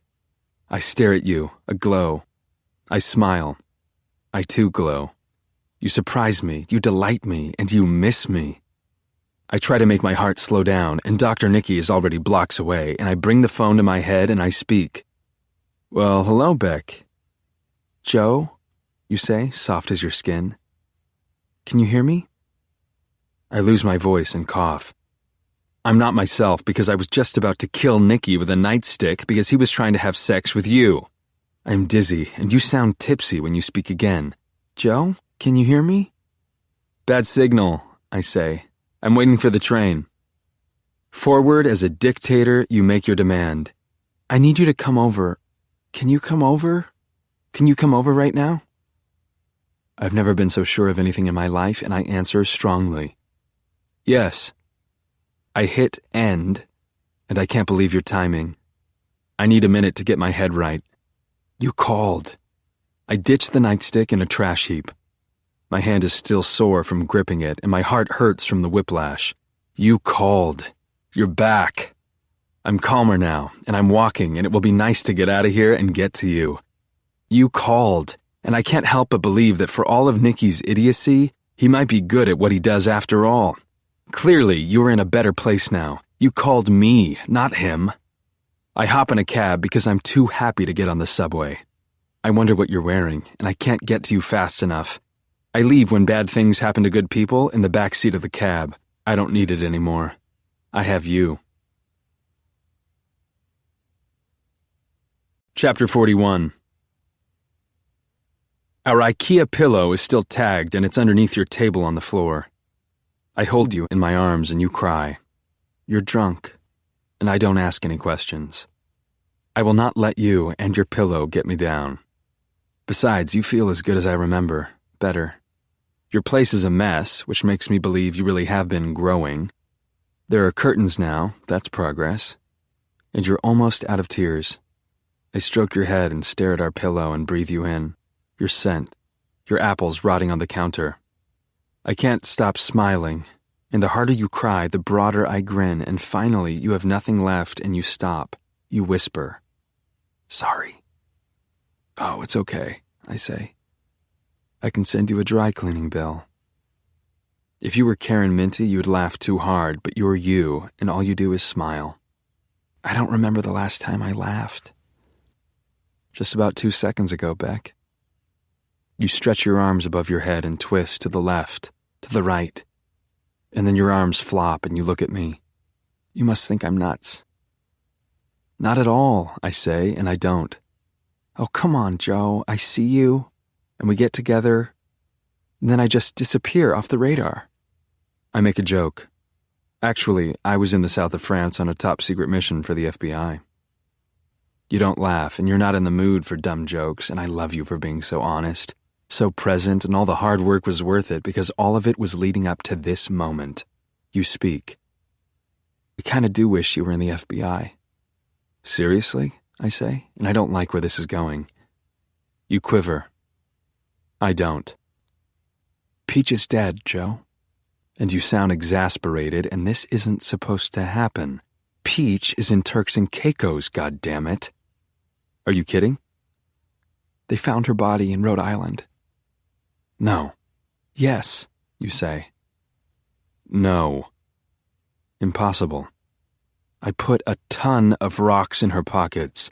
When I walked her onto that jetty, she must have been $1.50. This is bullshit. I did my job. Did I zip her pockets? Fuck yes, I zipped her pockets. Nothing is made well anymore.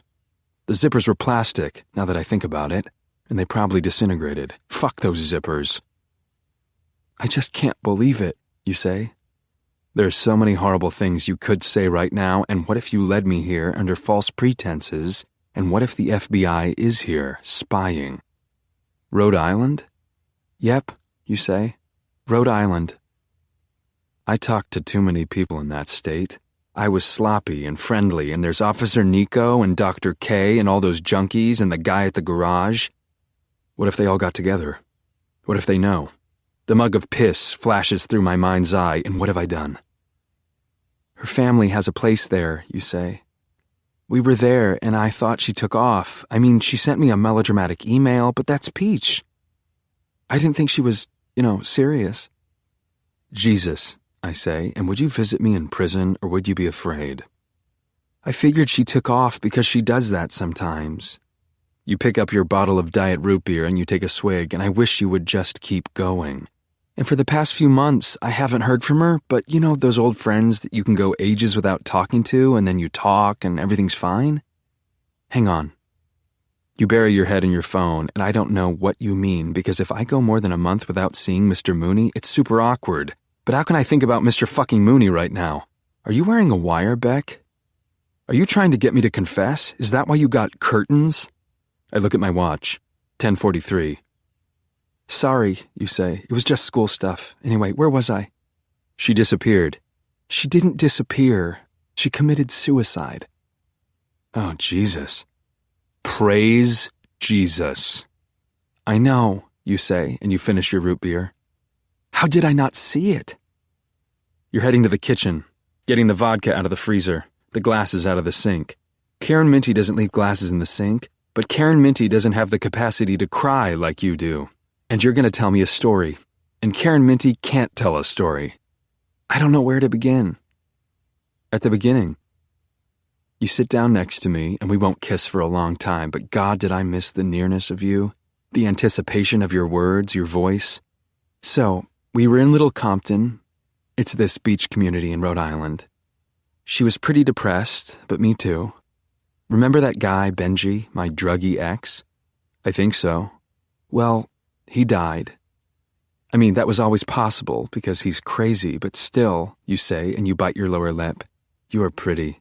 He dies, and then she dies. I'm Death Girl. I love you for making this all about you, for giving yourself a name. You are so flagrantly you. I tell you what you want to hear. Beck, you're not Death Girl. It just sounds like you know some troubled people. You cut me off. That's 2 of my friends dead in a matter of months. And you know what I think, Joe? I think this is the universe punishing me for being a fucking liar. I lie and say my dad is dead, and now my friends are dying. I mean, obviously that's what's happening. Let it out, I say, because I know when you're drunk, there's no point in arguing the benefits of life without Peach and Benji. But it's not your fault. You huff. Like hell it isn't. So talk to me, I say. I'm here. It's fun to watch you try and decide whether to tell me about the massage session with Peach, and you decide against it. Peach left to go running, which she did every morning. But apparently this time she filled her pockets with rocks. And it is my fault, Joe. I was the last one to see her alive. I should have known. I was the last one to see her alive, but never mind that. Beck, I say, you can't blame yourself for what she did. She was depressed. You knew that. You were a damn good friend, and this has nothing to do with you. You motion for me to stop talking, and I pour vodka into the dirty glasses, and you dig around for your phone, which has fallen into the sofa into a lot of other junk, and you scroll and find the email that Peach wrote to you, the one that I wrote. I know I'm not a suspect anymore, and I can't help but think that it's kind of hot, hearing my words come out of your mouth. You finish reading and look at me. Virginia Woolf. I should have known. And I did nothing. You can't save someone who doesn't want to be saved. But she did want to be saved, you say, and you pull your hair up into a high bun. I just couldn't do it. Couldn't do what? You gulp, and I remember you naked, and I want my turn and take a hefty sip. This has to stay right here for obvious reasons, but you have to know. She tried to fuck me, Joe. Oh, man. Yes, you're opening up, pedal by pedal. It's happening. I pushed her off, of course, right away, you say, and again, you can't resist lying, from stealing a little cash from the Monopoly board when the other players are out of the room. You are a cheater to the bone, a renovator, and I admire you, Beck. You never stop making improvements on life. You have charisma. You have vision. Someday, maybe we'll have some beat-up farmhouse and you'll paint the walls until you find the right shade of yellow, and I'll tease you, but I'll love the way you look with paint on your face. This is where you do your real art, and this is where your magic happens. You need an audience, alive, me, not a shrink, not a computer. How'd she take it? Not well? Fuck, I say. And the saddest thing is, it's not the first time this happened. Fuck. You take a sip and you're too embarrassed to look at me. Or maybe you're just too drunk. Are you horrified? Beck, I say, and I rest my hand on your knee. I'm not horrified that your best friend was in love with you. I don't blame her. You come at me hard and whole, sloppy and groping. You tear your top off and your hot hands are underneath my shirt marked by your tears, and your kiss is wet and hungry, and you bite my lip and there is blood, a sweetness, a saltiness, a touch. You have my belt off in no time, a professional under the influence. This time when I fuck you, I am the mouse in your house, and you can't get rid of me, and you want to get rid of me because you hate how much you want me, how I own you when I'm inside of you, how you'll never want anything but me, Nikki who, and at some point your emotions all turn into one, your tears for Peach, your cunt throbbing for me, your tits humming because of me. All of you exists solely because of me, and I fuck the Peach out of you. I fuck the Benji out of you, and the Nikki out of you, and I am the only man in the world, and this time I wake up first. I go into your bathroom, into your tub, and I piss all over the floor of the shower, and mark my place, my home, you. I take the IKEA pillow out from under the table, and rip off the tag and bring it back to bed. You're half asleep when I slip the pillow under your chin and you purr. Joe. When we get out of bed, we know that we're together now. It's not about whether we'll go out to breakfast, it's just a matter of deciding where to go. We sit across from each other at a diner, and we're there 6 hours because we can't get enough of each other. I finally manage to pull myself away and take a leak, and when I'm gone, you email Lynn and Hannah. Holy fuck. Joe. Joe. When I get back to the table, we start all over again. Chapter 42. Our first 8 days together are the best days of my life. You have these plush giant robes from the Ritz-Carlton. You tell me this elaborate story about stealing them while on spring break with Lynn and Hannah. I love that you love to tell stories. You couldn't possibly know that I know that you stole them from Peach's place, and I don't tell. We live in these robes, and you like to entertain me, and you do. Day 2 of us. We're lounging around in our robes, and you declare the rule of the robes. When you are in my apartment, you are allowed to be naked or in a robe. And what if I don't comply with the rule of the robes? You saunter up to me and growl, "You don't want to know, Buster." I promise to abide by the rule, and I like you all charged up, adult. Your therapy worked because your daddy issues are gone, and with me, you're a woman, not a little girl. You're not sending emails to yourself anymore, and why would you? You have me to talk to, and oh, do we talk. Van Morrison doesn't know shit about love because you and I are inventing love in our Ritz-Carlton robes, with all our night conversations, with our moments of silence that are, as you say, the opposite of awkward. We're living on each other, and we don't need sleep, and by day 5, we have more private jokes than Ethan and Blythe do. We watch Pitch Perfect on Netflix. You call it your favorite movie, but you don't own the DVD. You are fascinating, and you press pause. You curl up into me and tell me I'm the best, and I tease you about loving this movie, and you giggle and snort, and we wrestle, and by the time they go to their championship or whatever, we're in bed fucking. You love me more than anything, and you tell me I'm smarter than the guys in your grad program, and the guys you knew in college, and we read one of Blythe's stories together, and I call it solipsistic, and you agree. The next morning, I wake up first, who can sleep with you in the world, and I notice that you are up earlier. You're like a child in the best way, and you leave a trail of breadcrumbs wherever you go, and your trail leads me into the kitchen where the dictionary is open and the word solipsistic is smeared with chocolate icing from the half-eaten chocolate cake on the counter. I love you for listening, unabashedly. You don't want me to leave, but I have to go to work. But I want you to stay, you argue, and even your aggression is sweet. Can't Ethan cover? I hate to break it to you, Beck, but you should have thought of this when you were fixing him up with Blythe. You groan, and you block the door, and you let your robe fall open. You're breaking the rule of the robe, Joe.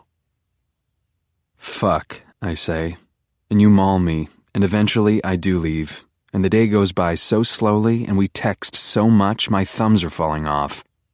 I want to bring you all the books in the world, but I settle on one of my favorite books that you've never read, In the Lake of the Woods by Tim O'Brien.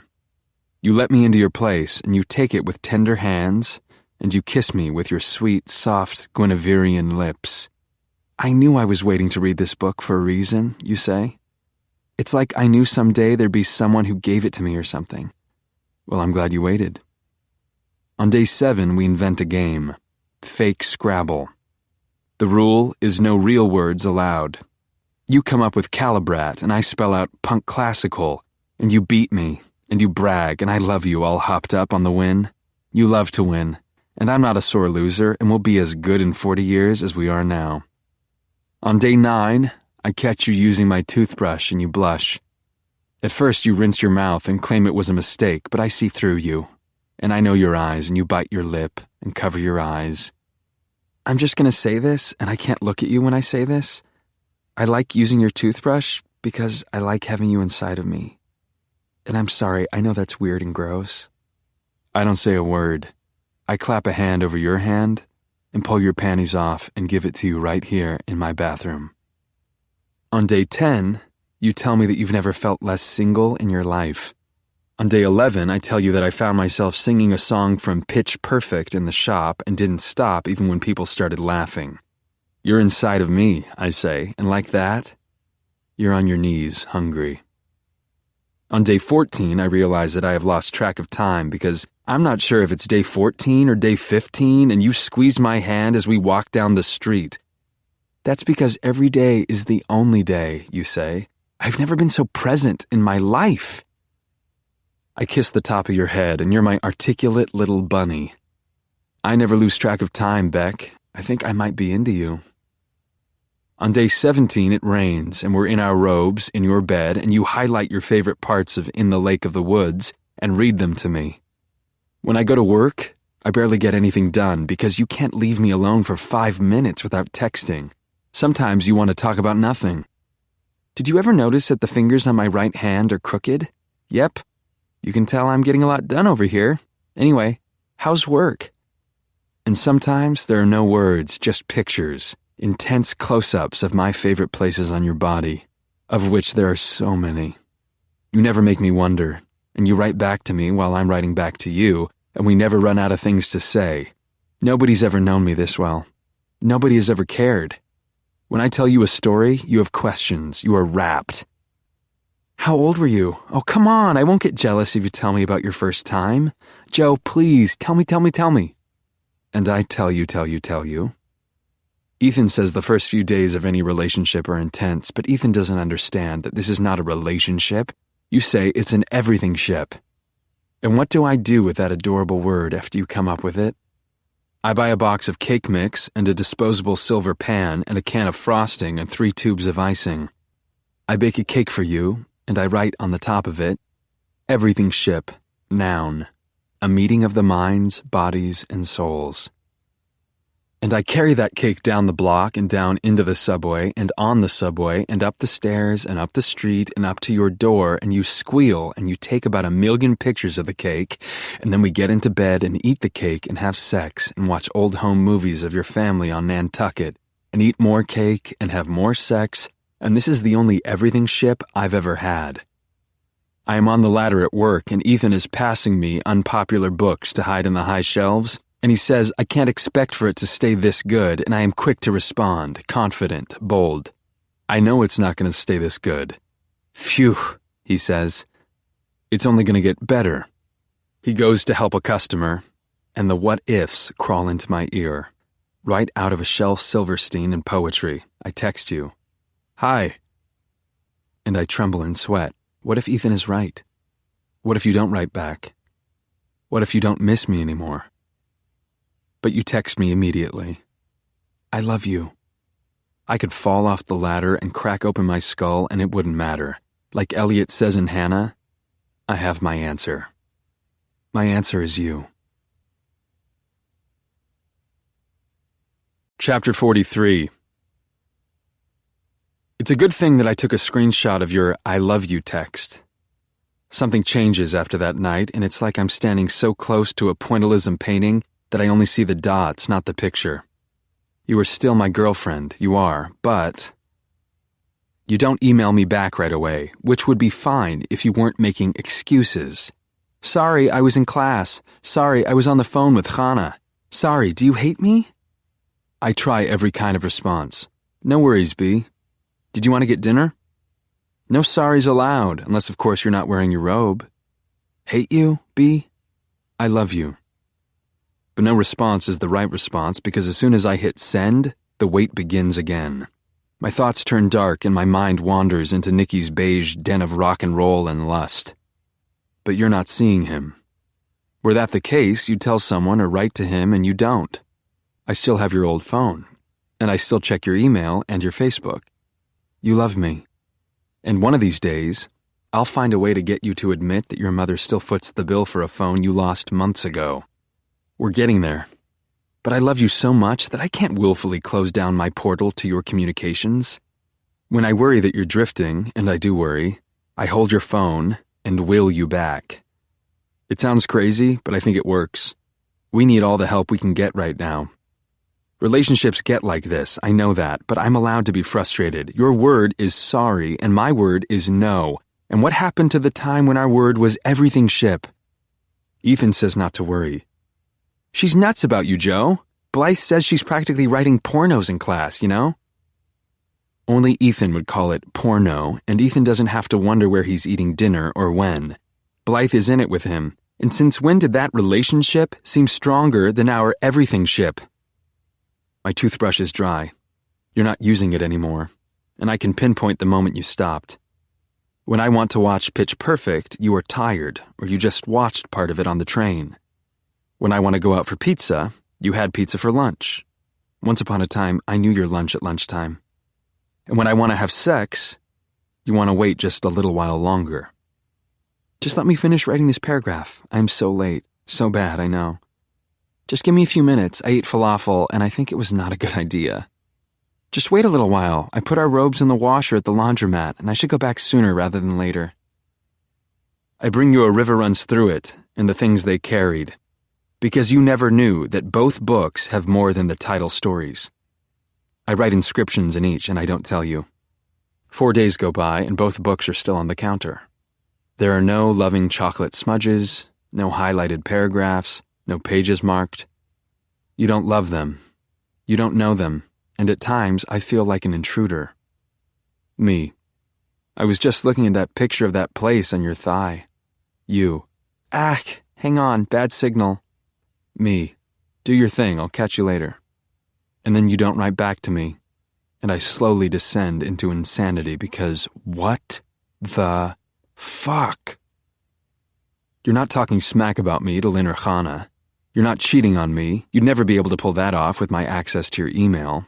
I know that you don't have a lot of work at school, and setting Ethan up with Blythe really was a bad idea, because he comes into work telling me about the fun they had last night at the golfing range, I shit you not, and I can't even get a response from you when I write to discuss the odd coupling of Ethan and Blythe. It hurts, Beck. I don't know what to do with your absence. You're not mad at me. I know you well enough to know when your tail starts pounding the floor, and you're not happy at me either. I ask you if you want to get into our robes, and you kiss me and tell me we're beyond robes. You wrap yourself in me and hold on to me, but what does that mean exactly? Beyond robes? We still have an everything ship because you still do things. I wake up with my dick in your mouth at least once a week. You still let me know when I'm on your mind for no reason. Solipsistic, noun, smiley face, thinking of you in your hot bod. And you rave about me when you write to your mother. This is different, Mom. He's on my level. And yet he shouldn't be technically because our lives are so different, but when it works, you know? Your mother can't wait to meet me, and I close my eyes and see us in Nantucket, in love. I even ask you about it one night when you're laid up with cramps. So, you think this summer we'll hang out in Nantucket? You giggle, and I burn. It wasn't supposed to be funny, and you feel bad. Joe, baby, no, I wasn't laughing at that. Of course we can go to Nantucket. It's just that you don't say in Nantucket, you say on Nantucket. I can't think of a witty comeback. And I used to be so good with you, but maybe Ethan was right and you asked me to run up to the store and get you Advil, and I do. The curtains are open, and I see you open up your computer and start replying to an email. I know that I shouldn't look at your email as much now that we're together, but it's a cold night and a long walk, so I refresh your outbox. Nothing. I look in drafts. Nothing. And that's not possible because I saw you writing an email with my own eyes. I buy the Advil and start home and decide to confront you, but when I let myself in, you gave me a key a couple of weeks ago. You aren't in the apartment. I call your name, but you're gone, and I panic. But then I hear the water turn on, and I walk into the bathroom, and you're wet, hot, mine. Well, get in here already, you say. And I do. You fuck me like an animal, and we get into our robes, and I don't think about the email, and maybe I was wrong, maybe you deleted it. We are close that night, and the next day I wake up, and you're already gone, and I text you. Me. That was fantastic. I woke up thinking about you in the shower. You. Good. Me. Let me know when to come over. I have a feeling you're going to need another one. And then it happens. The most dreaded response in the world, more terse than any word, more withholding than a no, and strictly verboten for someone as in love with language and me as you claim to be. You. K. I get the dreaded K, and I ask Ethan to fill in for me for the rest of the day, but he can't. The day doesn't go by, and I'm losing it, and I'm looking at pictures of you and losing my patience with customers, and I close early and call you, but I get voicemail, and I leave you a message asking when you can come over. I'm home when you finally respond, and as it turns out, there is something worse than the dreaded K. You. Long story, honey, but I gotta bail. Call you tomorrow, XOXO. I cry and watch Pitch Perfect and sing along with the Bardin Bellas. I don't want to be a person who knows the name of a fictional a cappella group in a chick flick, but that's what love has done to me. When it's over, I jerk off in the shower like a lot of unhappily married men in this world. But I cry harder because I'm not even married to you. Yet. Chapter 44. There are only so many times you can tell a person that you're happy for them. I've been happy for Ethan a lot lately, and it's starting to get a little old. Every day he has good news of some kind, and today is no different. You're not going to believe this, Joe. Try me. Blythe wants to move in together. He beams, and I smile. That's great, E. He's going to miss Murray Hill.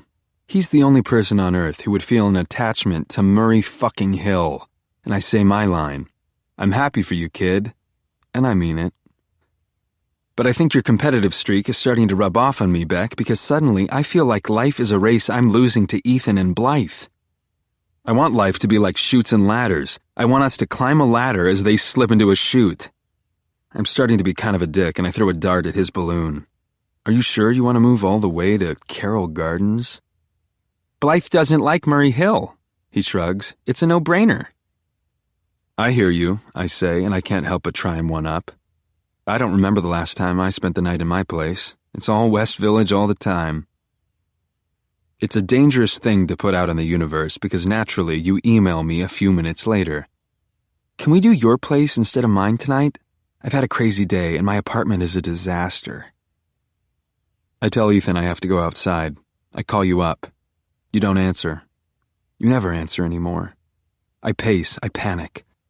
There are pieces of you that I collected along the way, souvenirs from my journey. I call you again, voicemail. I lean against the glass front and it hits me. I'm scared for us, Beck. When we move in together, which we will, I'm going to have to choose between you and the pieces of you currently stored in a box in the hole in the wall I made because of you. The walls in the building are terrible, surprise, surprise, and the plaster is cracking and the hole is bigger, and I keep meaning to tell the super, but I don't want to tell the super because I want your things in my hole. I'm being a lunatic. You'd have to climb into the wall to get at the box, and no girl in the world would do that. Breathe, Joe. My phone buzzes. I answer. Hi. Joe, listen, I really can't talk because I'm so late. Where are you? Here, you say, and I turn, and there you are, and you smile. I like it when you surprise me at the shop. There's nothing like throwing my arms around you when I least expect it. I reward you with a kiss. You kiss me back, no tongue.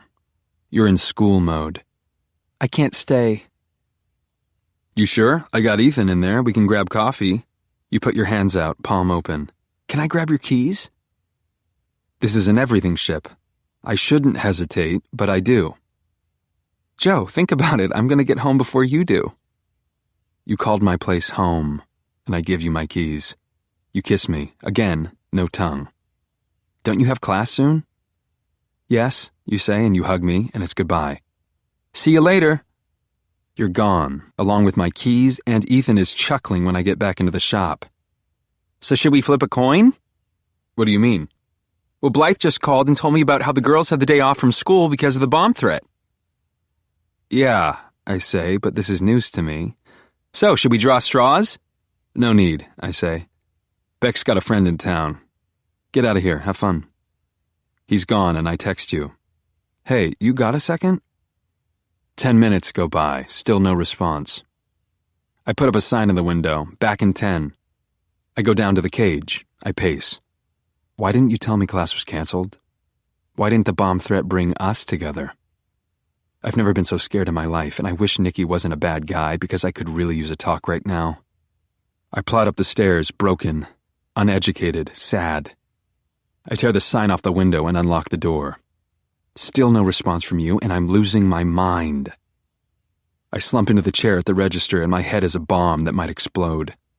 But that's when she walks through the door. A girl. A customer. Her eyes are giant chestnuts, and she's wearing a SUNY Purchase sweatshirt, a short skirt, and knee socks and sneakers. Frisky. I check my phone. Still no response. She waves hello, and I do the right thing and respond. I check my phone. Still no response. I put on some tunes, Robert Plant and Alison Krauss. In no time, she's singing along. Somebody said they saw me swinging the world by the tail, bouncing over a white cloud, killing the blues. And I check my phone. Still no response. I lower the volume, and she responds by singing even louder. She's as good as any of the Barden Bellas, if not better. She pokes her head out from behind the stacks, and I hit pause. Was I singing out loud? You're fine. Were you about to close up? She says. Nope. She smiles. Thanks. She disappears, and I check my phone. Still no response. I walk around to the other side of the counter so I can get a better look at those legs, and Justin Timberlake's Senorita starts. Fucking Ethan. Fucking shuffle. I scramble to get back behind the counter and change the music. She laughs. Leave it. She crosses the aisle holding a Bukowski, and I swallow. I check my phone. Still no response. She approaches the register with a stack of books, as casual as someone popping into the corner store for milk. I can't check my phone. She's a customer. She deserves my full attention. She sets her novels on the counter. Charles Bukowski is right on top. The captain is out to lunch, and the sailors have taken over the ship. I'm not one of those girls who buys Bukowski, so I can be a girl who buys Bukowski, you know what I mean? Oddly, yes, I say. But you can relax. I don't ever judge anyone. Then all my hard work was for nothing, she says. And who's the flirt now? I scan the Bukowski and look at her. Pardon my French, but this is one of the fucking best. She agrees. I lost my copy in a move, and I know it's stupid, but I can't sleep or function unless I have that fucking book in my possession. You know? Oddly enough, I do, I say, and since when do I say oddly so fucking much? I lower the volume on Ethan's Dance Party, and I scan Old School by Tobias Wolff. I've never read this book, and I tell her so. She doesn't miss a beat. Well, after I finish, maybe I'll come back and tell you about it. I'll be here, I say. You still haven't touched the things they carried, and she clasps, as I ring up her final purchase, Great Expectations. The universe has a sense of humor, and I have to share. You should know, there's a Dickens Festival in Port Jefferson every year, in December. What goes on at a Dickens Festival? She asks, and her eyes are as open as Karen Minty's pussy. Oh no, I am flirting.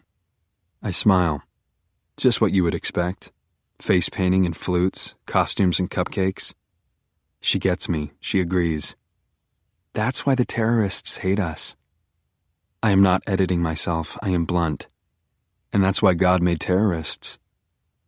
Do you think there's a God? She too is different, hot. She is decisive. There has to be a God. Only God would create something as awesome as Marky Mark and the Funky Bunch. I don't even hear good vibrations, and she reaches into her wallet and hands me a Visa covered in puppies. I run the pad of my finger over the elevated plastic letters. You would hate me right now. So, your name is John Haviland? Her cheeks turn red. I hope you don't need my ID because I lost it. Misplaced it, I mean. I run the card. She exhales. You rock. I shouldn't care. I have you, but I pry. So, what year are you at Purchase? She shakes her head no. I hunt thrift stores and buy random college shirts, she says, proud. It's sort of an ongoing social experiment. You know, I see how the world treats me based on what school I'm representing. I tear off the slip and she signs, fast, messy. I've never bagged books so slowly in my life, and I blurt. I'm Joe. She swallows. I'm Amy Adam. Amy Adams. No S. She grabs the bag and flies. Thanks, Joe. Have a good one. I want to run outside and take her home to you. I want you to know that she came on to me, that she talked to me about God. I run to the door, but she's gone. The phone rings. I answer it. Is it her? No. It's a bank. They want to know about a recent transaction. The card she used was stolen, apparently. I don't rat her out, but the phone call kills my buzz. That's what I get for flirting. I check my phone, still no response from you. And somehow the absence of a response from you is a signed permission slip to be bad. I search the internet for Amy Adam, almost as a dare for you to get back to me. It's virtually impossible to find anything because of the actress Amy Adams, and Ethan texts me a photo of him and Blythe on Coney Island. I don't respond. I take my time getting home, and I don't need to check my phone for a response from you because if you were responding to me, your response would interrupt one of my fruitless searches. Amy Adam, New York. Amy Adam, not an actress. Amy Adam sweatshirt. Amy Adam Facebook. Amy Adam SUNY Purchase. You never know. I walk home and plod up the stairs and I check my phone. Still no response.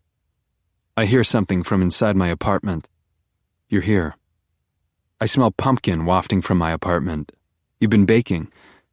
I hear singing coming from my apartment and I smile. You're no Amy Adam. I love you for being off-key. I was wrong to doubt you and I knock twice on the door. There is a response. You cry out for me to wait. You open the door, and wow. This must be your second home because you brought the robes. You're in yours, naked underneath, and you baked a pie, pumpkin underneath. You tell me I have 25 seconds to get naked or get into my robe. I pick you up, my impish little wonder, and you kiss me. You respond. You are so proud of your spontaneous surprise. You admit that your building was off limits because of roaches and resultant exterminators. You decided to turn a bad thing into a good thing, a surprise. I eat your pie, and I eat your pussy, and when I get up in the middle of the night to brush my teeth, my toothbrush is wet with your saliva. I'm sorry, I say quietly, and I am. Chapter 45. I don't know what you put in that pumpkin pie, and you laughed that it was right out of a can, but the pie and the robes did something to us, for us. The next morning I wake you up with a kiss, and you embrace me, you beam. Remember when I baked you a pie? I remember when I baked you a pie, I say, and you love it when I mimic you. You kiss me and we take our time with each other, and you are full of new ideas from my hands. I love how you're not shy. I love how you tell me what you want. Your imagination should be bottled and stored and studied. And I've never had you like this. You're so upright, and your legs are intertwined with mine. Good God, what a fit, what a fuck. And we collapse. Wow, I say. Yeah, you say, and you roll over to me and ask me if I want leftover pie. And I ask you where you learned to fuck like that. You blush. You are shy. Perfect.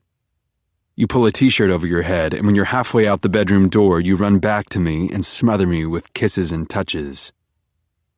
I am the luckiest man in the world.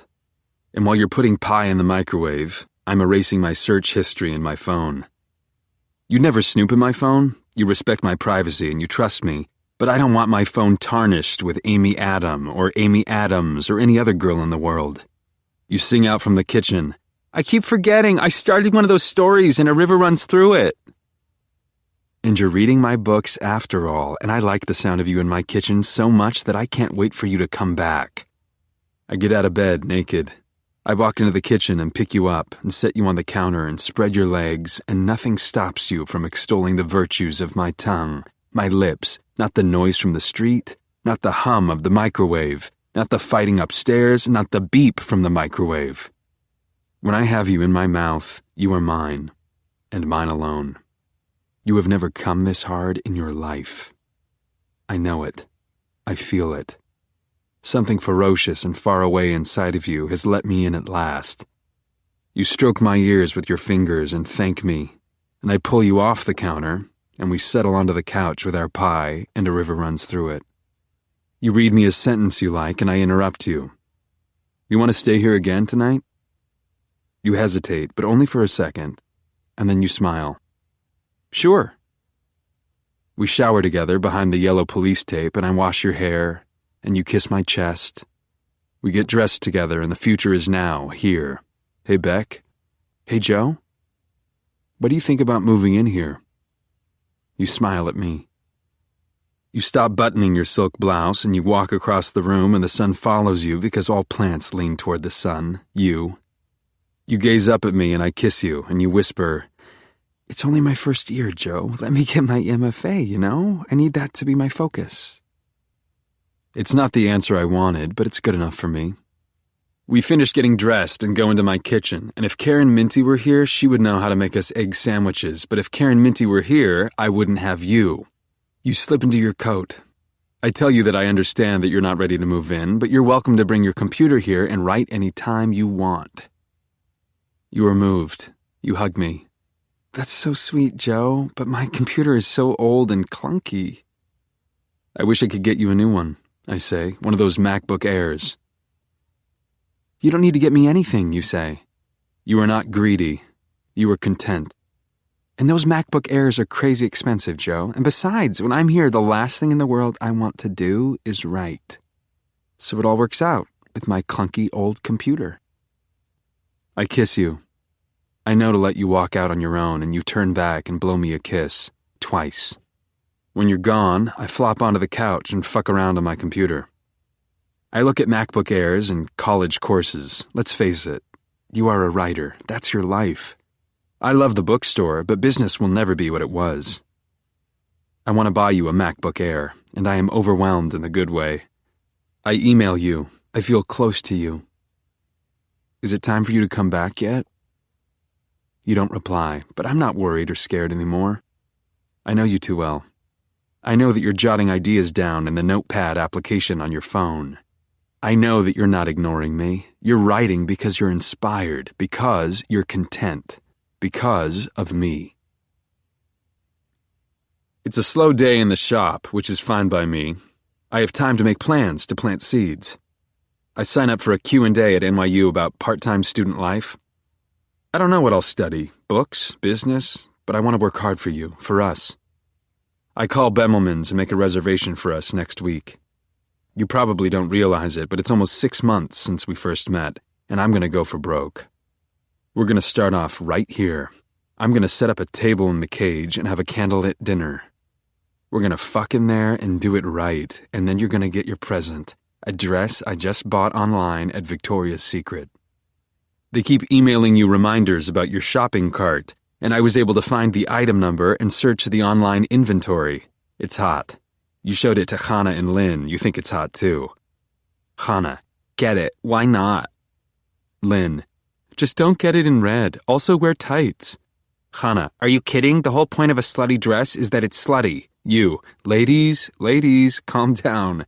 I know I could never pull this off. But you can, and you will, and the dress is going to arrive tomorrow. It's going to be hard to hide it from you, to wait, because I know you're going to look great in it, Beck. But if you're too shy to wear it to Bemelman's, then I'll understand, of course. FedEx arrives, and there's a new James Patterson. Gonna get busy in here tomorrow. And there's a little something for me, too. I'd almost forgotten that I ordered a DVD of Pitch Perfect. You only watch the download, but you should own what you love. It's that simple. I should wait to give it to you until it's our anniversary, but at the same time, you're coming over tonight, and you made me a pie. There's no way I'm waiting, and I stashed the DVD in my bag and tear into the box of Pattersons. I put on some tunes. For once, I'm in the mood for Ethan's music, and maybe this is what it means to be happy. And I make adjustments in popular fiction to make room for Patterson, the same way I'm going to make room for you when you move in with me. I'm happy, Beck, and the juices are flowing, and I just got another idea for our anniversary. Before we go to Bemelman's, we'll go to Macy's in Midtown and head back to our dressing room. You're not going to believe the way I went out of my way for you, and maybe after Bemelman's we'll go to a tattoo parlor and get tattoos that only we can see. Everything ship would look hot in small black letters high up on your inner thigh, and I better calm down or I'm going to have to hang a sign and take 5 in the cage downstairs. The day soars into night, and I can't believe it when it's time to close up shop. My senses are alive. You do that to me now, not fucking Nikki. I walk this block every day, but today it looks different, freshly washed, even though it's not. Street cleaning happens on Tuesdays and it's Friday. Teenagers abound, talking about plans for the weekend, and I was lonely in high school, but not anymore. I can't resist, and I text you. Be home soon. You get back to me right away. K. And even the dreaded K doesn't bum me out. There's nothing to worry about anymore. I've never felt so at peace with where I am, right now, on a train, tunneling toward my home, toward you. I take my time walking up the stairs and onto the street. I want life to move slowly because I want to anticipate you with all my heart, greet you with all my heart, fuck you with all my heart, and miss you with all my heart. I have to laugh because I sound like a greeting card, but I deserve this, you, joy. My whole life, I've never felt at home. My whole life, I've wondered why other people seem to be able to set themselves up with a job, with family, with friends. Every year, my dad would bring a Christmas tree home, and my mom would get angry and drag it onto the sidewalk. Everyone at school knew. We were the weirdos who toss our tree on the street before Christmas. I'd plan on Hanukkah, but my dad would yell at my mother, "You don't even own a menorah, since when are you so Jewish?" I've survived winters without presents in red and green or blue and silver. I've known Thanksgivings without turkey. My dad prefers beef.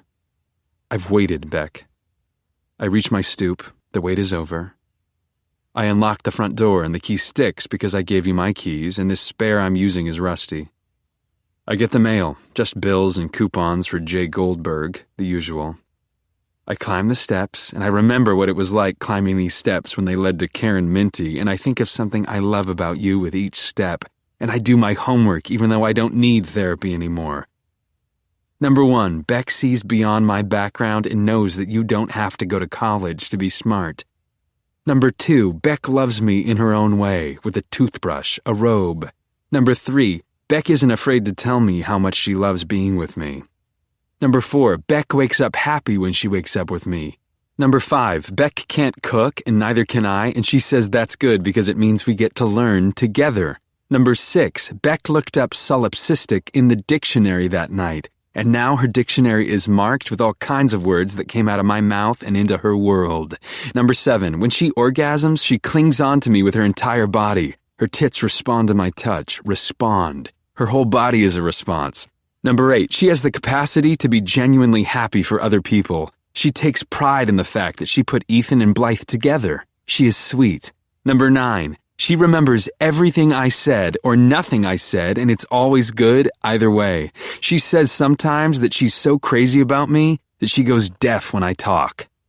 I can't wait anymore. I want you now, and I run up the last few steps and swing open the door, and I'm hard as a rock, and I've got Pitch Perfect in my hand, but it doesn't matter.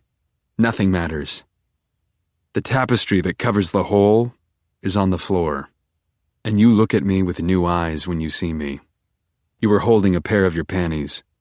You quiver with fear like I am a horror movie, like I am a Rottweiler or a rejection letter. And I am none of those things, and I take a step toward you.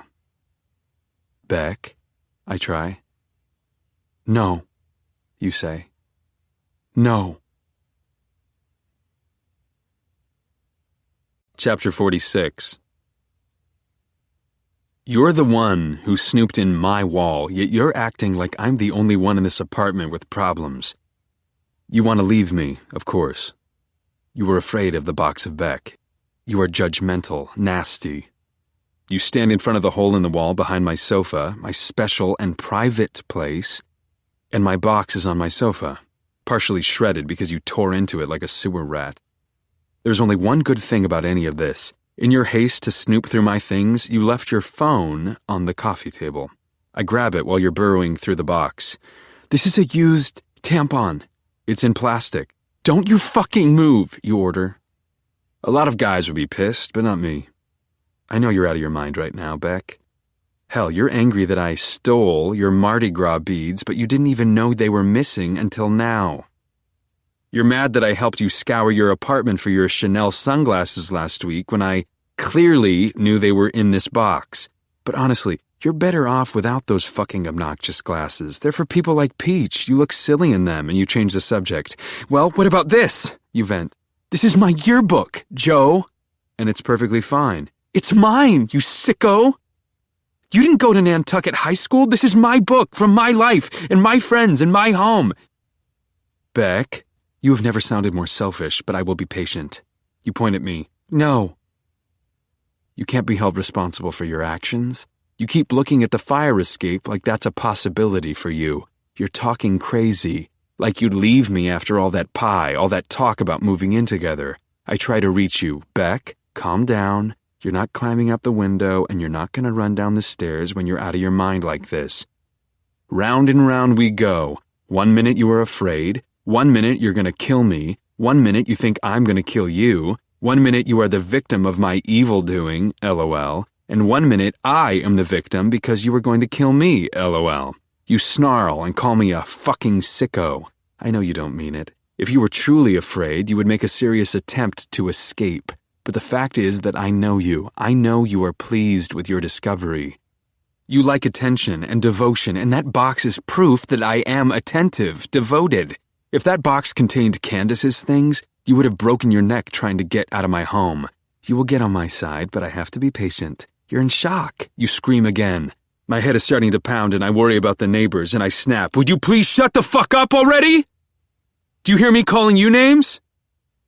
How do you think I feel when I walk in here and find you in my wall? Do you think that feels good? Do you think I like to be spied on? You have a box of my shit, you sneer. I'm leaving. Nobody's making any decisions right now, I say. And let's be honest, Beck. I could just as easily say I'm done with you for snooping around in my stuff. I can't believe this, you stammer. You're crazy. You're crazy. And here you go again with the chattering teeth and you're pulling at your hair. I can't believe this is happening to me. Don't you get tired of your dramatics? Calm down, Beck, I plead. Why don't you sit down on the sofa? Your cheeks get red and you get up on your tippy toes and you call me names. Psycho, loon, nut, job, freak, asshole, sicko, creep. And it's fine. I know you don't mean it. Oh, I mean it, Joe. You gawk and you brandish my Fagawi hat. I don't even want to know where this comes from. It's a long story. I'm sure, you say. Fucking sicko. I remember last month around this time, you got violent and screamed at me for throwing away a 3-day-old burrito that was stinking up your fridge. The next day, you got your period and you kissed me on the cheek. I'm not crazy, you said. I'm sorry. I know, Beck. I promise, you said. When I get nasty like that, it's like I'm standing outside of myself. And I know I'm being terrible and irrational, but there's nothing I can do about it. I have serious PMS issues sometimes. I forgave you. And I haven't thought about that moment until now, because I know how to be in an everything ship. Anyone who walked in here right now would think you're nuts, Beck. Anyone would try and protect me and ask you to lower your voice as you assault me with accusations. I'm a pervert and a sicko and a stalker and a hoarder and a psycho, and I don't respond. Are you deaf, Joe? You know I'm not deaf. You're screaming again, and do I scream at you? Never. When I text you and you don't respond right away, I let it go. And now it's your turn to let it go. It's not like I stole anything that you need. Who looks at their high school yearbook? You're moving on with your life. I never once saw you look at that thing. You don't miss those people, and a lot of girls would apologize for invading my privacy. You're ungrateful right now. You're still calling me names. Depraved, twisted, panty-hoarding creep. You will settle down, and I will get through this, and I pretend you are a lion at the zoo. I am the zookeeper, and I guard the door, and I pray that I don't have to use my fist on you. But if I do, you will recover, probably. For now, my job as the zookeeper is to stand by and wait. You'll wear yourself out soon enough, the same way you wear yourself out on my dick. How long has this been going on? There's no need to raise your voice. How long? You say, and you obey. You use an indoor voice. As you know, I was quite taken with you when we met, I say, and maybe there is hope. You flirted with me, and we had a connection, and I didn't want to spring myself on you, ask you right there, so I waited. Uh-huh, you say, and you cross your arms and tap your foot. And then I learned about you, Beck, and I feel like the guy in The Princess Bride, and you are as stubborn as Buttercup. I was enchanted, Beck. I still am. There's nothing in that box for you to be afraid of. You look at the box, and you look at me. I don't know what to do, and I feel inadequately prepared for my job as a zookeeper. I want you to see it all. I want you to know the depth of my passion, the power of my grasp, and the certainty of my love. But then again, you're PMSing. You're probably still scared from being in the wall, and every once in a while you mumble something about missing that asshole Peach. Go ahead, I say, because there's no turning back. You can't put your panties back in the box. Literally and figuratively, the box is scratched and torn. You've wrecked it. This is not what I imagined. I want to lead you away from the splayed box, but as a zookeeper, I know I need to keep a safe distance from the animal for the animal's sake and my own. You burrow through my things that you think of as your things, and now you find my pièce de résistance, the Book of Beck. It's beautiful. You should be flattered that a stand-up guy like me, who's smarter than most guys, is creating a tribute to you. It's not done, I say. I'm going to have it bound. My stories, you say, and you are you again. They're all there, I say. We are fine now, we are. Any second now, you will run across the room and hug me. I am wrong. Your mouth contorts. You bark. This is my email. Beck, please, I say. It's a tribute. You hacked my fucking email. I didn't hack anything, I snap, because again, you let me down. And you could have told your mother to cancel your fucking phone. That's on you. You close the book and drop it in the box. The sun is setting and it's almost time to turn on the lights. I step toward you. You flinch and you are hateful, and here we go again. Now you have new mean names for me like murderer and killer and liar. I remain tough, focused like a zookeeper must when the animals turn violent. You don't mean that, I say, calm. You're a twisted fucking stalker and you don't know what I mean. No, I'm not, I say. No, I'm not. I chase you. I deflect your barbs and I block you when you come at me. It's so easy to grab both of your wrists because you're so little and I'm so strong and I have no trouble forcing you onto the sofa. You can't fight, and when you promise to be good, which you always do, I let go of you and return to my post at the door. You are panting. What's wrong with you? I love you. This isn't love. This is sick. This is our everything ship, I say. Our word. You need help, you say. You are deaf. You're a sicko. I would like to be a bigger person, but you call me names, and then I think about your crimes. You should be locked up, Joe, okay? Do you understand that? This is all bad. You don't close the refrigerator all the way, and twice in your place we've had to toss out all the food. You're a sick person, and sick people need help, Joe. I am healthy, and you are a trollop. You threw yourself at Nikki. You're incapable of admitting that you're jealous of Blythe. Joe, let me call the doctors, please. Let me help you. I don't need doctors, and you lie. Even now you are looking around for a weapon. You try to return clothes you've already worn, and even though you're my girlfriend, you let me go to voicemail when I call you sometimes. You're not always attentive with your razor, and sometimes I think the lady who waxes you doesn't have a license to wax anyone because your thighs are often coated in little red dots and don't feel good against my nice, clean legs. Joe, you need to let me go now. And you need to stop judging me. You're a slob, and not in the way you think you are. You leave used tampons in your trash, and you don't take the garbage out frequently enough, and for a week last month, your apartment reeked of moon blood. You still masturbate even though you have the honor of access to my cock. That silk blouse you're wearing? You look slutty, Beck. I thought so this morning, but in an everything ship, you have to let things roll off of you and focus on the positive. I'm leaving, you say. Ha. You don't want to do that right now. I remain calm because someone has to remain calm. People always regret what they do in emotional moments like this. You don't even bother trying to get past me. You respect my strength, but I see you looking around. You are an animal, and you run into my bedroom. Mine. You reach onto my shelf. Mine. You pick up the Italian Dan Brown. You throw it at me. Where's my phone, Joe? In good hands, I promise, and I pull it out of my pocket. You left it on the table. You call me a sick fuck, and you groan, and you're a slob, and slobs suffer. Stop imagining things, Beck. I would be a great zookeeper. I am good at this, slowly closing in on the animal as it works itself into a tizzy. I'll scream. You don't know how I can scream. Your neighbors will come. They'll know. I don't mean it, but I say it. I'll kill you if you scream. And it's over. You begin to yelp and spring at me, and I don't like you right now. You make me do terrible things like hold you down and clap my hand over your mouth.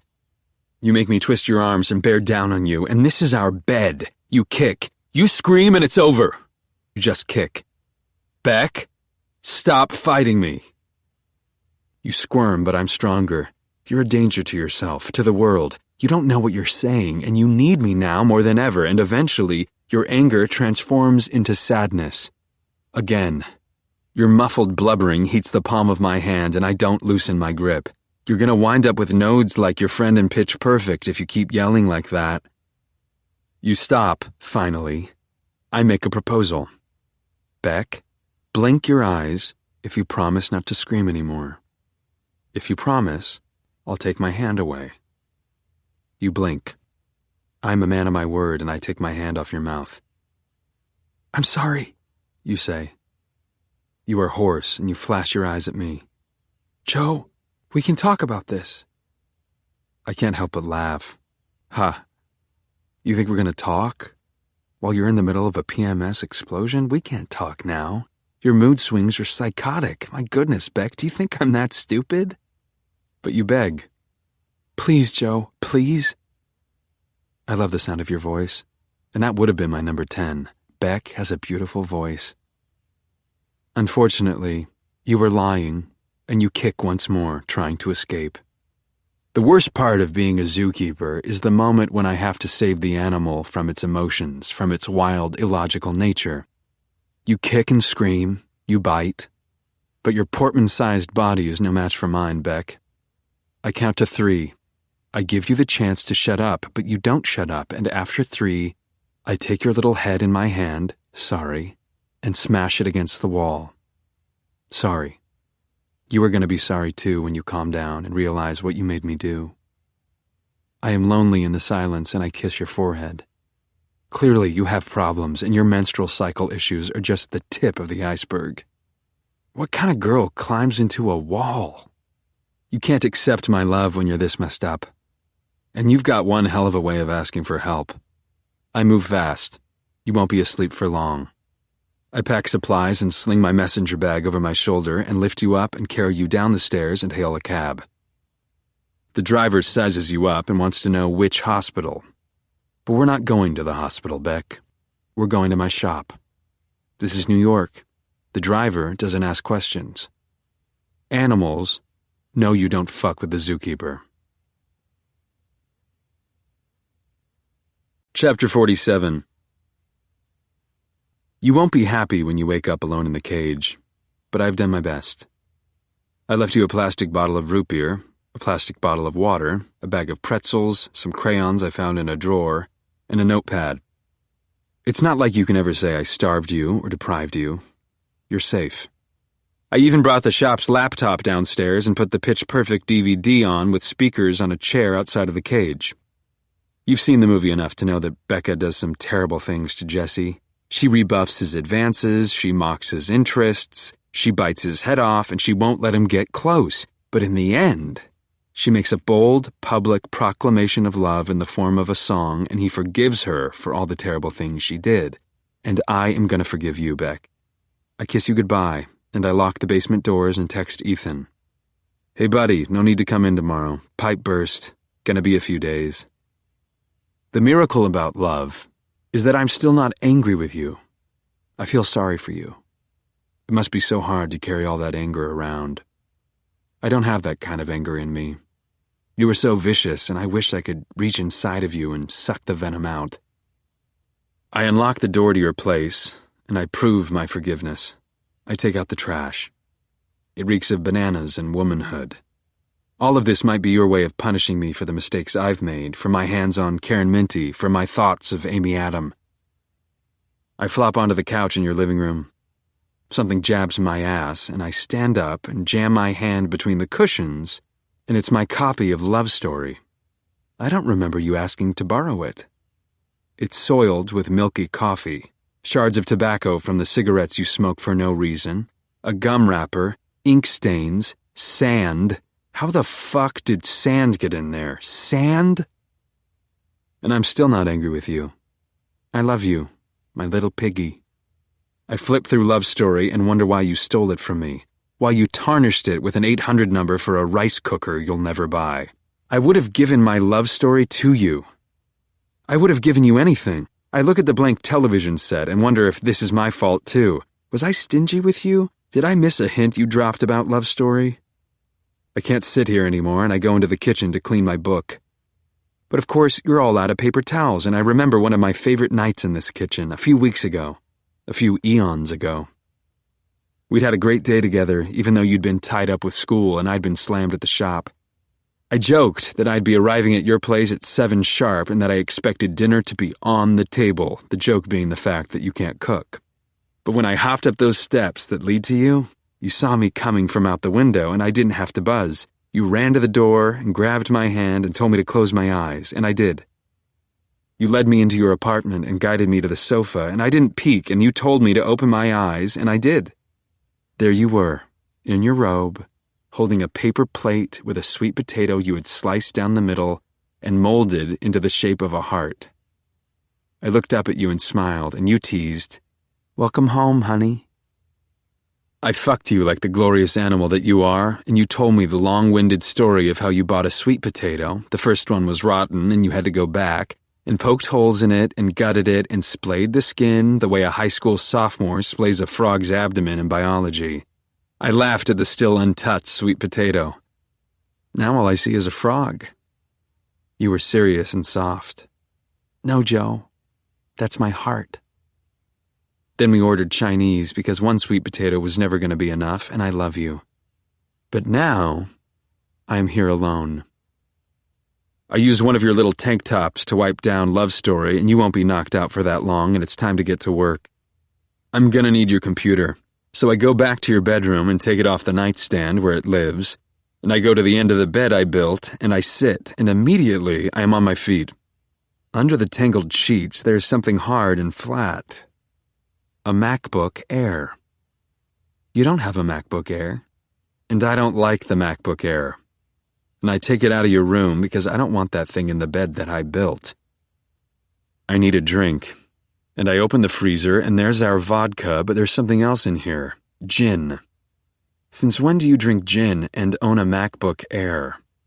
I take the vodka into the living room and sit on your filthy couch. I take a swig. Maybe your father got it for you. Maybe your mother got it for you. Maybe Hannah left it here, and maybe there was an intruder, and maybe I should grow a set and open it. How bad can it be? I'm an imaginative guy, and I picture a lot of scenarios, but what I find in the MacBook Air blows my mind. A screensaver shot of you and Dr. Nikki taking one of those motherfucking pictures they call a selfie. You're both naked in my bed. The one I brought back on the ferry. The bed I built for you. For us.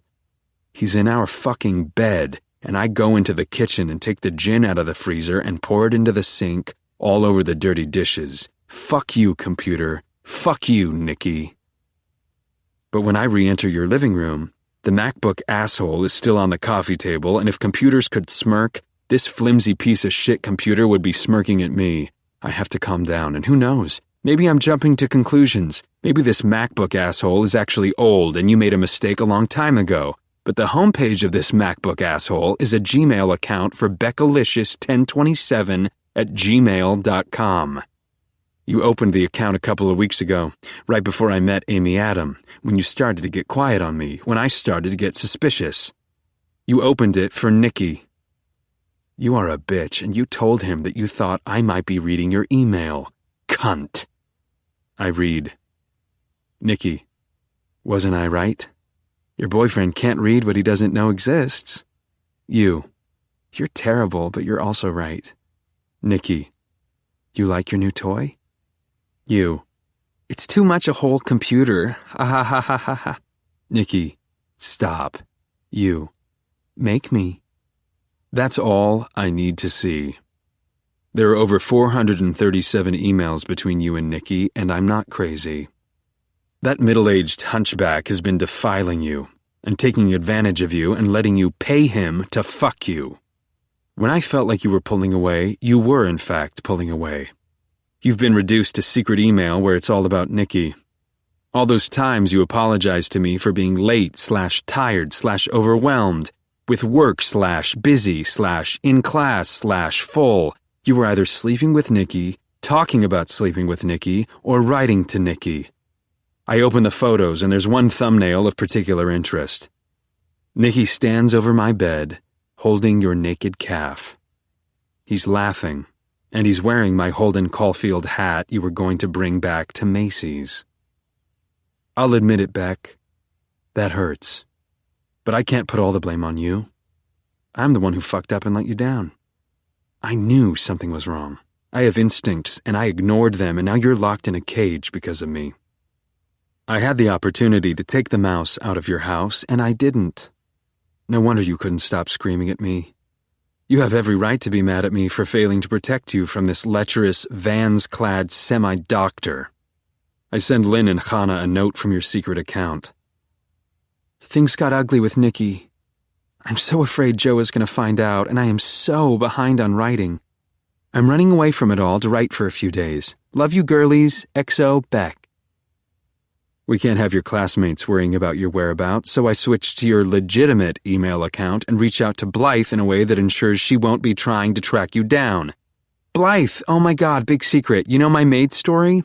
Your notes were incredible, and I sent it to you-know-where, and they want it. I have so much writing to do. They're brilliant with notes. You should be interning there. Good luck with your workshop, and I want us all to get dinner when I'm done writing. Your choice. It's on me, smiley face. XOB. I take out your phone and open your Twitter app. Hashtag social media vacation starts now. XOB.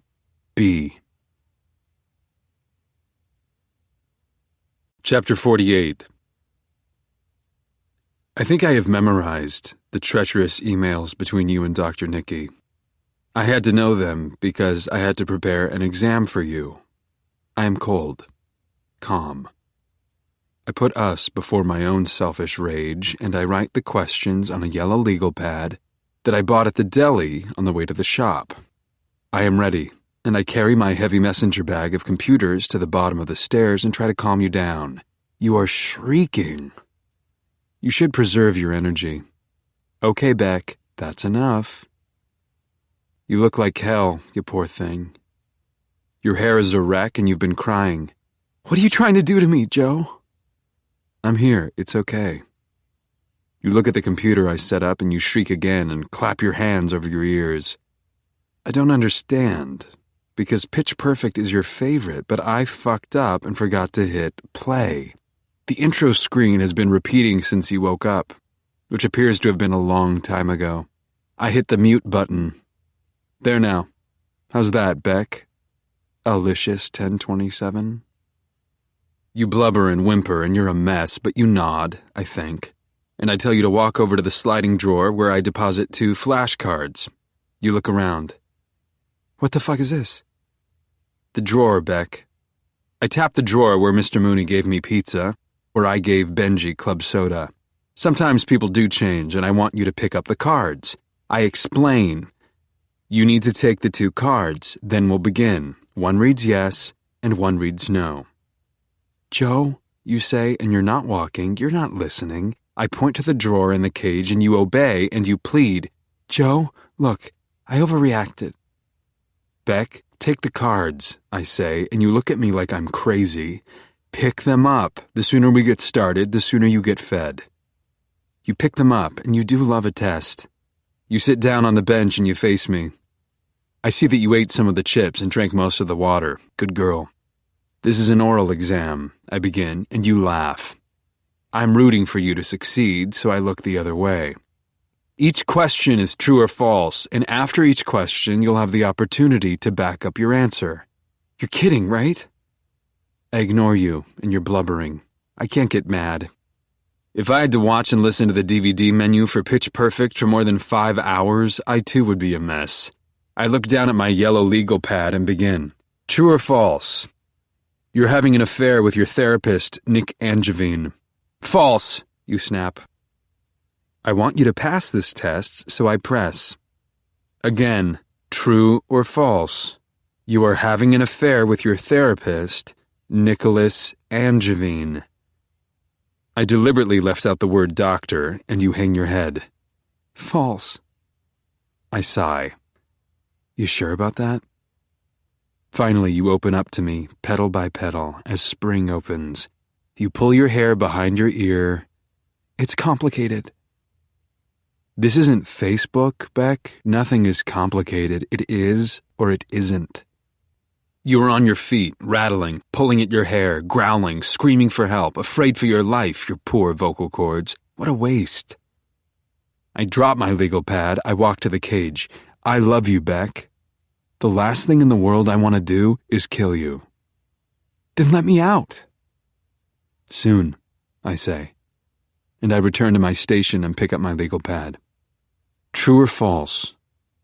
You are having an affair with Nick Angevine. You groan and kick, but you stab the air with a yes card. Yes! Correct, I say. I make a check mark next to the question. Joe, you say, and you're on your feet again, then falling to your knees like an orphan. You beg, you supplicate. Please don't lose it over Dr. Nicky. It was a mistake, okay? I was crazy, and it's over. I mean, we slept together once, Joe. It was nothing. One stupid night. It wasn't one stupid night, and it's time to move on. Next question, I announce, and this is hard, Beck. This is hard for me. True or false? Joe Goldberg has a lot going for him. You guffaw, and you answer, sure and fast. True, are you kidding? You have a ton going for you. I'm always telling you how smart you are, how much smarter you are than everyone I know. You're amazing, and you're funny and smart and real. I was afraid you'd say something like that. I reach into my messenger bag for the MacBook asshole. You see it and you growl. You kick and stomp and pound your fists. You're acting like a 5-year-old, and I wait for the tantrum to end. I know you love me, and I know you didn't mean these things, but we can't move forward without full disclosure. You're the one who went into my wall. I had no choice but to go into yours. I read an email you sent yesterday to Nikki from Beckalicious 1027.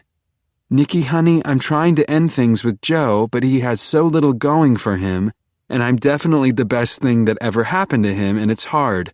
And honestly, Nikki, sometimes in the middle of the night I wake up and I think I don't want to be a stepmother. Oh, can you bring back the things they carried? Thanks. I close the MacBook, asshole. I don't show you any emotion. As the test administrator, I must maintain my professional emotional distance. There's a dense quiet. It feels like the rare books are listening to us, breathing, waiting. Okay, you say, and we are in a new place. I am a shit, Joe. Textbook damaged goods. And you always look at me like I'm so amazing, and I don't know why you do that, because I'm not. And I was going to get your book back, I was. I want to kiss you and tell you I love you and hold you, but I don't. I speak. True or false? You don't want to be with Nikki anymore. True, Joe. And you sit down in the chair and spread your legs and hang your head in between. You lift your head. 100% totally, finally true. I open the MacBook asshole and take a deep breath. We're moving on to reading comprehension. I'm going to read you something that Nikki wrote to you, and then you're going to tell me what it means. You stare at me. You say nothing. I take your silence as understanding, and I cough. And I read aloud from Nikki's email to you. Is that what you think, Beck? Well, I think I just told my wife about you. It's a little late for you to say that you're reluctant to be a stepmother. This isn't a game, Beck. This is life. I'm coming over. I have nowhere to go. She wants me out, Beck. All this is happening, and you ask me about a book. I close the MacBook, asshole. You have 2 minutes to tell me what this letter means to you. I want to tell you the answer bad, but I can't. I start the stopwatch on my phone. The answer is so obvious, Beck. You're supposed to tell me you want to report Nikki to the authorities so they take away his license. You are supposed to tell me that you want his wife to kick him out and that you want him to die homeless, alone with a suitcase of scratched records and nowhere to play them. And then you are supposed to realize that you don't really want that to happen. You should realize by now that you feel nothing for him. You should know that all you want is me. But 59 seconds of your allotted time have passed by and you haven't said a word. You clap your hands. All right, Joe. The jig is up, you say, too sing-songy. I feel hard for a married guy. I'm a horrible person. I'm not going to sit here and blame my parents or whatever because I'm 24 years old. A lot of girls have shitty dads. There's no excuse. You gave the wrong answer.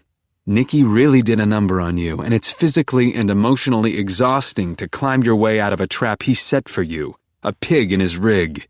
You are trying, I see that. I open the MacBook, asshole, and announce. Next question. Reading comprehension of the last exchange between you and Nikki. You wrote, I'm so sorry. Nikki, I really believe that I will never love anyone the way I love you.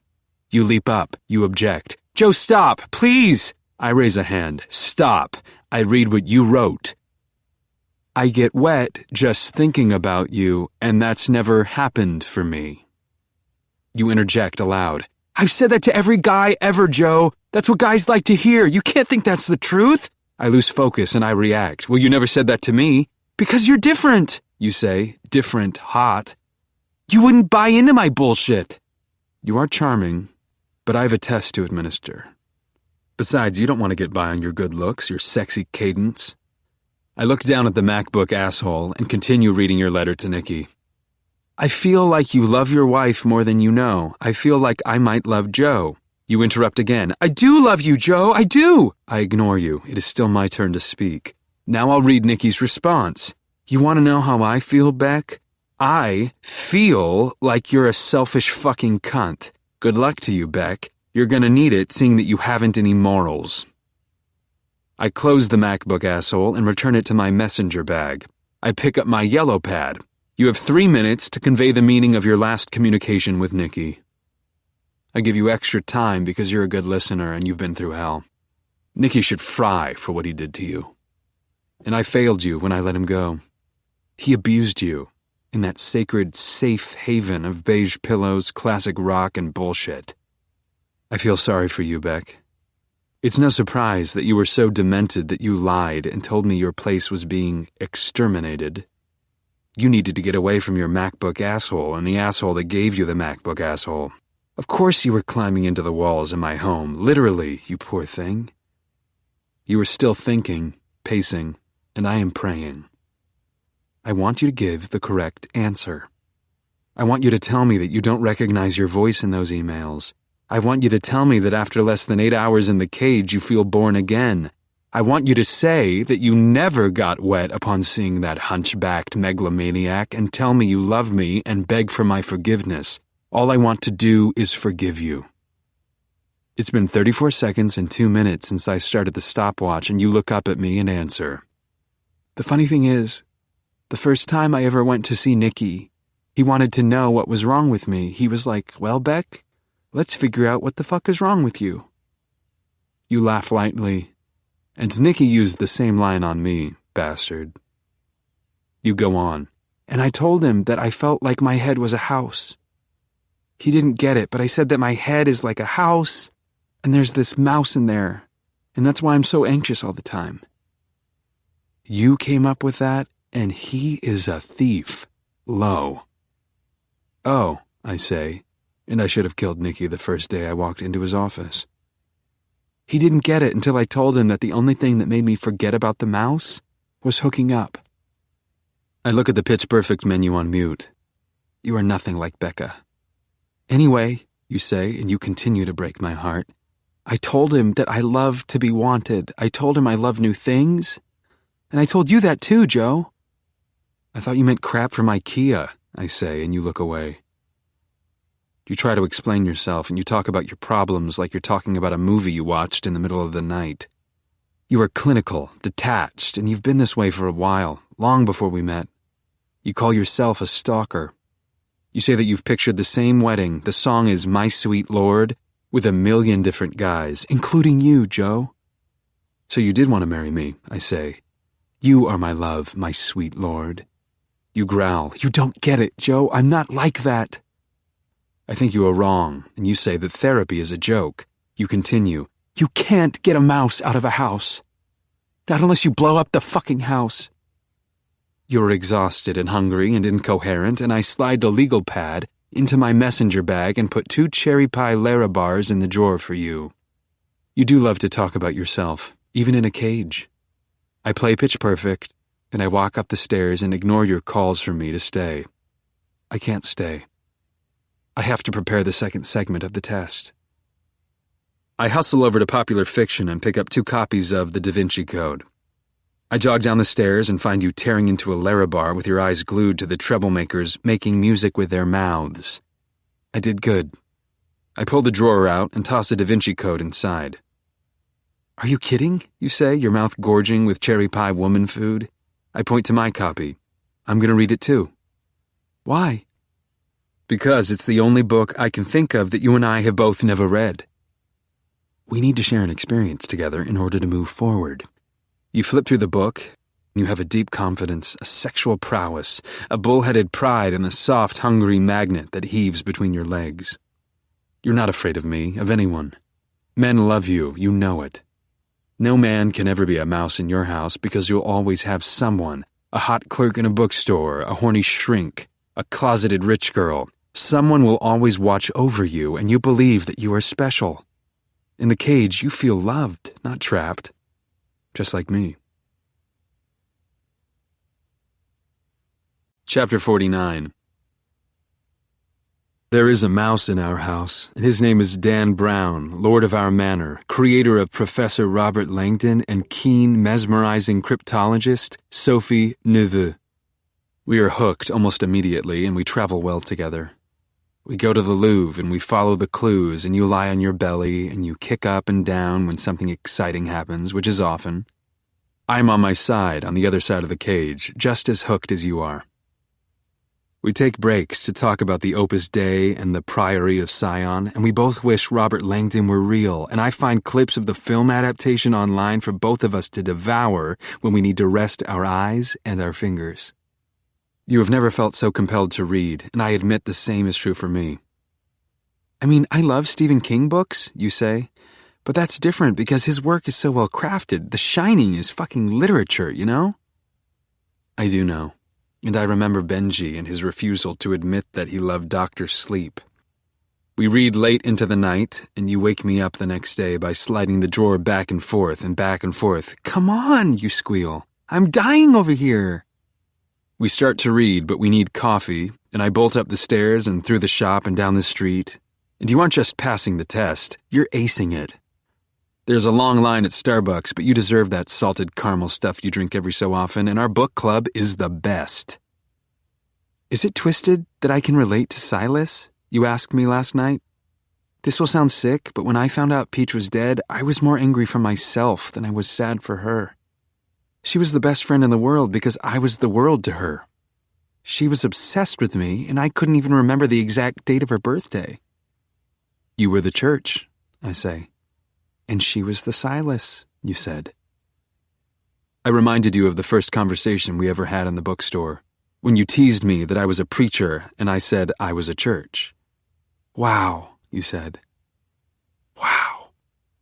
I smile at nothing and everything as I walk back to the shop carrying your salted caramel. We are a dream couple. We are what happens after Meg Ryan and Tom Hanks finally kiss. After cancer-free Joe Gordon-Levitt and sweet, shrink-in-training Anna Kendrick eat their pizza in 50-50.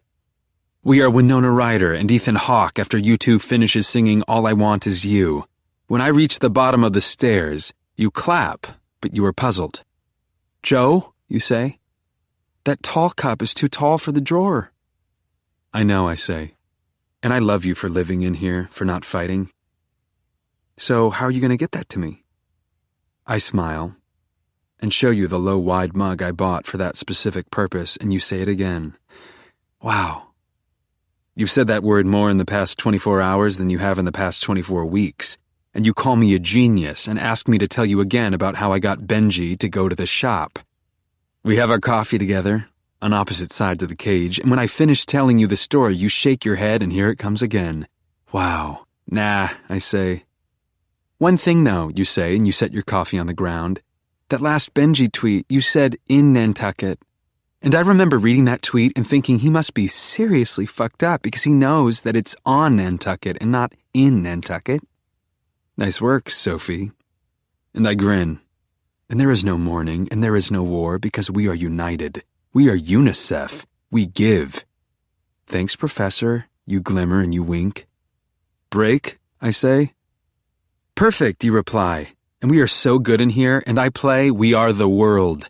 And you laugh and ask why I chose that song, and I tell you about how I feel like we improve upon the world in this basement. And you are serious, and you know what I mean, and you agree. And I have never been this connected to another human being in my life. You know the way my senses work, the way my brain works. You like it in there, in here. The hours fly by, and something in the Da Vinci Code leads us into a conversation about the Dickens Festival. And costumes lead to hats, and I blush, and you realize that I know about the Holden Caulfield hat. You close your Da Vinci Code. You hug your knees the way you do when you are truly, totally sad. That must have been horrible for you, you say.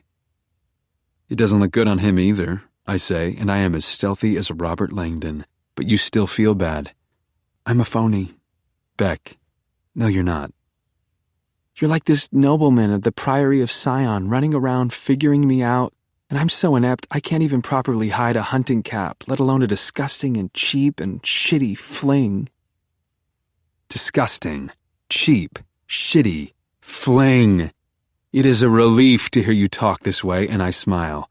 You give it your all, Beck. You just have to be more careful about who you give it to. You're right, you say. Nobody is more dedicated, more intense than you, Joe. Except for you, I say, and you smile. You wink. We read. When we are both in it, we are quiet. We get sucked into a book in the same kind of way, and at some point, we both fall asleep. I wake up first, yay, and I let you rest. I go up into the shop and stretch. Ethan has texted me. Joey, my man, congrats to Beck. Blythe tells me she's getting published in the New Yorker. That's amazing. Let's meet up for a drink next week. On me. Or housewarming. Moving to Blythe's as we speak. Exclamation point Ethan finally has reason to use exclamation points, and I feel happy for him. I go to fiction A through D and find Great Expectations by Charles Dickens, and I am dizzy. I anticipate our future. The day I tell you about following you to Bridgeport, to the Dickens Festival in Port Jeff.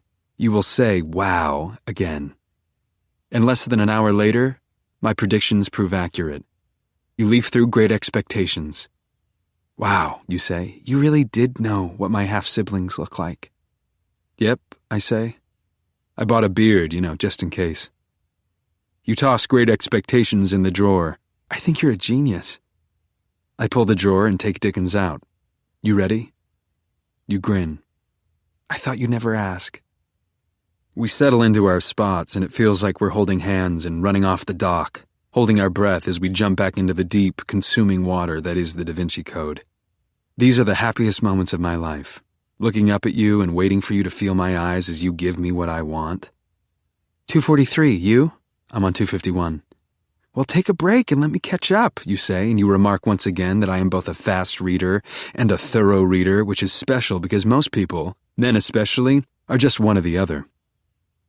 We cry when Robert and Sophie make it to the chalice. We know what's to come as they cross the landscape and enter the church. You put your hand on the drawer, and I put my hand on the drawer, and the drawer is designed to keep our hands apart, but I feel your pulse, I do. You sniffle. I don't want it to end. This is like the end of the corrections, I say.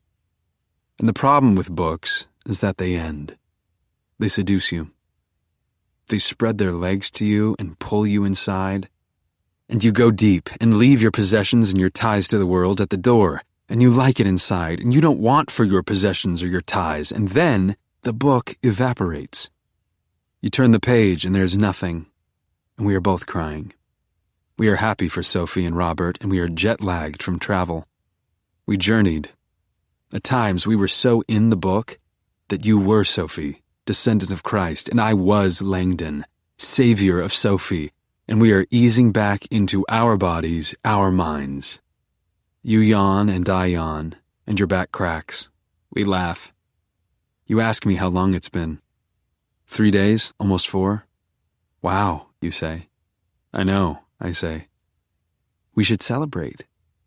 How so? I don't know, you lie, you nymph. I could go for some ice cream.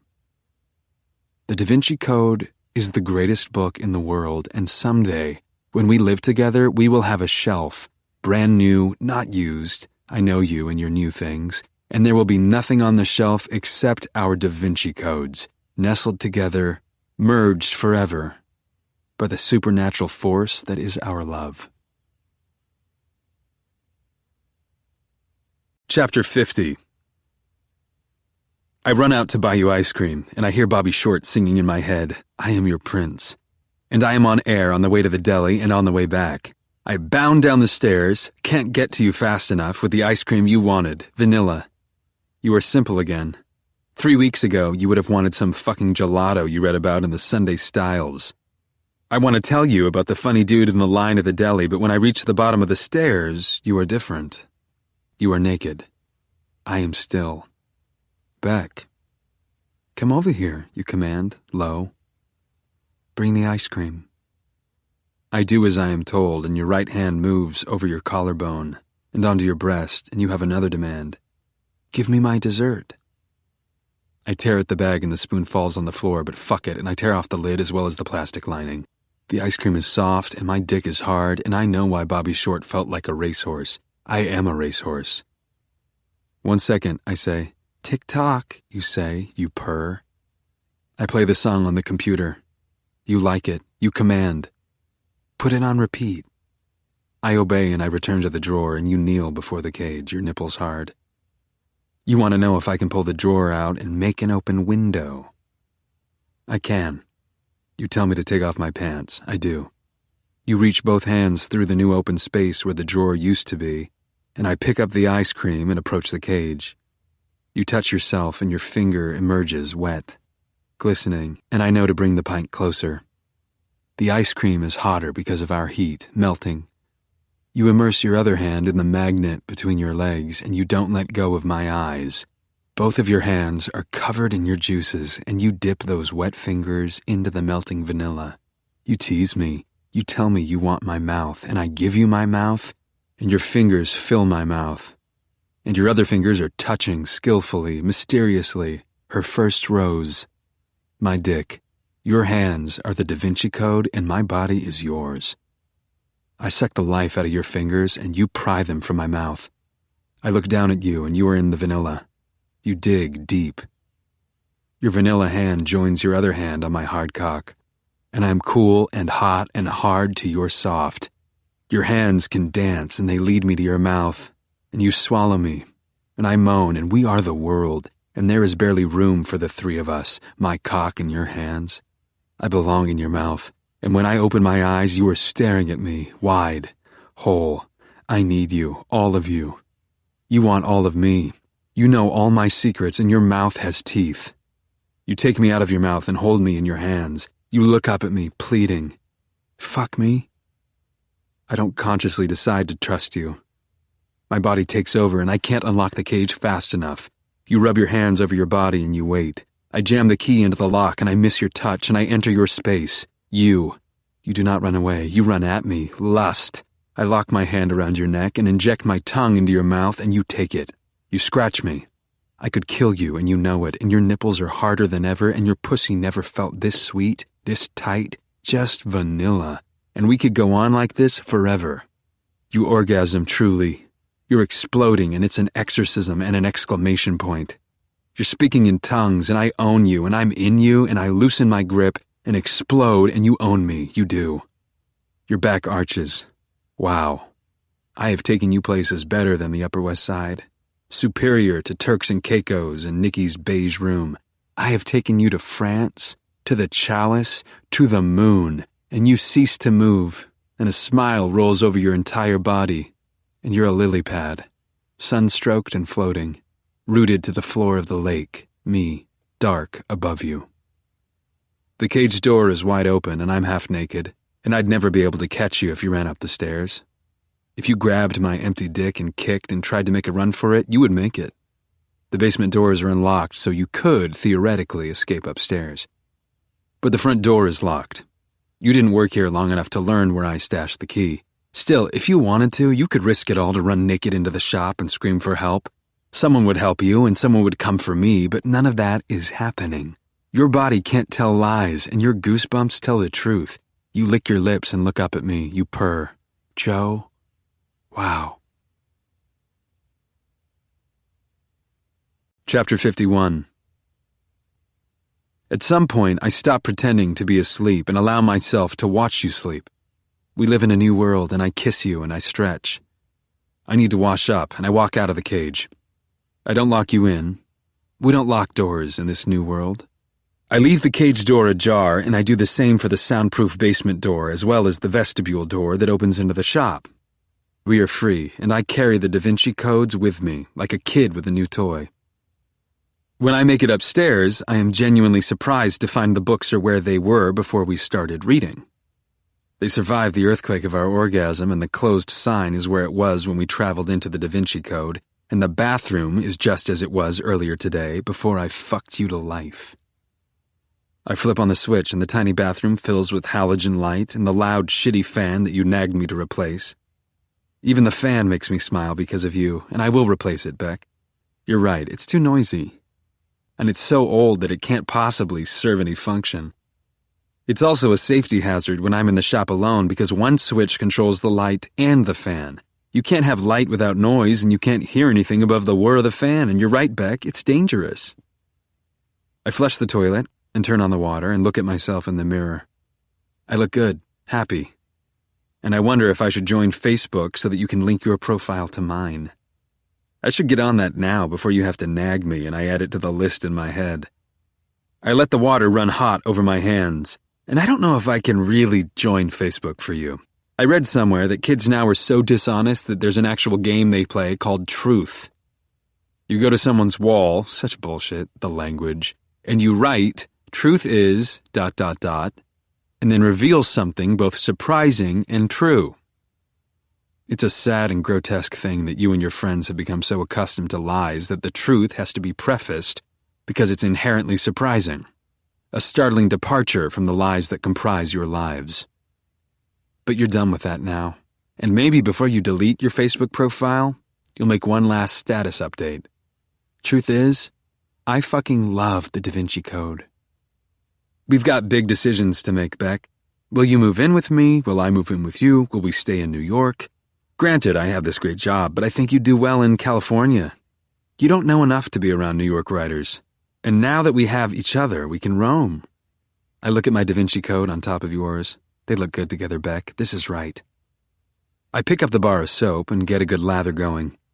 I'm sad to wash off you and the vanilla ice cream, but then again, I am excited to soil myself anew with your sweat and your cum, your juices and your saliva. The fan is loud and my dick is hard, and I know what I'm going to do now. I'm going to wake you up with my mouth. I'm going to eat you alive. It's a good thing I keep a toothbrush handy. And it's dry, and I smile because the next time I brush my teeth, the brush will be wet because you will have used it. I feel holy and dedicated as Silas while I brush my teeth, and dampen my pits and spray the cologne I bought to smell like the bartender. God, I know you. I splash some water in my hair. I would shave, but I miss you too much. I need to eat you, and I need to eat you now. I flick the switch. The lights go out and the fan slows, and I do not open the door. Something is wrong. The silence is cracked by terrible sounds, feet pounding on the floorboards, your distressed vocal cords. Help!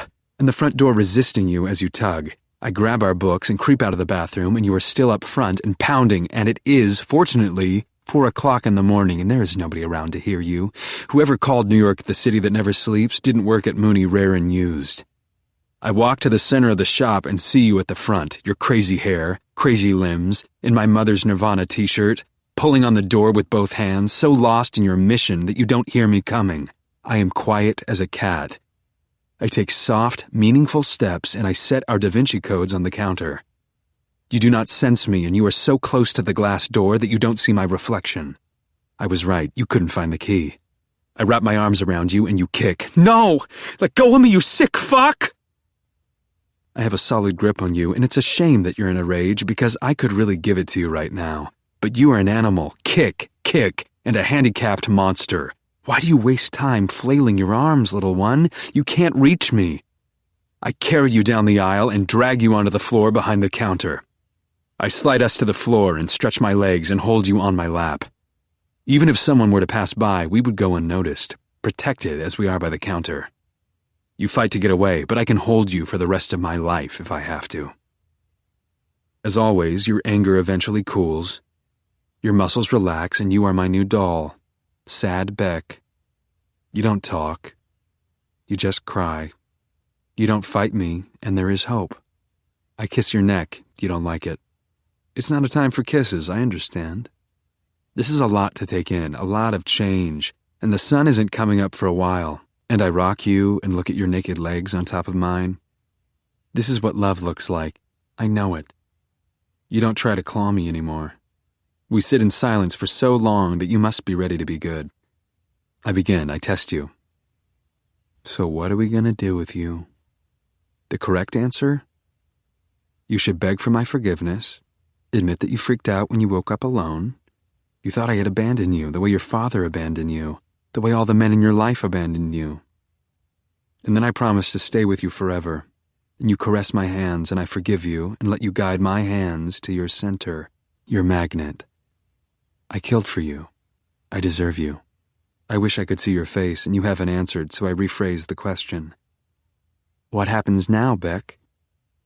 The correct answer? Love. You answer with a voice so flat I almost don't recognize you. I disappear? No. Listen to me, Joe, you say as you press your hands into mine in a manner that is entirely devoid of sex, of passion. I don't care about what you did to Benji or Peach. I get it. Benji really did have a drug problem, and Peach really did have issues. She was a liar, Beck.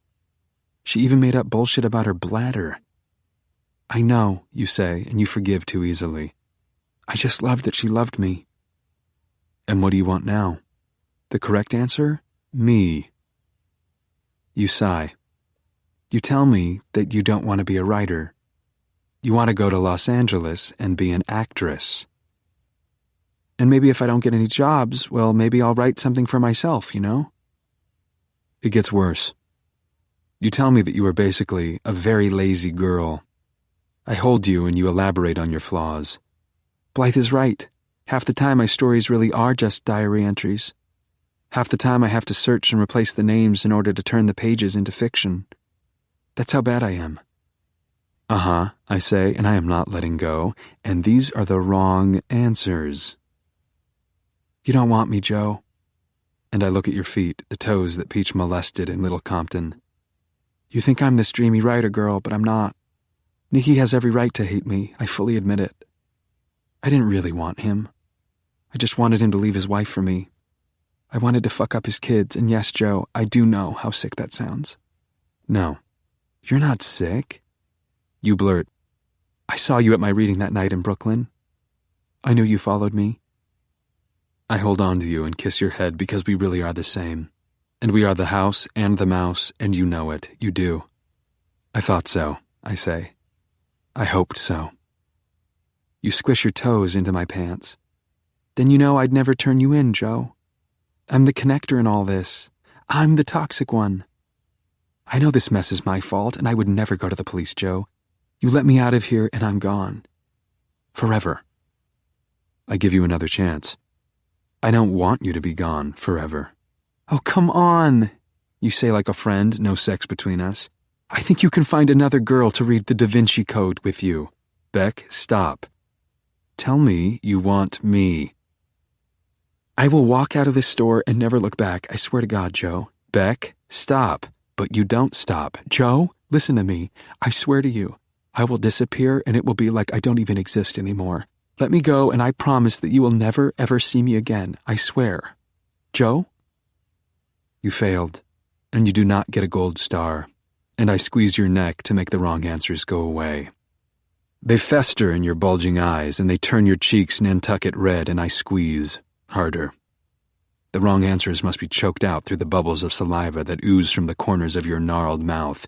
You are a fucking idiot for thinking I want you out of my life, after all I've done for you, and this is not Reality Bites, and you don't want me over the other douchebags in your life, and I was wrong about you.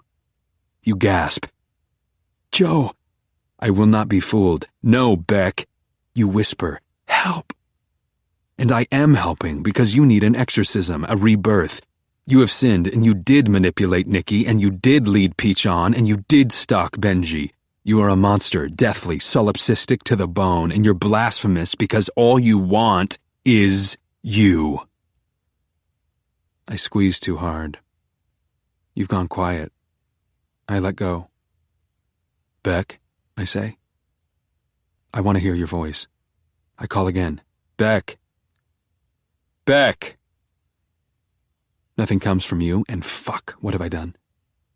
I shake your body, and I can't hear you breathing, and I need to hear you breathing because Reality Bites is a stupid movie, and you did push Peach away, and Benji did lead you on, and Nikki did break the rules. So you said some stupid things. I do too sometimes, and I forgive you. I slide you off of my lap and onto the floor. You are so still, and all the good in you is in you, beneath those eyelids, latent. I love you for being so lovable. I am sorry, Beck. I can't hold you responsible for the fact that people go crazy over you, and you have to wake up because I want to give you love, love, love, love, crazy love. I push my hands into your tiny chest. You are breathing, I think. You must be breathing. There cannot be nothing inside of someone as lovely and lit as you. We had an everything ship. You were too robust and full of life and bathrobe rules and orgasms and pies and bitter caramel apples to be gone. I hate myself, and I love you, and I kiss you and you don't kiss me back, and I beg you to come back, and I hold your little hands, and I look into your little eyes, and at the end of the play Closer, upon which the movie is based, the Natalie Portman character gets hit by a car. She dies. In the movie, you don't see Natalie Portman die, and I like it better that way, and you cannot be dead, Beck. You're not even 25, and you don't do drugs, and you're safe and sweet and studious, and I lean over you so that my ear touches your lips. When you breathe, I want to hear it and taste it, and I wait. I wait for 16 centuries and 8 light years, and I pull away. You are gone. I stand up and grab my hair, and I want to pull it out because you can't run your fingers through it anymore, and maybe I am wrong, and I get back down on the ground and mash my head into your hand and wait for you to touch me. Please, Beck, please. But your fingers don't move, and when I lift my head up, the silence feels official. It's hateful and personal, unlike the peaceful silence of the basement. You don't rise up to forgive me and ward off the evil silence that weighs me down more every second that you are mute. I look at you. You don't look at me. Your body is just parts now. You can't help me because you left me because you wanted to be gone forever. Your crimes are many, and you stole my love story, and I pick up your Da Vinci Code. I am stunned because some of the pages have never been turned. I know my way around a book. I think you skipped entire passages, you brainless phony. When you asked me where I was in the book, you were cheating. The most romantic time of my life was a hoax, and I am so preoccupied with exploring your Da Vinci Code that I don't see you come back to life. But you do. You tricked me, you cunt. You latch onto my ankle and pull, and I fall over and I drop your Da Vinci Code and land on my side, and it hurts, god damn it, and you kick me in the dick, and that hurts, god damn it. You are not gone forever, and you are possessed and out of words, and my groin aches, and my side pounds, and you are not my savior. You make things worse. You are alive, underhanded, kicking me when I'm down, and I scream in agony, and you are toxic and satanic because just a minute ago, you were dead, you fucking bitch. You say nothing, you kick, but I'm non-toxic, and I'm bigger and braver, and God gives me the strength to recover from your nasty blows. I swat your legs, and now you collapse, flat on your back. I mount you. You try to bite me, but you can't, and you try to kick me, but you can't, and you try to claw me, but your wrists are locked in my hands. You can't do anything with me pinning you down. You spit in my face. You are a mass hole, and you are weaker now, and I let go of your arms and wrap my hands around your neck for real this time. You try to hit me, but your little fists aren't what they once were. The bad in you outweighs the good, and your cheeks turn white, and my cock throbs in pain, and my hip bone pulsates, and your eyes bulge. You're disgusting. My mother's Nirvana t-shirt that I was wearing the day you stalked me to my house, the one I've held on to my whole life, it's a mess of cum and vanilla. You have torn it beyond repair, you bitch. You were right, Beck, I say to you. You kill people. You do. I squeeze your neck, and I thank you for kicking me in the dick, and I try to blink your saliva out of my eyelashes. I thank you for proving beyond a reasonable doubt that you are bad. You do not want love or life, and we never had a chance, and you are commonplace and raw, gasping and gurgling, solipsistic with your fudgy, inconsiderate fingerprints ruining my books, my heart, my life. What's that, Beck? You have one word left in you. Help. And I do help you. I take my right hand and reach for your Da Vinci Code. I shove the book into my mouth and bite a few pages. I yank the book away, and I toss it and grab the torn pages out of my mouth, wet with saliva that you wanted so badly. My last words to you. Open up, Guinevere. I shove the pages into your mouth, and your pupils slip around and your back arches. This is the sound of you dying. There are bones cracking, where, I do not know, and tear ducts in emergency mode. The tear of death seeps out of your left eye and onto your porcelain cheek, and your eyes are fixated on somewhere I have never traveled, gladly beyond any experience. Your eyes have their silence. You are no better than a doll now, and you do not react as the pages in your mouth take the blood that rises from your gullet.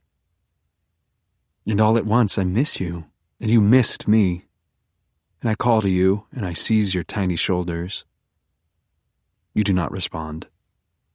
You are as flawed as all the books in the store. You have ended and left me, and you are gone. Forever. You will never leave me in the dark ever again, and I will never wait for a response from you ever again. Your light is out for good now, and I take you in my arms.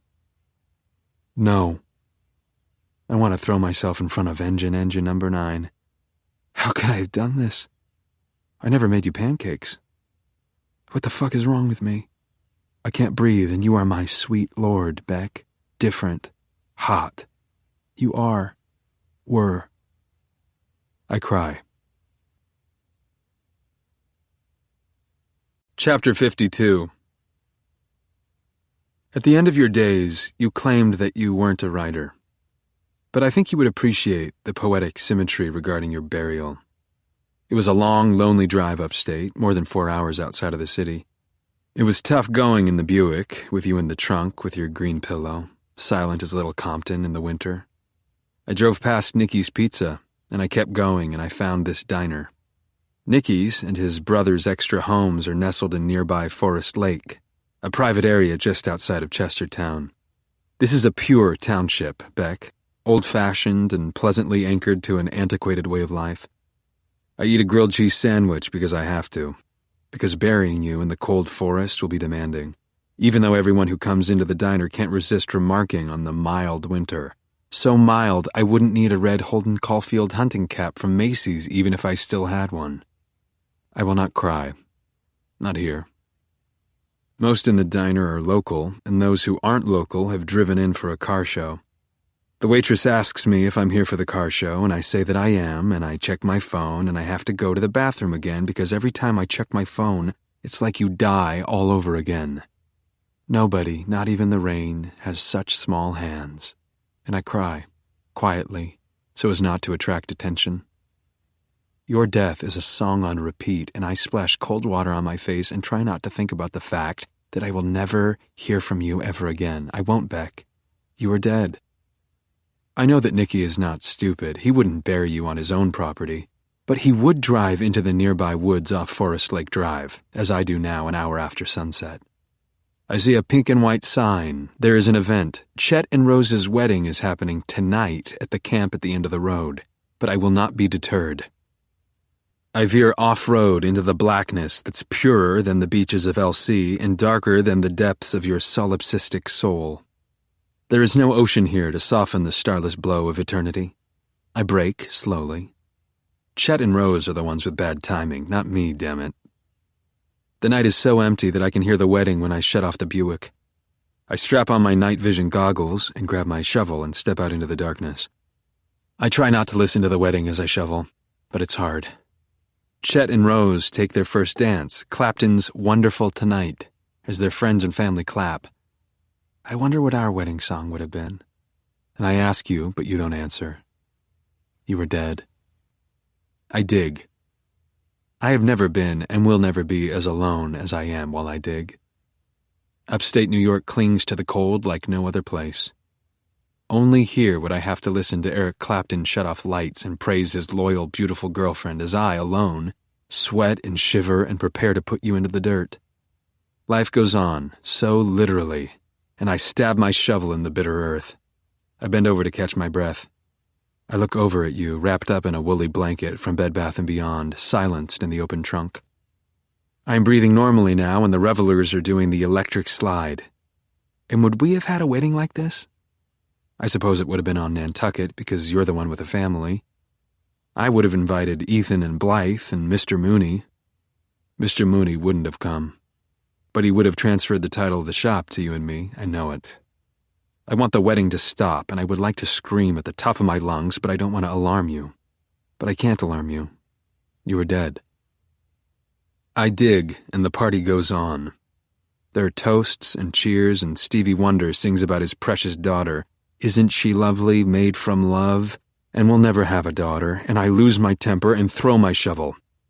I crawl into the earth and let the music beat the living fuck out of me. I can't fight it anymore, and joy at the far end of the woods has become monotonous. I'm not one of those people who ever thought Get Lucky was so fucking special. I can almost taste their vodka, and I am the uninvited guest, out of sight, alone. What soothes me, what allows me to keep digging, is the likelihood that Chet and Rose have a website, a registry. Knowing that I will be able to find them, to see them, is a comfort somehow. Neil Young sings for Chet and Rose. Harvest Moon, that hurts. And Neil Young will never play for you and me on our wedding day, and you don't hear him now. You are dead. I lift your body out of the trunk and unravel the area rug that encapsulates you. You are still beautiful, and I rest my head on your chest and tell you about Chet and Rose. I will probably die alone, under an insignificant moon, and you won't be there to mourn. You soar on to heaven, and I have to summon the strength to set your precious corpse in the ground. Chet and Rose are surrounded by friends and family, but I alone lift your petite body and maketh you to lie down in green pastures. It would be nice to have a moment of silence. Chet and Rose are rude to be so loud. But I can't blame them. They can't see me, can't hear me. They're in their own world, where good things happen a quarter mile and a million light years away. I kneel on the ground and recite the 23rd Psalm. I memorized it for this occasion. You are dead. There's no way to know what happens to us after the wedding. We won't have afterlife. I walk in the woods and look at the world with inhuman night vision and see all that man was not built to see. I don't know if you will dwell in the house of the Lord forever, but I lie on my back and listen to the party for Chet and Rose grow as quiet as the night, as death. They will get tired, and their party will end, and if anyone was ever going to live eternally in the light, I think it would be you. I cover you with dirt and rocks and branches and leaves, and you are so much more than a body. The walk back to my car is a short one. The drive away from Chet and Rose and your body is a long one in the dark of night. I don't know that I'll ever make it home, and even when I do make it into my apartment, I remain unsure of whether or not I will ever have a true home. I will never have you. You are buried by Forest Lake, near Chet and Rose, somewhere I have never traveled gladly beyond any experience. I don't open the shop the next day. I can't. You are dead. Chapter 53. The mail I typically receive is boring and financial, bills, coupons, crap. But today, almost 3 months after your passing, I received the first wedding invitation of my life via the United States Postal Service. The envelope is so big the postman had to walk it upstairs and lean it against my door. I know I'm not an expert, but it's a beauty, Beck, and I have it with me here at the shop. I'm enamored with the triumphant romance of the thick, embossed cardstock juxtaposed with the delicate gold italicized cursive. Who knew Ethan and Blythe were royalty? A lot happens in 3 months. Ethan and Blythe have gotten engaged and invited me to their wedding in Austin, Texas. A lot doesn't happen in 3 months. The help wanted sign is still in the window. Ethan got a corporate job. Marriage is expensive. But this invitation has altered my perspective. I haven't felt this hopeful since exiting Dr. Nikki's office, since entering you. The future exists again because of this invitation. This invitation necessitates that I mark dates on my calendar, and it feels good to flip ahead through the calendar in my phone.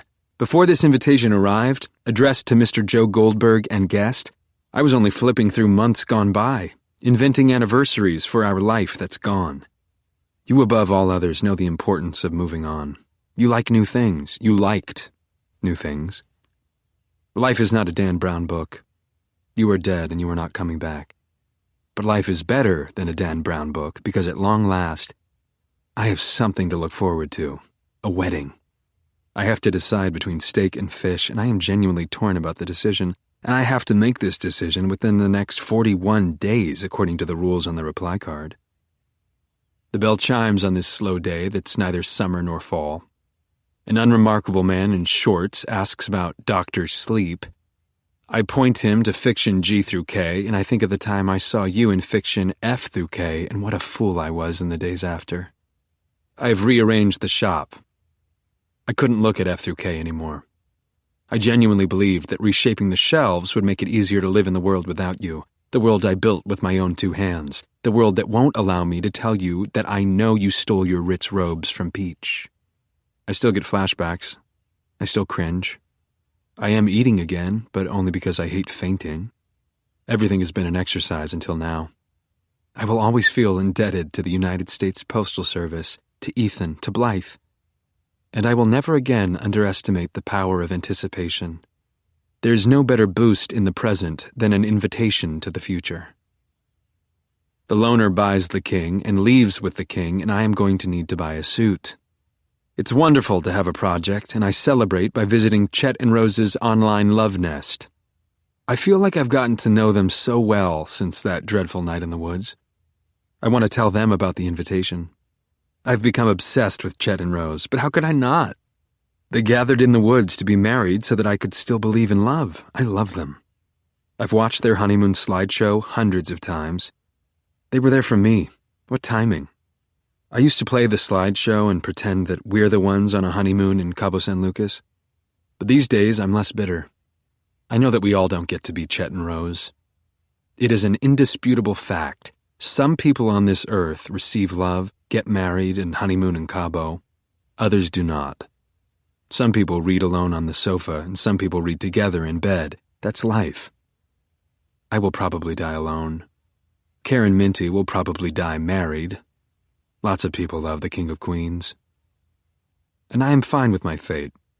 It was my decision to spare you the pain of life. I let go of you. I forgive you. It's not your fault that you carried your demons awkwardly in that big Prada bag, in those giant used robes from Peach's Ritz. You were toxic, not vicious, and the men who did leave you are thriving. That Hesher guy has a television show that doesn't suck. An online registry at Babies R Us shows that your father is about to become a father again. Some people get it all, they do. I think you would be happy to know that your voice carries. I am the sole reader of the Book of Beck. I had your short stories bound at FedEx, but millions of people have devoured the story of your life. Everyone knows about the twisted psychologist who murdered you. You never were published in the New Yorker, but you did make the New York Post. You changed me, Beck. I will not grow lonely like Mr. Mooney. I have Ethan and Blythe. I have the girls they periodically foist upon me. The girls are always terrible, wan and patronizing, or shallow and simple. I am like Hugh Grant in Love Actually, minus the love, which isn't so bad when you realize that in real life, Hugh Grant is single, like me. Once again, not all animals are destined to pair off. Yes, I understand that we are built for companionship. God gave us vocabularies. We need to speak. We need to listen. I fuck occasionally, girls from the internet, girls from the shop, but mostly I keep to myself. No longer do I open petal by petal, and you were right, Beck. You were not the girl I thought you were, and Barbara Hershey wasn't the one for Elliot and Hannah and her sisters. The doorbell chimes, and I look up from a photo of Chet and Rose on paddleboards and see a girl I know, sort of. She wears a University of Pittsburgh tank top and jeans. She squirms, she waves. I wish there was music playing right now. She liked my music last time. I saw the sign in the window, she swallows. Are you still hiring? Sometimes they forget to take down the sign. Sometimes it's bullshit. I'm sorry. I'm swearing. I forgot about the sign, but I did not forget about Amy Adam and her stolen credit card and her fraudulent academic attire and her large chestnut eyes. We are still hiring. She comes over. She glances at my wedding invitation and nods. I love Austin. So, how have you been? I ask, and it's a silken maneuver on my part. I am the gentleman assuming the role of the one who remembers so that she may be the lady remembered. She fawns, almost curtsies. She is flattered and happy. She is staring at me, and it feels good in her eyes, and she hands me a resume. I used to work at a little bookstore in Williamsburg, but let's just say it didn't work out because of their short-sighted policies about what they call stealing. She grunts. Like I shouldn't bring books home and read them? And exactly how do you even read a book without marking it up? She is loud. Excuse me if I'm not one of those ultra-modern Kindle people, but I like pens, paper, real pages I can rip and touch. She shakes her head. And if you bought a book and found notes in the margins, I mean, who wouldn't love that? It's a bonus. She doesn't want me to answer. She blinks. I'm sorry, I'm going off, but it has to be said. She needs my acceptance. I smile. No apology necessary. Now it's her turn and she complies, playful. I probably sound like a lunatic. Do you guys hire lunatics? I tell her that we only hire lunatics, and she thinks I am funny. She has a lilting laugh and she likes it here with me. She will be my cashier and my girlfriend, and the next time I'm invited to a wedding, it will be addressed to Joe Goldberg and Amy Adam, and I won't have to worry about finding a guest. You are gone forever, and she is here now.